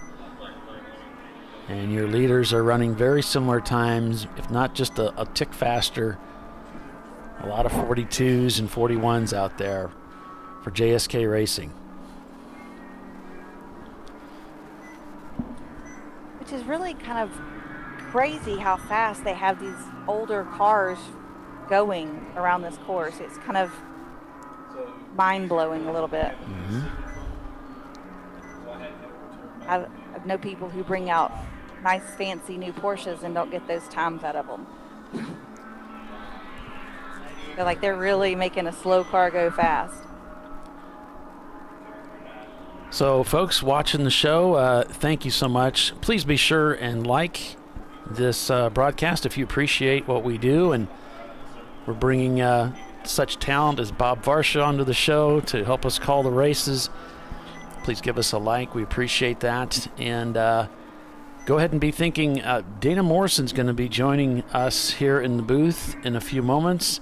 So if you have any questions for Dana, the Champ Car CEO, be sure and you can put that down in the chat here. I'll be watching for that. He's going to be joining us here in a few minutes once he gets someone to cover for him, and we'll get a chance to hear from our CEO again as we head into the 2023 season. It's very exciting.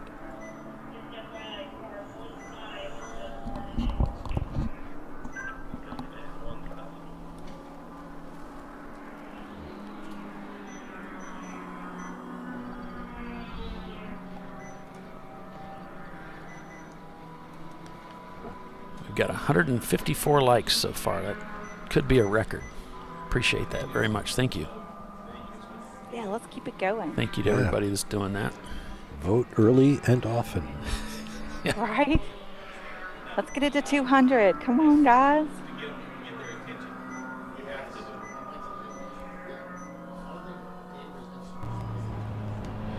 Or as my son would say, first-time watcher, multiple-time caller. I never understood what that. He'd flip it, you know. That people that call into these talk shows will say, Right. you know, long-time watcher, first-time caller, and he'll flip it.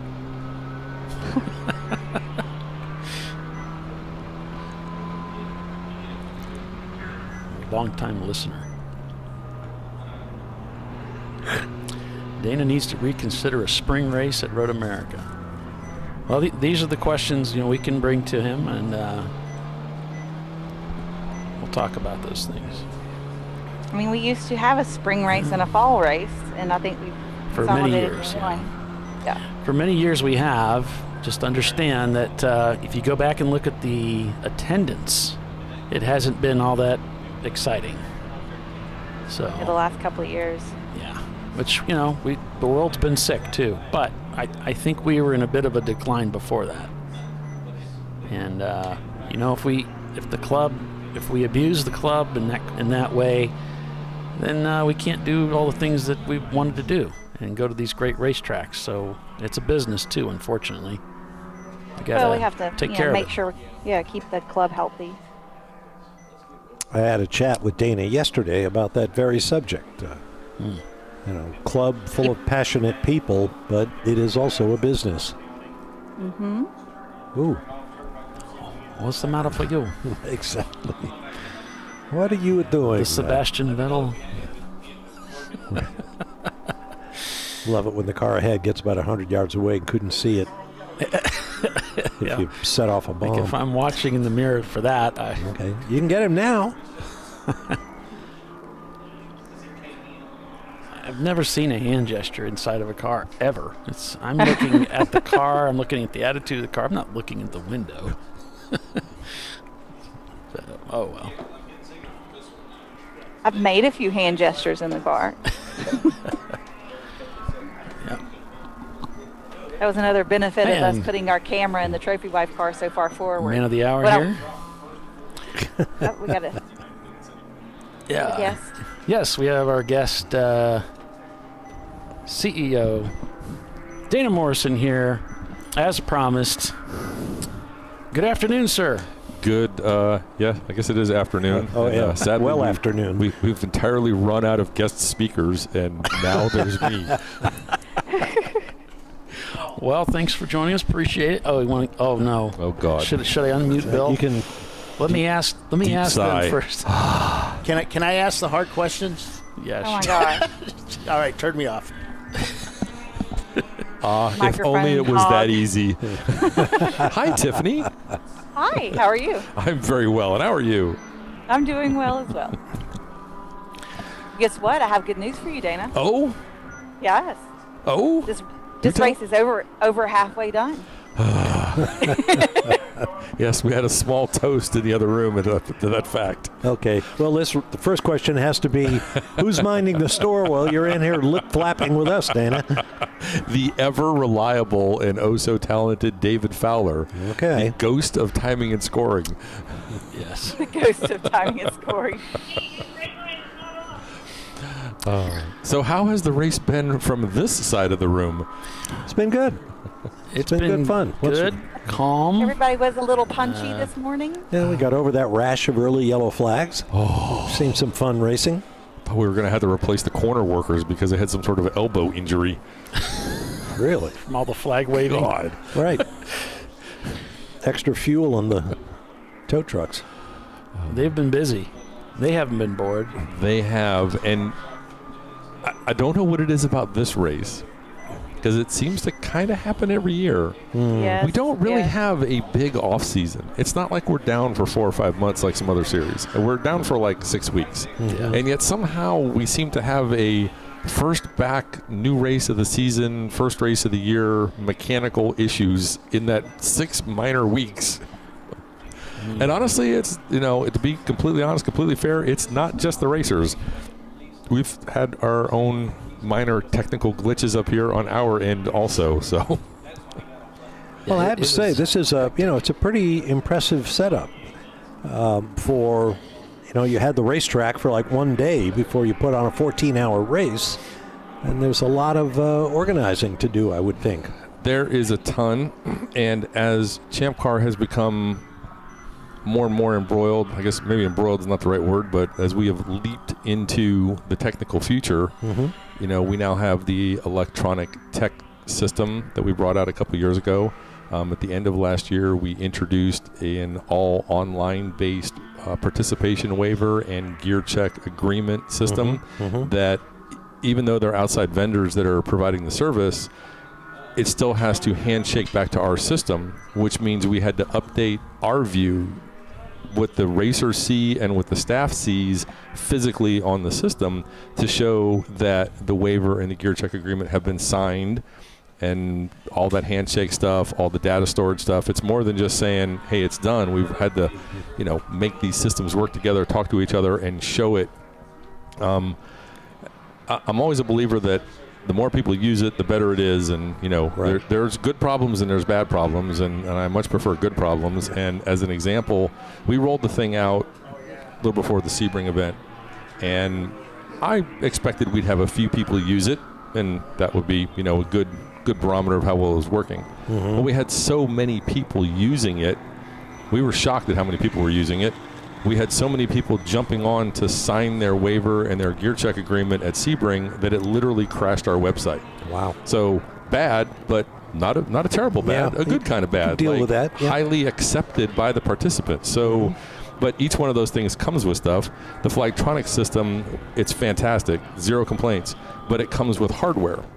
These things have to be set up. There's batteries, there's control units, there's handhelds, there's display systems that all have to be mounted at every corner station. Right. Lines of sight have to be checked. It can't interfere with the corner worker's ability to see the track. The remote has to be in a location where he or she can reach it. The panel has to be visible to the racers. All these things take time. There's antennas, there's repeaters. When I first started with Champ Car, I remember sitting up in the tower with Mike running timing and scoring, and there was Mike with a radio, and there was me with a laptop and a single-channel decoder and a radio, and that was it. And sitting here in front of me now, for those of you who are not here, Paulie has 4 screens and then a tiny little thing, whatever that is, the keyboard, the mouse, what looks like an entire DJ board. And then Bob next to me has 2 more screens with a computer, and that's just the show. The timing and scoring guy has got 3 screens and 2 computers running, and then there's Bill's entire electronic setup over there. Right. And then the Flightronix guys behind him loaded up with stuff and equipment. So just the amount of electronic hardware that goes into putting on what Champ Car puts out now is immense, and it all has to be unpacked and unfolded by a magnificent staff and then packed away again and ready to go in a couple weeks. Taken to a totally different racetrack with a totally different set of challenges. You and I spoke yesterday. You've spoken eloquently about the responsibilities that the series is fulfilling with regard to technology, but there's also stuff outside your control that makes running the business of Champ Car difficult, and usually it's financial, dealing with the racetracks in terms of keeping a solid, dependable schedule. Yeah. Anybody who's been paying attention to Champ Car and racing in general for the last 10 years, call it 12 or 13 for accurate math, ever since 2009, has seen how the marketplace for budget-based endurance amateur racing has just exploded. It went from 1 series to 2 to now like 5, between 5 and 7, depending on how you count them. Some national, some regional, some subgroups of other sanctioning bodies, which means the demand for dates on racetracks has grown exponentially. And where there's demand, the cost goes up as demand goes up. So just the pricing on the tracks, when we first started doing this, a day rental was a day rental. And then all of a sudden tracks started going, well, wait a minute, a 24-hour race is 3 days rental, So, and then as we're putting on bigger and bigger events, it requires more and more staff, which requires more and more stuff from the racetracks. There was a time when we were running races with a single tow truck, and now we can have 4 or 5 different types of specialized equipment. So It costs money, and we are working extremely hard to keep the cost of racing down. I have said since the day I got involved and took over that I always want this series to be a place where I could afford to run, and I'm bound and determined to keep it that way, which is probably a good segue into saying thank you again to our sponsors, because every sponsor that gets involved with us is a direct correlation to keeping the racing costs down for the participants. And we want to keep the financial side, helps us keep the racing costs down, and the equipment side that we're able to take from the sponsors and put directly in the racers' hands helps keep the racing costs for the participants down. And that's another reason why, if I could change a couple things in Champ Car by just snapping my fingers right this second, one of the things I would do is I would get more of the racers to come to the award ceremony.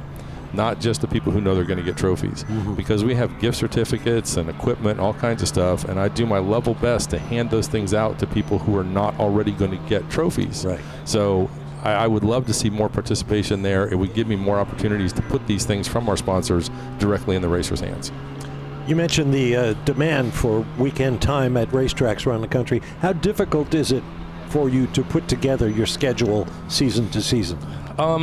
60, 70, 75% of the tracks are pretty easy because we have right of first refusal to our recurring date. And we appreciate that, and that is because our racers do a good job of maintaining and taking care of the track facility. We don't tear it up. We do our level best to leave it cleaner than we arrived at it. My staff even goes down pit lane and tears off every other organization's tape notes and everything's on the wall. We clean up after ourselves. So, you know, because of the staff and because of the racers, we've got a halfway decent reputation for that.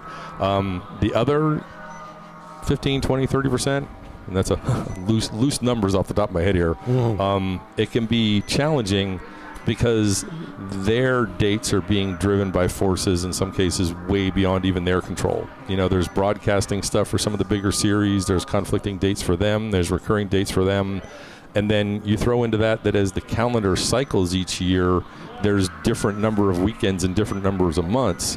For those of you that may remember, we went for a couple of years without a December date at Sebring.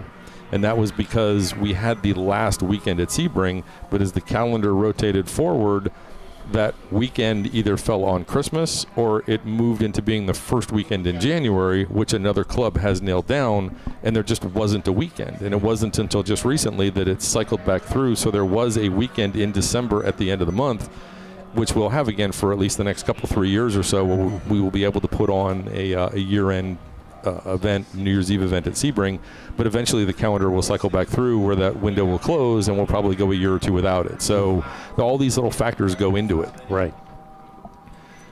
Well, Dana, not to ambush you here. Oh, sure. But, why should you not be first? Regarding Road America, I asked them ahead of time, I said, if you guys have any questions for Dana, you know, let's think about it and write it up so we can ask those questions. And there it is. There was a question about Road America in regards to, you know, typically we do two Road America events during the year. This year, just the one. So maybe you could speak into that. Sure. Two overlapping things went into that decision.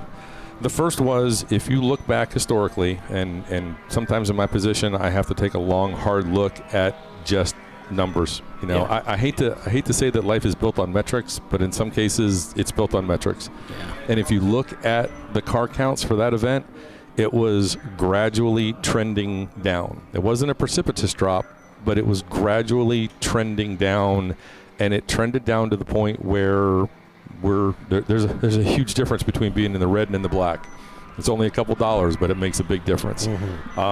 The second thing that went into that decision was demand from the racers for other venues. We are constantly being asked by our members, hey, what about this track? What about this track? What about over here? What about over there? So there's only so many weekends in the year, and I don't think I can run 52 races a year. I don't think I really want to try it, but you know, we already have a really, really thick schedule. We have a schedule that's almost twice what some of the other clubs are. So to get a new event, to try someplace new, to try a place that we haven't been to before or haven't been in a long time, something has to give. Yeah. So we look at what the members tell us, and they talk to us with their checkbooks, and they talk to us with their registrations, and we saw that as a place that maybe needed to change. And if you look on the schedule, we have High Plains Raceway. Nice. If you look at the schedule right this moment, you will not see a date for Nelson Ledges. But if you look on my spreadsheet that's in my Google Drive, you will see a date for Nelson Ledges. And as I say that, I think to myself, I wish I'd have looked and confirmed what the date was now that I've put it out there in my mouth. But Bill, you want to look at that? Can Bill do something productive over there? But yes, we have last agreed. weekend in July? It is. Yes, it is near the end. Thanks, Bill. I see that. It's a good thing this is radio and not television. Boy, Tiffany better not find out what you just did, Bill. July 29th and 30th. Thank you, Bill. There will be a test and practice day on Friday the 28th. It will be an 8 and 7 format. We were able to get that nailed down with Brian at the racetrack, and we've been working on that for a little while. So, again, trying to get back to places we haven't been to in a while. We have High Plains. We added NOLA last year. That was a fantastic event. For those of you that didn't come to NOLA, man, that was so much fun. The track people there are great people, and let's face it, it's New Orleans. Who doesn't want to spend an extra day or two in New Orleans? Absolutely. So those are the overlapping things. When we see the car count is going down somewhere, and we see that there's a demand or a request to go someplace else, then we try it, and maybe in a couple of years and things change, we'll go back. We still have a great relationship with them. It's nothing personal with the facility. It was just, you can view it as the negative of we lost the date, or you can do what I do, which is view it as the positive to say, well, now I have an opportunity to go elsewhere. Yeah, and that really we're does still make a lot going of to sense. Road America. We're I'm just sorry? not going twice. Yes, that's exactly right. That's exactly we're right. still going. Exactly right. So, and we had a year where we missed, I think, the spring race because of weather, and so we moved all the entries down to the end of the year, and we had a good turnout. Yes, and it was fun. It was fun. Yep. I probably just pointed out on some of the stream stuff here, asking about a Brainerd date. I have been talking to them. I'd say 50-50 at this point. We would love to go there, but the window opportunities are really narrowing. They've offered us some dates, but it is really hard to book a date somewhere where I have another date that's literally like 2 weeks away. Yeah. Again, reflection of how big our schedule is and how big our area is, we run the risk of becoming our own competition, and that's not cost effective to the club. Explain that too, because I don't think any of us ever think about that. What does that really look like? A terrible example would be if I ran Daytona. Oh, we got contact down here. 2 cars turning around, coming down the hill, and more cars locking up and sliding down the hill, trying to avoid this. And it didn't look like heavy contact. It's just 2 cars touched. We've got a car with some smoke coming out from under the hood. I think I will be joining Dana's the show back in a few away. minutes. Okay, thanks, Dana, for stopping in. But, yeah, a little bit of drama here. Coming down the hill, it's very steep, very fast.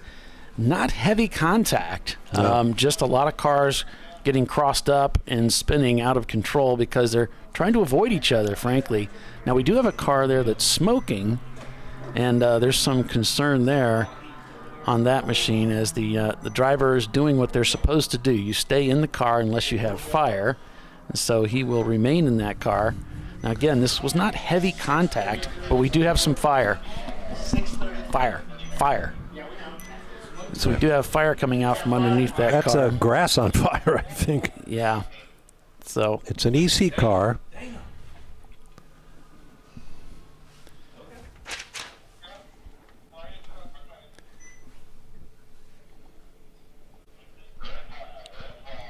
So they're going to throw that red flag, and this is what they do when they see they have a fire situation. They'll red flag the field. Driver is out and safe.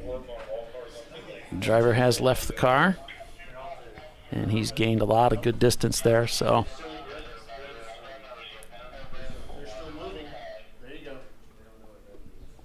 Come on, guys, stop the cars.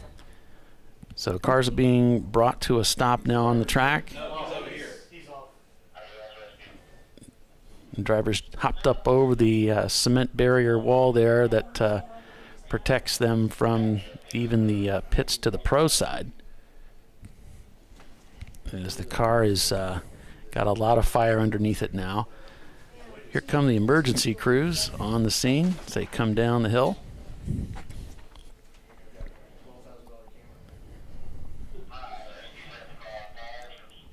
Are you able to see what car that is? Yeah, it's an EC car, number 633. 633 is Squadron. Okay. That's too bad because they were leading EC for quite a while there. Fire crew on site. Here comes another support vehicle to help with this effort. and it looks like what they're really focusing on is the grass, as Bob had indicated. Yeah. It's really what's caught the fire.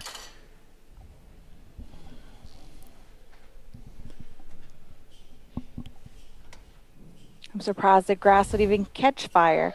Like, it's rained so much here, like, ugh, it's like a swamp outside. Mm. Well, this happens to us like every 10 minutes at Terracil. Yeah. Well, they cut the grass like 2 weeks before we get there, so you have all this little dried grass. Runoff. All right, so they're going to go ahead and work on that car. We're going to take a commercial break while they're doing so and be back in just a couple minutes, and we'll get this field back to racing. Stay with us. You're watching Champ Car Live, presented by AutoZone. Rockwell Autosport Development is your leader. We'll be right back.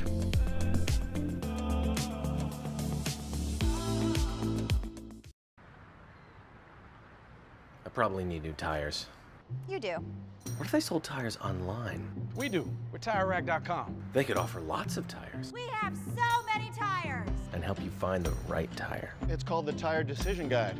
Oh, and they could ship them to a nearby mechanic. We shipped to over 7,000 independent recommended installers. This is an amazing idea. Sorry. TireRack.com, the way tire buying should be.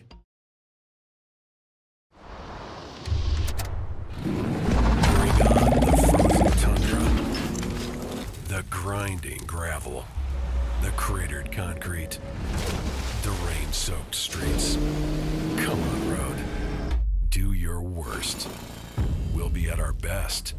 Reliable performance in unreliable conditions. Designed to meet or exceed original equipment performance. That's why more auto technicians choose Duralast parts. Exclusively at AutoZone.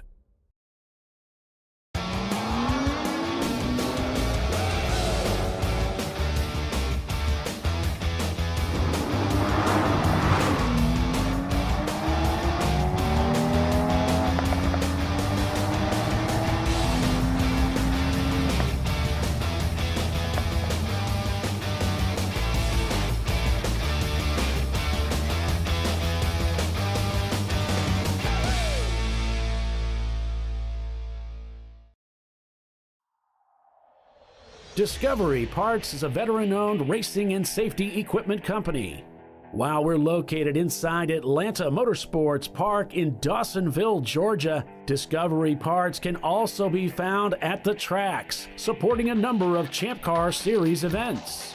We take pride in being a reseller of the best of the industry to Champ Car teams and drivers. We know racing, love racing, and look forward to tomorrow to even more racing. Visit us at discoveryparts.com.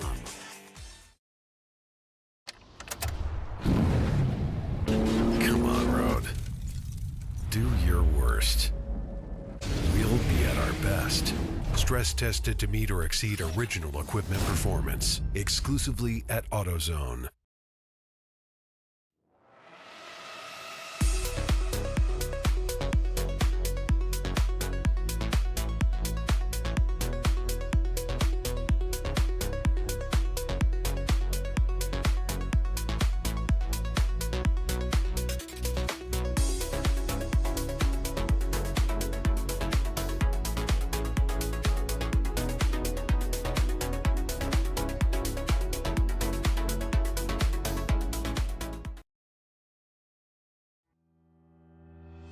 Lifeline USA is a leading manufacturer of onboard fire suppression systems. Lifeline's continuous commitment to research and development ensures that we supply the most innovative and cutting-edge products available, used by the majority of the world's motorsport championship-winning teams and constructors. Lifeline has a proven history of success. Lifeline offers a complete range of fire suppression systems for all budgets and needs, and we continue to push development and limits on both extinguishment materials and our patented delivery systems to make the race car environment almost as safe as sitting on your sofa at home. Every kit has been designed for a professional and simple installation. For more information and to purchase your Champ Car fire suppression system, go to www.lifeline-fire.com. Located in Northeast Ohio with 40 years of combined experience, Money Shift Racing knows how to deliver performance and safety, offering everything you need to get your vehicle and drivers ready for race day. From safety equipment to full engine assembly and repair, in-house fabrication, 3D design, and rapid prototyping. Money Shift Racing. Performance done right. Frozen rotors from Diversified Cryogenics deliver increased performance and a higher level of safety while significantly reducing braking system costs. So to tell you a little bit about the durability of this product. So we have seen an incredible extension of the life of our brake rotors using frozen rotors. We've gone from brake rotors every other weekend to 6 weekends on one set of brake rotors, and I think they can go farther. The durability has been amazing. And it's been a fantastic season, and man, a lot of that is due to the way our car can brake on those frozen rotors. For more information, go to frozenrotors.com. I did it. You see how it's... That's it. We did it. You did it. You can do it. The path to I did it starts at AutoZone. Get in the zone.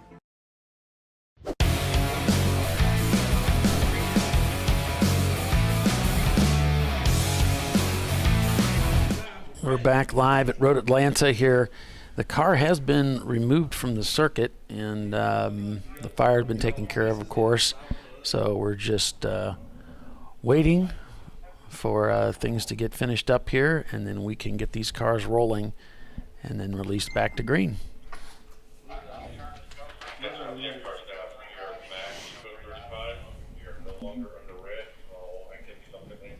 So there's the announcement coming from race control that we're no longer under red, and they're going to roll them at, looks like we're going purple 35 and then up to yellow, and then back to green.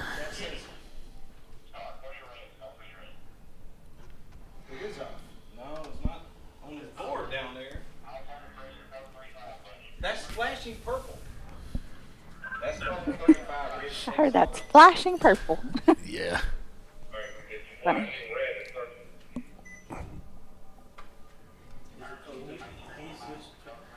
Try and stop this share, and then. I mean, I was kind of like confused a little bit because I was like, well, I mean, the track is stopped, but then I was like, but the scroll wasn't scrolling either, so I was like, I think it's Rosie.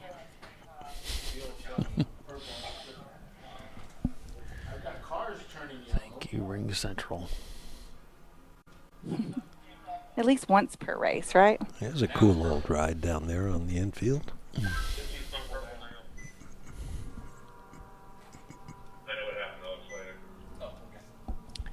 Paper Playground says, hi, Tiffany. I don't know who that is, though, but hi.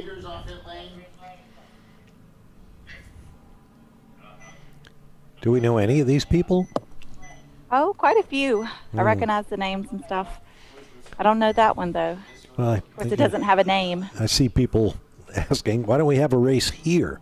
Where's that? Yeah, you might have to give a little bit more detail than that. Mm-hmm.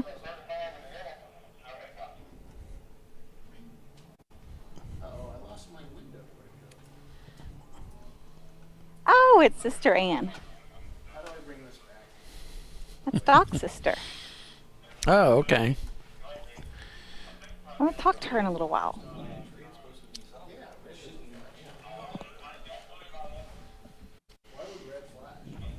Wonderful human.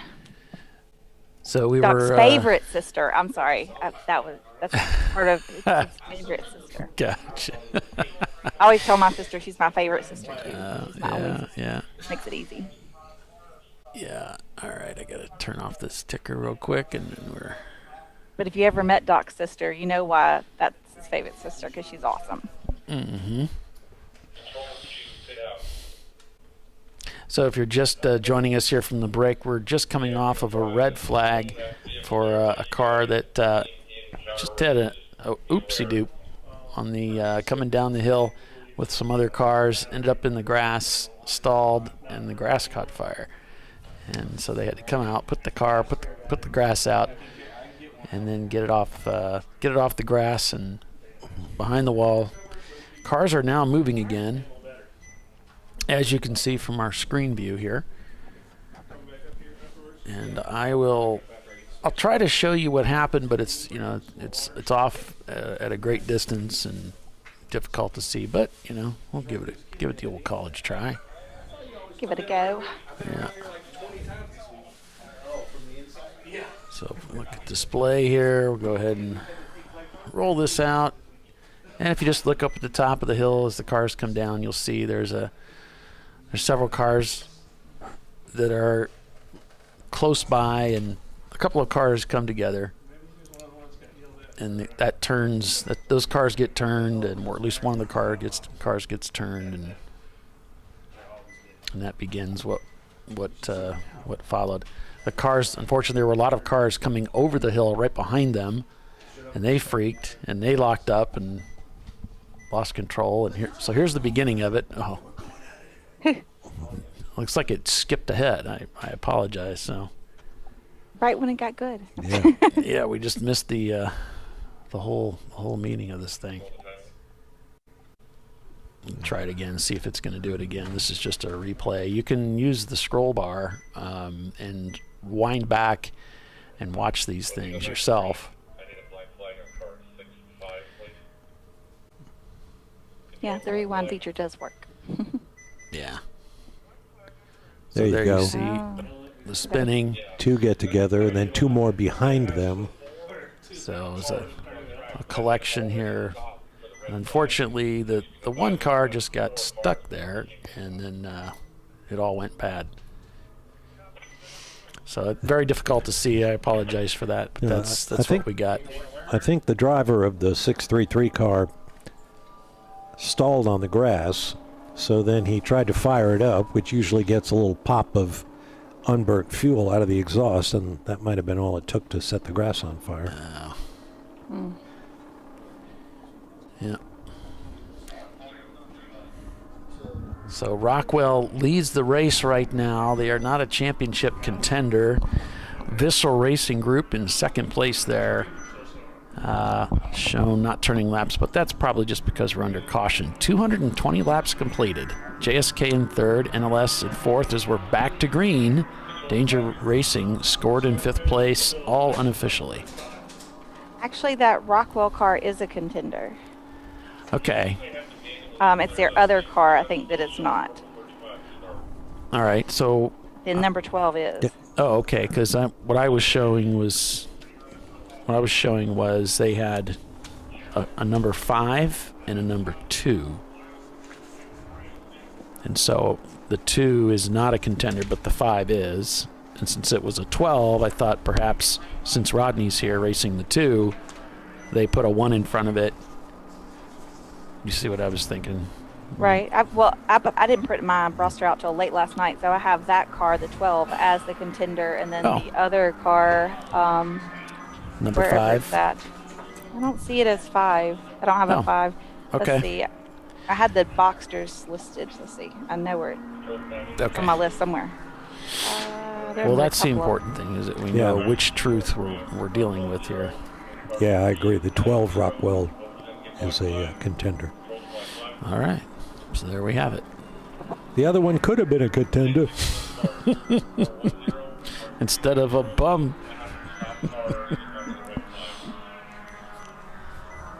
So Rockwell leading the way here, but now they're shown tripping the pit loop.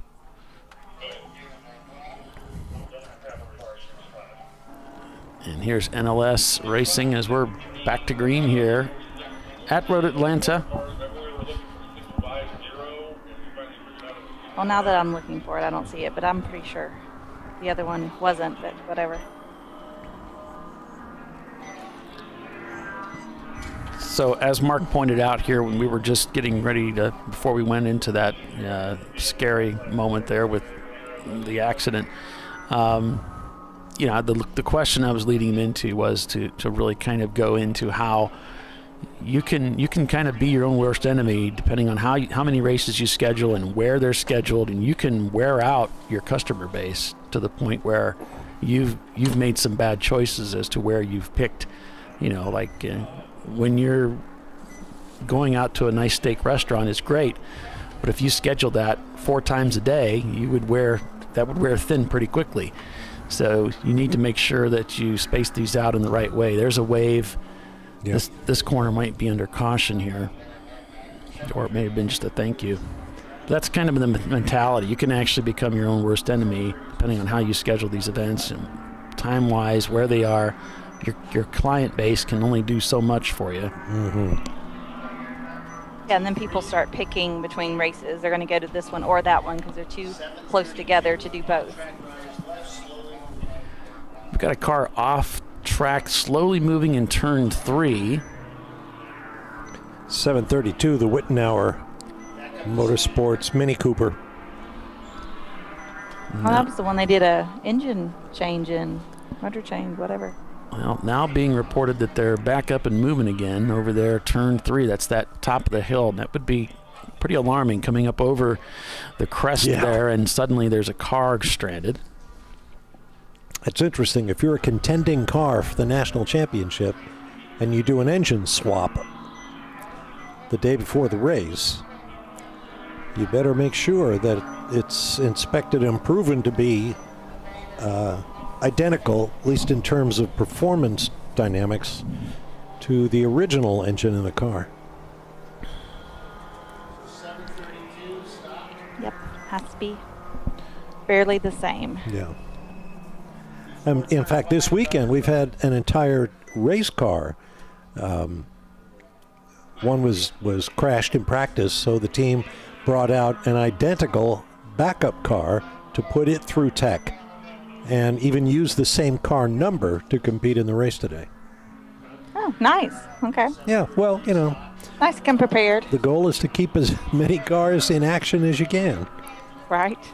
The Mini Cooper of Wittenauer Motorsports has come to a stop there. It looks like turn 5.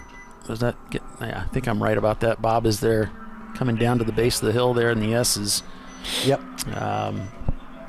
It looks like it's even sort of trying to indicate it's track right, so watch out for a Mini Cooper down there at the base of the hill. That light-colored triangle is a gravel trap at turn 5.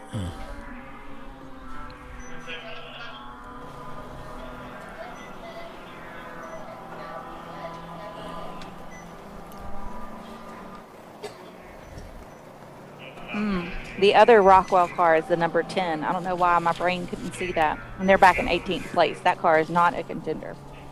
But the 12 is. That's what it is. All right. They probably just played with their numbers a bit. Shark sighting.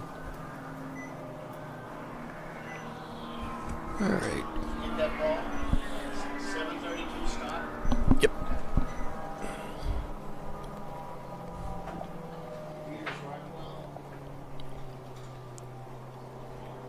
Here comes Floridian Motorsports up the hill towards 2. Maybe we'll get, it's kind of difficult to see, maybe we'll get a visual on the car at the bottom of the hill as the Flying Moose is back in the pits. Looks like they did a driver change maybe, and they're getting ready to roll out. Not sure what's happening here.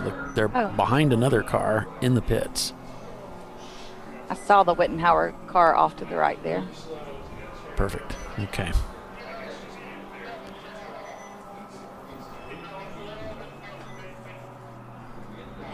NLS Racing.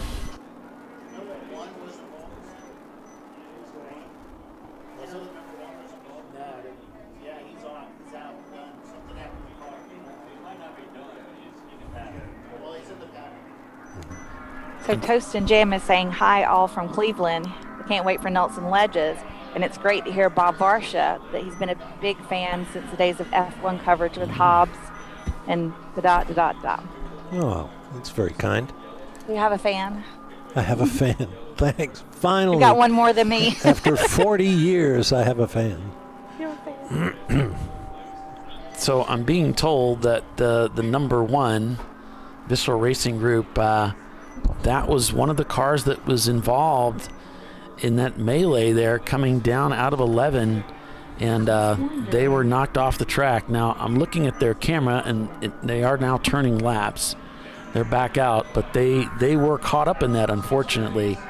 And rolling around in the car. That's the drink bottle basket, I think, finally was knocked loose. So, unfortunately, wrong place at the wrong time, and you get caught up in these things. And just, I mean, what's the odds that you would be caught up in something like that? But it happened.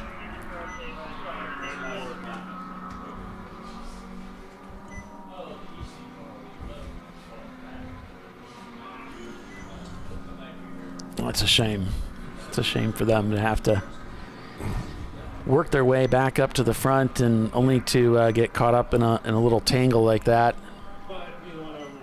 Still a lot of racing to be done. They're back in 8th place right now. Their last pit stop was at 174. We're now working 225, the leader is. Coming down the hill again.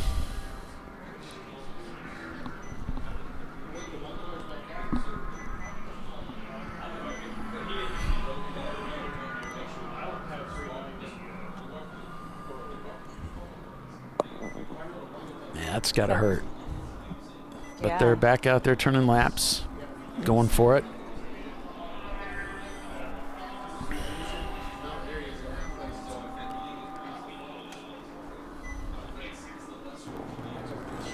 Team Infinity.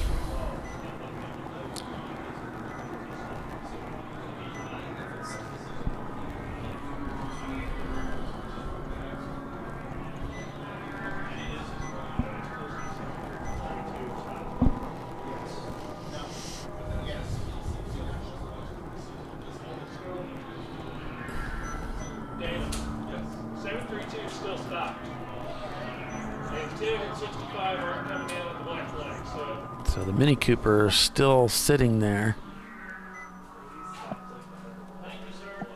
And our frame rate used on this is very low, so sorry about the occasional. It's very blurry and it's difficult to make out what you're seeing there. Occasionally it'll clear up and be nice and obvious. But we just happen to know that the 732 is the car that's stranded down there at turn 5. Well, it builds the anticipation. That's what we're all about. Any minute now, I'm going to know what's going on here. Any minute now.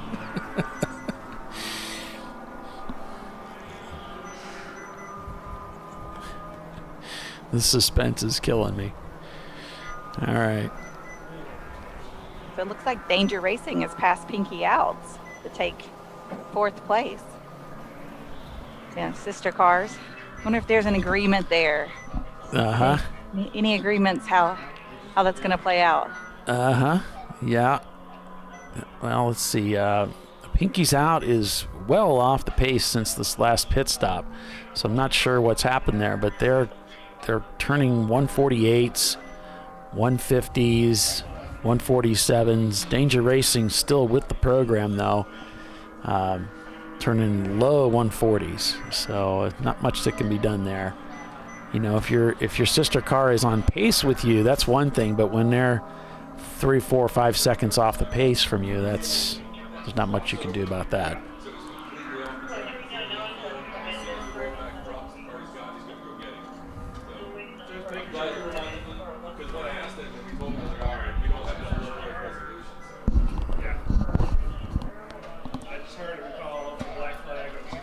So 5 hours and 36 minutes unofficially on the clock. That's remaining in the race as the sun is beginning to descend here at Road Atlanta.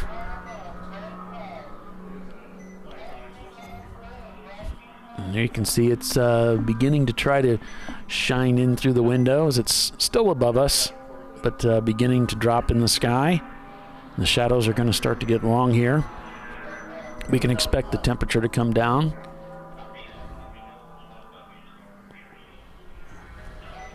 The visibility to decrease. On board with Visceral, now going in a very busy corner again. There's close to a dozen cars going into this corner. They have to be careful they don't get caught up again.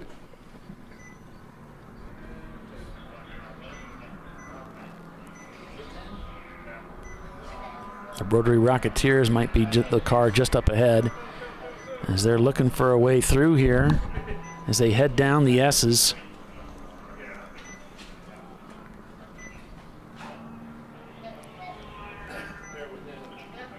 Using the curbing there as they head down towards turn number 6.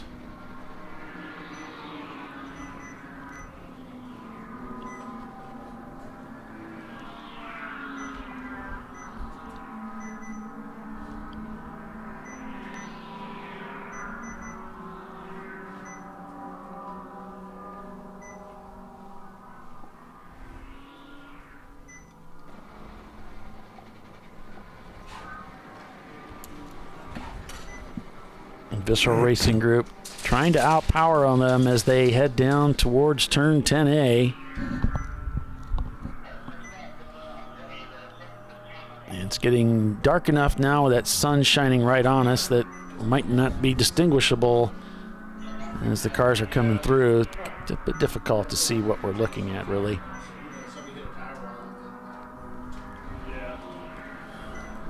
Coming down that hill now.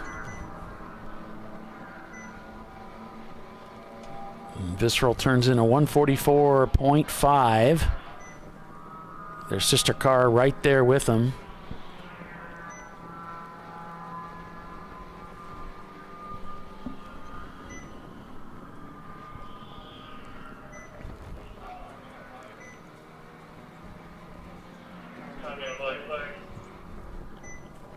So the standings right now, we've got Rockwell Autosport Development leading in the number 12 car.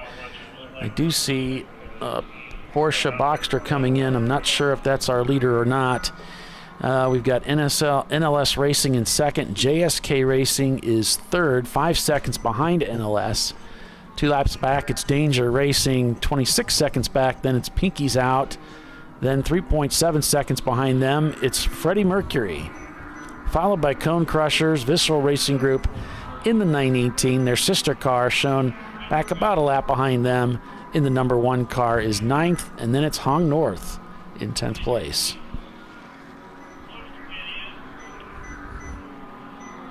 I wonder if the driver can see that drink holder rolling around in the footwell on the passenger side in his peripheral vision. He has to be hearing it and seeing it. There it goes. Got to be driving you nuts. I would think. But what are you going to do with it? Well, there's no way you can get to it if you've ever been strapped into a racing seat. You know, Ain't happening. You just have to keep going. Where your arm ends, it ends. Worry about it later. I had the cool suit chest not get strapped down well, and a couple of laps in, it flipped over and dumped ice out. Then it flopped around the whole rest of my stint. I was so mad. Yikes. And I was hot. Right. You were hot on top of it. That's just like, dang, what an insult to injury. That's just rude. It is. Yeah, it's a drink holder basket. It was loose earlier. We were watching it kind of flopping around behind the seat. And then I think the guys bumped it enough times that it knocked it loose, and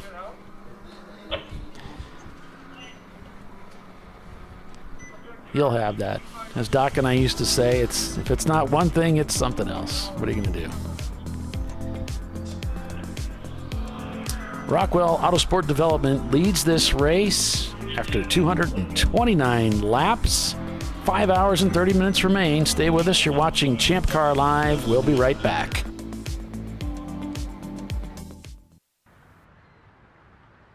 I probably need new tires. You do. What if they sold tires online? We do. We're TireRack.com. They could offer lots of tires We have so many tires. and help you find the right tire. It's called the Tire Decision Guide. Oh, and they could ship them to a nearby mechanic. We shipped over 7,000 independent recommended installers. This is an amazing idea. Sorry. TireRack.com, the way tire buying should be.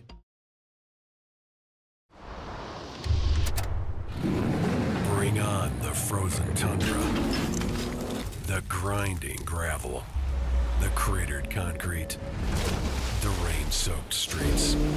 Come on, road. Do your worst. We'll be at our best. Reliable performance in unreliable conditions. Designed to meet or exceed original equipment performance. That's why more auto technicians choose Duralast parts. Exclusively at AutoZone.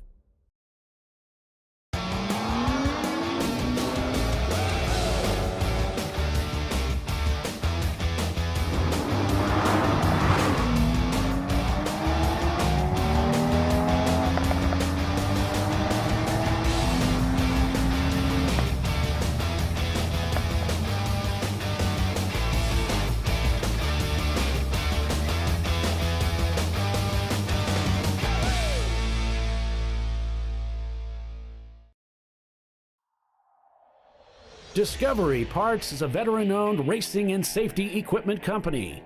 While we're located inside Atlanta Motorsports Park in Dawsonville, Georgia, Discovery Parts can also be found at the tracks, supporting a number of Champ Car Series events. We take pride in being a reseller of the best of the industry to Champ Car teams and drivers. We know racing, love racing, and look forward to tomorrow to even more racing. Visit us at discoveryparts.com. Come on, road. Do your worst. We'll be at our best. Stress tested to meet or exceed original equipment performance. Exclusively at AutoZone.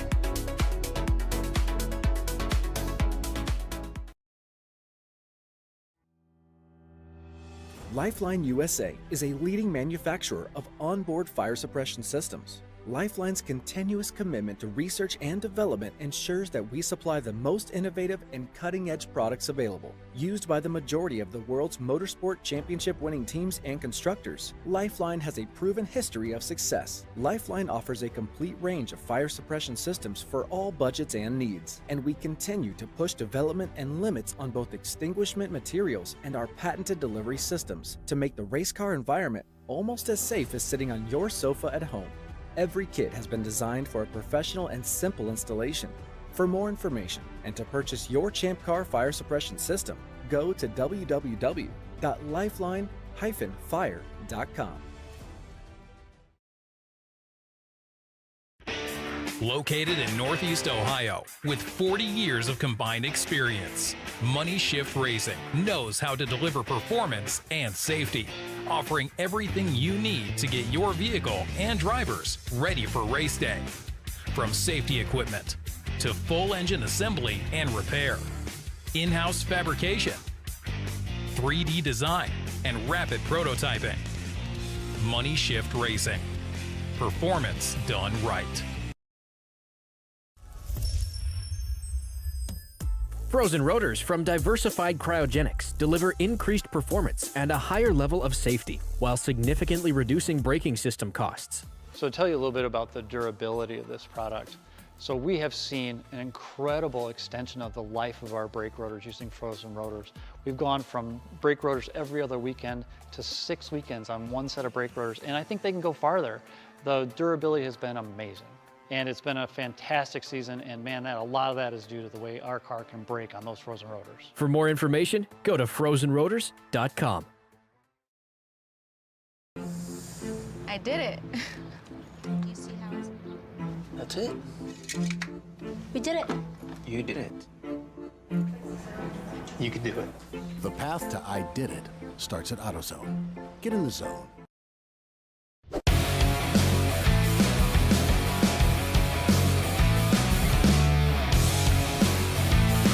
Welcome back to ChampCar.Live, presented by AutoZone.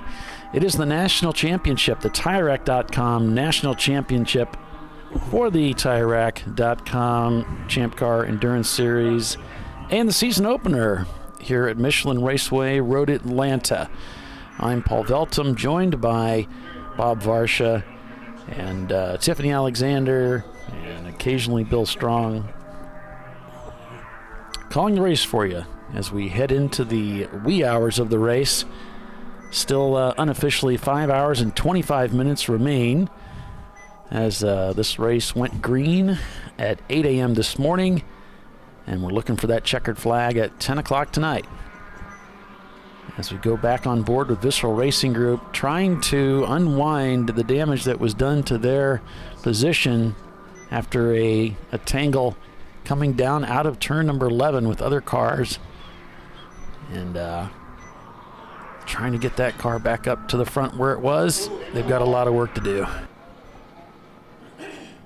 Timothy said he had a fire extinguisher come loose and discharge while racing at Road America. Oh, we have a car backed into the wall on turn coming. It's right on the front straightaway, mid-front straightaway. It looks like a Porsche Boxster, and it is black-ish. Not our leader then, probably, right? And that one blue and white? I'm going way back in my memory now. I don't know. Poor Bob's trying to look through my dad's binoculars through about 12 inches of glass at an angle. It's like, if you can read that, you deserve an award. Your dad wasn't cross-eyed, was he? Because I am. That thing is ancient. I don't know why I even keep it, but it looks he is stranded there. Yeah, he's up against the wall. Driver's right. It looks like he is trying to rock it and get going. In fact, he's moving counter. Ooh, bad plan. Bad plan. And he needs to get turned. I'm not sure where he thinks he's getting turned around. It's the 775, I believe. Yeah. Again, I'm looking through several that's panes Ding of Dong. glass. Okay. Ding Dog Racing. All right, Ding Dog Racing. There we go. And still getting a waving yellow there, and looks like they've pulled that in. So they're full course caution here as they're dealing with that.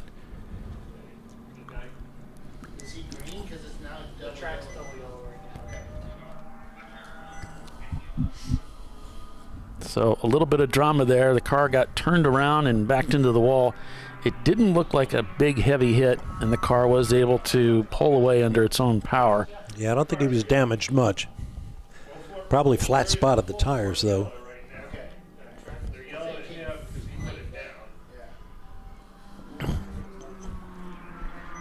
He's got it moving under its own power now, though? Yes.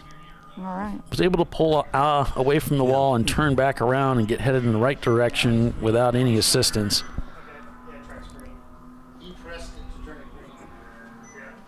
And we are back to green here at Road Atlanta.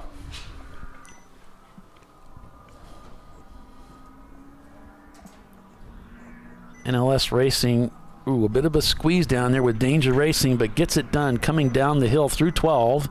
Those two guys managed to play nice and keep it clean as they came through one of the tightest parts of the track, because you're going, the faster you go, the narrower that racing line becomes. But they were able to get through there together. NLS and Danger Racing Group. NLS putting the pass on the Lexus.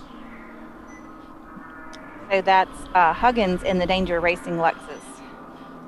And Chip Schnick is in the 246 for Pinky's Out.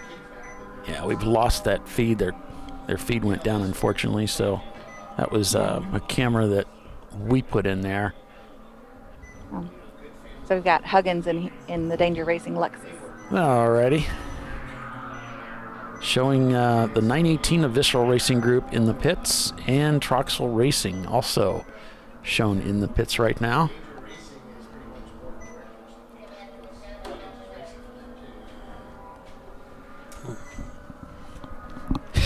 Dana is back. A little bit of excitement. Just when you thought it was safe to go back into the water. There you go. So, what's new? Oh, what? Did something happen? I'm standing here, we're waxing on about entries, and I'm like, look at that, because it's right in front of me. What's happening here? Oh, good times had by all. A moment. Several hearts stopped. Yes. Others skipped beats. Yes, we can laugh about it because it could have been bad. As much as it looked exciting, it was no big deal. It was just, one person spun, the other person spun, everybody's spinning to get away from each other, and, it's all good. We laugh about it now because it's all good. Yeah. So, where were we? Well, we were talking about why not just schedule 8 races all together on the same weekend? Or that'd be a great idea. I get my season out of the way, and 50 weeks off. That sounds great. Because I can answer all these questions. I just simply said you can become your own worst enemy if you schedule too thick. You have a set amount of clientele, right. And you can end up scheduling yourself into poverty. That's what it was. We were talking about, basically being my own competition, and you asked about a good example of that, and I think a great example of that would be, we've talked about maybe trying to get a second Daytona date, but we're already so thick in the area, and then what if, for example, I scheduled a Daytona race in, a July date a week after Sebring? I know. Yeah. Half my teams are going to go to one event, half my teams are going to go to the other event, and then I take 2 races that are good, successful events for the series and turn them into 2 financial losers that are boring to watch because there's half the cars on the track. Right. Right. I likened it to, you can have a steak dinner that you love, but if you try to do 4 dinners in one day and you do the same thing the next day, pretty soon you get tired of doing that, and it's expensive. Yeah. But the series, as currently constituted, goes as far west as Colorado. It does. Which leaves a lot of the western United States open with some very cool tracks. So is there a long-term plan to have to... There is. English, expand to the West Coast? There is. It's a fuzzy plan, and as I have said many times, I would love to hear more from the West Coast teams about what they want, what they need. Yeah. We were huge out west, and admittedly, just owning our past and being honest about it. Although the people who were involved at the time are all long gone from Champ Car. We in fact don't even share the name of who we used to be with who those people were at the time. They are long gone from the series. But it's still us, and I still own what our club was, and I know we made some mistakes out there. With that said, we do hear from people occasionally saying, well, it'd be great if you made your series just like all the other series that I race in. And, I hear you, but Champ Car is unique.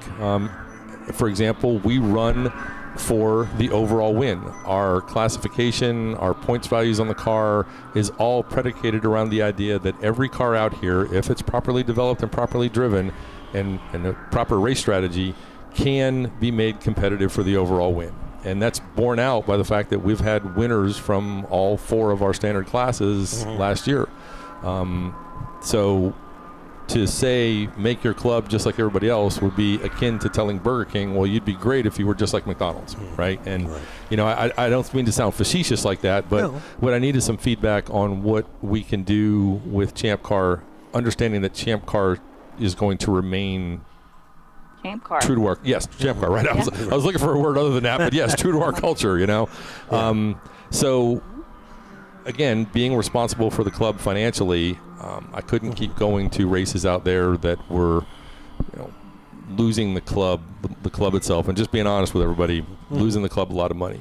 So we've sensed a huge amount of development, or I should say, a huge amount of interest from the central part of the country. So we're trying to service that. And then what I would like to do is use that hopeful success in that underserved area as a springboard to grow back west again. So for those of you who are West Coast racers, Champ Car is not pulling back and deciding to just be a regional club. Champ Car is very proud of the fact that we are a nationwide club. I still kind of consider ourselves to be nationwide because we go all the way out to Colorado in this particular schedule. And again, our plan is to grow that and grow back out. That's a I hate to put a number on it, but every organization needs a 3, a 5, and a 10-year plan. So pick one of those numbers, and that's our vision out there. And then we have another question here. coming through the YouTube chat, and wondering if you can speak into that. Yeah, so I think INDY is code for, I don't know. Oh, it's up.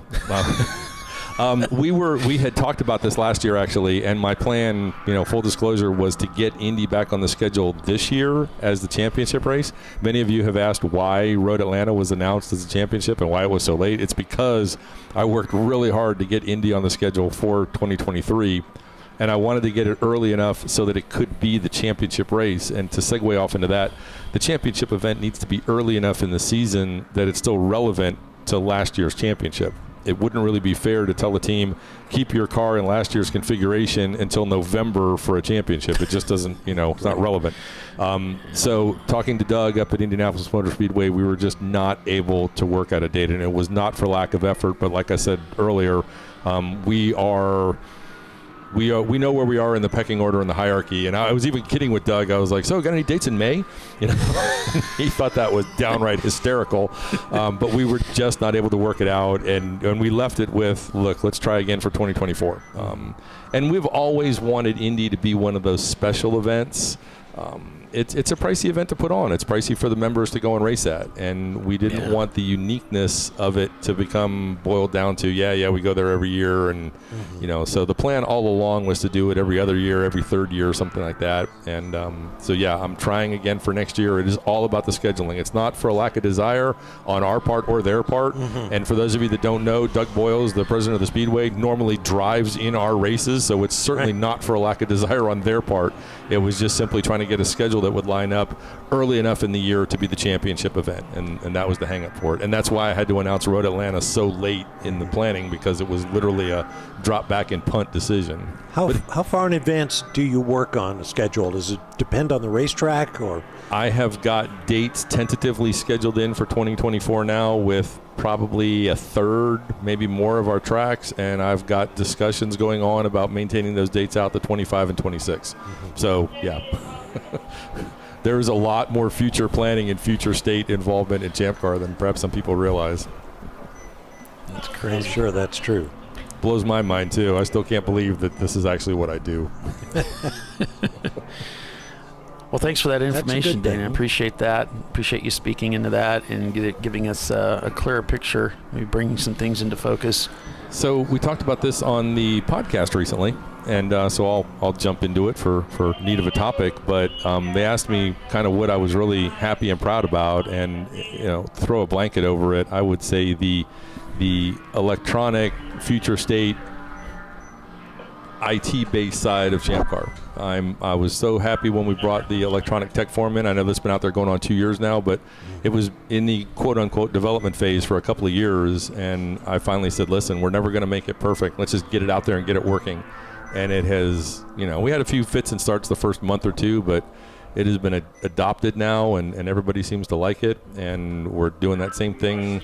We have cleaned up our registration system. We've brought in the online waiver system, the electronic gear check form, and it is my intention to keep moving Champ Car into a more digital, electronic, and future state position. It's kind of ironic that the cars remain simple while the technology supporting them gets more and more complex. Isn't that the way of it, though? So, absolutely. Something's got to give. No, we're trying to make the process for the participants smoother. Yes, that's exactly right, and that is the core of it, and to a certain extent too, the process for the staff. Right. When you've got 400, 500, 600 drivers at an event early in the year, and they're all bringing a massive gear bag full of their dirty laundry. I say that facetiously, but they're their race suits up to get gear check done. So some of you guys need to wash your stuff, man. Come on, please. Right? Get the molecule wash. Yeah. So, but it creates a physical person jam at an area. It's staff intensive for somebody to do this, and it just creates a perception among the racers that they're spending a lot of time standing in a line to get their gear looked at.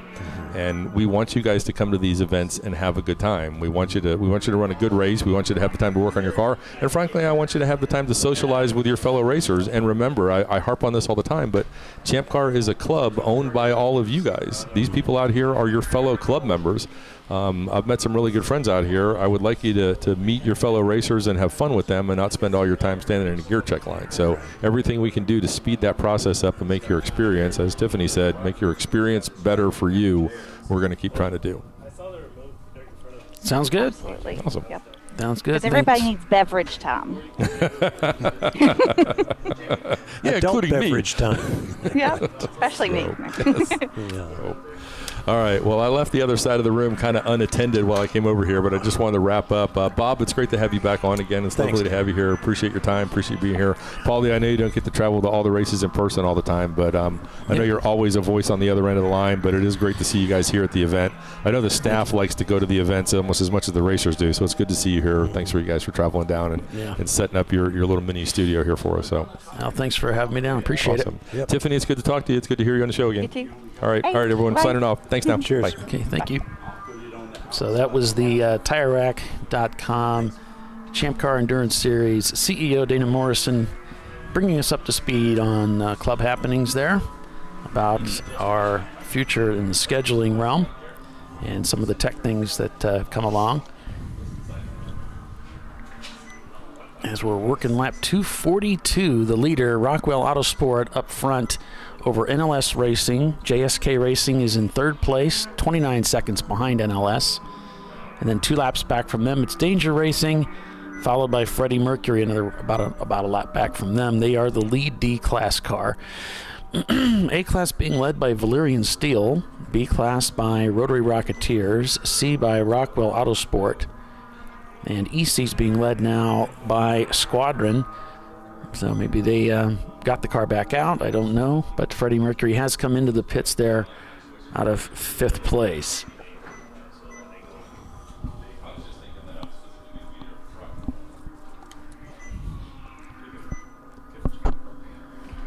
And Dana gets it done with the help of his star employee, Bill.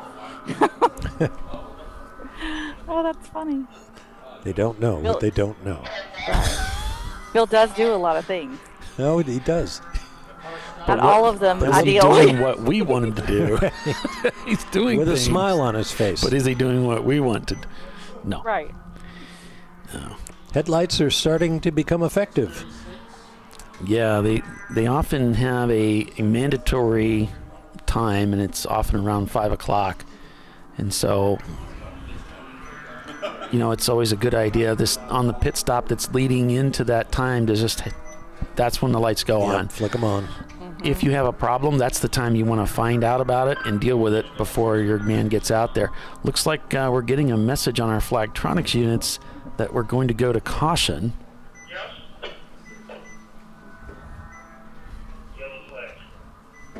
So there's the call for caution. No, it's not in 10. And we'll take a look at the Flagtronics and see if that tells us anything. Looks like we have a car stopped. Yeah, coming out of 5. 636. Is that a thing? It could be. Let me see here. What'd you say, 636? The Squadron. I think it's the other Squadron car. Yeah, there's another Squadron car. Squadron was the one that spun into the grass and set the infield on fire. The luck isn't going their way. Good at the Lord. moment. Yeah, Also, how about 646? Is it 636 or 646? I can't read that. Again, it's got Can't the post in the way, but it does look more like a 3 than a 6, or 4. So That'd be the Squadron. That'd be my best guess, anyway. See if we can figure anything out here.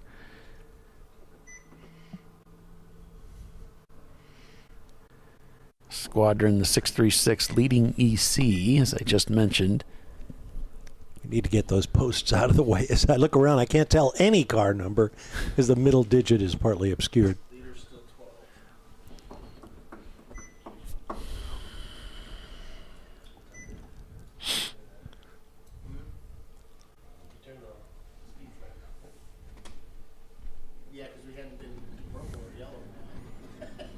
So under caution here with the car stranded at least. We'll see if we can catch up with a car that's over in that area of the track, and maybe we can get a visual on what's happening there. think his gloves are preventing him from tagging the icons that he needs.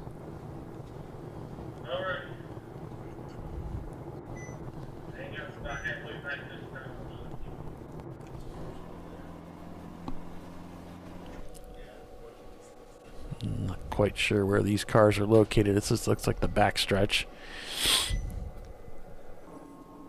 And this one's coming down the hill here. Complete opposite side of the racetrack. Can't we get anybody over on that side? No, he's everybody's over there. Okay. No, he too is on the other side. It's crazy. He's even farther So back. I guess we'll just roll with NLS and hope for the best. Sounds like a plan. It's beginning to darken here. Dan Kohler.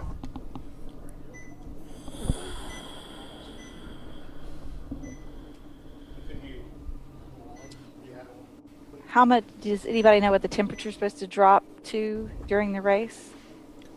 Oh, let's have a look-see. Why not? We don't have anything else to do. Right now we're at 47, and by 8 p.m. it should be about 40, and then dropping to 38 by checkered flag. Okay, it's going to get quite nippy. Makes for short podium ceremonies. Very short. Okay, we have some cars ducking into the pits under this caution to take advantage of this. They may find themselves in their pit window.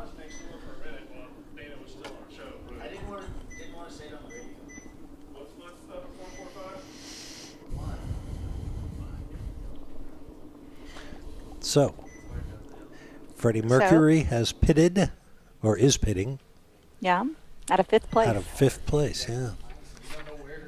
Which is unusual only in that he's the only car in the top 33 to pit.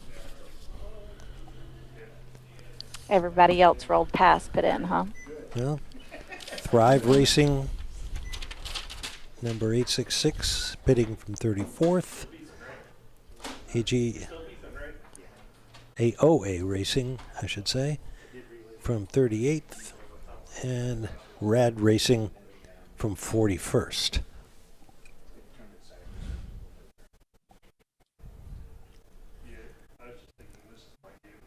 Missing Link from 50th.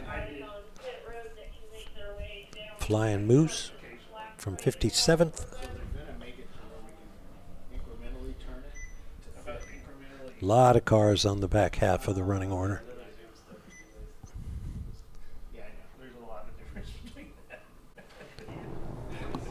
And there we see something being worked on there in the Team Infinity car. Yep.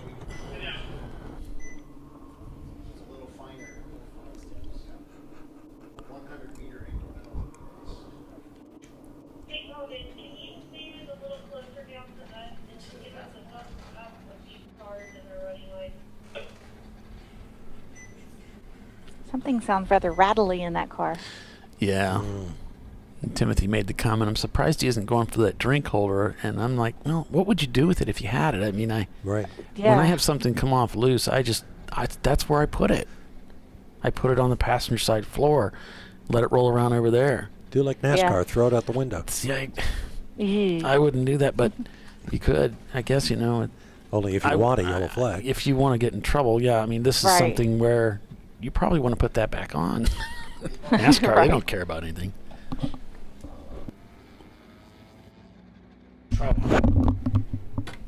At this racetrack, I think it was like 2015, as I was coming down the top of the hill there. Earlier, I had my center console pad come off, and it was flying around the cockpit. So as I came down, I just threw it out the window onto that grassy section here, coming down the hill, and nobody said a thing, but I threw it off the track. Litter bug. So, is that bad? Yes. Litter bug. But it was better than flapping me in the head like it was doing. Somebody has to mow that grass, Bill. Well, no, I went up and picked it up after the race. Oh, okay. Mm-hmm. hoping that nobody had run it over or picked it up in their splitter like they did my windshield wiper that flew off one time. I was the one that picked my own wiper up. You're a menace. Bob's gotten to know you pretty well by now, Nothing huh? can fool you, Bob. Yeah. He's learning. He is definitely learning. It's funny. You know, it's those nails you don't want to throw out the back. You know, those screws you don't want to throw out the back of your car. Right. Those when you press that button on the dash. Those stop strips that the troopers use on the interstates. Yeah. Exactly.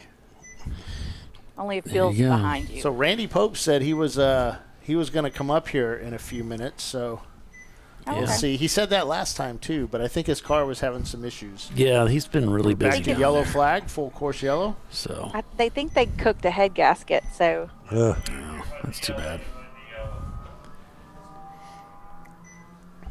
I was just talking to him. And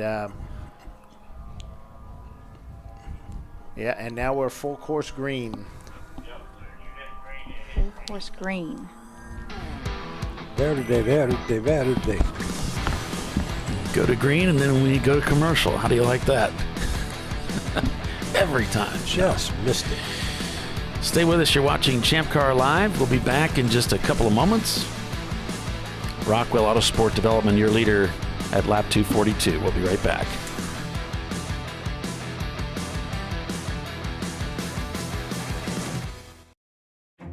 An important decision is afoot. This man is about to buy tires on TireRack.com. Tire Rack is the leading online retailer of tires in North America and a repository of advice and expert reviews. And it's done! All that's left is to arrange for safe, easy installation at one of our independent recommended installers. Well, I guess he did that too. TireRack.com, the way tire buying should be. Come on, road. Do your worst. We'll be at our best. Engineered to meet or exceed original equipment performance exclusively at AutoZone.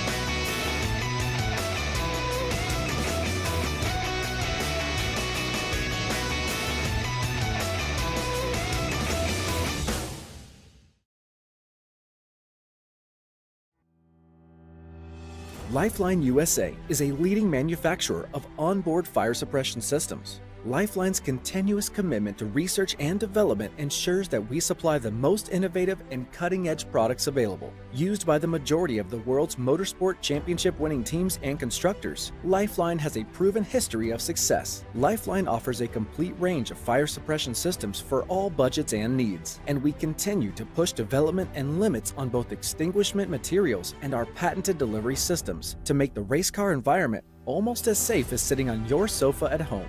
Every kit has been designed for a professional and simple installation. For more information and to purchase your Champ Car fire suppression system, go to www.lifeline-fire.com. RVA Graphics and Wraps is a full-service design, signage, digital graphics, and wraps company located in Richmond, Virginia.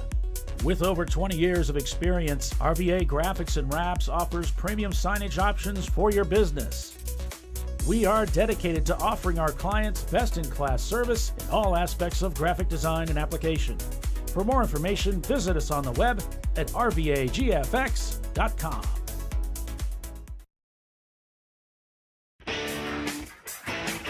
Located in Northeast Ohio with 40 years of combined experience, Money Shift Racing knows how to deliver performance and safety, offering everything you need to get your vehicle and drivers ready for race day. From safety equipment to full engine assembly and repair, in-house fabrication, 3D design, and rapid prototyping. Money Shift Racing. Performance done right.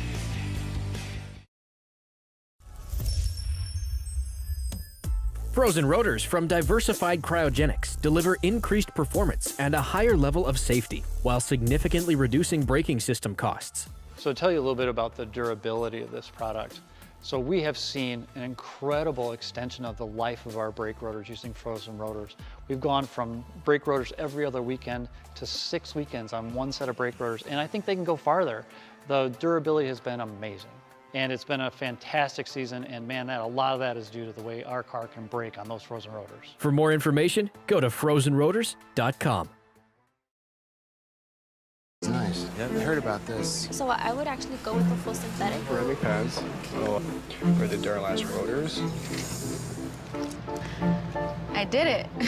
You see how it's... You did it. That's it. We did it. You did it. You can do it. The path to I did it starts at AutoZone. Get in the zone.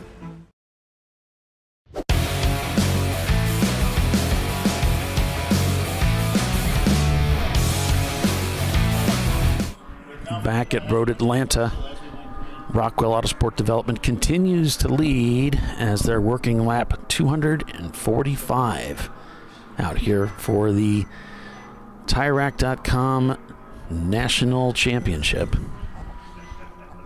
in the TireRack.com Champ Car Endurance Series.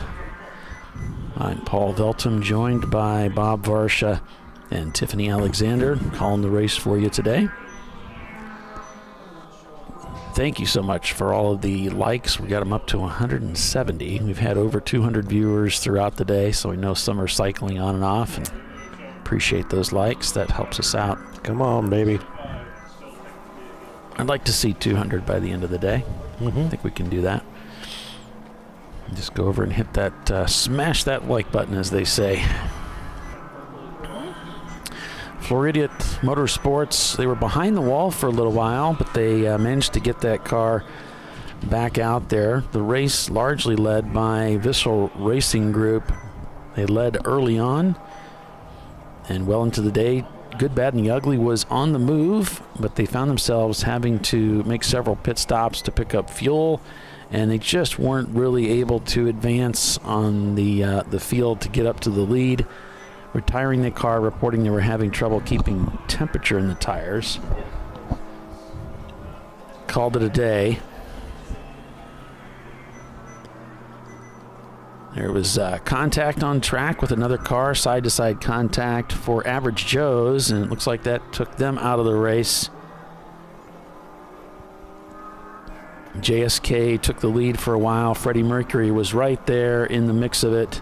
So was Rockwell Autosport Development. They've been in the mix of it, up in that top three all day.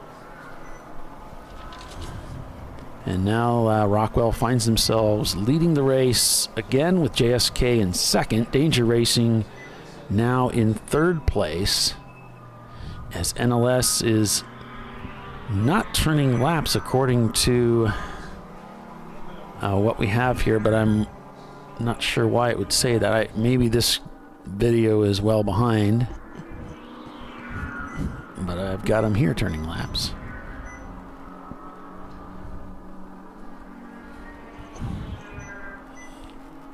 Let's see if they come into the pits this time by. This is not one of our cameras, and it may be behind by a few minutes.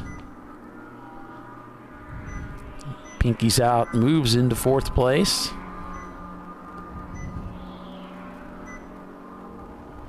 Looks like Jeremy Boyce is at the wheel. And thanks to NLS for labeling their race cars with who's in the car.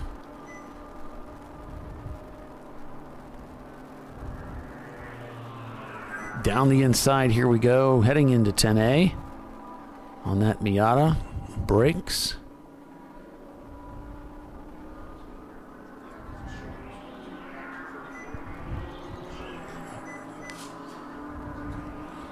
Coming up over the hill here and does not come into the pits. It's another good handling car. And Cone Crusher's now shown turning laps again in sixth place.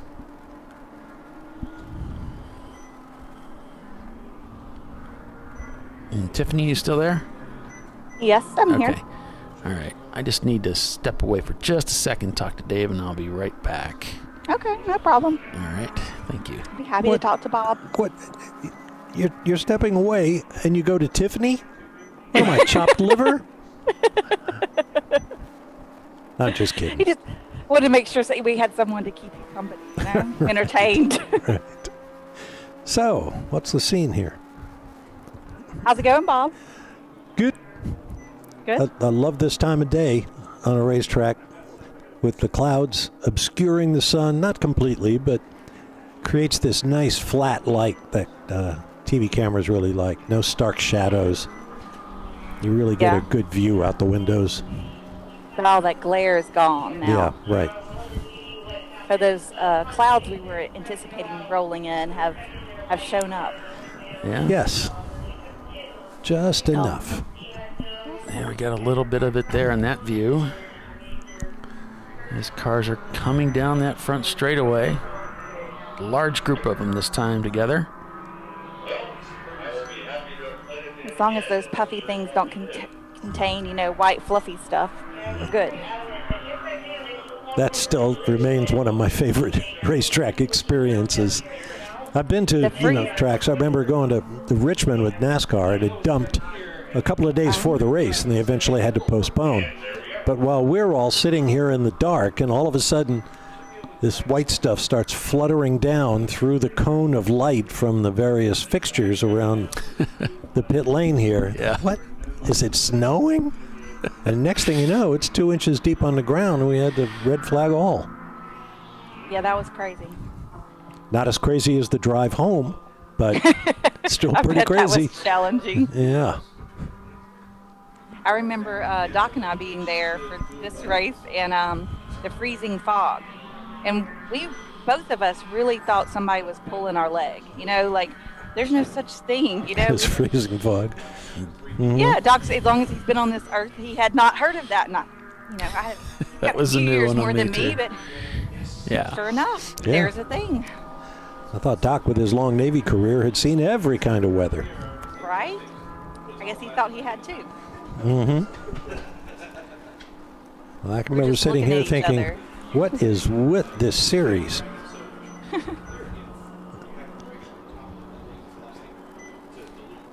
We've definitely had some interesting weather phenomenons. We've had a race, actually one of the Barber races, it snowed like crazy the day before, but their track was clean and good for the race. Just don't go, don't leave the racing surface whatsoever. They plowed it. Yep. Oh, and RJ Till had a fantastic video. In-car camera, driving along, gets a couple tires off, then he's in the snow, and you hear Going this. everywhere. He had dubbed in some sleigh bell music coming in as he was working his way back onto the racetrack. Horses neighing and it was playing Dashing Through the Snow. Yeah, right. Yeah, that's what it was. Well, having driven in some whiteout conditions or after heavy snowfalls, it can be really disconcerting to drive down. I'm driving on the interstate when it's absolutely covered in snow and it's trackless. Yeah. I mean, where does the road go? Where's the road? You got to be careful. So, looks like they've done like a reset here on our Race Hero feed, and I don't know if you folks happen to notice there was some reshuffling going on. So I'll just run through the standings so that we can get a little bit clearer picture of the unofficial standings. Rockwell Autosport leads by a couple of laps, roughly a couple of laps over JSK Racing. Danger Racing third, Pinky's out fourth, number one of Vissel Racing Group fifth, Cone Crushers sixth, NLS seventh, Freddie Mercury eighth, Valyrian Steel ninth, GMS Racing 10th.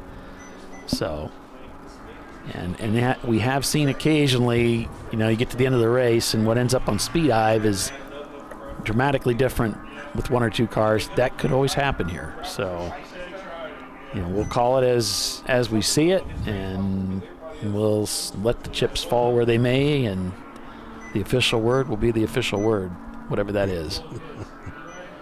try to keep it entertaining along the way. There you go.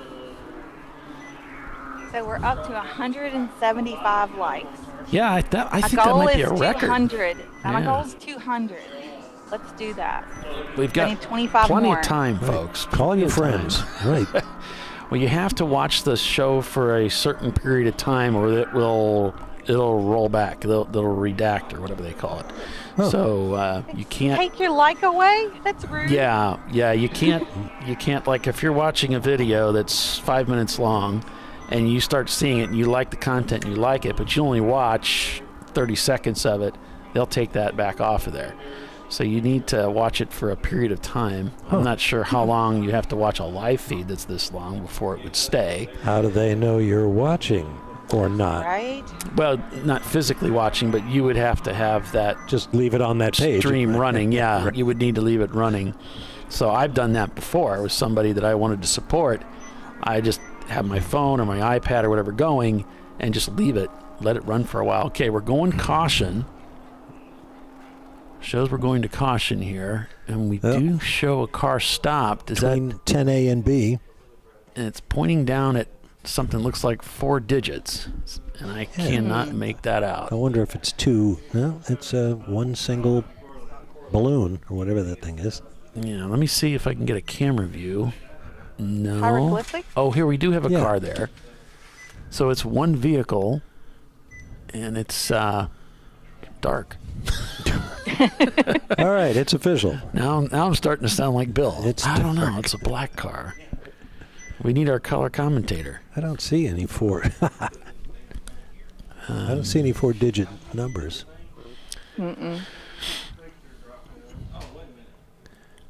I can't even tell what that silhouette is supposed to be.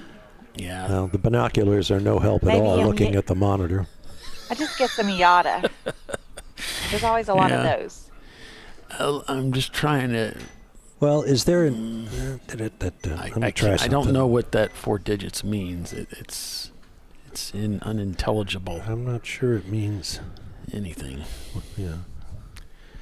There's at least one extra digit there. Yeah, I'm wondering if it's. I thought maybe 987, but I don't have a 977. Yeah, I got like a 9877 is sort of what it looks like, and that doesn't really make sense. 977 is an LS. Is their camera still going?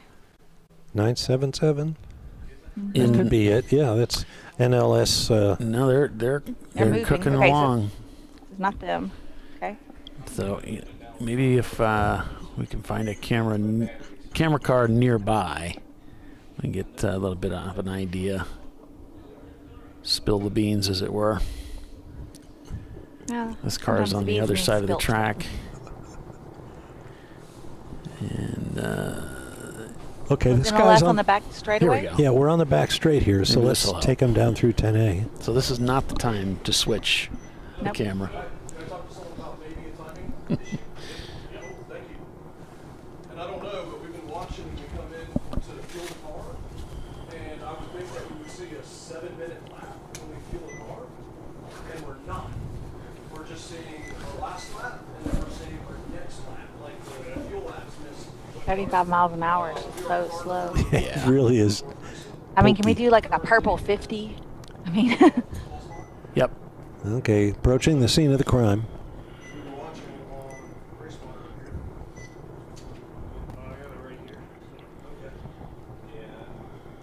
You see their lap number 236, and then the 237. Wait a minute, where'd the car go? I don't see anything there. Is the car still Oh, it evaporated. After all that, after all the suspense. No good deed goes unpunished. Just when we're about to identify the car, it's gone. Yeah, it looks like they're back to green. Back to green. All right. you know the safety workers love that when they pull out there and just about to get to the car that needs a tow, and then they take off. Yeah. All right. Well, we have a guest up here in the booth with us. It is Pippa Man. Hello. How are you doing today? Hi, I'm good. I just got out of a race car, so it's always a good day when you get out of a race car.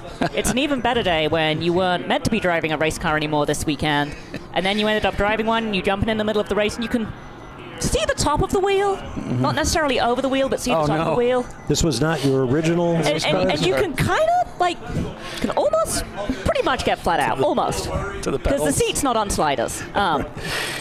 So when you give that back in one piece and you're not the slowest person on the team, you never drove it before, It's like, okay, I did just fine today. That's a triumph all in itself. Absolutely. So some dramas getting shifted from the car you came to drive to a car you ended up driving, but you still got to drive. No dramas. Just, Okay. just came here with TLM, who are great friends of mine. Often I had some new drivers with TLM. Unfortunately, one of them made a mistake with our manual car yesterday. Car was not very happy after said mistake. Car's not going to make the race today. Toothless, was it? A friend of mine, I knew they were maybe looking for another driver, so I'm like, hey, my car's down. He's like, oh, you still here? And I'm like, I think so. Right. Can you still be here? And I'm like, yeah. So that's really how it happened. Walk down and see if you can reach stuff because the seat don't move. And I'm like, okay. And I'm like, well, just good enough. Oh. Couldn't just give you a nice bolster of some kind? Yeah. But I have a so I have an insert that was made for a Porsche Cayman. Mm-hmm. And it's such a great insert that I've been dropping it in cup cars and everything I drive. And so we actually took this insert and just dropped it in that car. So the seat actually fit me. I could just reach stuff, but the seat fit me. So that was really good. But guys, please don't be offended. The seat insert may have been worth more than the car. Just one of those fancy ones. It doesn't quite fit with the atmosphere. Pippa, read the room. It doesn't quite fit with the atmosphere. That's funny. So yes, everybody was making fun of me, for as they should be, for my fancy seat insert. But no, did not think I was going to be driving today. And then I was. And then our... So part of the joke about not being able to reach things is at the second stint today, our throttle pedal came off. So we're driving the car with the hinge of the pedal, because the pedal itself isn't there anymore, but the little hinge that it was attached to. Yeah, there's a little ball in there. Yeah. Mm-hmm. So that's how we're driving the car. So that's further away than the pedal was. Which is not what you needed. Aside from that, Mrs. Lincoln, how'd you like the play? It's it's fun getting to come out and do this stuff. It's so different from anything I normally drive. It's such an education. I don't normally drive momentum cars. The most closest to a momentum car that I have driven in recent history would be a GT4 Cayman on .200 treadwear tires. That would be the closest thing. So this is slightly different than that. Only a little, though. Well, still a race car. That's why I'm here, too, is to learn something. So what team did you drive with today? Oh, gosh. So I'm going to have to look up their name. Missing Link. There we go. And it's my friend Doug Smith is the conduit. And apparently, the person to my right drove with Steve Shelton Jr.'s dad back in the day. Maybe? With Steve's... Oh, with the older Steve. Yes. No, that's not quite right. Okay. I mean, I knew Steve. I did some work for Steve. I cut a video for him for in his IMSA days with his brother. Yeah, Junior thought that you'd done some stuff with his dad, and so he was like, "Oh, you have to tell him that when I go up there." No. His dad did not want me driving with him. I'm the third best driver in my family, behind my son and my wife. So, no, but I do know the Sheltons, and I like them. And so the other running joke on the team is that, so apologies to the viewers, this is a slight inside joke. I'm not going to name names here. But my brother-in-law is also a racing driver. So my husband is an idiot because he totally knew what he was getting into when he got married. Very nice man, otherwise very intelligent. But when you come from a racing family, why marry a racing driver? Right. So my friend Doug called my brother-in-law, they're great friends, yesterday before, I was going to jump in this thing, well, where are you? We kind of need someone. Well, I'm at this racetrack and, would you want to come do it? If you'd have told me before, but my brother-in-law is a great guy, but he's if you'd, a little like Eeyore occasionally.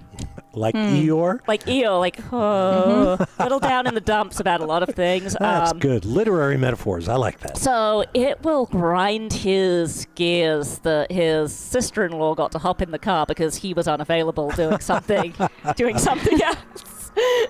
You know what race car drivers are like? Give me a race car. Can I drive the race car? Can I drive the race car? Okay, Really? we're good. I have to get out now? Exactly. Right. I always say if they ask you, do you want to drive, the answer is always yes. Then you ask what it is. You know, I've been around long enough that I do tend to ask what it is or whom is running it first these days, because I have said yes to a few things I shouldn't have done. So I've learned that the hard way. Was this your first experience coming down to drive with the Champ Cars? No. So actually, the first time I ever drove with TLM was in a Chump Car race at Sebring several years ago. I'm sorry, it's an EXO open wheel girl. Right.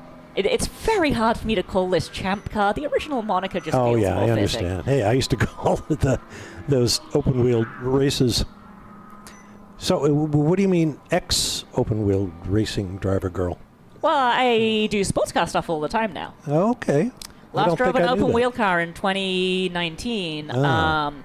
And, you know, that was when I last ran the Indy 500. And it takes so much work to try and raise the budget to run that race. And when you're trying to do it yourself, it's nigh on impossible. Right. And it's never going to happen unless you have team owners help you, which I was very lucky to have, by the way. Very, very, very lucky to have several team owners, engineers, etc., who, you know, helped me be in a car, because frankly, without them, I wouldn't have been there once, let alone 7 times. But to do all that work, to try and be in one race a year, and there's never enough money to actually pay you for taking a month off work for the entire year's worth of work to raise the money for that one race per year. And you're never going to be as competitive as you want to be, because you haven't driven a race car, or that type of race car at least, all year when you show up for the race. So these days, I am driving far more race cars than I have ever done before at far more racetracks, and I am able to pay my rent and my bills much more easily, and I earn a good living, and, you know, it's fun and it makes me happy. If you got a decent offer, would you consider it? 3-4 years away from... Yeah, see, that's the really hard thing is... one of the things that I actually do at the moment that I'm very focused on outside the car is I run a group called Shift Up Now, which is focused on funding female athletes in motorsport. We also have a foundation that just got its 501c3 status in literally November of last year. And so if $1.2 million walked in the door tomorrow, I would have a very hard time believing to support women in motorsport, and they wanted to do it with me. One driver at one race who has been out of that type of car for this many years, we could do so much more with that money as Shift Up Now. You know, we could field a couple of girls full-time in SRO GT4 programs. We could field girls on the ladder up to that. So instead of just putting one person in one thing, let's use that money to, like, fuel 5 people, say, and create a ladder. So you don't just fuel one. You fuel 2, and then somebody below that, somebody below that. And you create a ladder system. So that's what I'm really passionate about, as well as driving race cars. And that stems from the whole raising my own money to race to go and do Indy thing, because I know how hard it is to find the money to go racing. Right.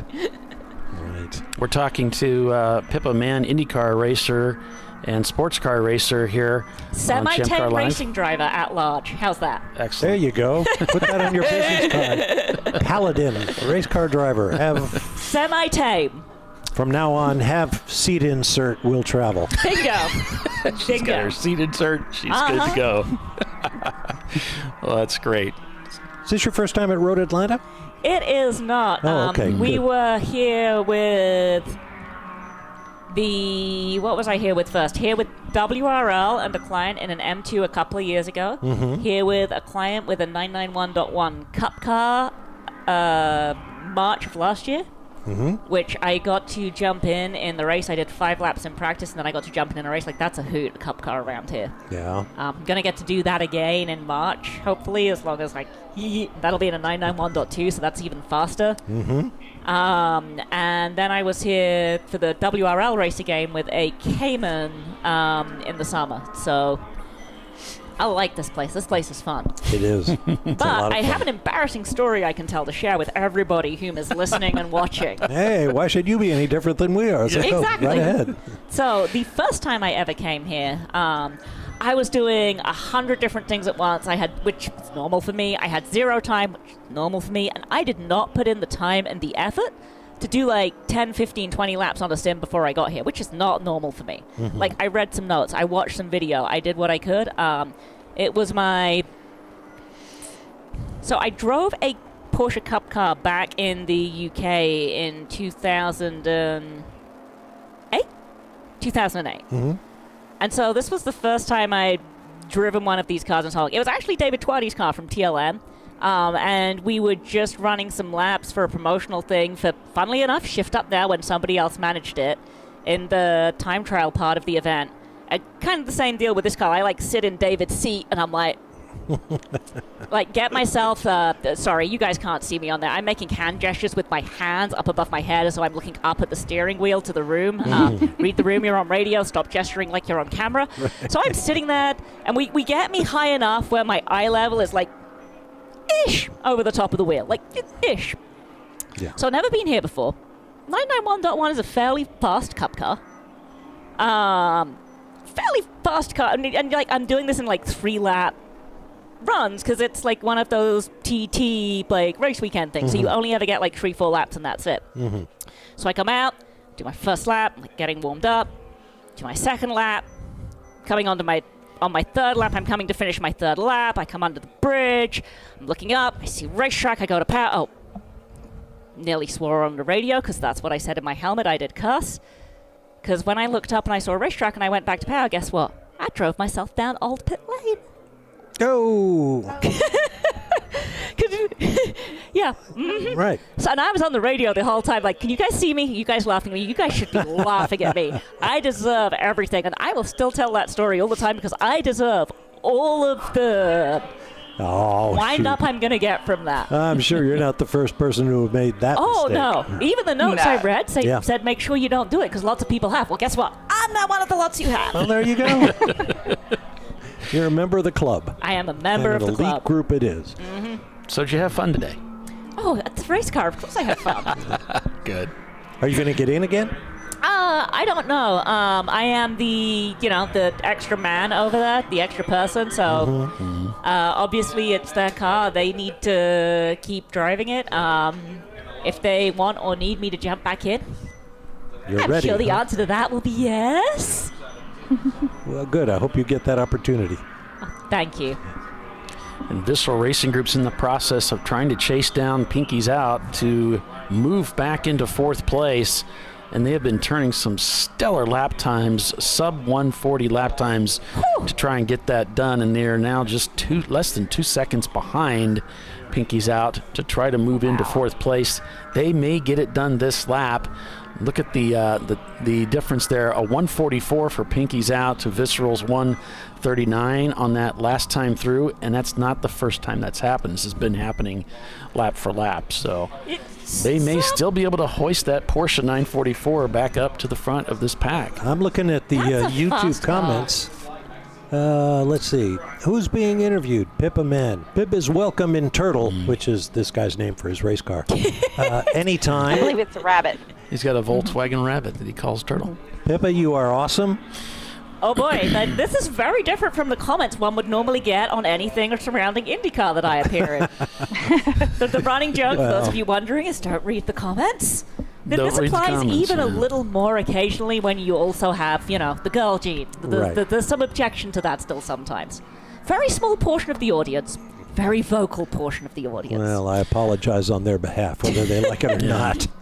Our audience, Tiffany's a big part of our broadcast and on here regularly with us, so it's a different it's a different feel. Right. So Tiffany will always be welcome. Right. Tiffany says she's one of the guys. I'm just, whatever. Ooh, there goes my. Nope, that's the other one. So the TLM car, not the one I was meant to be in, one of the other TLM cars is actually the same color palette as the car that I'm in, because it's one of their old cars. It's called Matilda. Oh, that's Cute. So when these guys, my friend Doug texted me back, he's like, yeah, Steve says walk on down here and let's see. This one will be my car. I looked up to David Larry. I'm like, so what can you tell me about Matilda? He's like, you driving Matilda, bro? I'm like, yeah, maybe. All right, so Pinky's dropped a couple spots. Visceral sees themselves in 4th place. So again, this may be some shifting taking place on our and the third-party app that's being used for timing and scoring. We know there was a bit of a shake-up there. And so currently what we have is Rockwell up front with JSK behind them. Back behind them is NLS Racing, then Danger Racing, Visceral Racing Group, your top 5. And Goodhart Racing shown in the pits. What's the best time you've ever had in a race car? I'm not ignoring you, I'm thinking. Oh, that's okay. I like race cars, so it's. It was a thoughtful question. I have to pick one. No, give us several if you feel that strongly.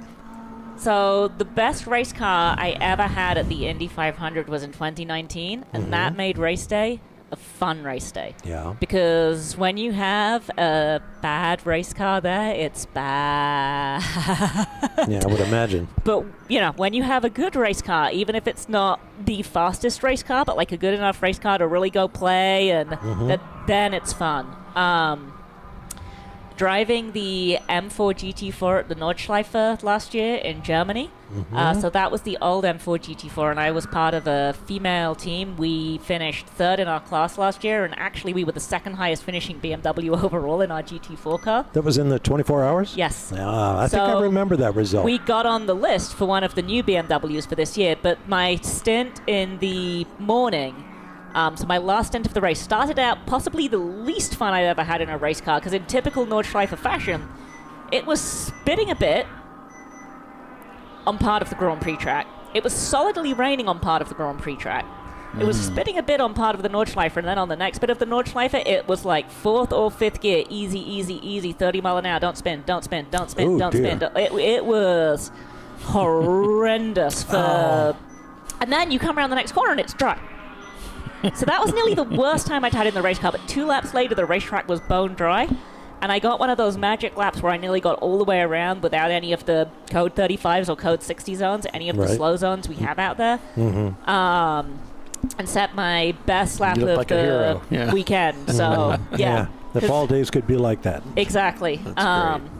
So that was nearly one of my worst experiences to one of my best like that. And much like Indy, you're racing at the Nordschleife, that racetrack commands so much respect. You have to respect your limits, the limits of your equipment, and the racetrack, because you put a foot wrong and it will bite you. And then, honestly, I love driving these Cup cars. I work with some gentlemen drivers who drive in a Cup car series called International GT. That's the one that will be here at the end of March. And having the opportunity to jump in a race car that fast on a slick tire on Sundays, often with only like 3-4 laps of practice, because I'm trying to, that's for the data lap for the client, the video, and then that's it for me for practice. And then just like jump in and go halfway through the race.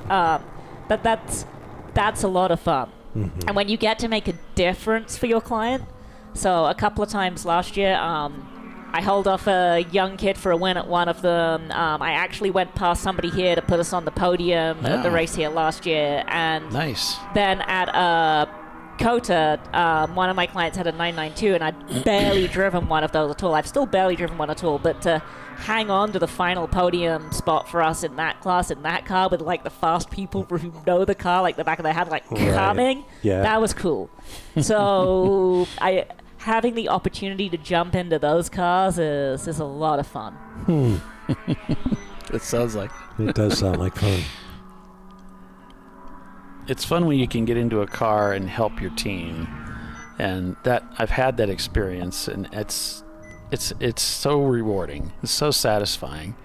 So I can relate to that. It's a great experience. It's a lot of fun. It's also a fast enough car, because it really is, that they really are, the 991.1, the 991.2, and the 992, that all three of them are such fast cars that like you actually get that little bit of like racing driver like nerves when you're waiting to get into one of those, especially when you don't really have any practice, right? You're just going to drop and go and go. It is extraordinary how Porsche manages to make those cars better and better and more powerful and faster every year. My gosh, the 992, again, as someone who originally comes from downforce, the few laps I have in the 992, I was like, ooh, I know what this is. I know what to do with this.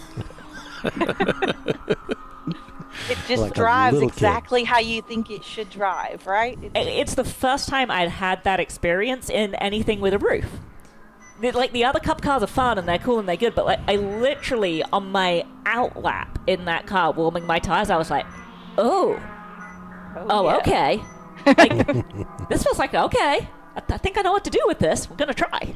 Nice. It's awesome. Nice.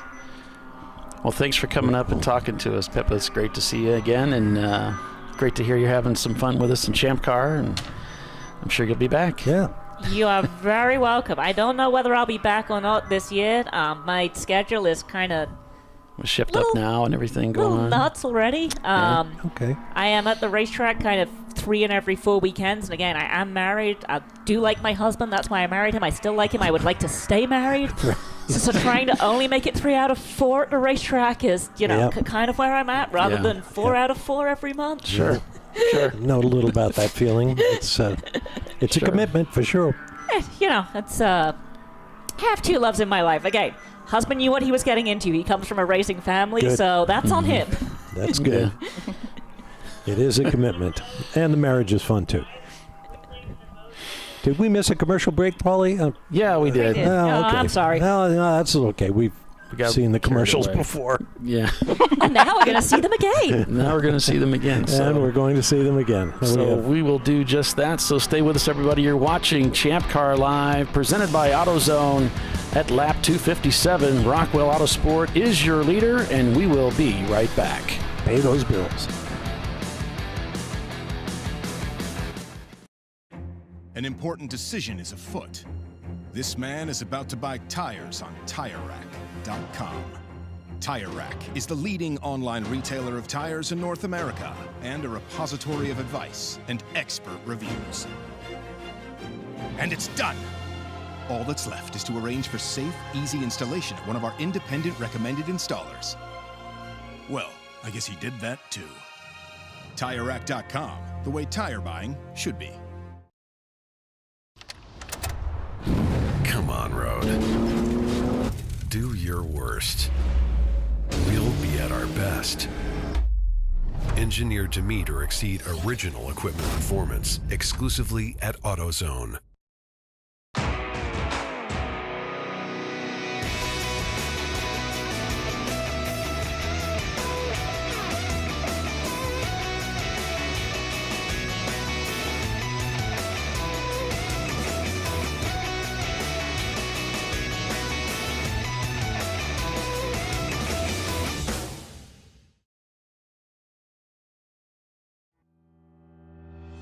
Lifeline USA is a leading manufacturer of onboard fire suppression systems. Lifeline's continuous commitment to research and development ensures that we supply the most innovative and cutting-edge products available. Used by the majority of the world's motorsport championship-winning teams and constructors, Lifeline has a proven history of success. Lifeline offers a complete range of fire suppression systems for all budgets and needs, and we continue to push development and limits on both extinguishment materials and our patented delivery systems to make the race car environment almost as safe as sitting on your sofa at home. Every kit has been designed for a professional and simple installation. For more information and to purchase your Champ Car fire suppression system, go to www.lifeline-fire.com. RVA Graphics and Wraps is a full-service design, signage, digital graphics, and wraps company located in Richmond, Virginia. With over 20 years of experience, RVA Graphics and Wraps offers premium signage options for your business. We are dedicated to offering our clients best-in-class service in all aspects of graphic design and application. For more information, visit us on the web at rvagfx.com.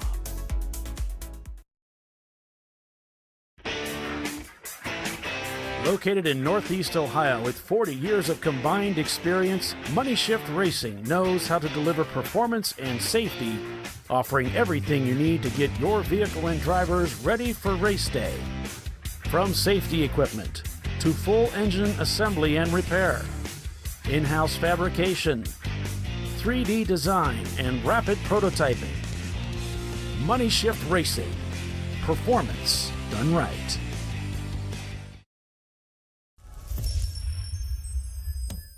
Frozen rotors from Diversified Cryogenics deliver increased performance and a higher level of safety, while significantly reducing braking system costs. So to tell you a little bit about the durability of this product. So we have seen an incredible extension of the life of our brake rotors using frozen rotors. We've gone from brake rotors every other weekend to 6 weekends on one set of brake rotors, and I think they can go farther. The durability has been amazing. And it's been a fantastic season, and man, a lot of that is due to the way our car can brake on those frozen rotors. For more information, go to frozenrotors.com. Nice. Yeah, I heard about this. So I would actually go with the full synthetic. Ceramic pads. So for the Duralast rotors. I did it. You see how it's... I did it. That's it. We did it. You did it. You can do it. The path to I did it starts at AutoZone. Get in the zone.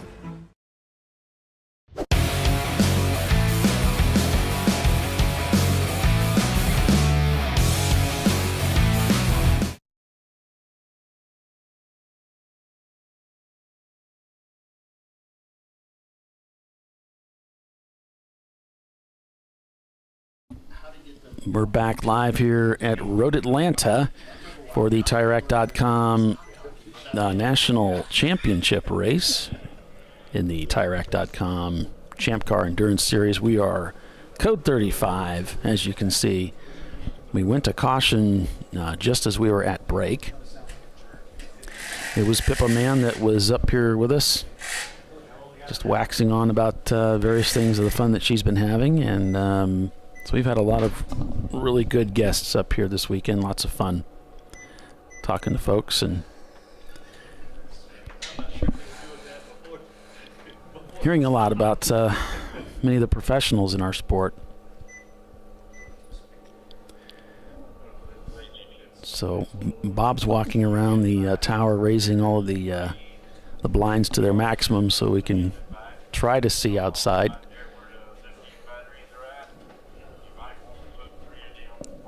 As we have some cars taking advantage of this caution to duck into the pits.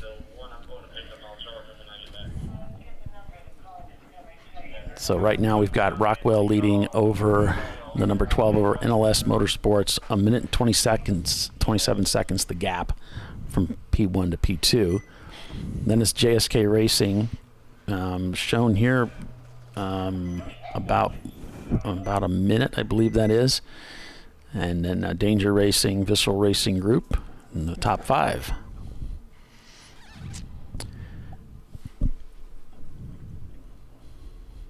And as we go to Flagtronics, I don't see anything stranded there, so we should be hopefully going back to green here very shortly.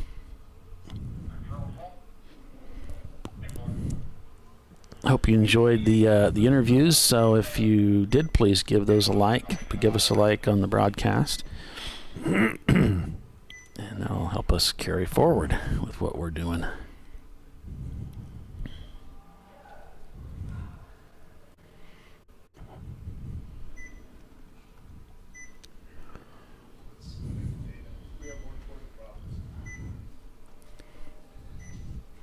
We're going to come back. Could do another commercial break in a few minutes, like a real TV network. Do you think I should? I don't know. You got to give them 3 or 4 minutes of action before you go to commercials. There's so much action to it. So much. If I only had a studio camera working, I could do cartwheels and just so much action.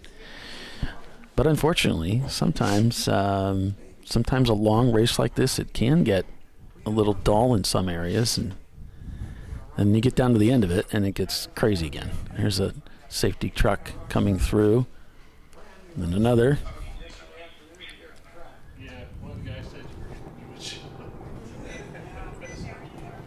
A car being pulled.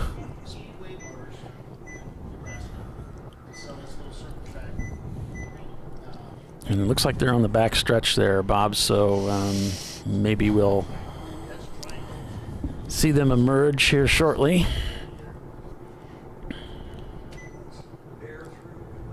So again, the broadcast limitation for YouTube on a live stream, the recording part of it is 12 hours. It's 11 minutes and 55 seconds. It's 12 hours. And of course we're going 14, so it's gonna clip the tail end of the broadcast. So put away your pitchforks and don't come to my house. I'm gonna have it keep uploaded. The emails, right? Keep the emails at bay, and I will upload a part 2 for the conclusion of the race. But you'll be able to watch it here live.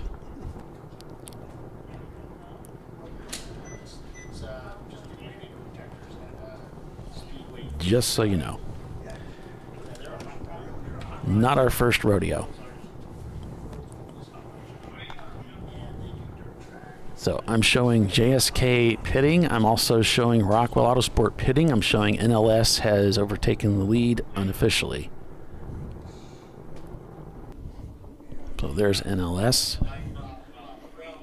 And I'm looking to my right as I am up on the 4th floor with Bob Varsha and some of the other folks here in Champ Car. They're timing and scoring, and I can see the bridge where the cars emerge from turn 11 and head down the hill. And there we have the flatbed. I see essentially the same image you see here. So, and they're towing that car down. All the cars have their headlights on now, as required by Champ Car. They do have a limitation on how bright you can go. There's a brightness level, candle power limitation there. So you don't want to blind people that are in front of you. But you do need to have at least 2 working headlights, maximum of 4, and 2 working tail lights as brake lights.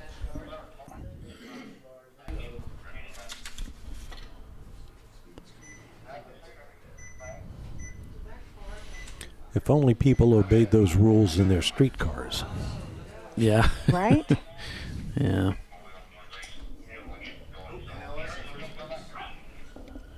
I have a theory. Oh, do tell. That the majority of drivers on the road these days don't know that their cars have high beams, where they are, or how to operate them. Or how to turn them off. Yes, exactly.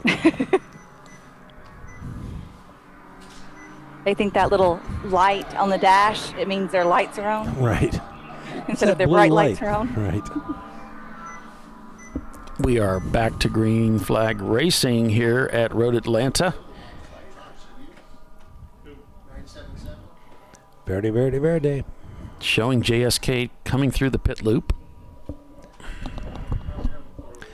How many cars are we down to? There's a lot of pit residences right now. Yeah, it sure is. As we look through the race heroes, you can see all those cars that have tripped through that pit loop.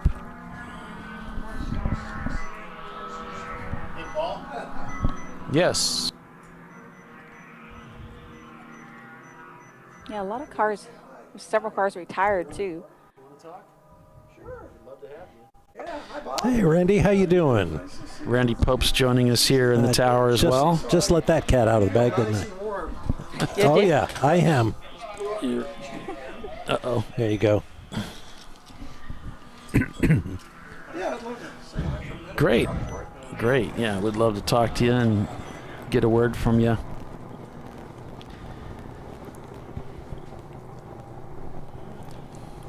Well, let's see. Let's summarize Randy Pope's career. He's driven everything, everywhere. And that's about it. And won a bunch. And had his heart broken a few times, I'm sure. Oh, yeah. I'm sure. Here. People can hear you a lot better with the headset. Let's get you on. There we go. Hi, Bob. Hi, Randy. Hey, that's racing. Yeah, I'm always jealous when I'm watching the cars that are still running because the Flying Moose has landed. Yeah, we saw you messing with it in the pits. Yes. Overheating was the issue? Yes. We got in trouble with the rocks, like from the gravel traps. Right. Some people throwing rocks up on the track, and it punctured our radiator early in the day. How rude. Then the car ran well for a long time. I had a great 2-hour stint. Loved it. It's never been better. Great. And we've got new big upgraded front brakes from Willwood. We've got Hawk endurance pads to go with it. And we got this new Yokohama tire, 8009. It's new. Nobody's run it. Nobody anywhere. And it was super sticky. Feels kind of like the A052, but it lasts way, way longer. That was our experience today. Did you help develop that tire? Nope.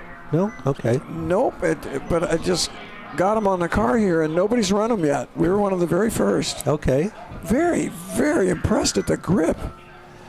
And they've got more tread, and they're supposed to last longer, be better in the rain, and just be more of a 200 tread wear tire. The A052 is pretty soft. Yeah. It makes a great autocross tire. But in a race like this, you'd have to change it a lot. Yeah. I love these Champ Car races, so I come with my buddies, my co-drivers, a woman, Laura Vernon, and then Sam Collier, who's a Volvo guru from Montgomery, Alabama. Shazam. And I like running a Volvo. It's unique. It's a 1990 Volvo 740 turbo. It's the only one in the field. That's great. That's not unusual. Yeah. Yeah. We've gone 35 again. Is that you coming in the pits? No, we're on the trailer. It's a red car. Oh, you're yeah, on there. Oh, because it's hurt. We're on the trailer. Yeah, it started using water for mysterious reasons, which means probably the head gasket, which was probably the result of the radiator getting punctured early in the day. I see. It kind of piled up on us. But the good news is the car has never handled or stopped or run better. So the potential is there. You're excited. Oh, yeah. We didn't get past much at all. We have new rearview mirrors. I can't tell you how they work. Because you weren't using them. Is that Tiffany? You didn't need a mirror. That's Tiffany. Oh, you're working from home. Yeah. I am. Actually, I didn't use them. I got in that place where you're passing people enough and getting passed rarely. Right. So I quit what am I looking. Yeah. So a couple of times I got a big surprise because we weren't that fast. We were my best lap was a 41.99. Isn't that great when you get in the next second? Yeah. That's quick. Yeah. It's so much quicker than a 42.00. Right. I can't tell you. So much quicker. And so I was happy with that. But there were a couple of cars that when they went by, they just literally shook my doors. There's some strong stuff out there. Yeah. A couple of EC cars. There was an M3, E46 M3 out there that was very fast, but also very loud. It had a side pipe.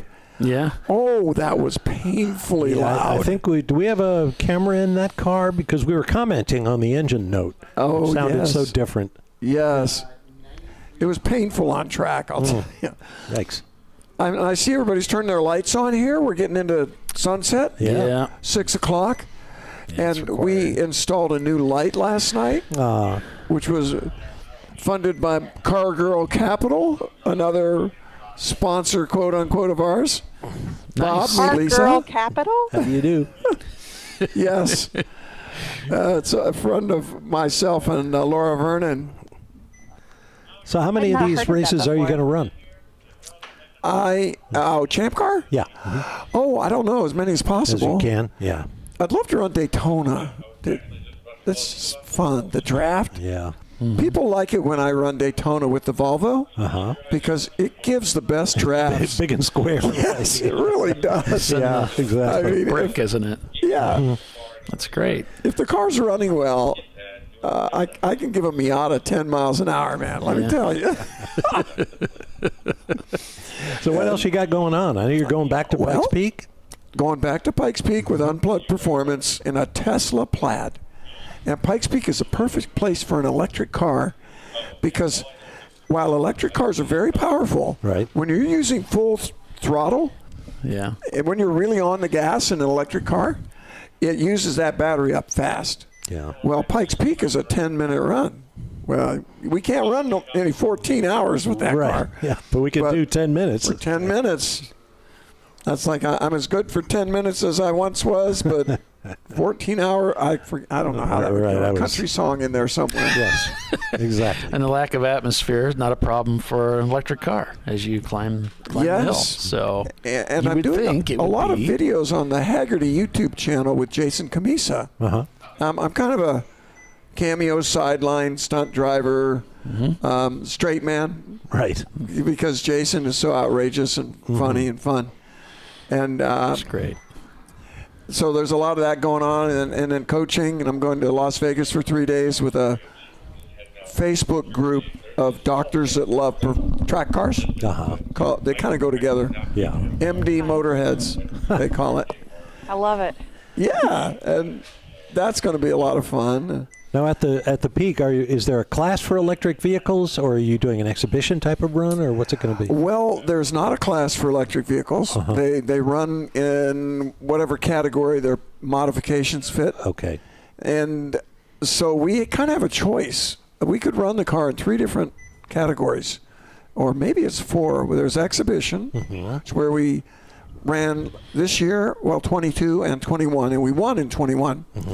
And we ran that class because we thought we had a better chance of winning. Even though it's exhibition, it's not a real class. Yeah. It's a little bit like EC in Champ Car, exception. And so we ran that. We literally, I pushed the team to aim for a class where we have our best shot at winning. And the funny thing is that exhibition, open class, time attack 1, and unlimited are all pretty close. Except unlimited is where the record guys are, the record holders. And if they don't break, you don't have a shot at all. Yeah. So probably best to avoid that class. Yeah. Well, from what I saw from the early press releases, it's going to be kind of a star-studded affair this year. You were in that press release, but what's that got to do with it? There's an Unzer in there and a Dallenbach and, what have you. Romain Dumas coming back. And it's going to be a good group, it sounds like. Yeah, it's an amazing adventure. And this year, our car was fantastic on the lower sections where it was smoother. Yeah. And it was really pretty bad on the big bumps up top. Because we got a whole new aero package, and we made the car real stiff to make the aero work, which it did until you hit a bump. Then you're in trouble. And the wheels were off the ground. And you know what happened? It rained, and I'm like, great. I think the rain will be good for us. I love it. We ran well all the way up to 13,000 feet at Devil's Playground. Then the windshield fogged up, and I'm in a Tesla. I have a defroster, but it's on low, and I don't know how to turn it up. You have to use the screen. Oh gosh, that's right. You don't have a knob; you can just twist. Yeah, and while I've tracked Teslas a lot, I have almost never driven one on the street, and so I didn't know how. You touch the little fan, and the whole climate control comes up. Well, I didn't know that. Yeah. We had windows. I rolled them all down. That didn't do it. I loosened my belts as much as I could to try to reach the windshield, and I could only reach the top of it. Not that foggy part right in front of me. Right, exactly. The age-old problem. I can't reach it. It was so frustrating. And I wasn't going to undo my belts. I was like, I wouldn't go that far. No, not on the peak. But it's all like racing here. It's all part of the adventure. Yeah, exactly. But I was lucky today. I had a really good stint, 2 hours. And the new Yokohamas are so good. I just felt like, like almost like it was unfair. I could go up under people and drive off the corner inside them. Like almost everybody. We don't have aero. And it's a Volvo. I wish it was a wagon. Yeah. It's a sedan. I talked about those wagons a little bit earlier. You did? I remember those. And was it British touring car or Yes. GT? Yeah. Yeah, those were 850. Derek Bell drove one of them. Yeah, did he? I think he did, yeah. for a lot of money, I'm sure. Oh, yeah. Guess what? I got Derek Bell's ride with Audi way back in 2003. Mm-hmm. He was leaving the program, and I don't know who lined me up, but I know. The guy that runs Champion Racing. Oh, yeah. Dave Mirage. Dave Mirage. Tragically passed away a few years ago. That was sad. Yes, it was. He came up at the awards bank when he says, "Hey, what are you doing next year?" And I said, "Well, I don't have a deal with the team. I really don't know." Mm-hmm. He says, "Put your hat in the ring." Next thing you know, there I am. Driving for Audi in the RS6. Nice. Interesting. You don't see many Audis in Champ Car. No. The easy way, right? What's the easy way? BMW or Miata? Right. Mm-hmm. Exactly. You want to know the hard way? Volvo. Yes. I don't know. It sounds like you were doing okay there until we were. And we've actually won races, but not today. Yeah. Not our day. The Rocks got us. We should have had a screen in front of the radiator. Yeah, I didn't realize it was that bad out there when they got on the track. Well, of course, we can't see the whole track as clearly as we somebody went off at 10A, which is the end of the long straightaway. Right. They went through the gravel trap, stayed on it, because you can go through the gravel, cut across the grass, and re-enter before the bridge. Keep your momentum up. And he re-entered before the bridge and sprayed us all the way through 12 and 1, breaking the brand new windshield. Oh, no. Got the windshield, too. Windshield. Back to green. Surprised race control didn't have a word with him. That's too bad. Yeah, that's the brakes. Yeah. Them's the brakes. Mm-hmm.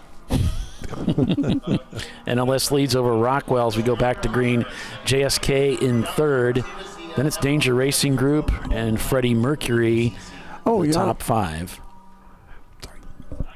We got Freddie Mercury, Pinky's out, and Visceral Racing Group number 918 shown in the pits, but not the lead Visceral Racing Group car shown in seventh. That's the number one car. That's the defending national champion, hoping for a back-to-back repeat, which has never happened in Champ Car before for a national championship. And they've just had some really bad luck. 2 offs, not necessarily their fault. They got caught up in a tangle up here, Randy, by them. There was a big kabobble like there, and they were caught up in that. And they had spun accidentally early in the race. They had made all that back up. They were up to the front, and then this happens, and it sets them back. Was that the white car? So now they're trying to get caught up. Yeah, this is the number. I don't know if it's the white one because it's the old 9. It's the old was it 959 or 92, whatever the car number was before they changed it. Before they changed it to the number 1. Yeah, I think it's black. So I admire anybody who can keep a car running for 14 hours in a Champ Car race. Mm-hmm. All in one day. Have you guys been up here the whole time? Oh, yeah. Wow. Yeah. I got to admire that, too. At 6 o'clock, so that's 10 hours. Yeah. Yeah. Does it feel like the old days at the Rolex? Yes, exactly. The Rolex, the Barrett-Jackson auctions, we'd do 12-hour days there. Wow. I was here at 5:30. I was the first one up here. AM? Yeah. Yeah. Was the building open when you got here? It was open. Oh, okay. Because we were all worried we were going to have to stand in that cold until somebody came by with a key. This is an amazing view of turn 12. Isn't it great? This tower is incredible. You see that little concrete patch there in the turn-in area for 12 here? Where everybody's going over? Yeah. Yeah, it's slippery. Huh. At least it was in my car. Yeah. So you hit that, and the thing slides from just a moment and makes you feel like you're going to crash. I have seen a couple of cars look a little squirrely there now that you mention it. It definitely. But once you get used to it, you realize, okay, everything's going to be all right. Right. Back's going to step out a little bit. Yeah. Well, the whole thing did on our car, so that's okay. All right? 4 wheels. For four-wheel drift. Right. Let me tell you. We need lights on that white RX-7. Yeah.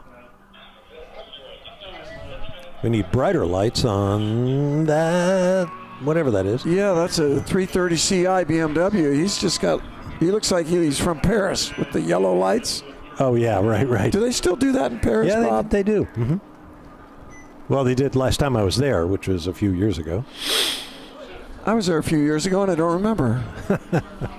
I didn't do a lot of driving when I was there. I lived there for about 6 months, and everything was, trains and bicycles and walking. And, yeah. It was fun. With the Cafe Formula and E croissants. Series. Oh, the cafes are wonderful. I had the best cheeseburger of my life in Paris. What? Which I never would have predicted. Never would have I lost money on that bet. Yeah, they know how to make a good one. Was it Gruyere? They're pretty good at cheese. Was it the cheese? Yeah, they do that too. It's I want to say Emmelmann.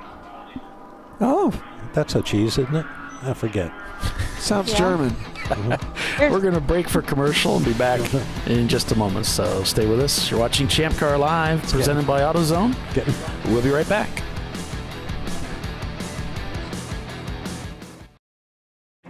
An important decision is afoot. This man is about to buy tires on TireRack.com. Tire Rack is the leading online retailer of tires in North America and a repository of advice and expert reviews. And it's done! All that's left is to arrange for safe, easy installation at one of our independent recommended installers. Well, I guess he did that too. TireRack.com, the way tire buying should be. Come on, Road. Do your worst. We'll be at our best. Engineered to meet or exceed original equipment performance, exclusively at AutoZone.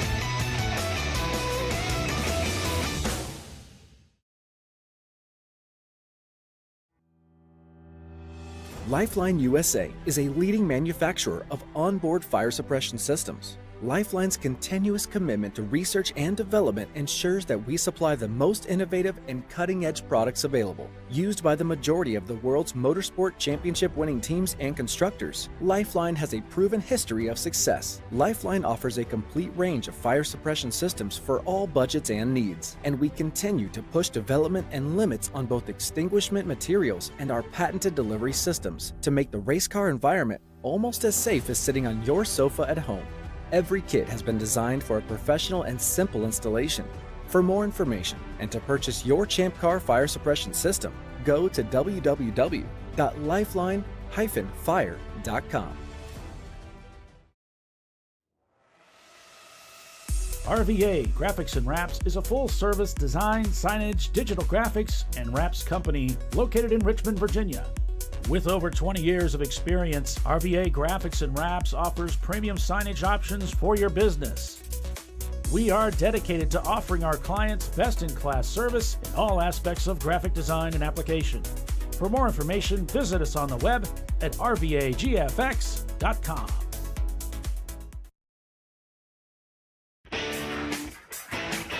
Located in Northeast Ohio with 40 years of combined experience, Money Shift Racing knows how to deliver performance and safety, offering everything you need to get your vehicle and drivers ready for race day.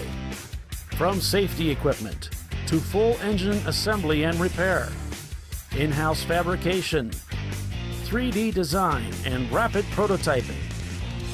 Money Shift Racing. Performance done right.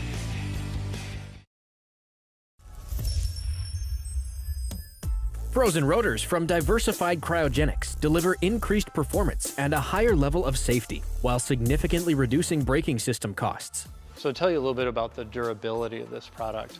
So we have seen an incredible extension of the life of our brake rotors using frozen rotors. We've gone from brake rotors every other weekend to 6 weekends on one set of brake rotors, and I think they can go farther. The durability has been amazing. And it's been a fantastic season, and man, a lot of that is due to the way our car can brake on those frozen rotors. For more information, go to frozenrotors.com.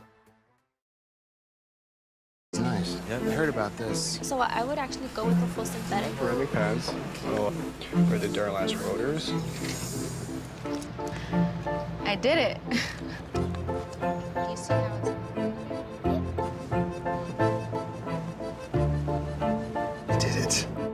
That's it. We did it. You did it. You can do it. The path to I Did It starts at AutoZone. Get in the zone.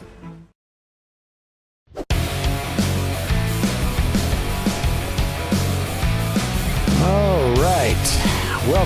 Welcome back, everybody, to Champ Car Live, presented by AutoZone. It was Randy Popst joining us in the booth as well today, and he and Bob still talking about some different things in the sport.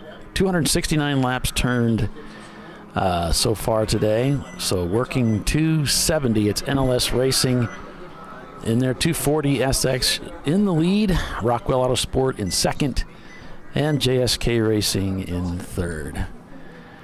Randy, you're heading out? Oh, thanks, Randy. Appreciate you coming up. You can.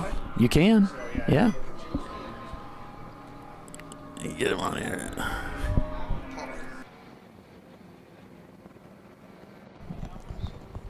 There we go. We got you back on there. Oh, I'll get you, Bob. There you go. I had to wait for Paul to turn me on. I like it up here, There's but not it's something way you more say fun very often. down there in the car. Yeah, I'm sure it is. Thanks for turning me on, Paulie. Yeah.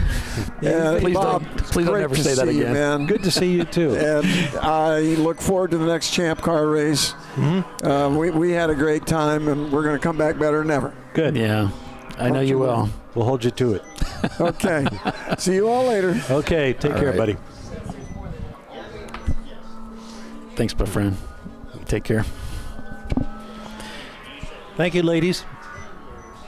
Yeah. Aw.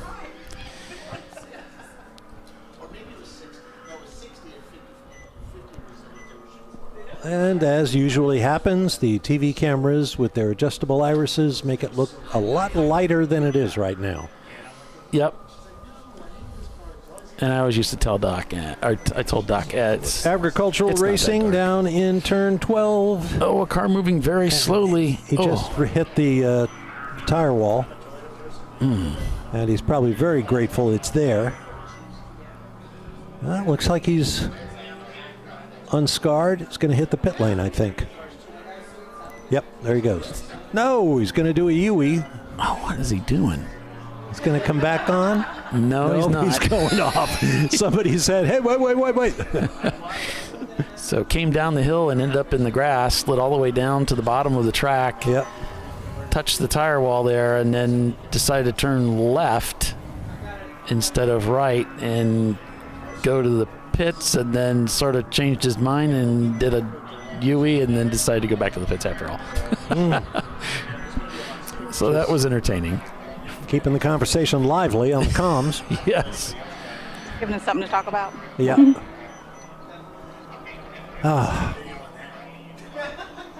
Fortunately, I missed that. My screen froze again.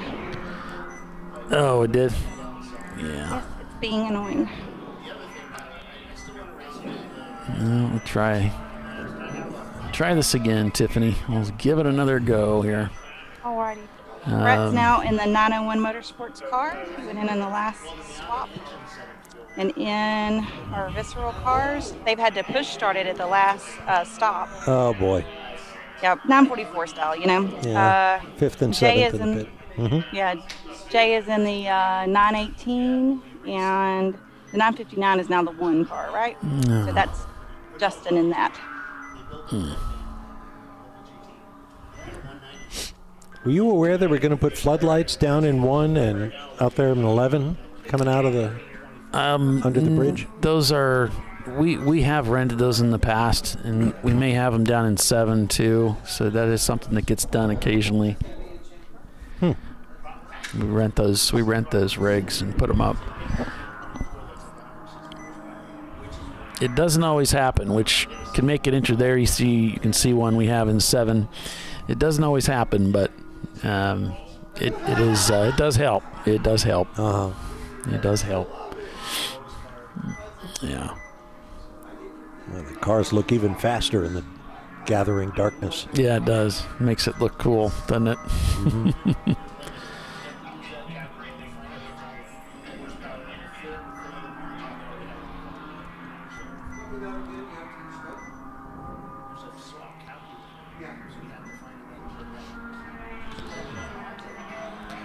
Working hour number 11.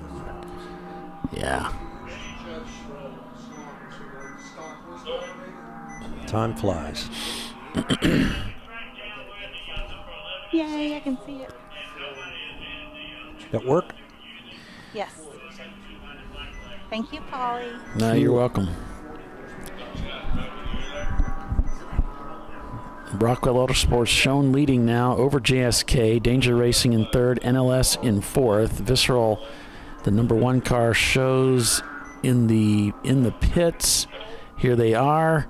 Oh no, there is no driver in that car. They're standing in front of it looking at it.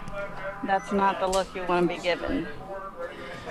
Has this been a race that just was never meant to be for Visceral Racing Group? Oh, wait. They've not had the luck on their side.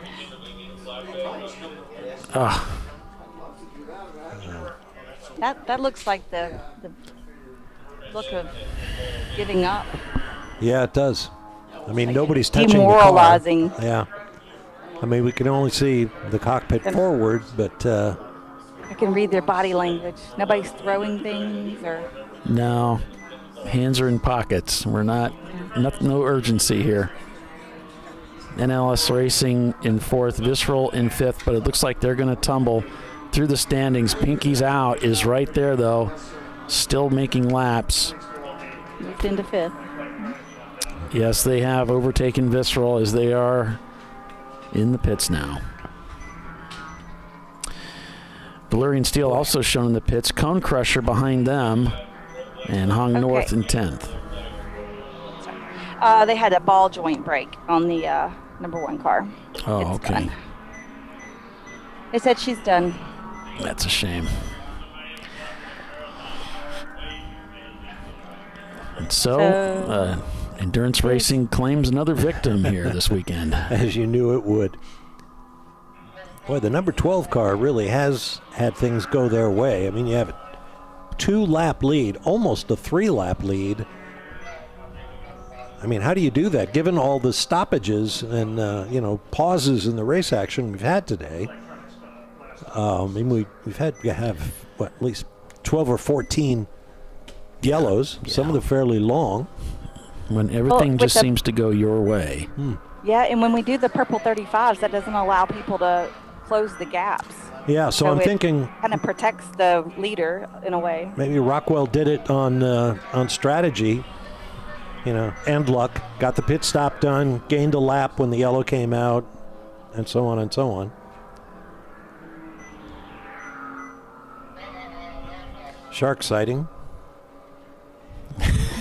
Yeah. There it is. Yep. Oh, goodness.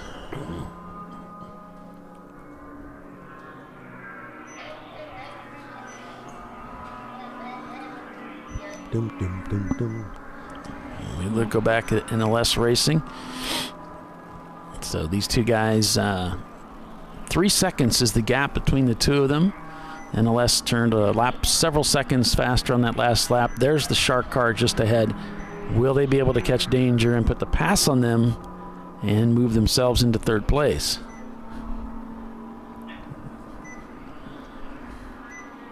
Down the stretch they come.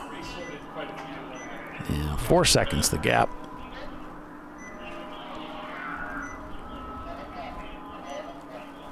NLS hasn't pitted since 2:04, lap 2:04. Danger just pitted at 2:61.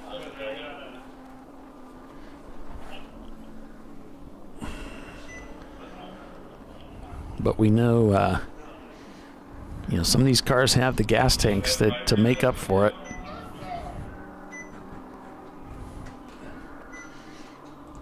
On that last lap, NLS lost a second to Danger. So that's a close battle right there. 21 seconds the gap from Freddie Mercury to Pinky's Out, who just clipped a couple seconds off that deficit. What else we got here? Hong North to Visceral, number 1, 1 minute and 29 seconds, but since that car is retired, that moves Hong North up to 9th. And GMS will move up as long as they keep turning laps. Did you mention the NLS number 977? 4.2 seconds behind Danger Racing in third place. Yes, but it sounds better when you say it. That's a podium spot. That's important. That is. Yeah. 4 seconds from a podium. Minute 35. We still have 3.5 hours to go. Yeah. I mean, NLS is one of those teams that seem to show up there at the end, you know? Yeah. Yeah. They certainly are. NLS has won this race before. So they know what they need to do to capture the win. And if they did capture the win, it would be back-to-back wins for this event as they won last year with the same car. But they got some heavy competition up ahead in JSK and Rockwell. So this will not be easy by any stroke of the imagination. Then you've got Pinky's Out, who also highly experienced at winning races here, and with that same car. So it's the heavy hitters moving to the front, and Freddie Mercury right there in the mix with it. Rockwell's got such a lead, though. They almost need to make a mistake. Yeah, we're showing them up 3 laps on the field, which is pretty amazing. And that's given the fact that they just pitted back at lap 258. And JSK pitted right around the same time.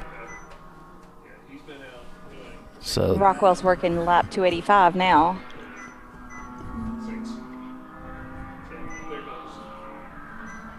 And we had a race here similar to this with our bank racing leading definitively like this until about 36 minutes from the end of the race when the car broke.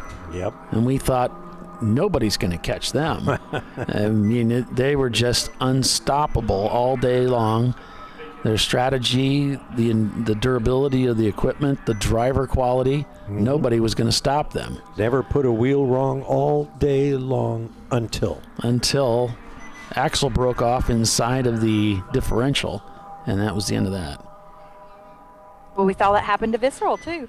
Led the race the whole day, and then in the last, 10 or 15 minutes of that one race? It was at Sonoma. It. They were vying for the national championship title. And because they lost it with just moments to go, it was Tuttle Motorsports who beat them for the win. But that was one of the races. It was actually RVA Graphics and Wraps that won the title that year because of that fuse that went bad in the Visceral machine. Ron asks that I not bring that up every year, and I keep doing it. I mean, it's like a fuse. It's like such a small thing, and it just oh. Racing is such a cruel mistress. Yes, it is. So much. I always say there's nothing like racing to teach you about dealing with disappointment. Right. Never had more disappointment in my life. The highs are highs, but the lows are low. Yep. And you lose a lot more than you win. Yeah.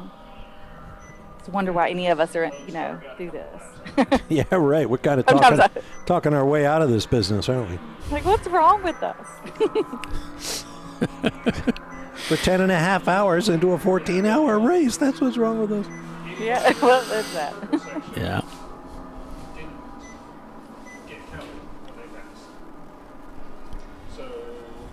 That looks so cool. Oh, man. Talk about passing the world from way back.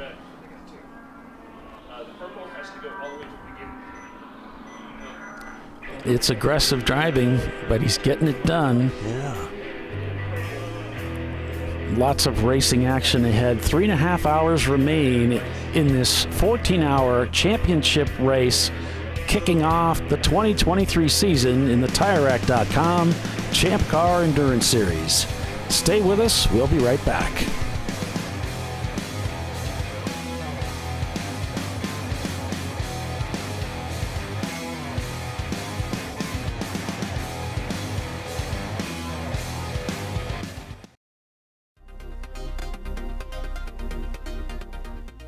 Welcome to TireRack.com, revolutionizing tire buying since 1979.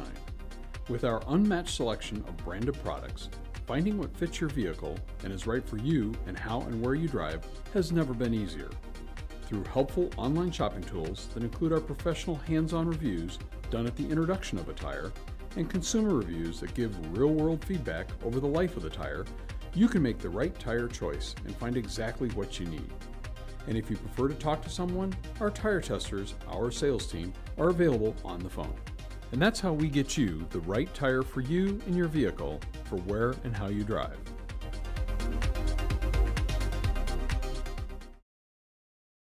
At AutoZone, you get what you need when you need it. Got a today job? Pick it up free same day at your local AutoZone. More of a tomorrow project? Order as late as 10 p.m. with free next day delivery. Getting the job done just got easier.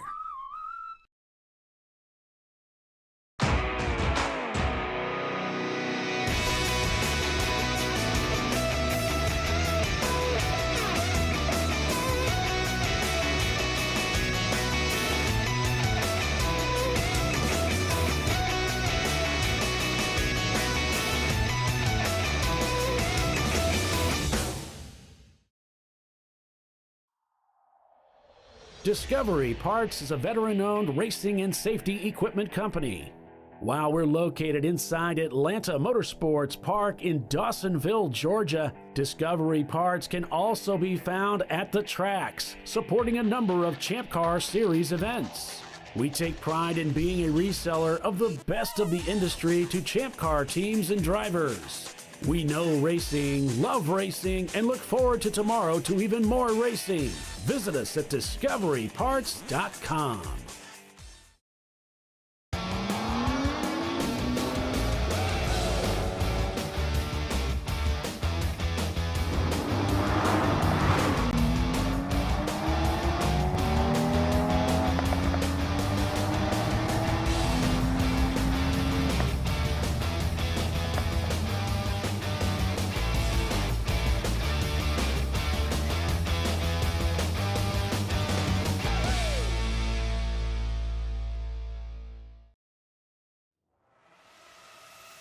RVA Graphics and Wraps is a full-service design, signage, digital graphics, and wraps company located in Richmond, Virginia. With over 20 years of experience, RVA Graphics and Wraps offers premium signage options for your business. We are dedicated to offering our clients best-in-class service in all aspects of graphic design and application. For more information, visit us on the web at rvagfx.com. Lifeline USA is a leading manufacturer of onboard fire suppression systems. Lifeline's continuous commitment to research and development ensures that we supply the most innovative and cutting-edge products available. Used by the majority of the world's motorsport championship-winning teams and constructors, Lifeline has a proven history of success. Lifeline offers a complete range of fire suppression systems for all budgets and needs, and we continue to push development and limits on both extinguishment materials and our patented delivery systems to make the race car environment almost as safe as sitting on your sofa at home. Every kit has been designed for a professional and simple installation. For more information and to purchase your Champ Car fire suppression system, go to www.lifeline-fire.com. Located in Northeast Ohio, with 40 years of combined experience, Money Shift Racing knows how to deliver performance and safety, offering everything you need to get your vehicle and drivers ready for race day. From safety equipment to full engine assembly and repair, in-house fabrication, 3D design, and rapid prototyping. Money Shift Racing. Performance done right. Frozen rotors from Diversified Cryogenics deliver increased performance and a higher level of safety, while significantly reducing braking system costs. So to tell you a little bit about the durability of this product. So we have seen an incredible extension of the life of our brake rotors using frozen rotors.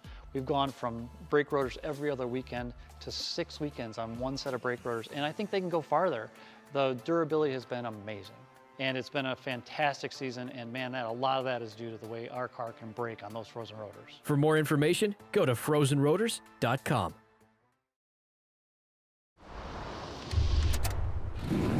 Bring on the frozen tundra, the grinding gravel, the cratered concrete, the rain-soaked streets. Come on, road. Do your worst. We'll be at our best. Reliable performance in unreliable conditions. Designed to meet or exceed original equipment performance. That's why more auto technicians choose Duralast parts. Exclusively at AutoZone.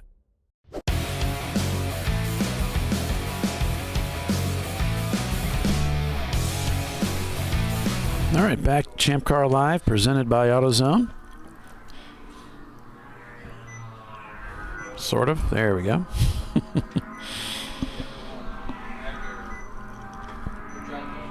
And night has fallen.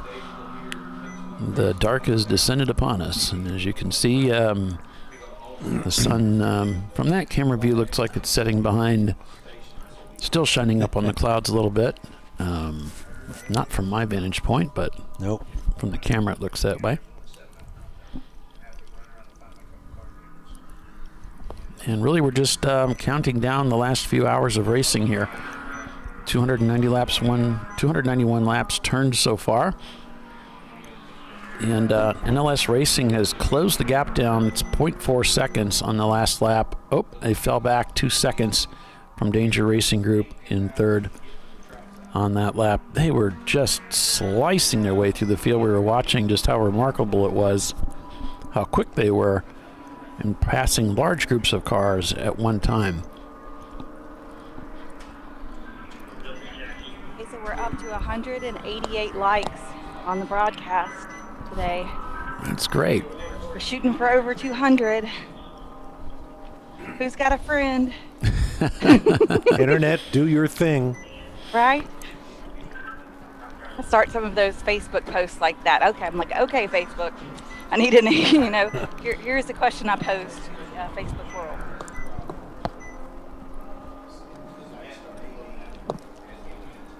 This is what turn 6 and 7 looks like in the dark. You can see we've got some equipment lights out there. Powered lights to put some daylight out there.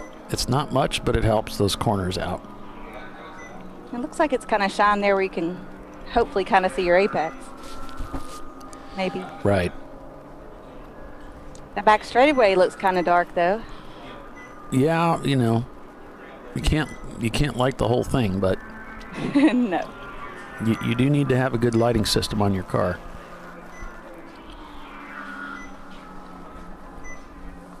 Most people choose to put 2 lights going forward and then 2 lights angled out to kind of be your cornering lights. Right. That's what I see a pretty popular way of doing it.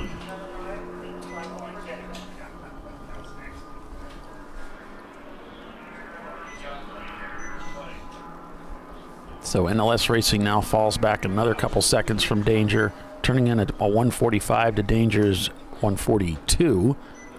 So Danger really beginning to lean into it. If NLS wants to catch them, and you know they do, they're going to have to find a way to shave off some time to turn this thing around. It's not going to be easy, as Danger Racing Group is turning some unbelievably good lap times in that Lexus.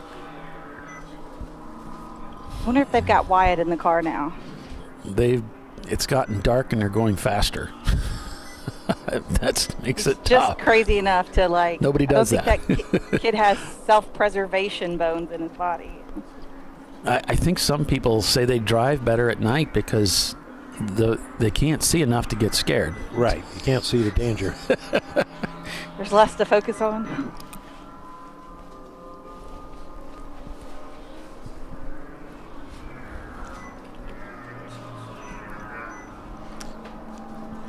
I know we've lost about 20 cars or so, but where? Seems like, yeah, exactly. It seems like there's more rather than less out there. You look at all these cars out there circulating. Yeah. And, a lot of cars. It's a very busy racetrack. It's awesome. After 10 hours plus of racing. Aren't we down to 3 hours-ish? Yeah, just a little over 3.5 hours before we bring down the checkered flag, and Bob Varsha, I think, is going to. I'm going to ask Bob to call the end of the race for us, and we'll call it broadcast official. Whether it's race official or not remains to be seen. RVA Graphics and Wraps, the 111 car, turns their fastest lap time of the day in that car, 1:43.4. Yeah, that takes at least 30 minutes after the race to be official, so usually upload that after it's deemed official. And this is a national championship, so I would imagine the scrutiny of one's competitors might be strict. And that's going to be up to them. By and large, it's up to the competitors to call out their other competitors. And absolutely.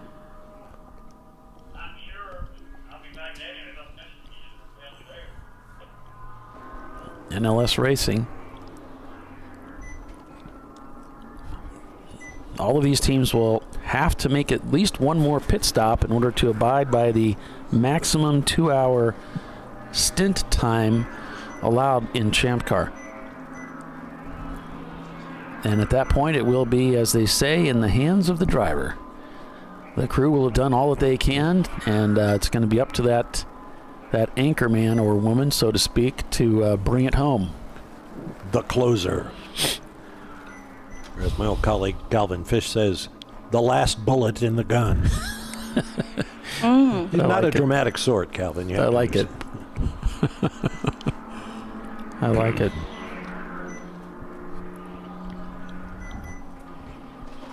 Coming the down last the egg hill. in the dozen. Wow, look at the closing speed coming down the hill there. You know he had to check up. And that hurts your lap times as John Allen Special, the Mini Cooper, crosses the pit loop. Down in 17th place right now. Getting a little busy out there.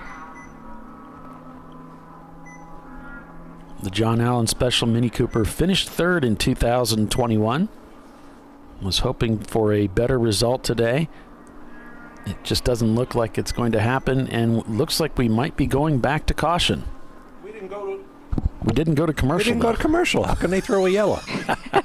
They don't know how this works, apparently, but we may have a car stopped in turn number 1.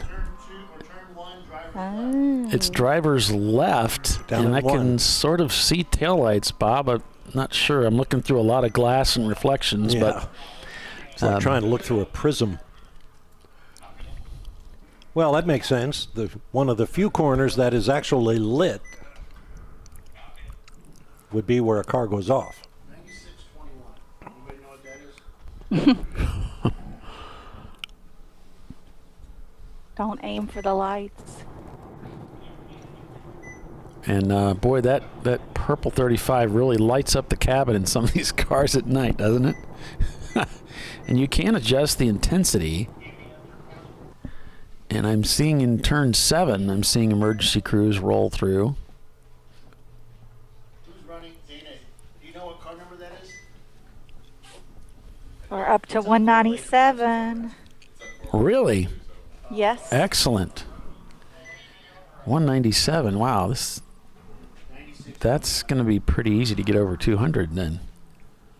We only need a few more friends. I know that feeling.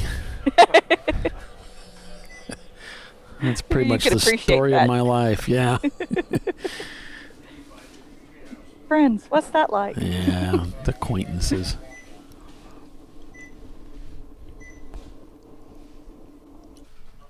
John Allen Special in the pits. They're fueling, it looks like. So the in-car camera shows they're putting a driver in there. You can see in the upper right-hand corner. Nice camera setup. Like that. Yep.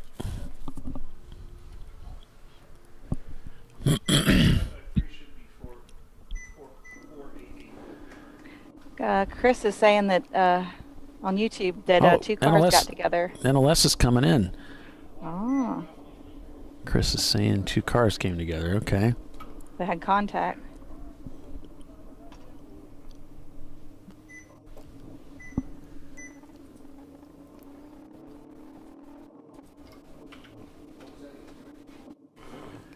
Coming in for this pit stop is NLS Racing. Now, let's see here. Yeah, it's been a while since they were in. They pitted at lap 204, and now we're working 295, 296. Yeah, So seems like it's about time.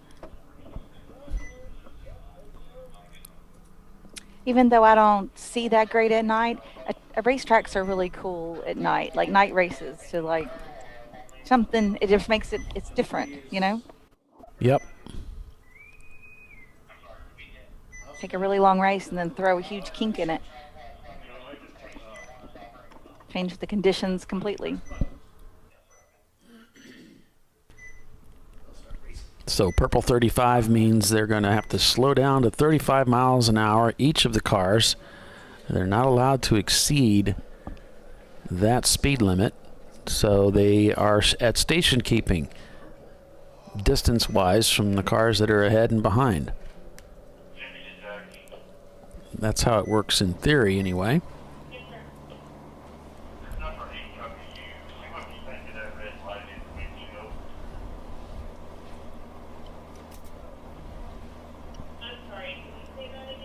I mean, I think in theory it works pretty well. I think in reality it does too. If you go over 35, that thing starts blinking at you, doing slow like it is right now. Yep. On that Floridia's car. And if you don't slow down after it blinks at you for an undetermined amount of time, you'll get a penalty for speeding when the track goes back green. And Kyle says he sideswiped the car that was sitting there. Oh boy.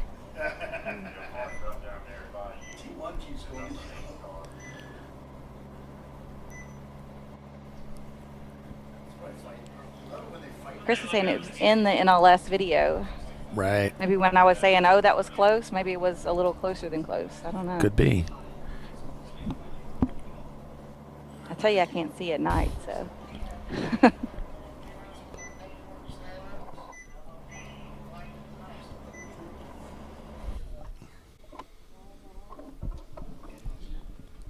More pit visitors. Now this is NLS. Yeah.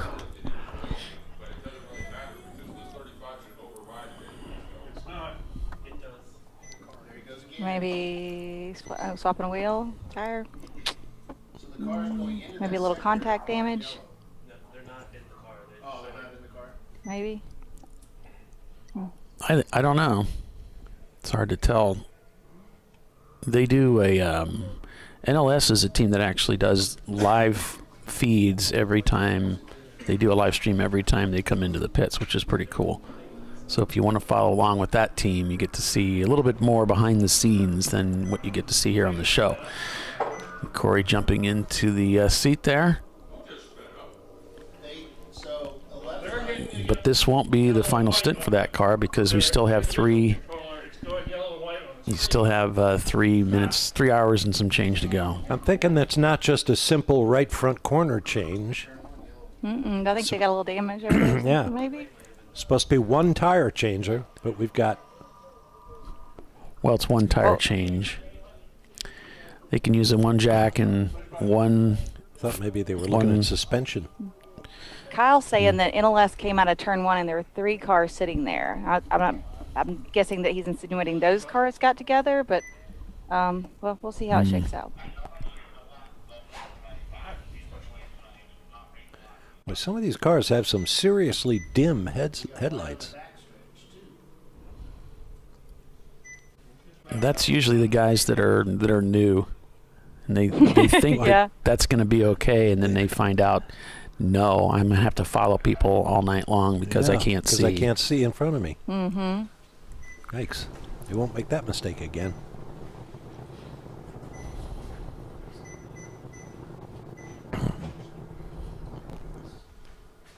Still working the scene is the crew down there at turn 1. Quite a bit of safety over there. Lots of lights. Marketed Farmer says swing wrench modification. We always do the take the thing off the jack, you know, the long part. Little modification there too. Especially when one said fender is pushing on one's tire. Heading up the hill here.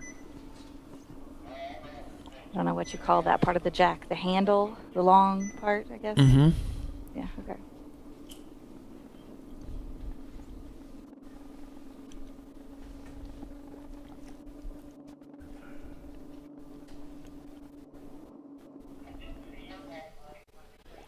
And now all my cameras look identical. It's just black with some lights in it. Occasional streaks. It's very difficult to discern what is what. This is what. Yeah. These tiny little labels that I have. That helps.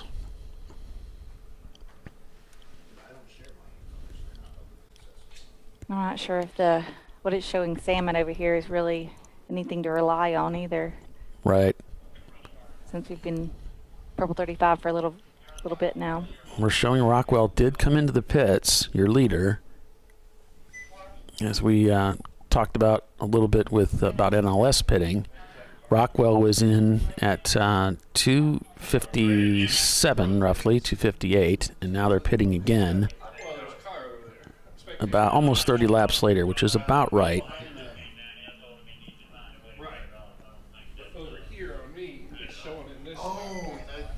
Let's see when they pitted previously.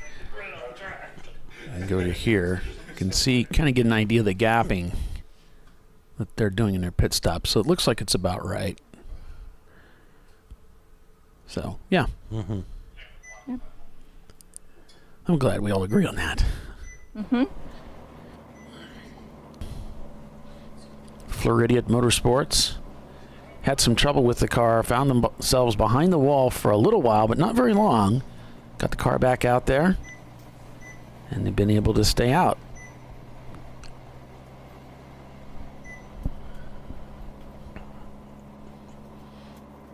Yeah, they're currently sitting in 37th position with 4 EC cars, 5 EC cars ahead of them. So.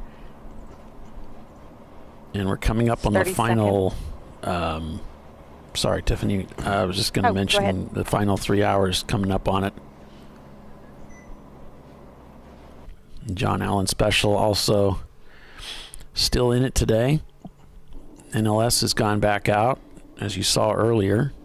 Team Infinity also still in the mix.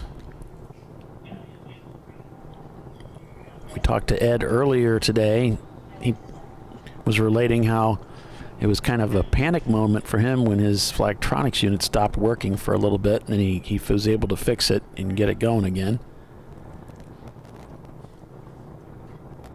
They last pitted on lap 247, and we're working 297.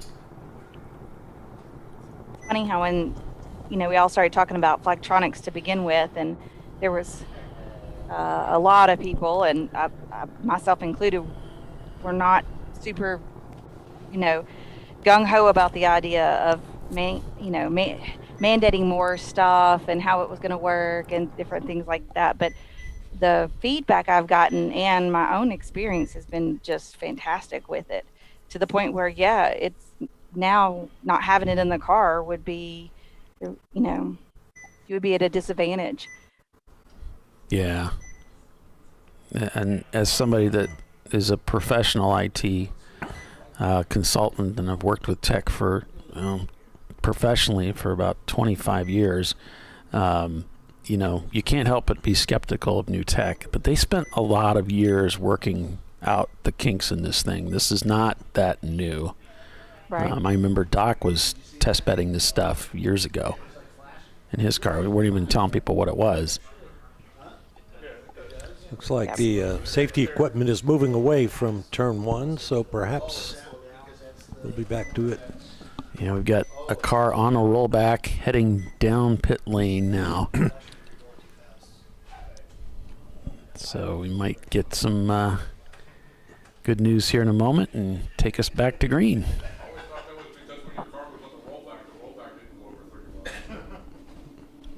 Well, that was another safety vehicle there.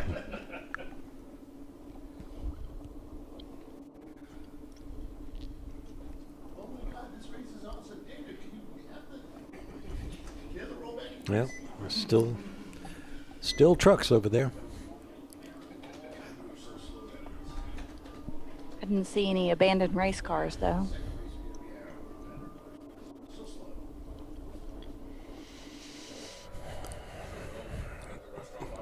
Not much to see from inside the Danger Racing machine.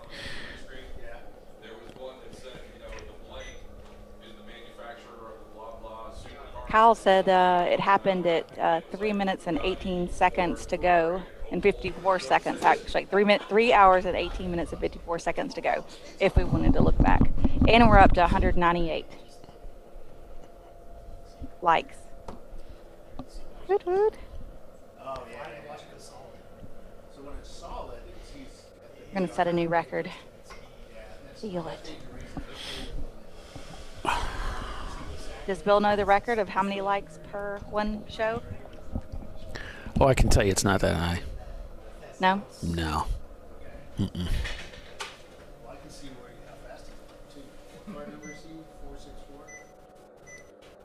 He usually likes bragging about these things, so that's what I was wondering. I don't think he knows that, but yeah, that's no.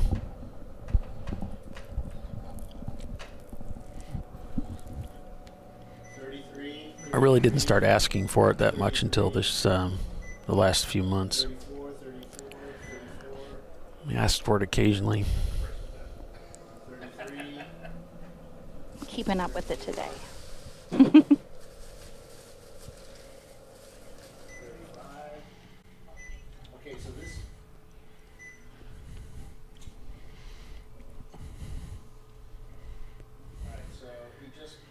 Go green and then we'll end up going to commercial. That's probably what's going to happen here. I know, right?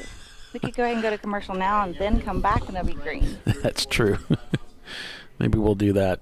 I can finish eating my pizza. Yeah. Don't count your chickens. Yeah, anything could happen. And it usually does. Anything, that is. All right, so stay with us. You're watching ChampCar.Live, presented by AutoZone. JSK Racing is your leader, and we'll be right back.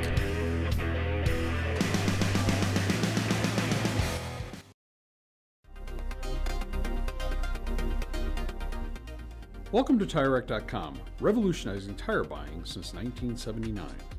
With our unmatched selection of branded products, finding what fits your vehicle and is right for you and how and where you drive has never been easier. Through helpful online shopping tools that include our professional hands-on reviews done at the introduction of a tire and consumer reviews that give real-world feedback over the life of the tire, you can make the right tire choice and find exactly what you need. And if you prefer to talk to someone, our tire testers, our sales team, are available on the phone. And that's how we get you the right tire for you and your vehicle for where and how you drive.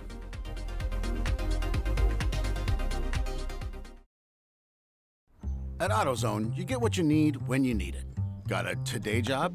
Pick it up free same day at your local AutoZone. More of a tomorrow project? Order as late as 10 p.m. with free next day delivery. Getting the job done just got easier.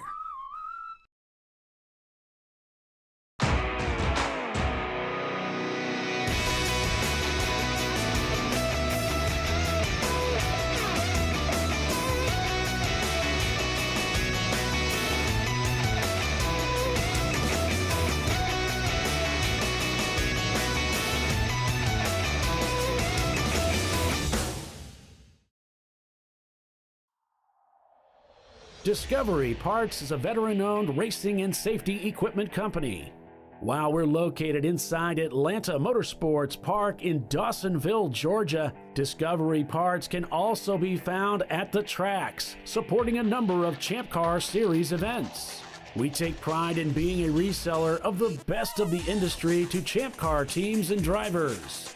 We know racing, love racing, and look forward to tomorrow to even more racing. Visit us at discoveryparts.com.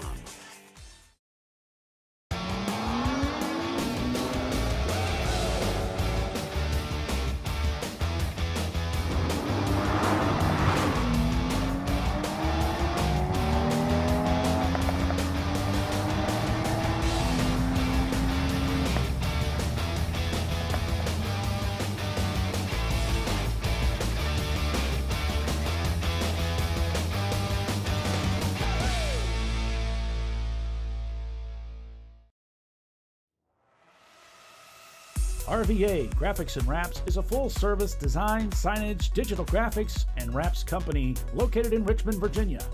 With over 20 years of experience, RVA Graphics and Wraps offers premium signage options for your business. We are dedicated to offering our clients best-in-class service in all aspects of graphic design and application. For more information, visit us on the web at rvagfx.com.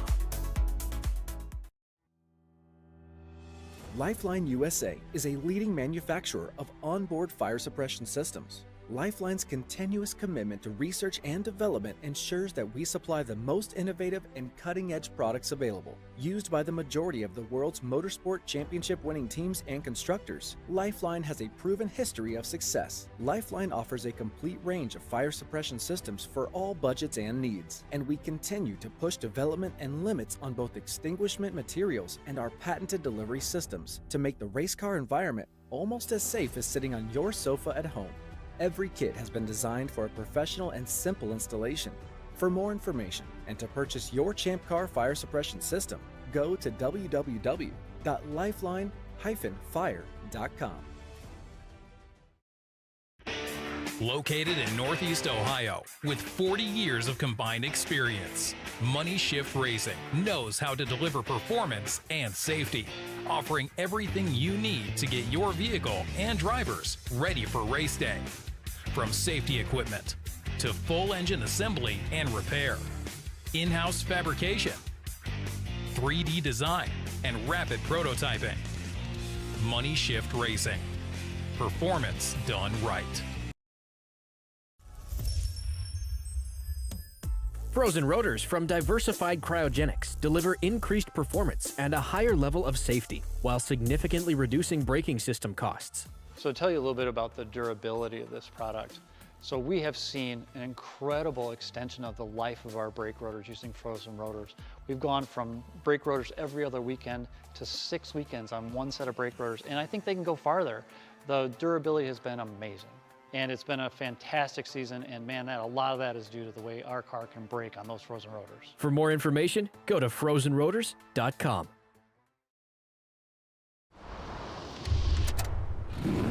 Bring on the frozen tundra, the grinding gravel, the cratered concrete, the rain-soaked streets. Come on, road. Do your worst. We'll be at our best. Reliable performance in unreliable conditions. Designed to meet or exceed original equipment performance. That's why more auto technicians choose Duralast parts. Exclusively at AutoZone.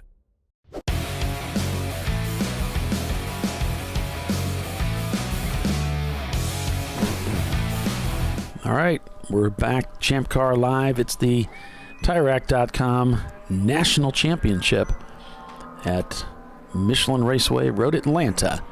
I'm Paul Veltum with Bob Varsha and Tiffany Alexander. We're calling the race for you down to the end. And we have less than 3 hours to go unofficially. Right now, the standings that we're showing unofficially, 300 laps have been completed. Rockwell Autosport Development leads the race by at least a lap over JSK Racing. Then it's Danger Racing in third place, back about a lap. Then NLS Racing, also back about a lap behind them. Followed by Pinky's Out, Freddie Mercury, GMS Racing, Valerian Steel, Hong North, Visceral Racing Group. This is your top 10, and I believe each of these teams are in contention for the national championship too. I believe you're correct. And it's showing the cone pressure's not turning laps. Yeah, it Y'all does. see them on the pit lane? Our view of the pits is really non-existent. You really can't see anything. It's just because we're so high and close to the pit lane, we can't see that. But speaking in proximity terms, it's terrible. But class-wise, we've got Valerian Steel leading there. B class is being led by Lone Star Rally Cross. C class by Rockwell Autosport Development. D class by Freddie Mercury. And it's a really shame that this camera view doesn't show what we're able to see here, because it's really a cool view being here personally to see the cars come down the hill at night with those bright shining lights as they negotiate for position side by side in many cases coming into that corner. It's really cool.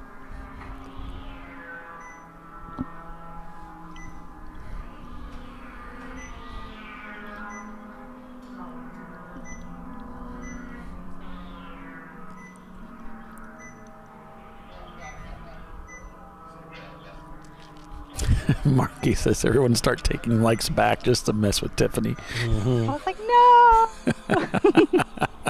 We're at 204. Oh, are we? We're over. Hey. Yeah, we're over 200. Well, folks, thank you so much. And that's when people are actually exhausted. Our viewership's dropping, and they're still giving us the likes. So Well, we've got 170 odd, not that they are odd, but it's an odd number of viewers right now. thanks, folks. We really appreciate it. I appreciate it. They got to be a little odd. I mean, they do listen to us. Go down to your neighborhood tavern and put us up on the TV screens.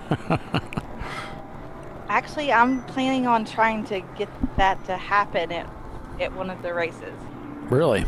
Yeah. Do a watch party somewhere? Yes. Mm-hmm. So our local pub is what's the logo that's on the front of my car, and they're huge sports nuts. So okay. Gotta find time that doesn't interfere with something else they're doing. But yeah, he said he'd put us up on the put the show up. I don't know if you'd be able to hear though, because it gets loud in there sometimes. But hey, In a sports bar? yeah, Gets loud? sometimes. Who could think?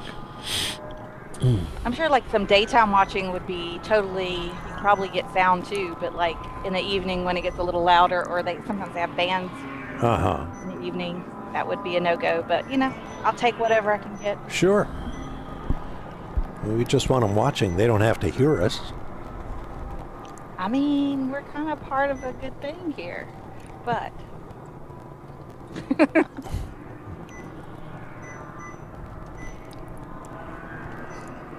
yeah, they might not, but whatever. I just love introducing people to ChampCar who've never heard of it, have no earthly idea what it is. That's just fun. Yeah. I always have to answer some really odd questions. Usually one starts with, how fast do you go? And it's like, well... Right. How fast do you go? I answer as fast as that car can possibly go. That's how Right. fast we go. As fast as its little legs can carry it. maximum effort at all times. I often say, like, if you have a car with a speedometer, which is not many of the race cars, then the fastest you're going is that moment right before you brake because you're in fear for your life. Yeah. Sometimes we're not looking at the speedometer, even if it does work. That's right.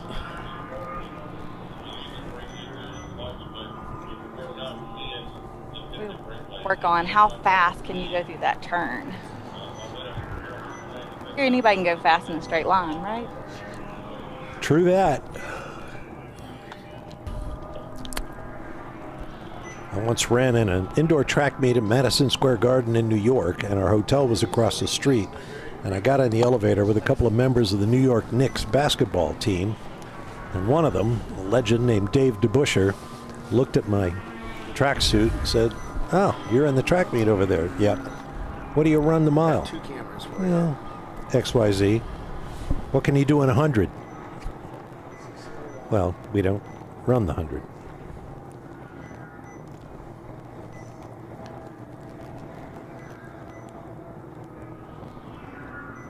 You ran competitively for a long time, right? Yeah. Mm-hmm. What's your thing? I guess you had to be there.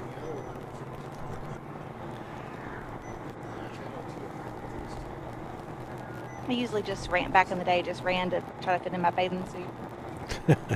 Main motivation. It's like, oh, I gotta get rid of those tater tots from last night.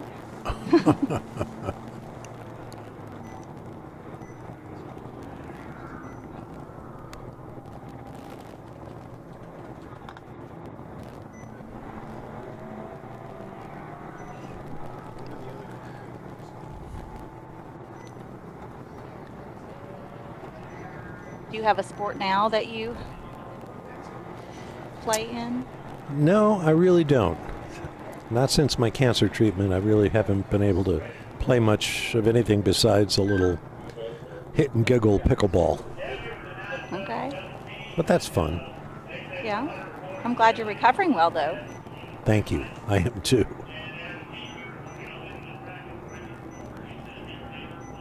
I don't even consider running anymore either. It's like, yeah, no.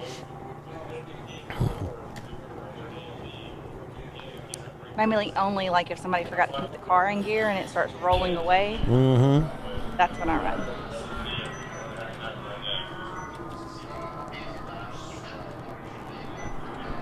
Because that's happened.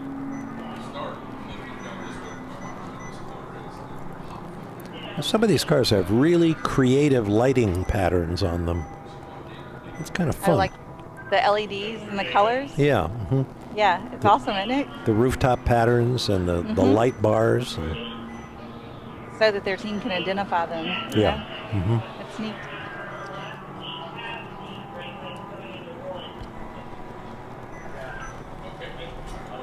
I always wanted to put those lights on my trailer so I can see to back up my trailer at night.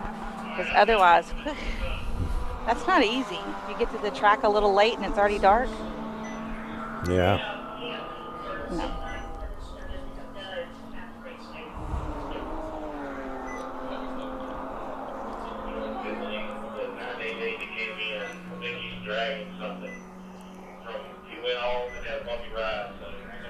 Somebody's dragging something? Yeah, I couldn't quite make out what they were referring to, but yes. Okay.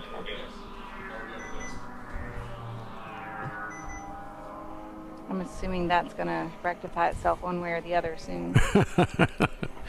They do that.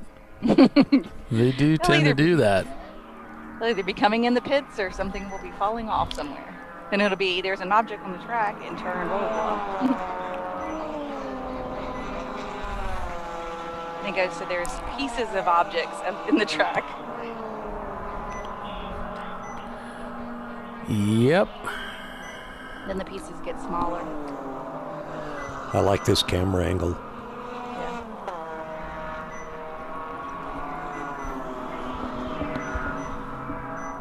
Something new.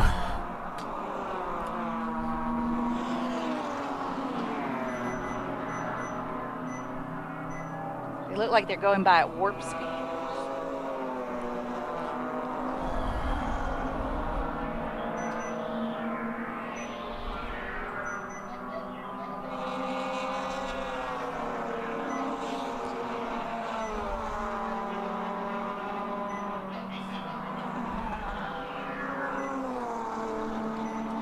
Hello, everybody. Hey, Brian, how are you? I'm doing fine. How are you? Real good. Brian Blansky joining us on the show. Oh, hi, Brian. Hello there, Tiffany. How are you Hello, today? I'm fine. Hello, Mr. Barsha. Hello, Brian. Calling the race here, coming down the last 2 hours and 45 minutes of racing here at Michelin Raceway Road, Atlanta, for the season opener of the TireRack.com Champ Car Endurance Series and the TireRack.com National Championship Race for 2022 decided here today. And Rockwell Autosport, one of the contenders for that championship title, leads this race by 2 laps. So we're getting down to that wire here. We're going to see who managed to pull out the win. Last year's reigning champion has put their car on the trailer with ball joint failure. So that is off the table for a repeat back-to-back win. It's so hard to win a race anyway in Champ Car.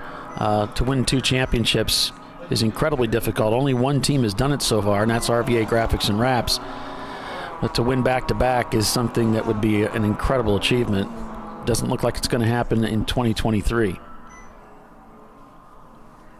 Back-to-back championships is difficult in anything. Yes, sir, it is. Especially when you got to go 14 hours there. That adds another layer. Absolutely. And you don't just have 20 teams. Right. You've got 90 to some teams showing up to race. You have, I think we had between 30 to 40 teams that were contenders just for the championship that arrived today. Mm-hmm.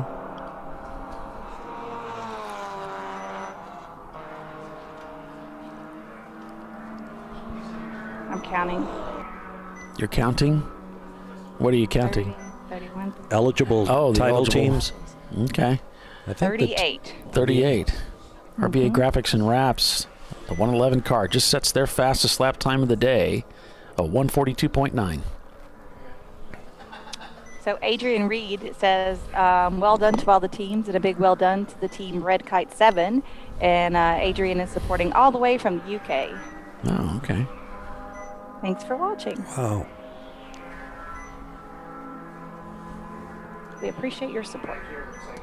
Which means I think it's 1:15 a.m. in the UK right now. If they're on. Oh my goodness. They're on London time. My first thought was, considering I'm in basically Pasadena, it's dark there. Yeah, it is rather dark here compared to where Actually, you're at. I guess it's 12:15. It's a 5-hour time difference, I think. Big difference.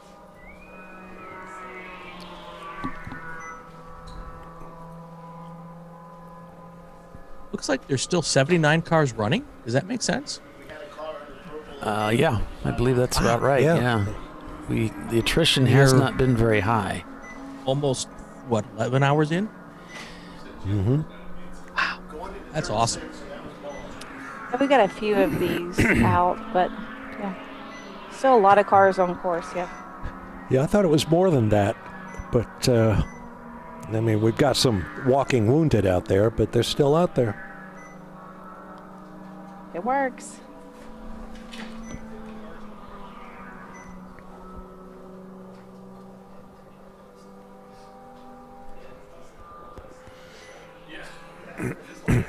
We're at 210 likes.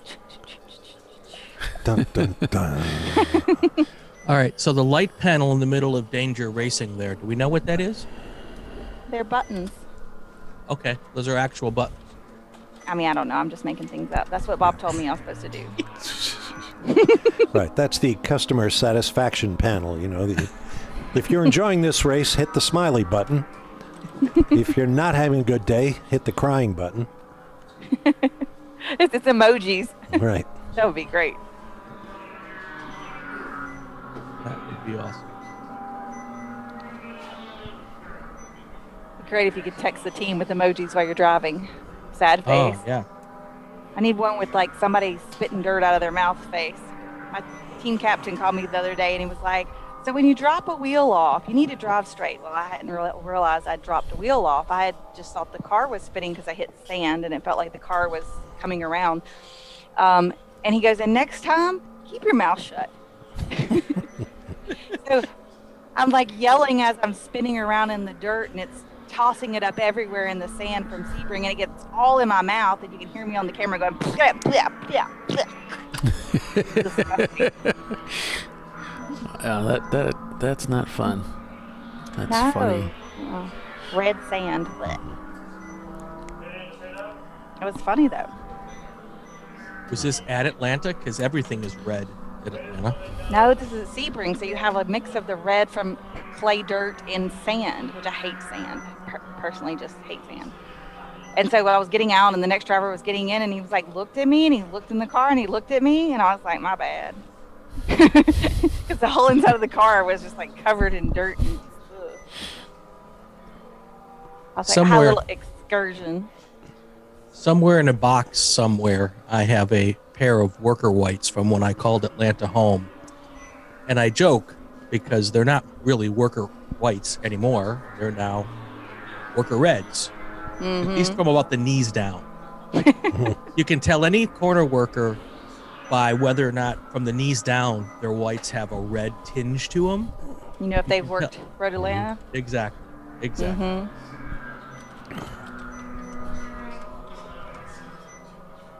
Holly, am I too loud for you?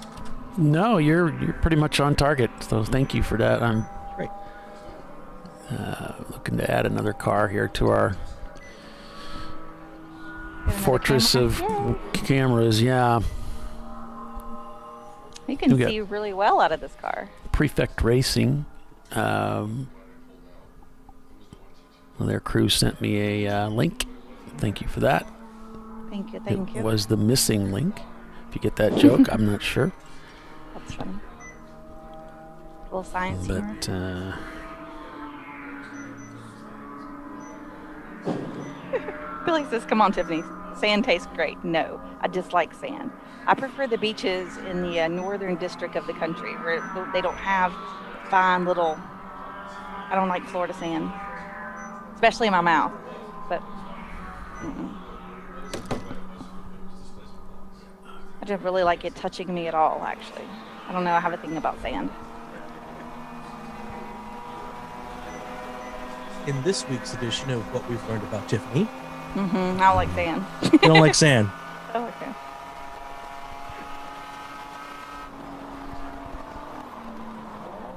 I recently went to Maine for the first time, and the beaches up there are so nice and much less sand.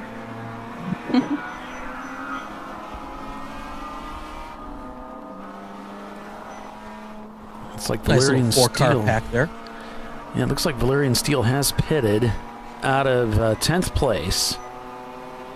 311 laps turned. Rockwell ahead still by a couple of laps. JSK in second place. Doesn't look like they're closing the gap. Rockwell still turning in these crushing lap times. 141 on that last lap. Now, they did turn some slower laps previously, but you know, this driver has only been out there for about 7 or 8 laps. And looks like their lap times are steadily dropping. You got JSK with these 143s and 144s, very consistent. They haven't been in the pits in a while. Let's see, they're at 310. They're in at 258. So they might not be coming in just yet in that Nissan, but I just think Rockwell right now is just operating at a slightly different level from where the rest of the teams are. Keeping those lap times down in the night.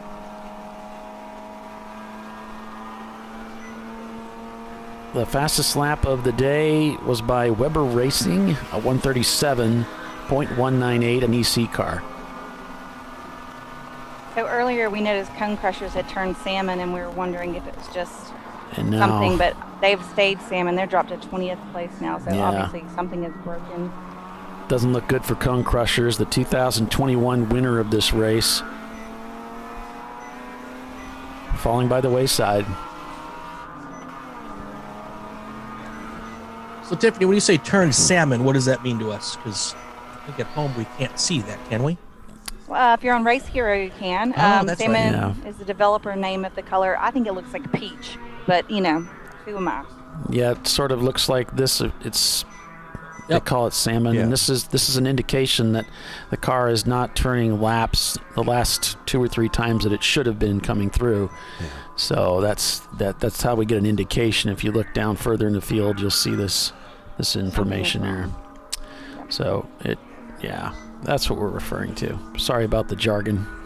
No, without folks are at home clarification, it's watching, meaningless. Yeah. If folks are at home watching, though, you can put the Race Hero app on your phone, so you can get a little more detailed while you're watching us. Yeah. So There's a web version and a app version. Yep. I'm actually looking at the web version. If a lap time goes green, it's that car's best lap. If it goes purple, it's better than anybody else's lap. Yes. So if you look here, we have their fastest lap time of the day. That's where we're getting that information. And this is the purple that Bob was referring to. representing the fastest lap time of the event of any car for the day. Formula One fans, that's what you hear Crofty yelling. He's going purple. It's going purple.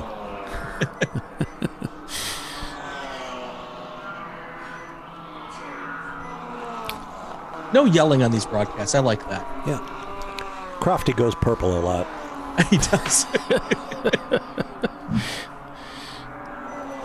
You know, as best I can tell, only 2 cars have gone under 1 minute 38 seconds. One, as you mentioned, was that EC car, and the other is our race leader from Rockwell Autosport Development, 137.3. 37. So they have been dominant. That doesn't even seem like it should be legal. That's all in the mail. Right. It's not legal. It's faster than the mail, I think. That's why it's EC. Well, these days everything's faster than the mail. True. They don't call it snail mail for dare nothing. you. But I mean, the Rockwell car did a 137.3. That's incredible. Mm-hmm. That's 3 seconds faster than the, or more, than the rest of the top 10's best lap. That's what Crofty would call having speed in reserve. That was a close moment for NLS. Got the door shut on them. Fast driver.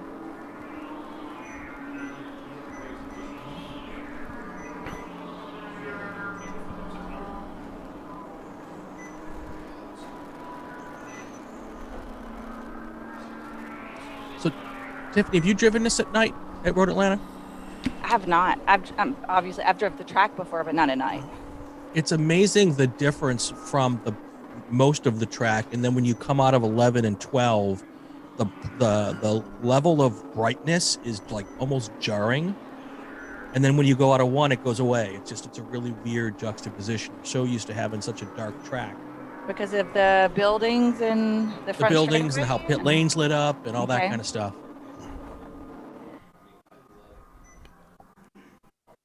And then you go back into the darkness after you pass turn 1. See, at least at VIR it's dark and it mostly just stays dark. Right.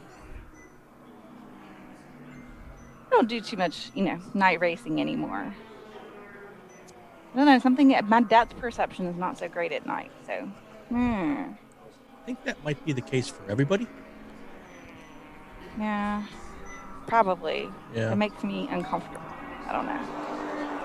I probably could do it, but I don't know. There's other people who say they can see just perfectly fine at night, so I just let them drive. Yeah, I don't love driving at night, but I do love the shift going into sunrise.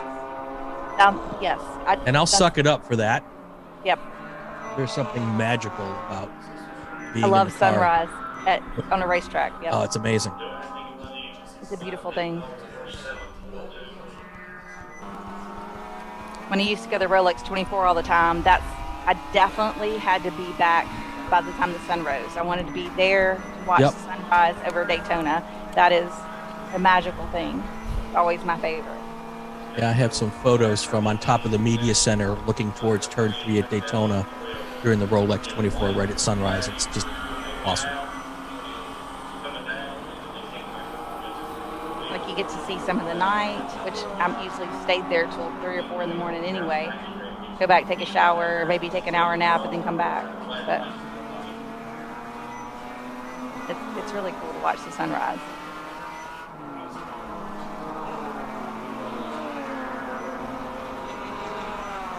I mean, the night is cool too, and watch the brake disc glow under the heat, that's kind of nifty.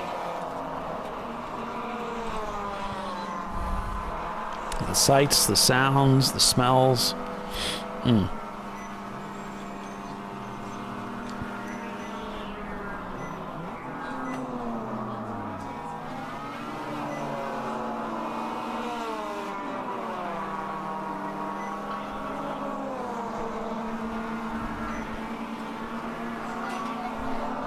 I think some of us just like being near a racetrack, whether it's day or night or sunrise or sunset.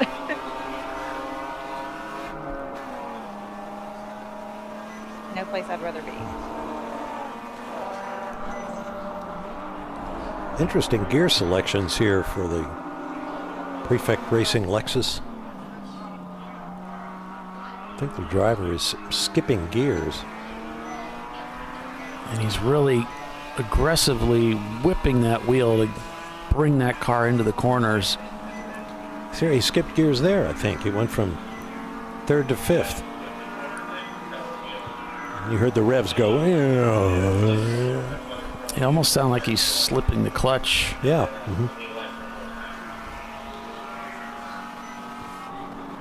Wonder if that gearbox is entirely healthy. Yeah, it looked like a fifth to third shift on the power here. Yeah. There you go again. He's jumping from third to fifth. I wonder if they're having some problem with fourth. Yeah, that's what I'm thinking. It's a strange gear to have trouble with. You know, usually it's third. Yeah, that was a very big upshift. That could be why they have problems with fourth. Yeah. Not a lot of rev matching going on there. All right, so we're going to take a quick commercial break and be back in just a few. Still 2.5 hours of racing here at the TireRack.com National Championship Race at Michelin Raceway, Road Atlanta. Stay with us. We'll be right back.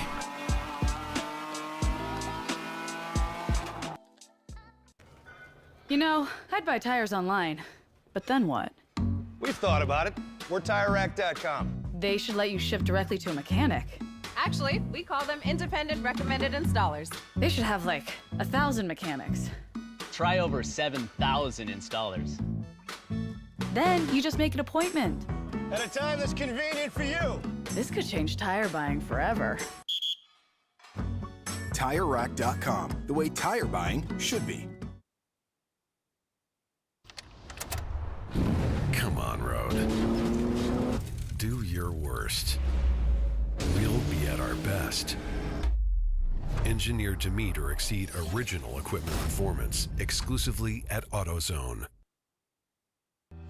Lifeline USA is a leading manufacturer of onboard fire suppression systems. Lifeline's continuous commitment to research and development ensures that we supply the most innovative and cutting-edge products available. Used by the majority of the world's motorsport championship-winning teams and constructors, Lifeline has a proven history of success. Lifeline offers a complete range of fire suppression systems for all budgets and needs, and we continue to push development and limits on both extinguishant materials and our patented delivery systems to make the race car environment almost as safe as sitting on your sofa at home.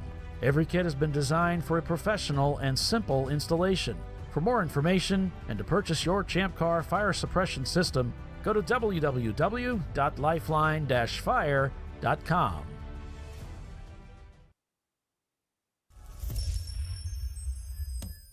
Frozen rotors from Diversified Cryogenics deliver increased performance and a higher level of safety, while significantly reducing braking system costs.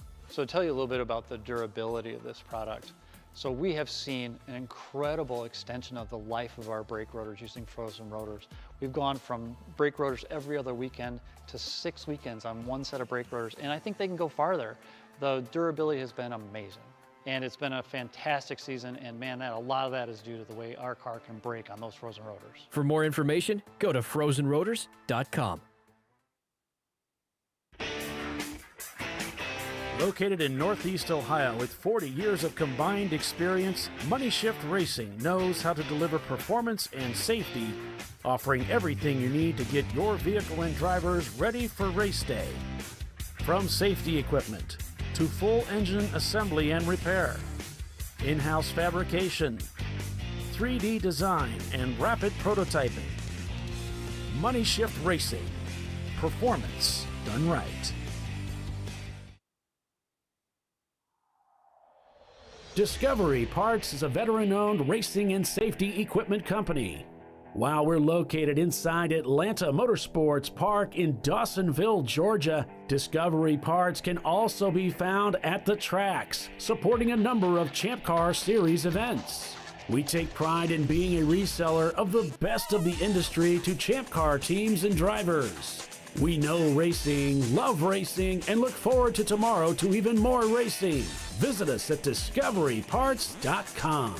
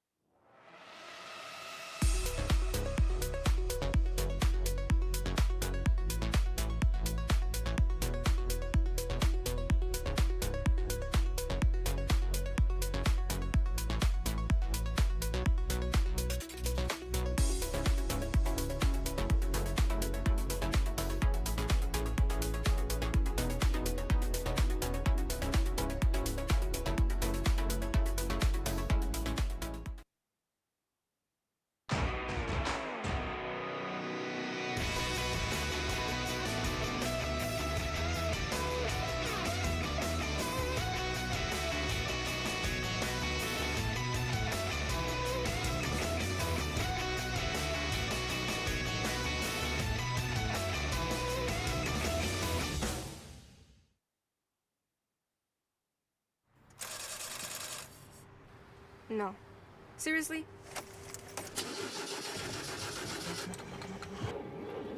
Come on. No. You for real? Dale. Really? Wow. So maybe just a cable? We can help you. Welcome to America's #1 battery destination, AutoZone, your battery solution.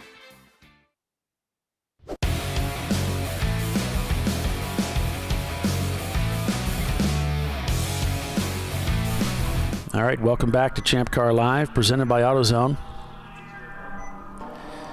Finishing up the final 2.5 hours, just under 2.5 hours of racing here at Michelin Raceway Road, Atlanta. Rockwell Autosport in the lead. We've got JSK Racing there in second place. Danger Racing in third as Valerian Steel trips the pit loop again. They're in 12th place. The gap's about a lap apart all the way until we get down into 6th place. Freddie Mercury, 54 seconds the gap up to Pinky's Out. Hong North in 7th there. A 4-lap gap, 11 seconds from GMS Racing up to 7th place.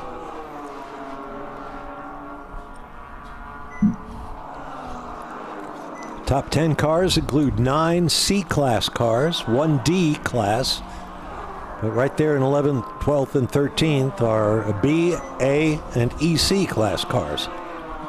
And Pinky's Out, you would have thought, I certainly thought they would be a huge threat today.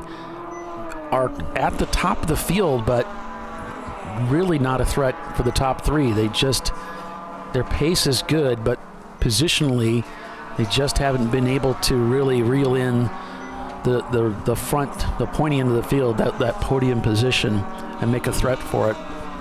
Lost the sister car to a transmission problem, as I recall. Yeah.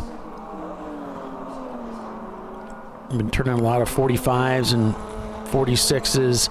They did turn in a 140 at one point, but those just a couple seconds a lap has hurt them from being at the very front of the field with the Rockwell machine. And Freddie Mercury has done quite well for themselves in that D-Class car, really up at the front of the field out there by themselves in 6th place from the other D-Class cars, such as Team Infinity down in 14th.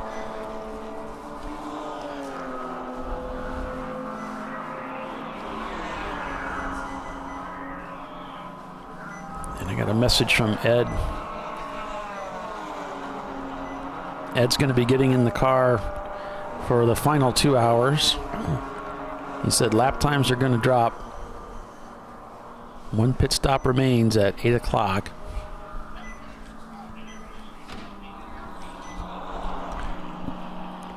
Yeah, that runner-up in D-Class, Team Infinity, are 15 laps behind their class leader. Yeah, it's crazy, Freddie isn't it? Mercury. Yeah. Man. How did we get here?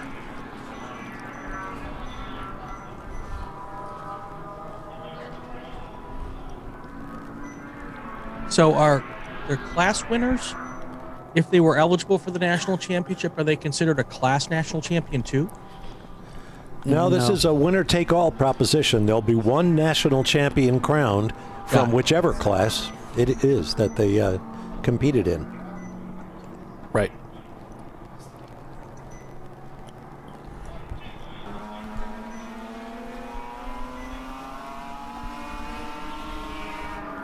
And so far, we've got 321 laps in the books for the leader.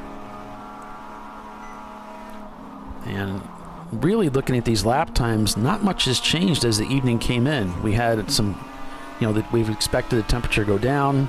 Obviously, the track is cooled. It's pitch black in some areas, as Doc used to say. It's country dark, but the lap times have been really unaffected. They're still running these low 140 to mid 140 lap times for the majority of the field.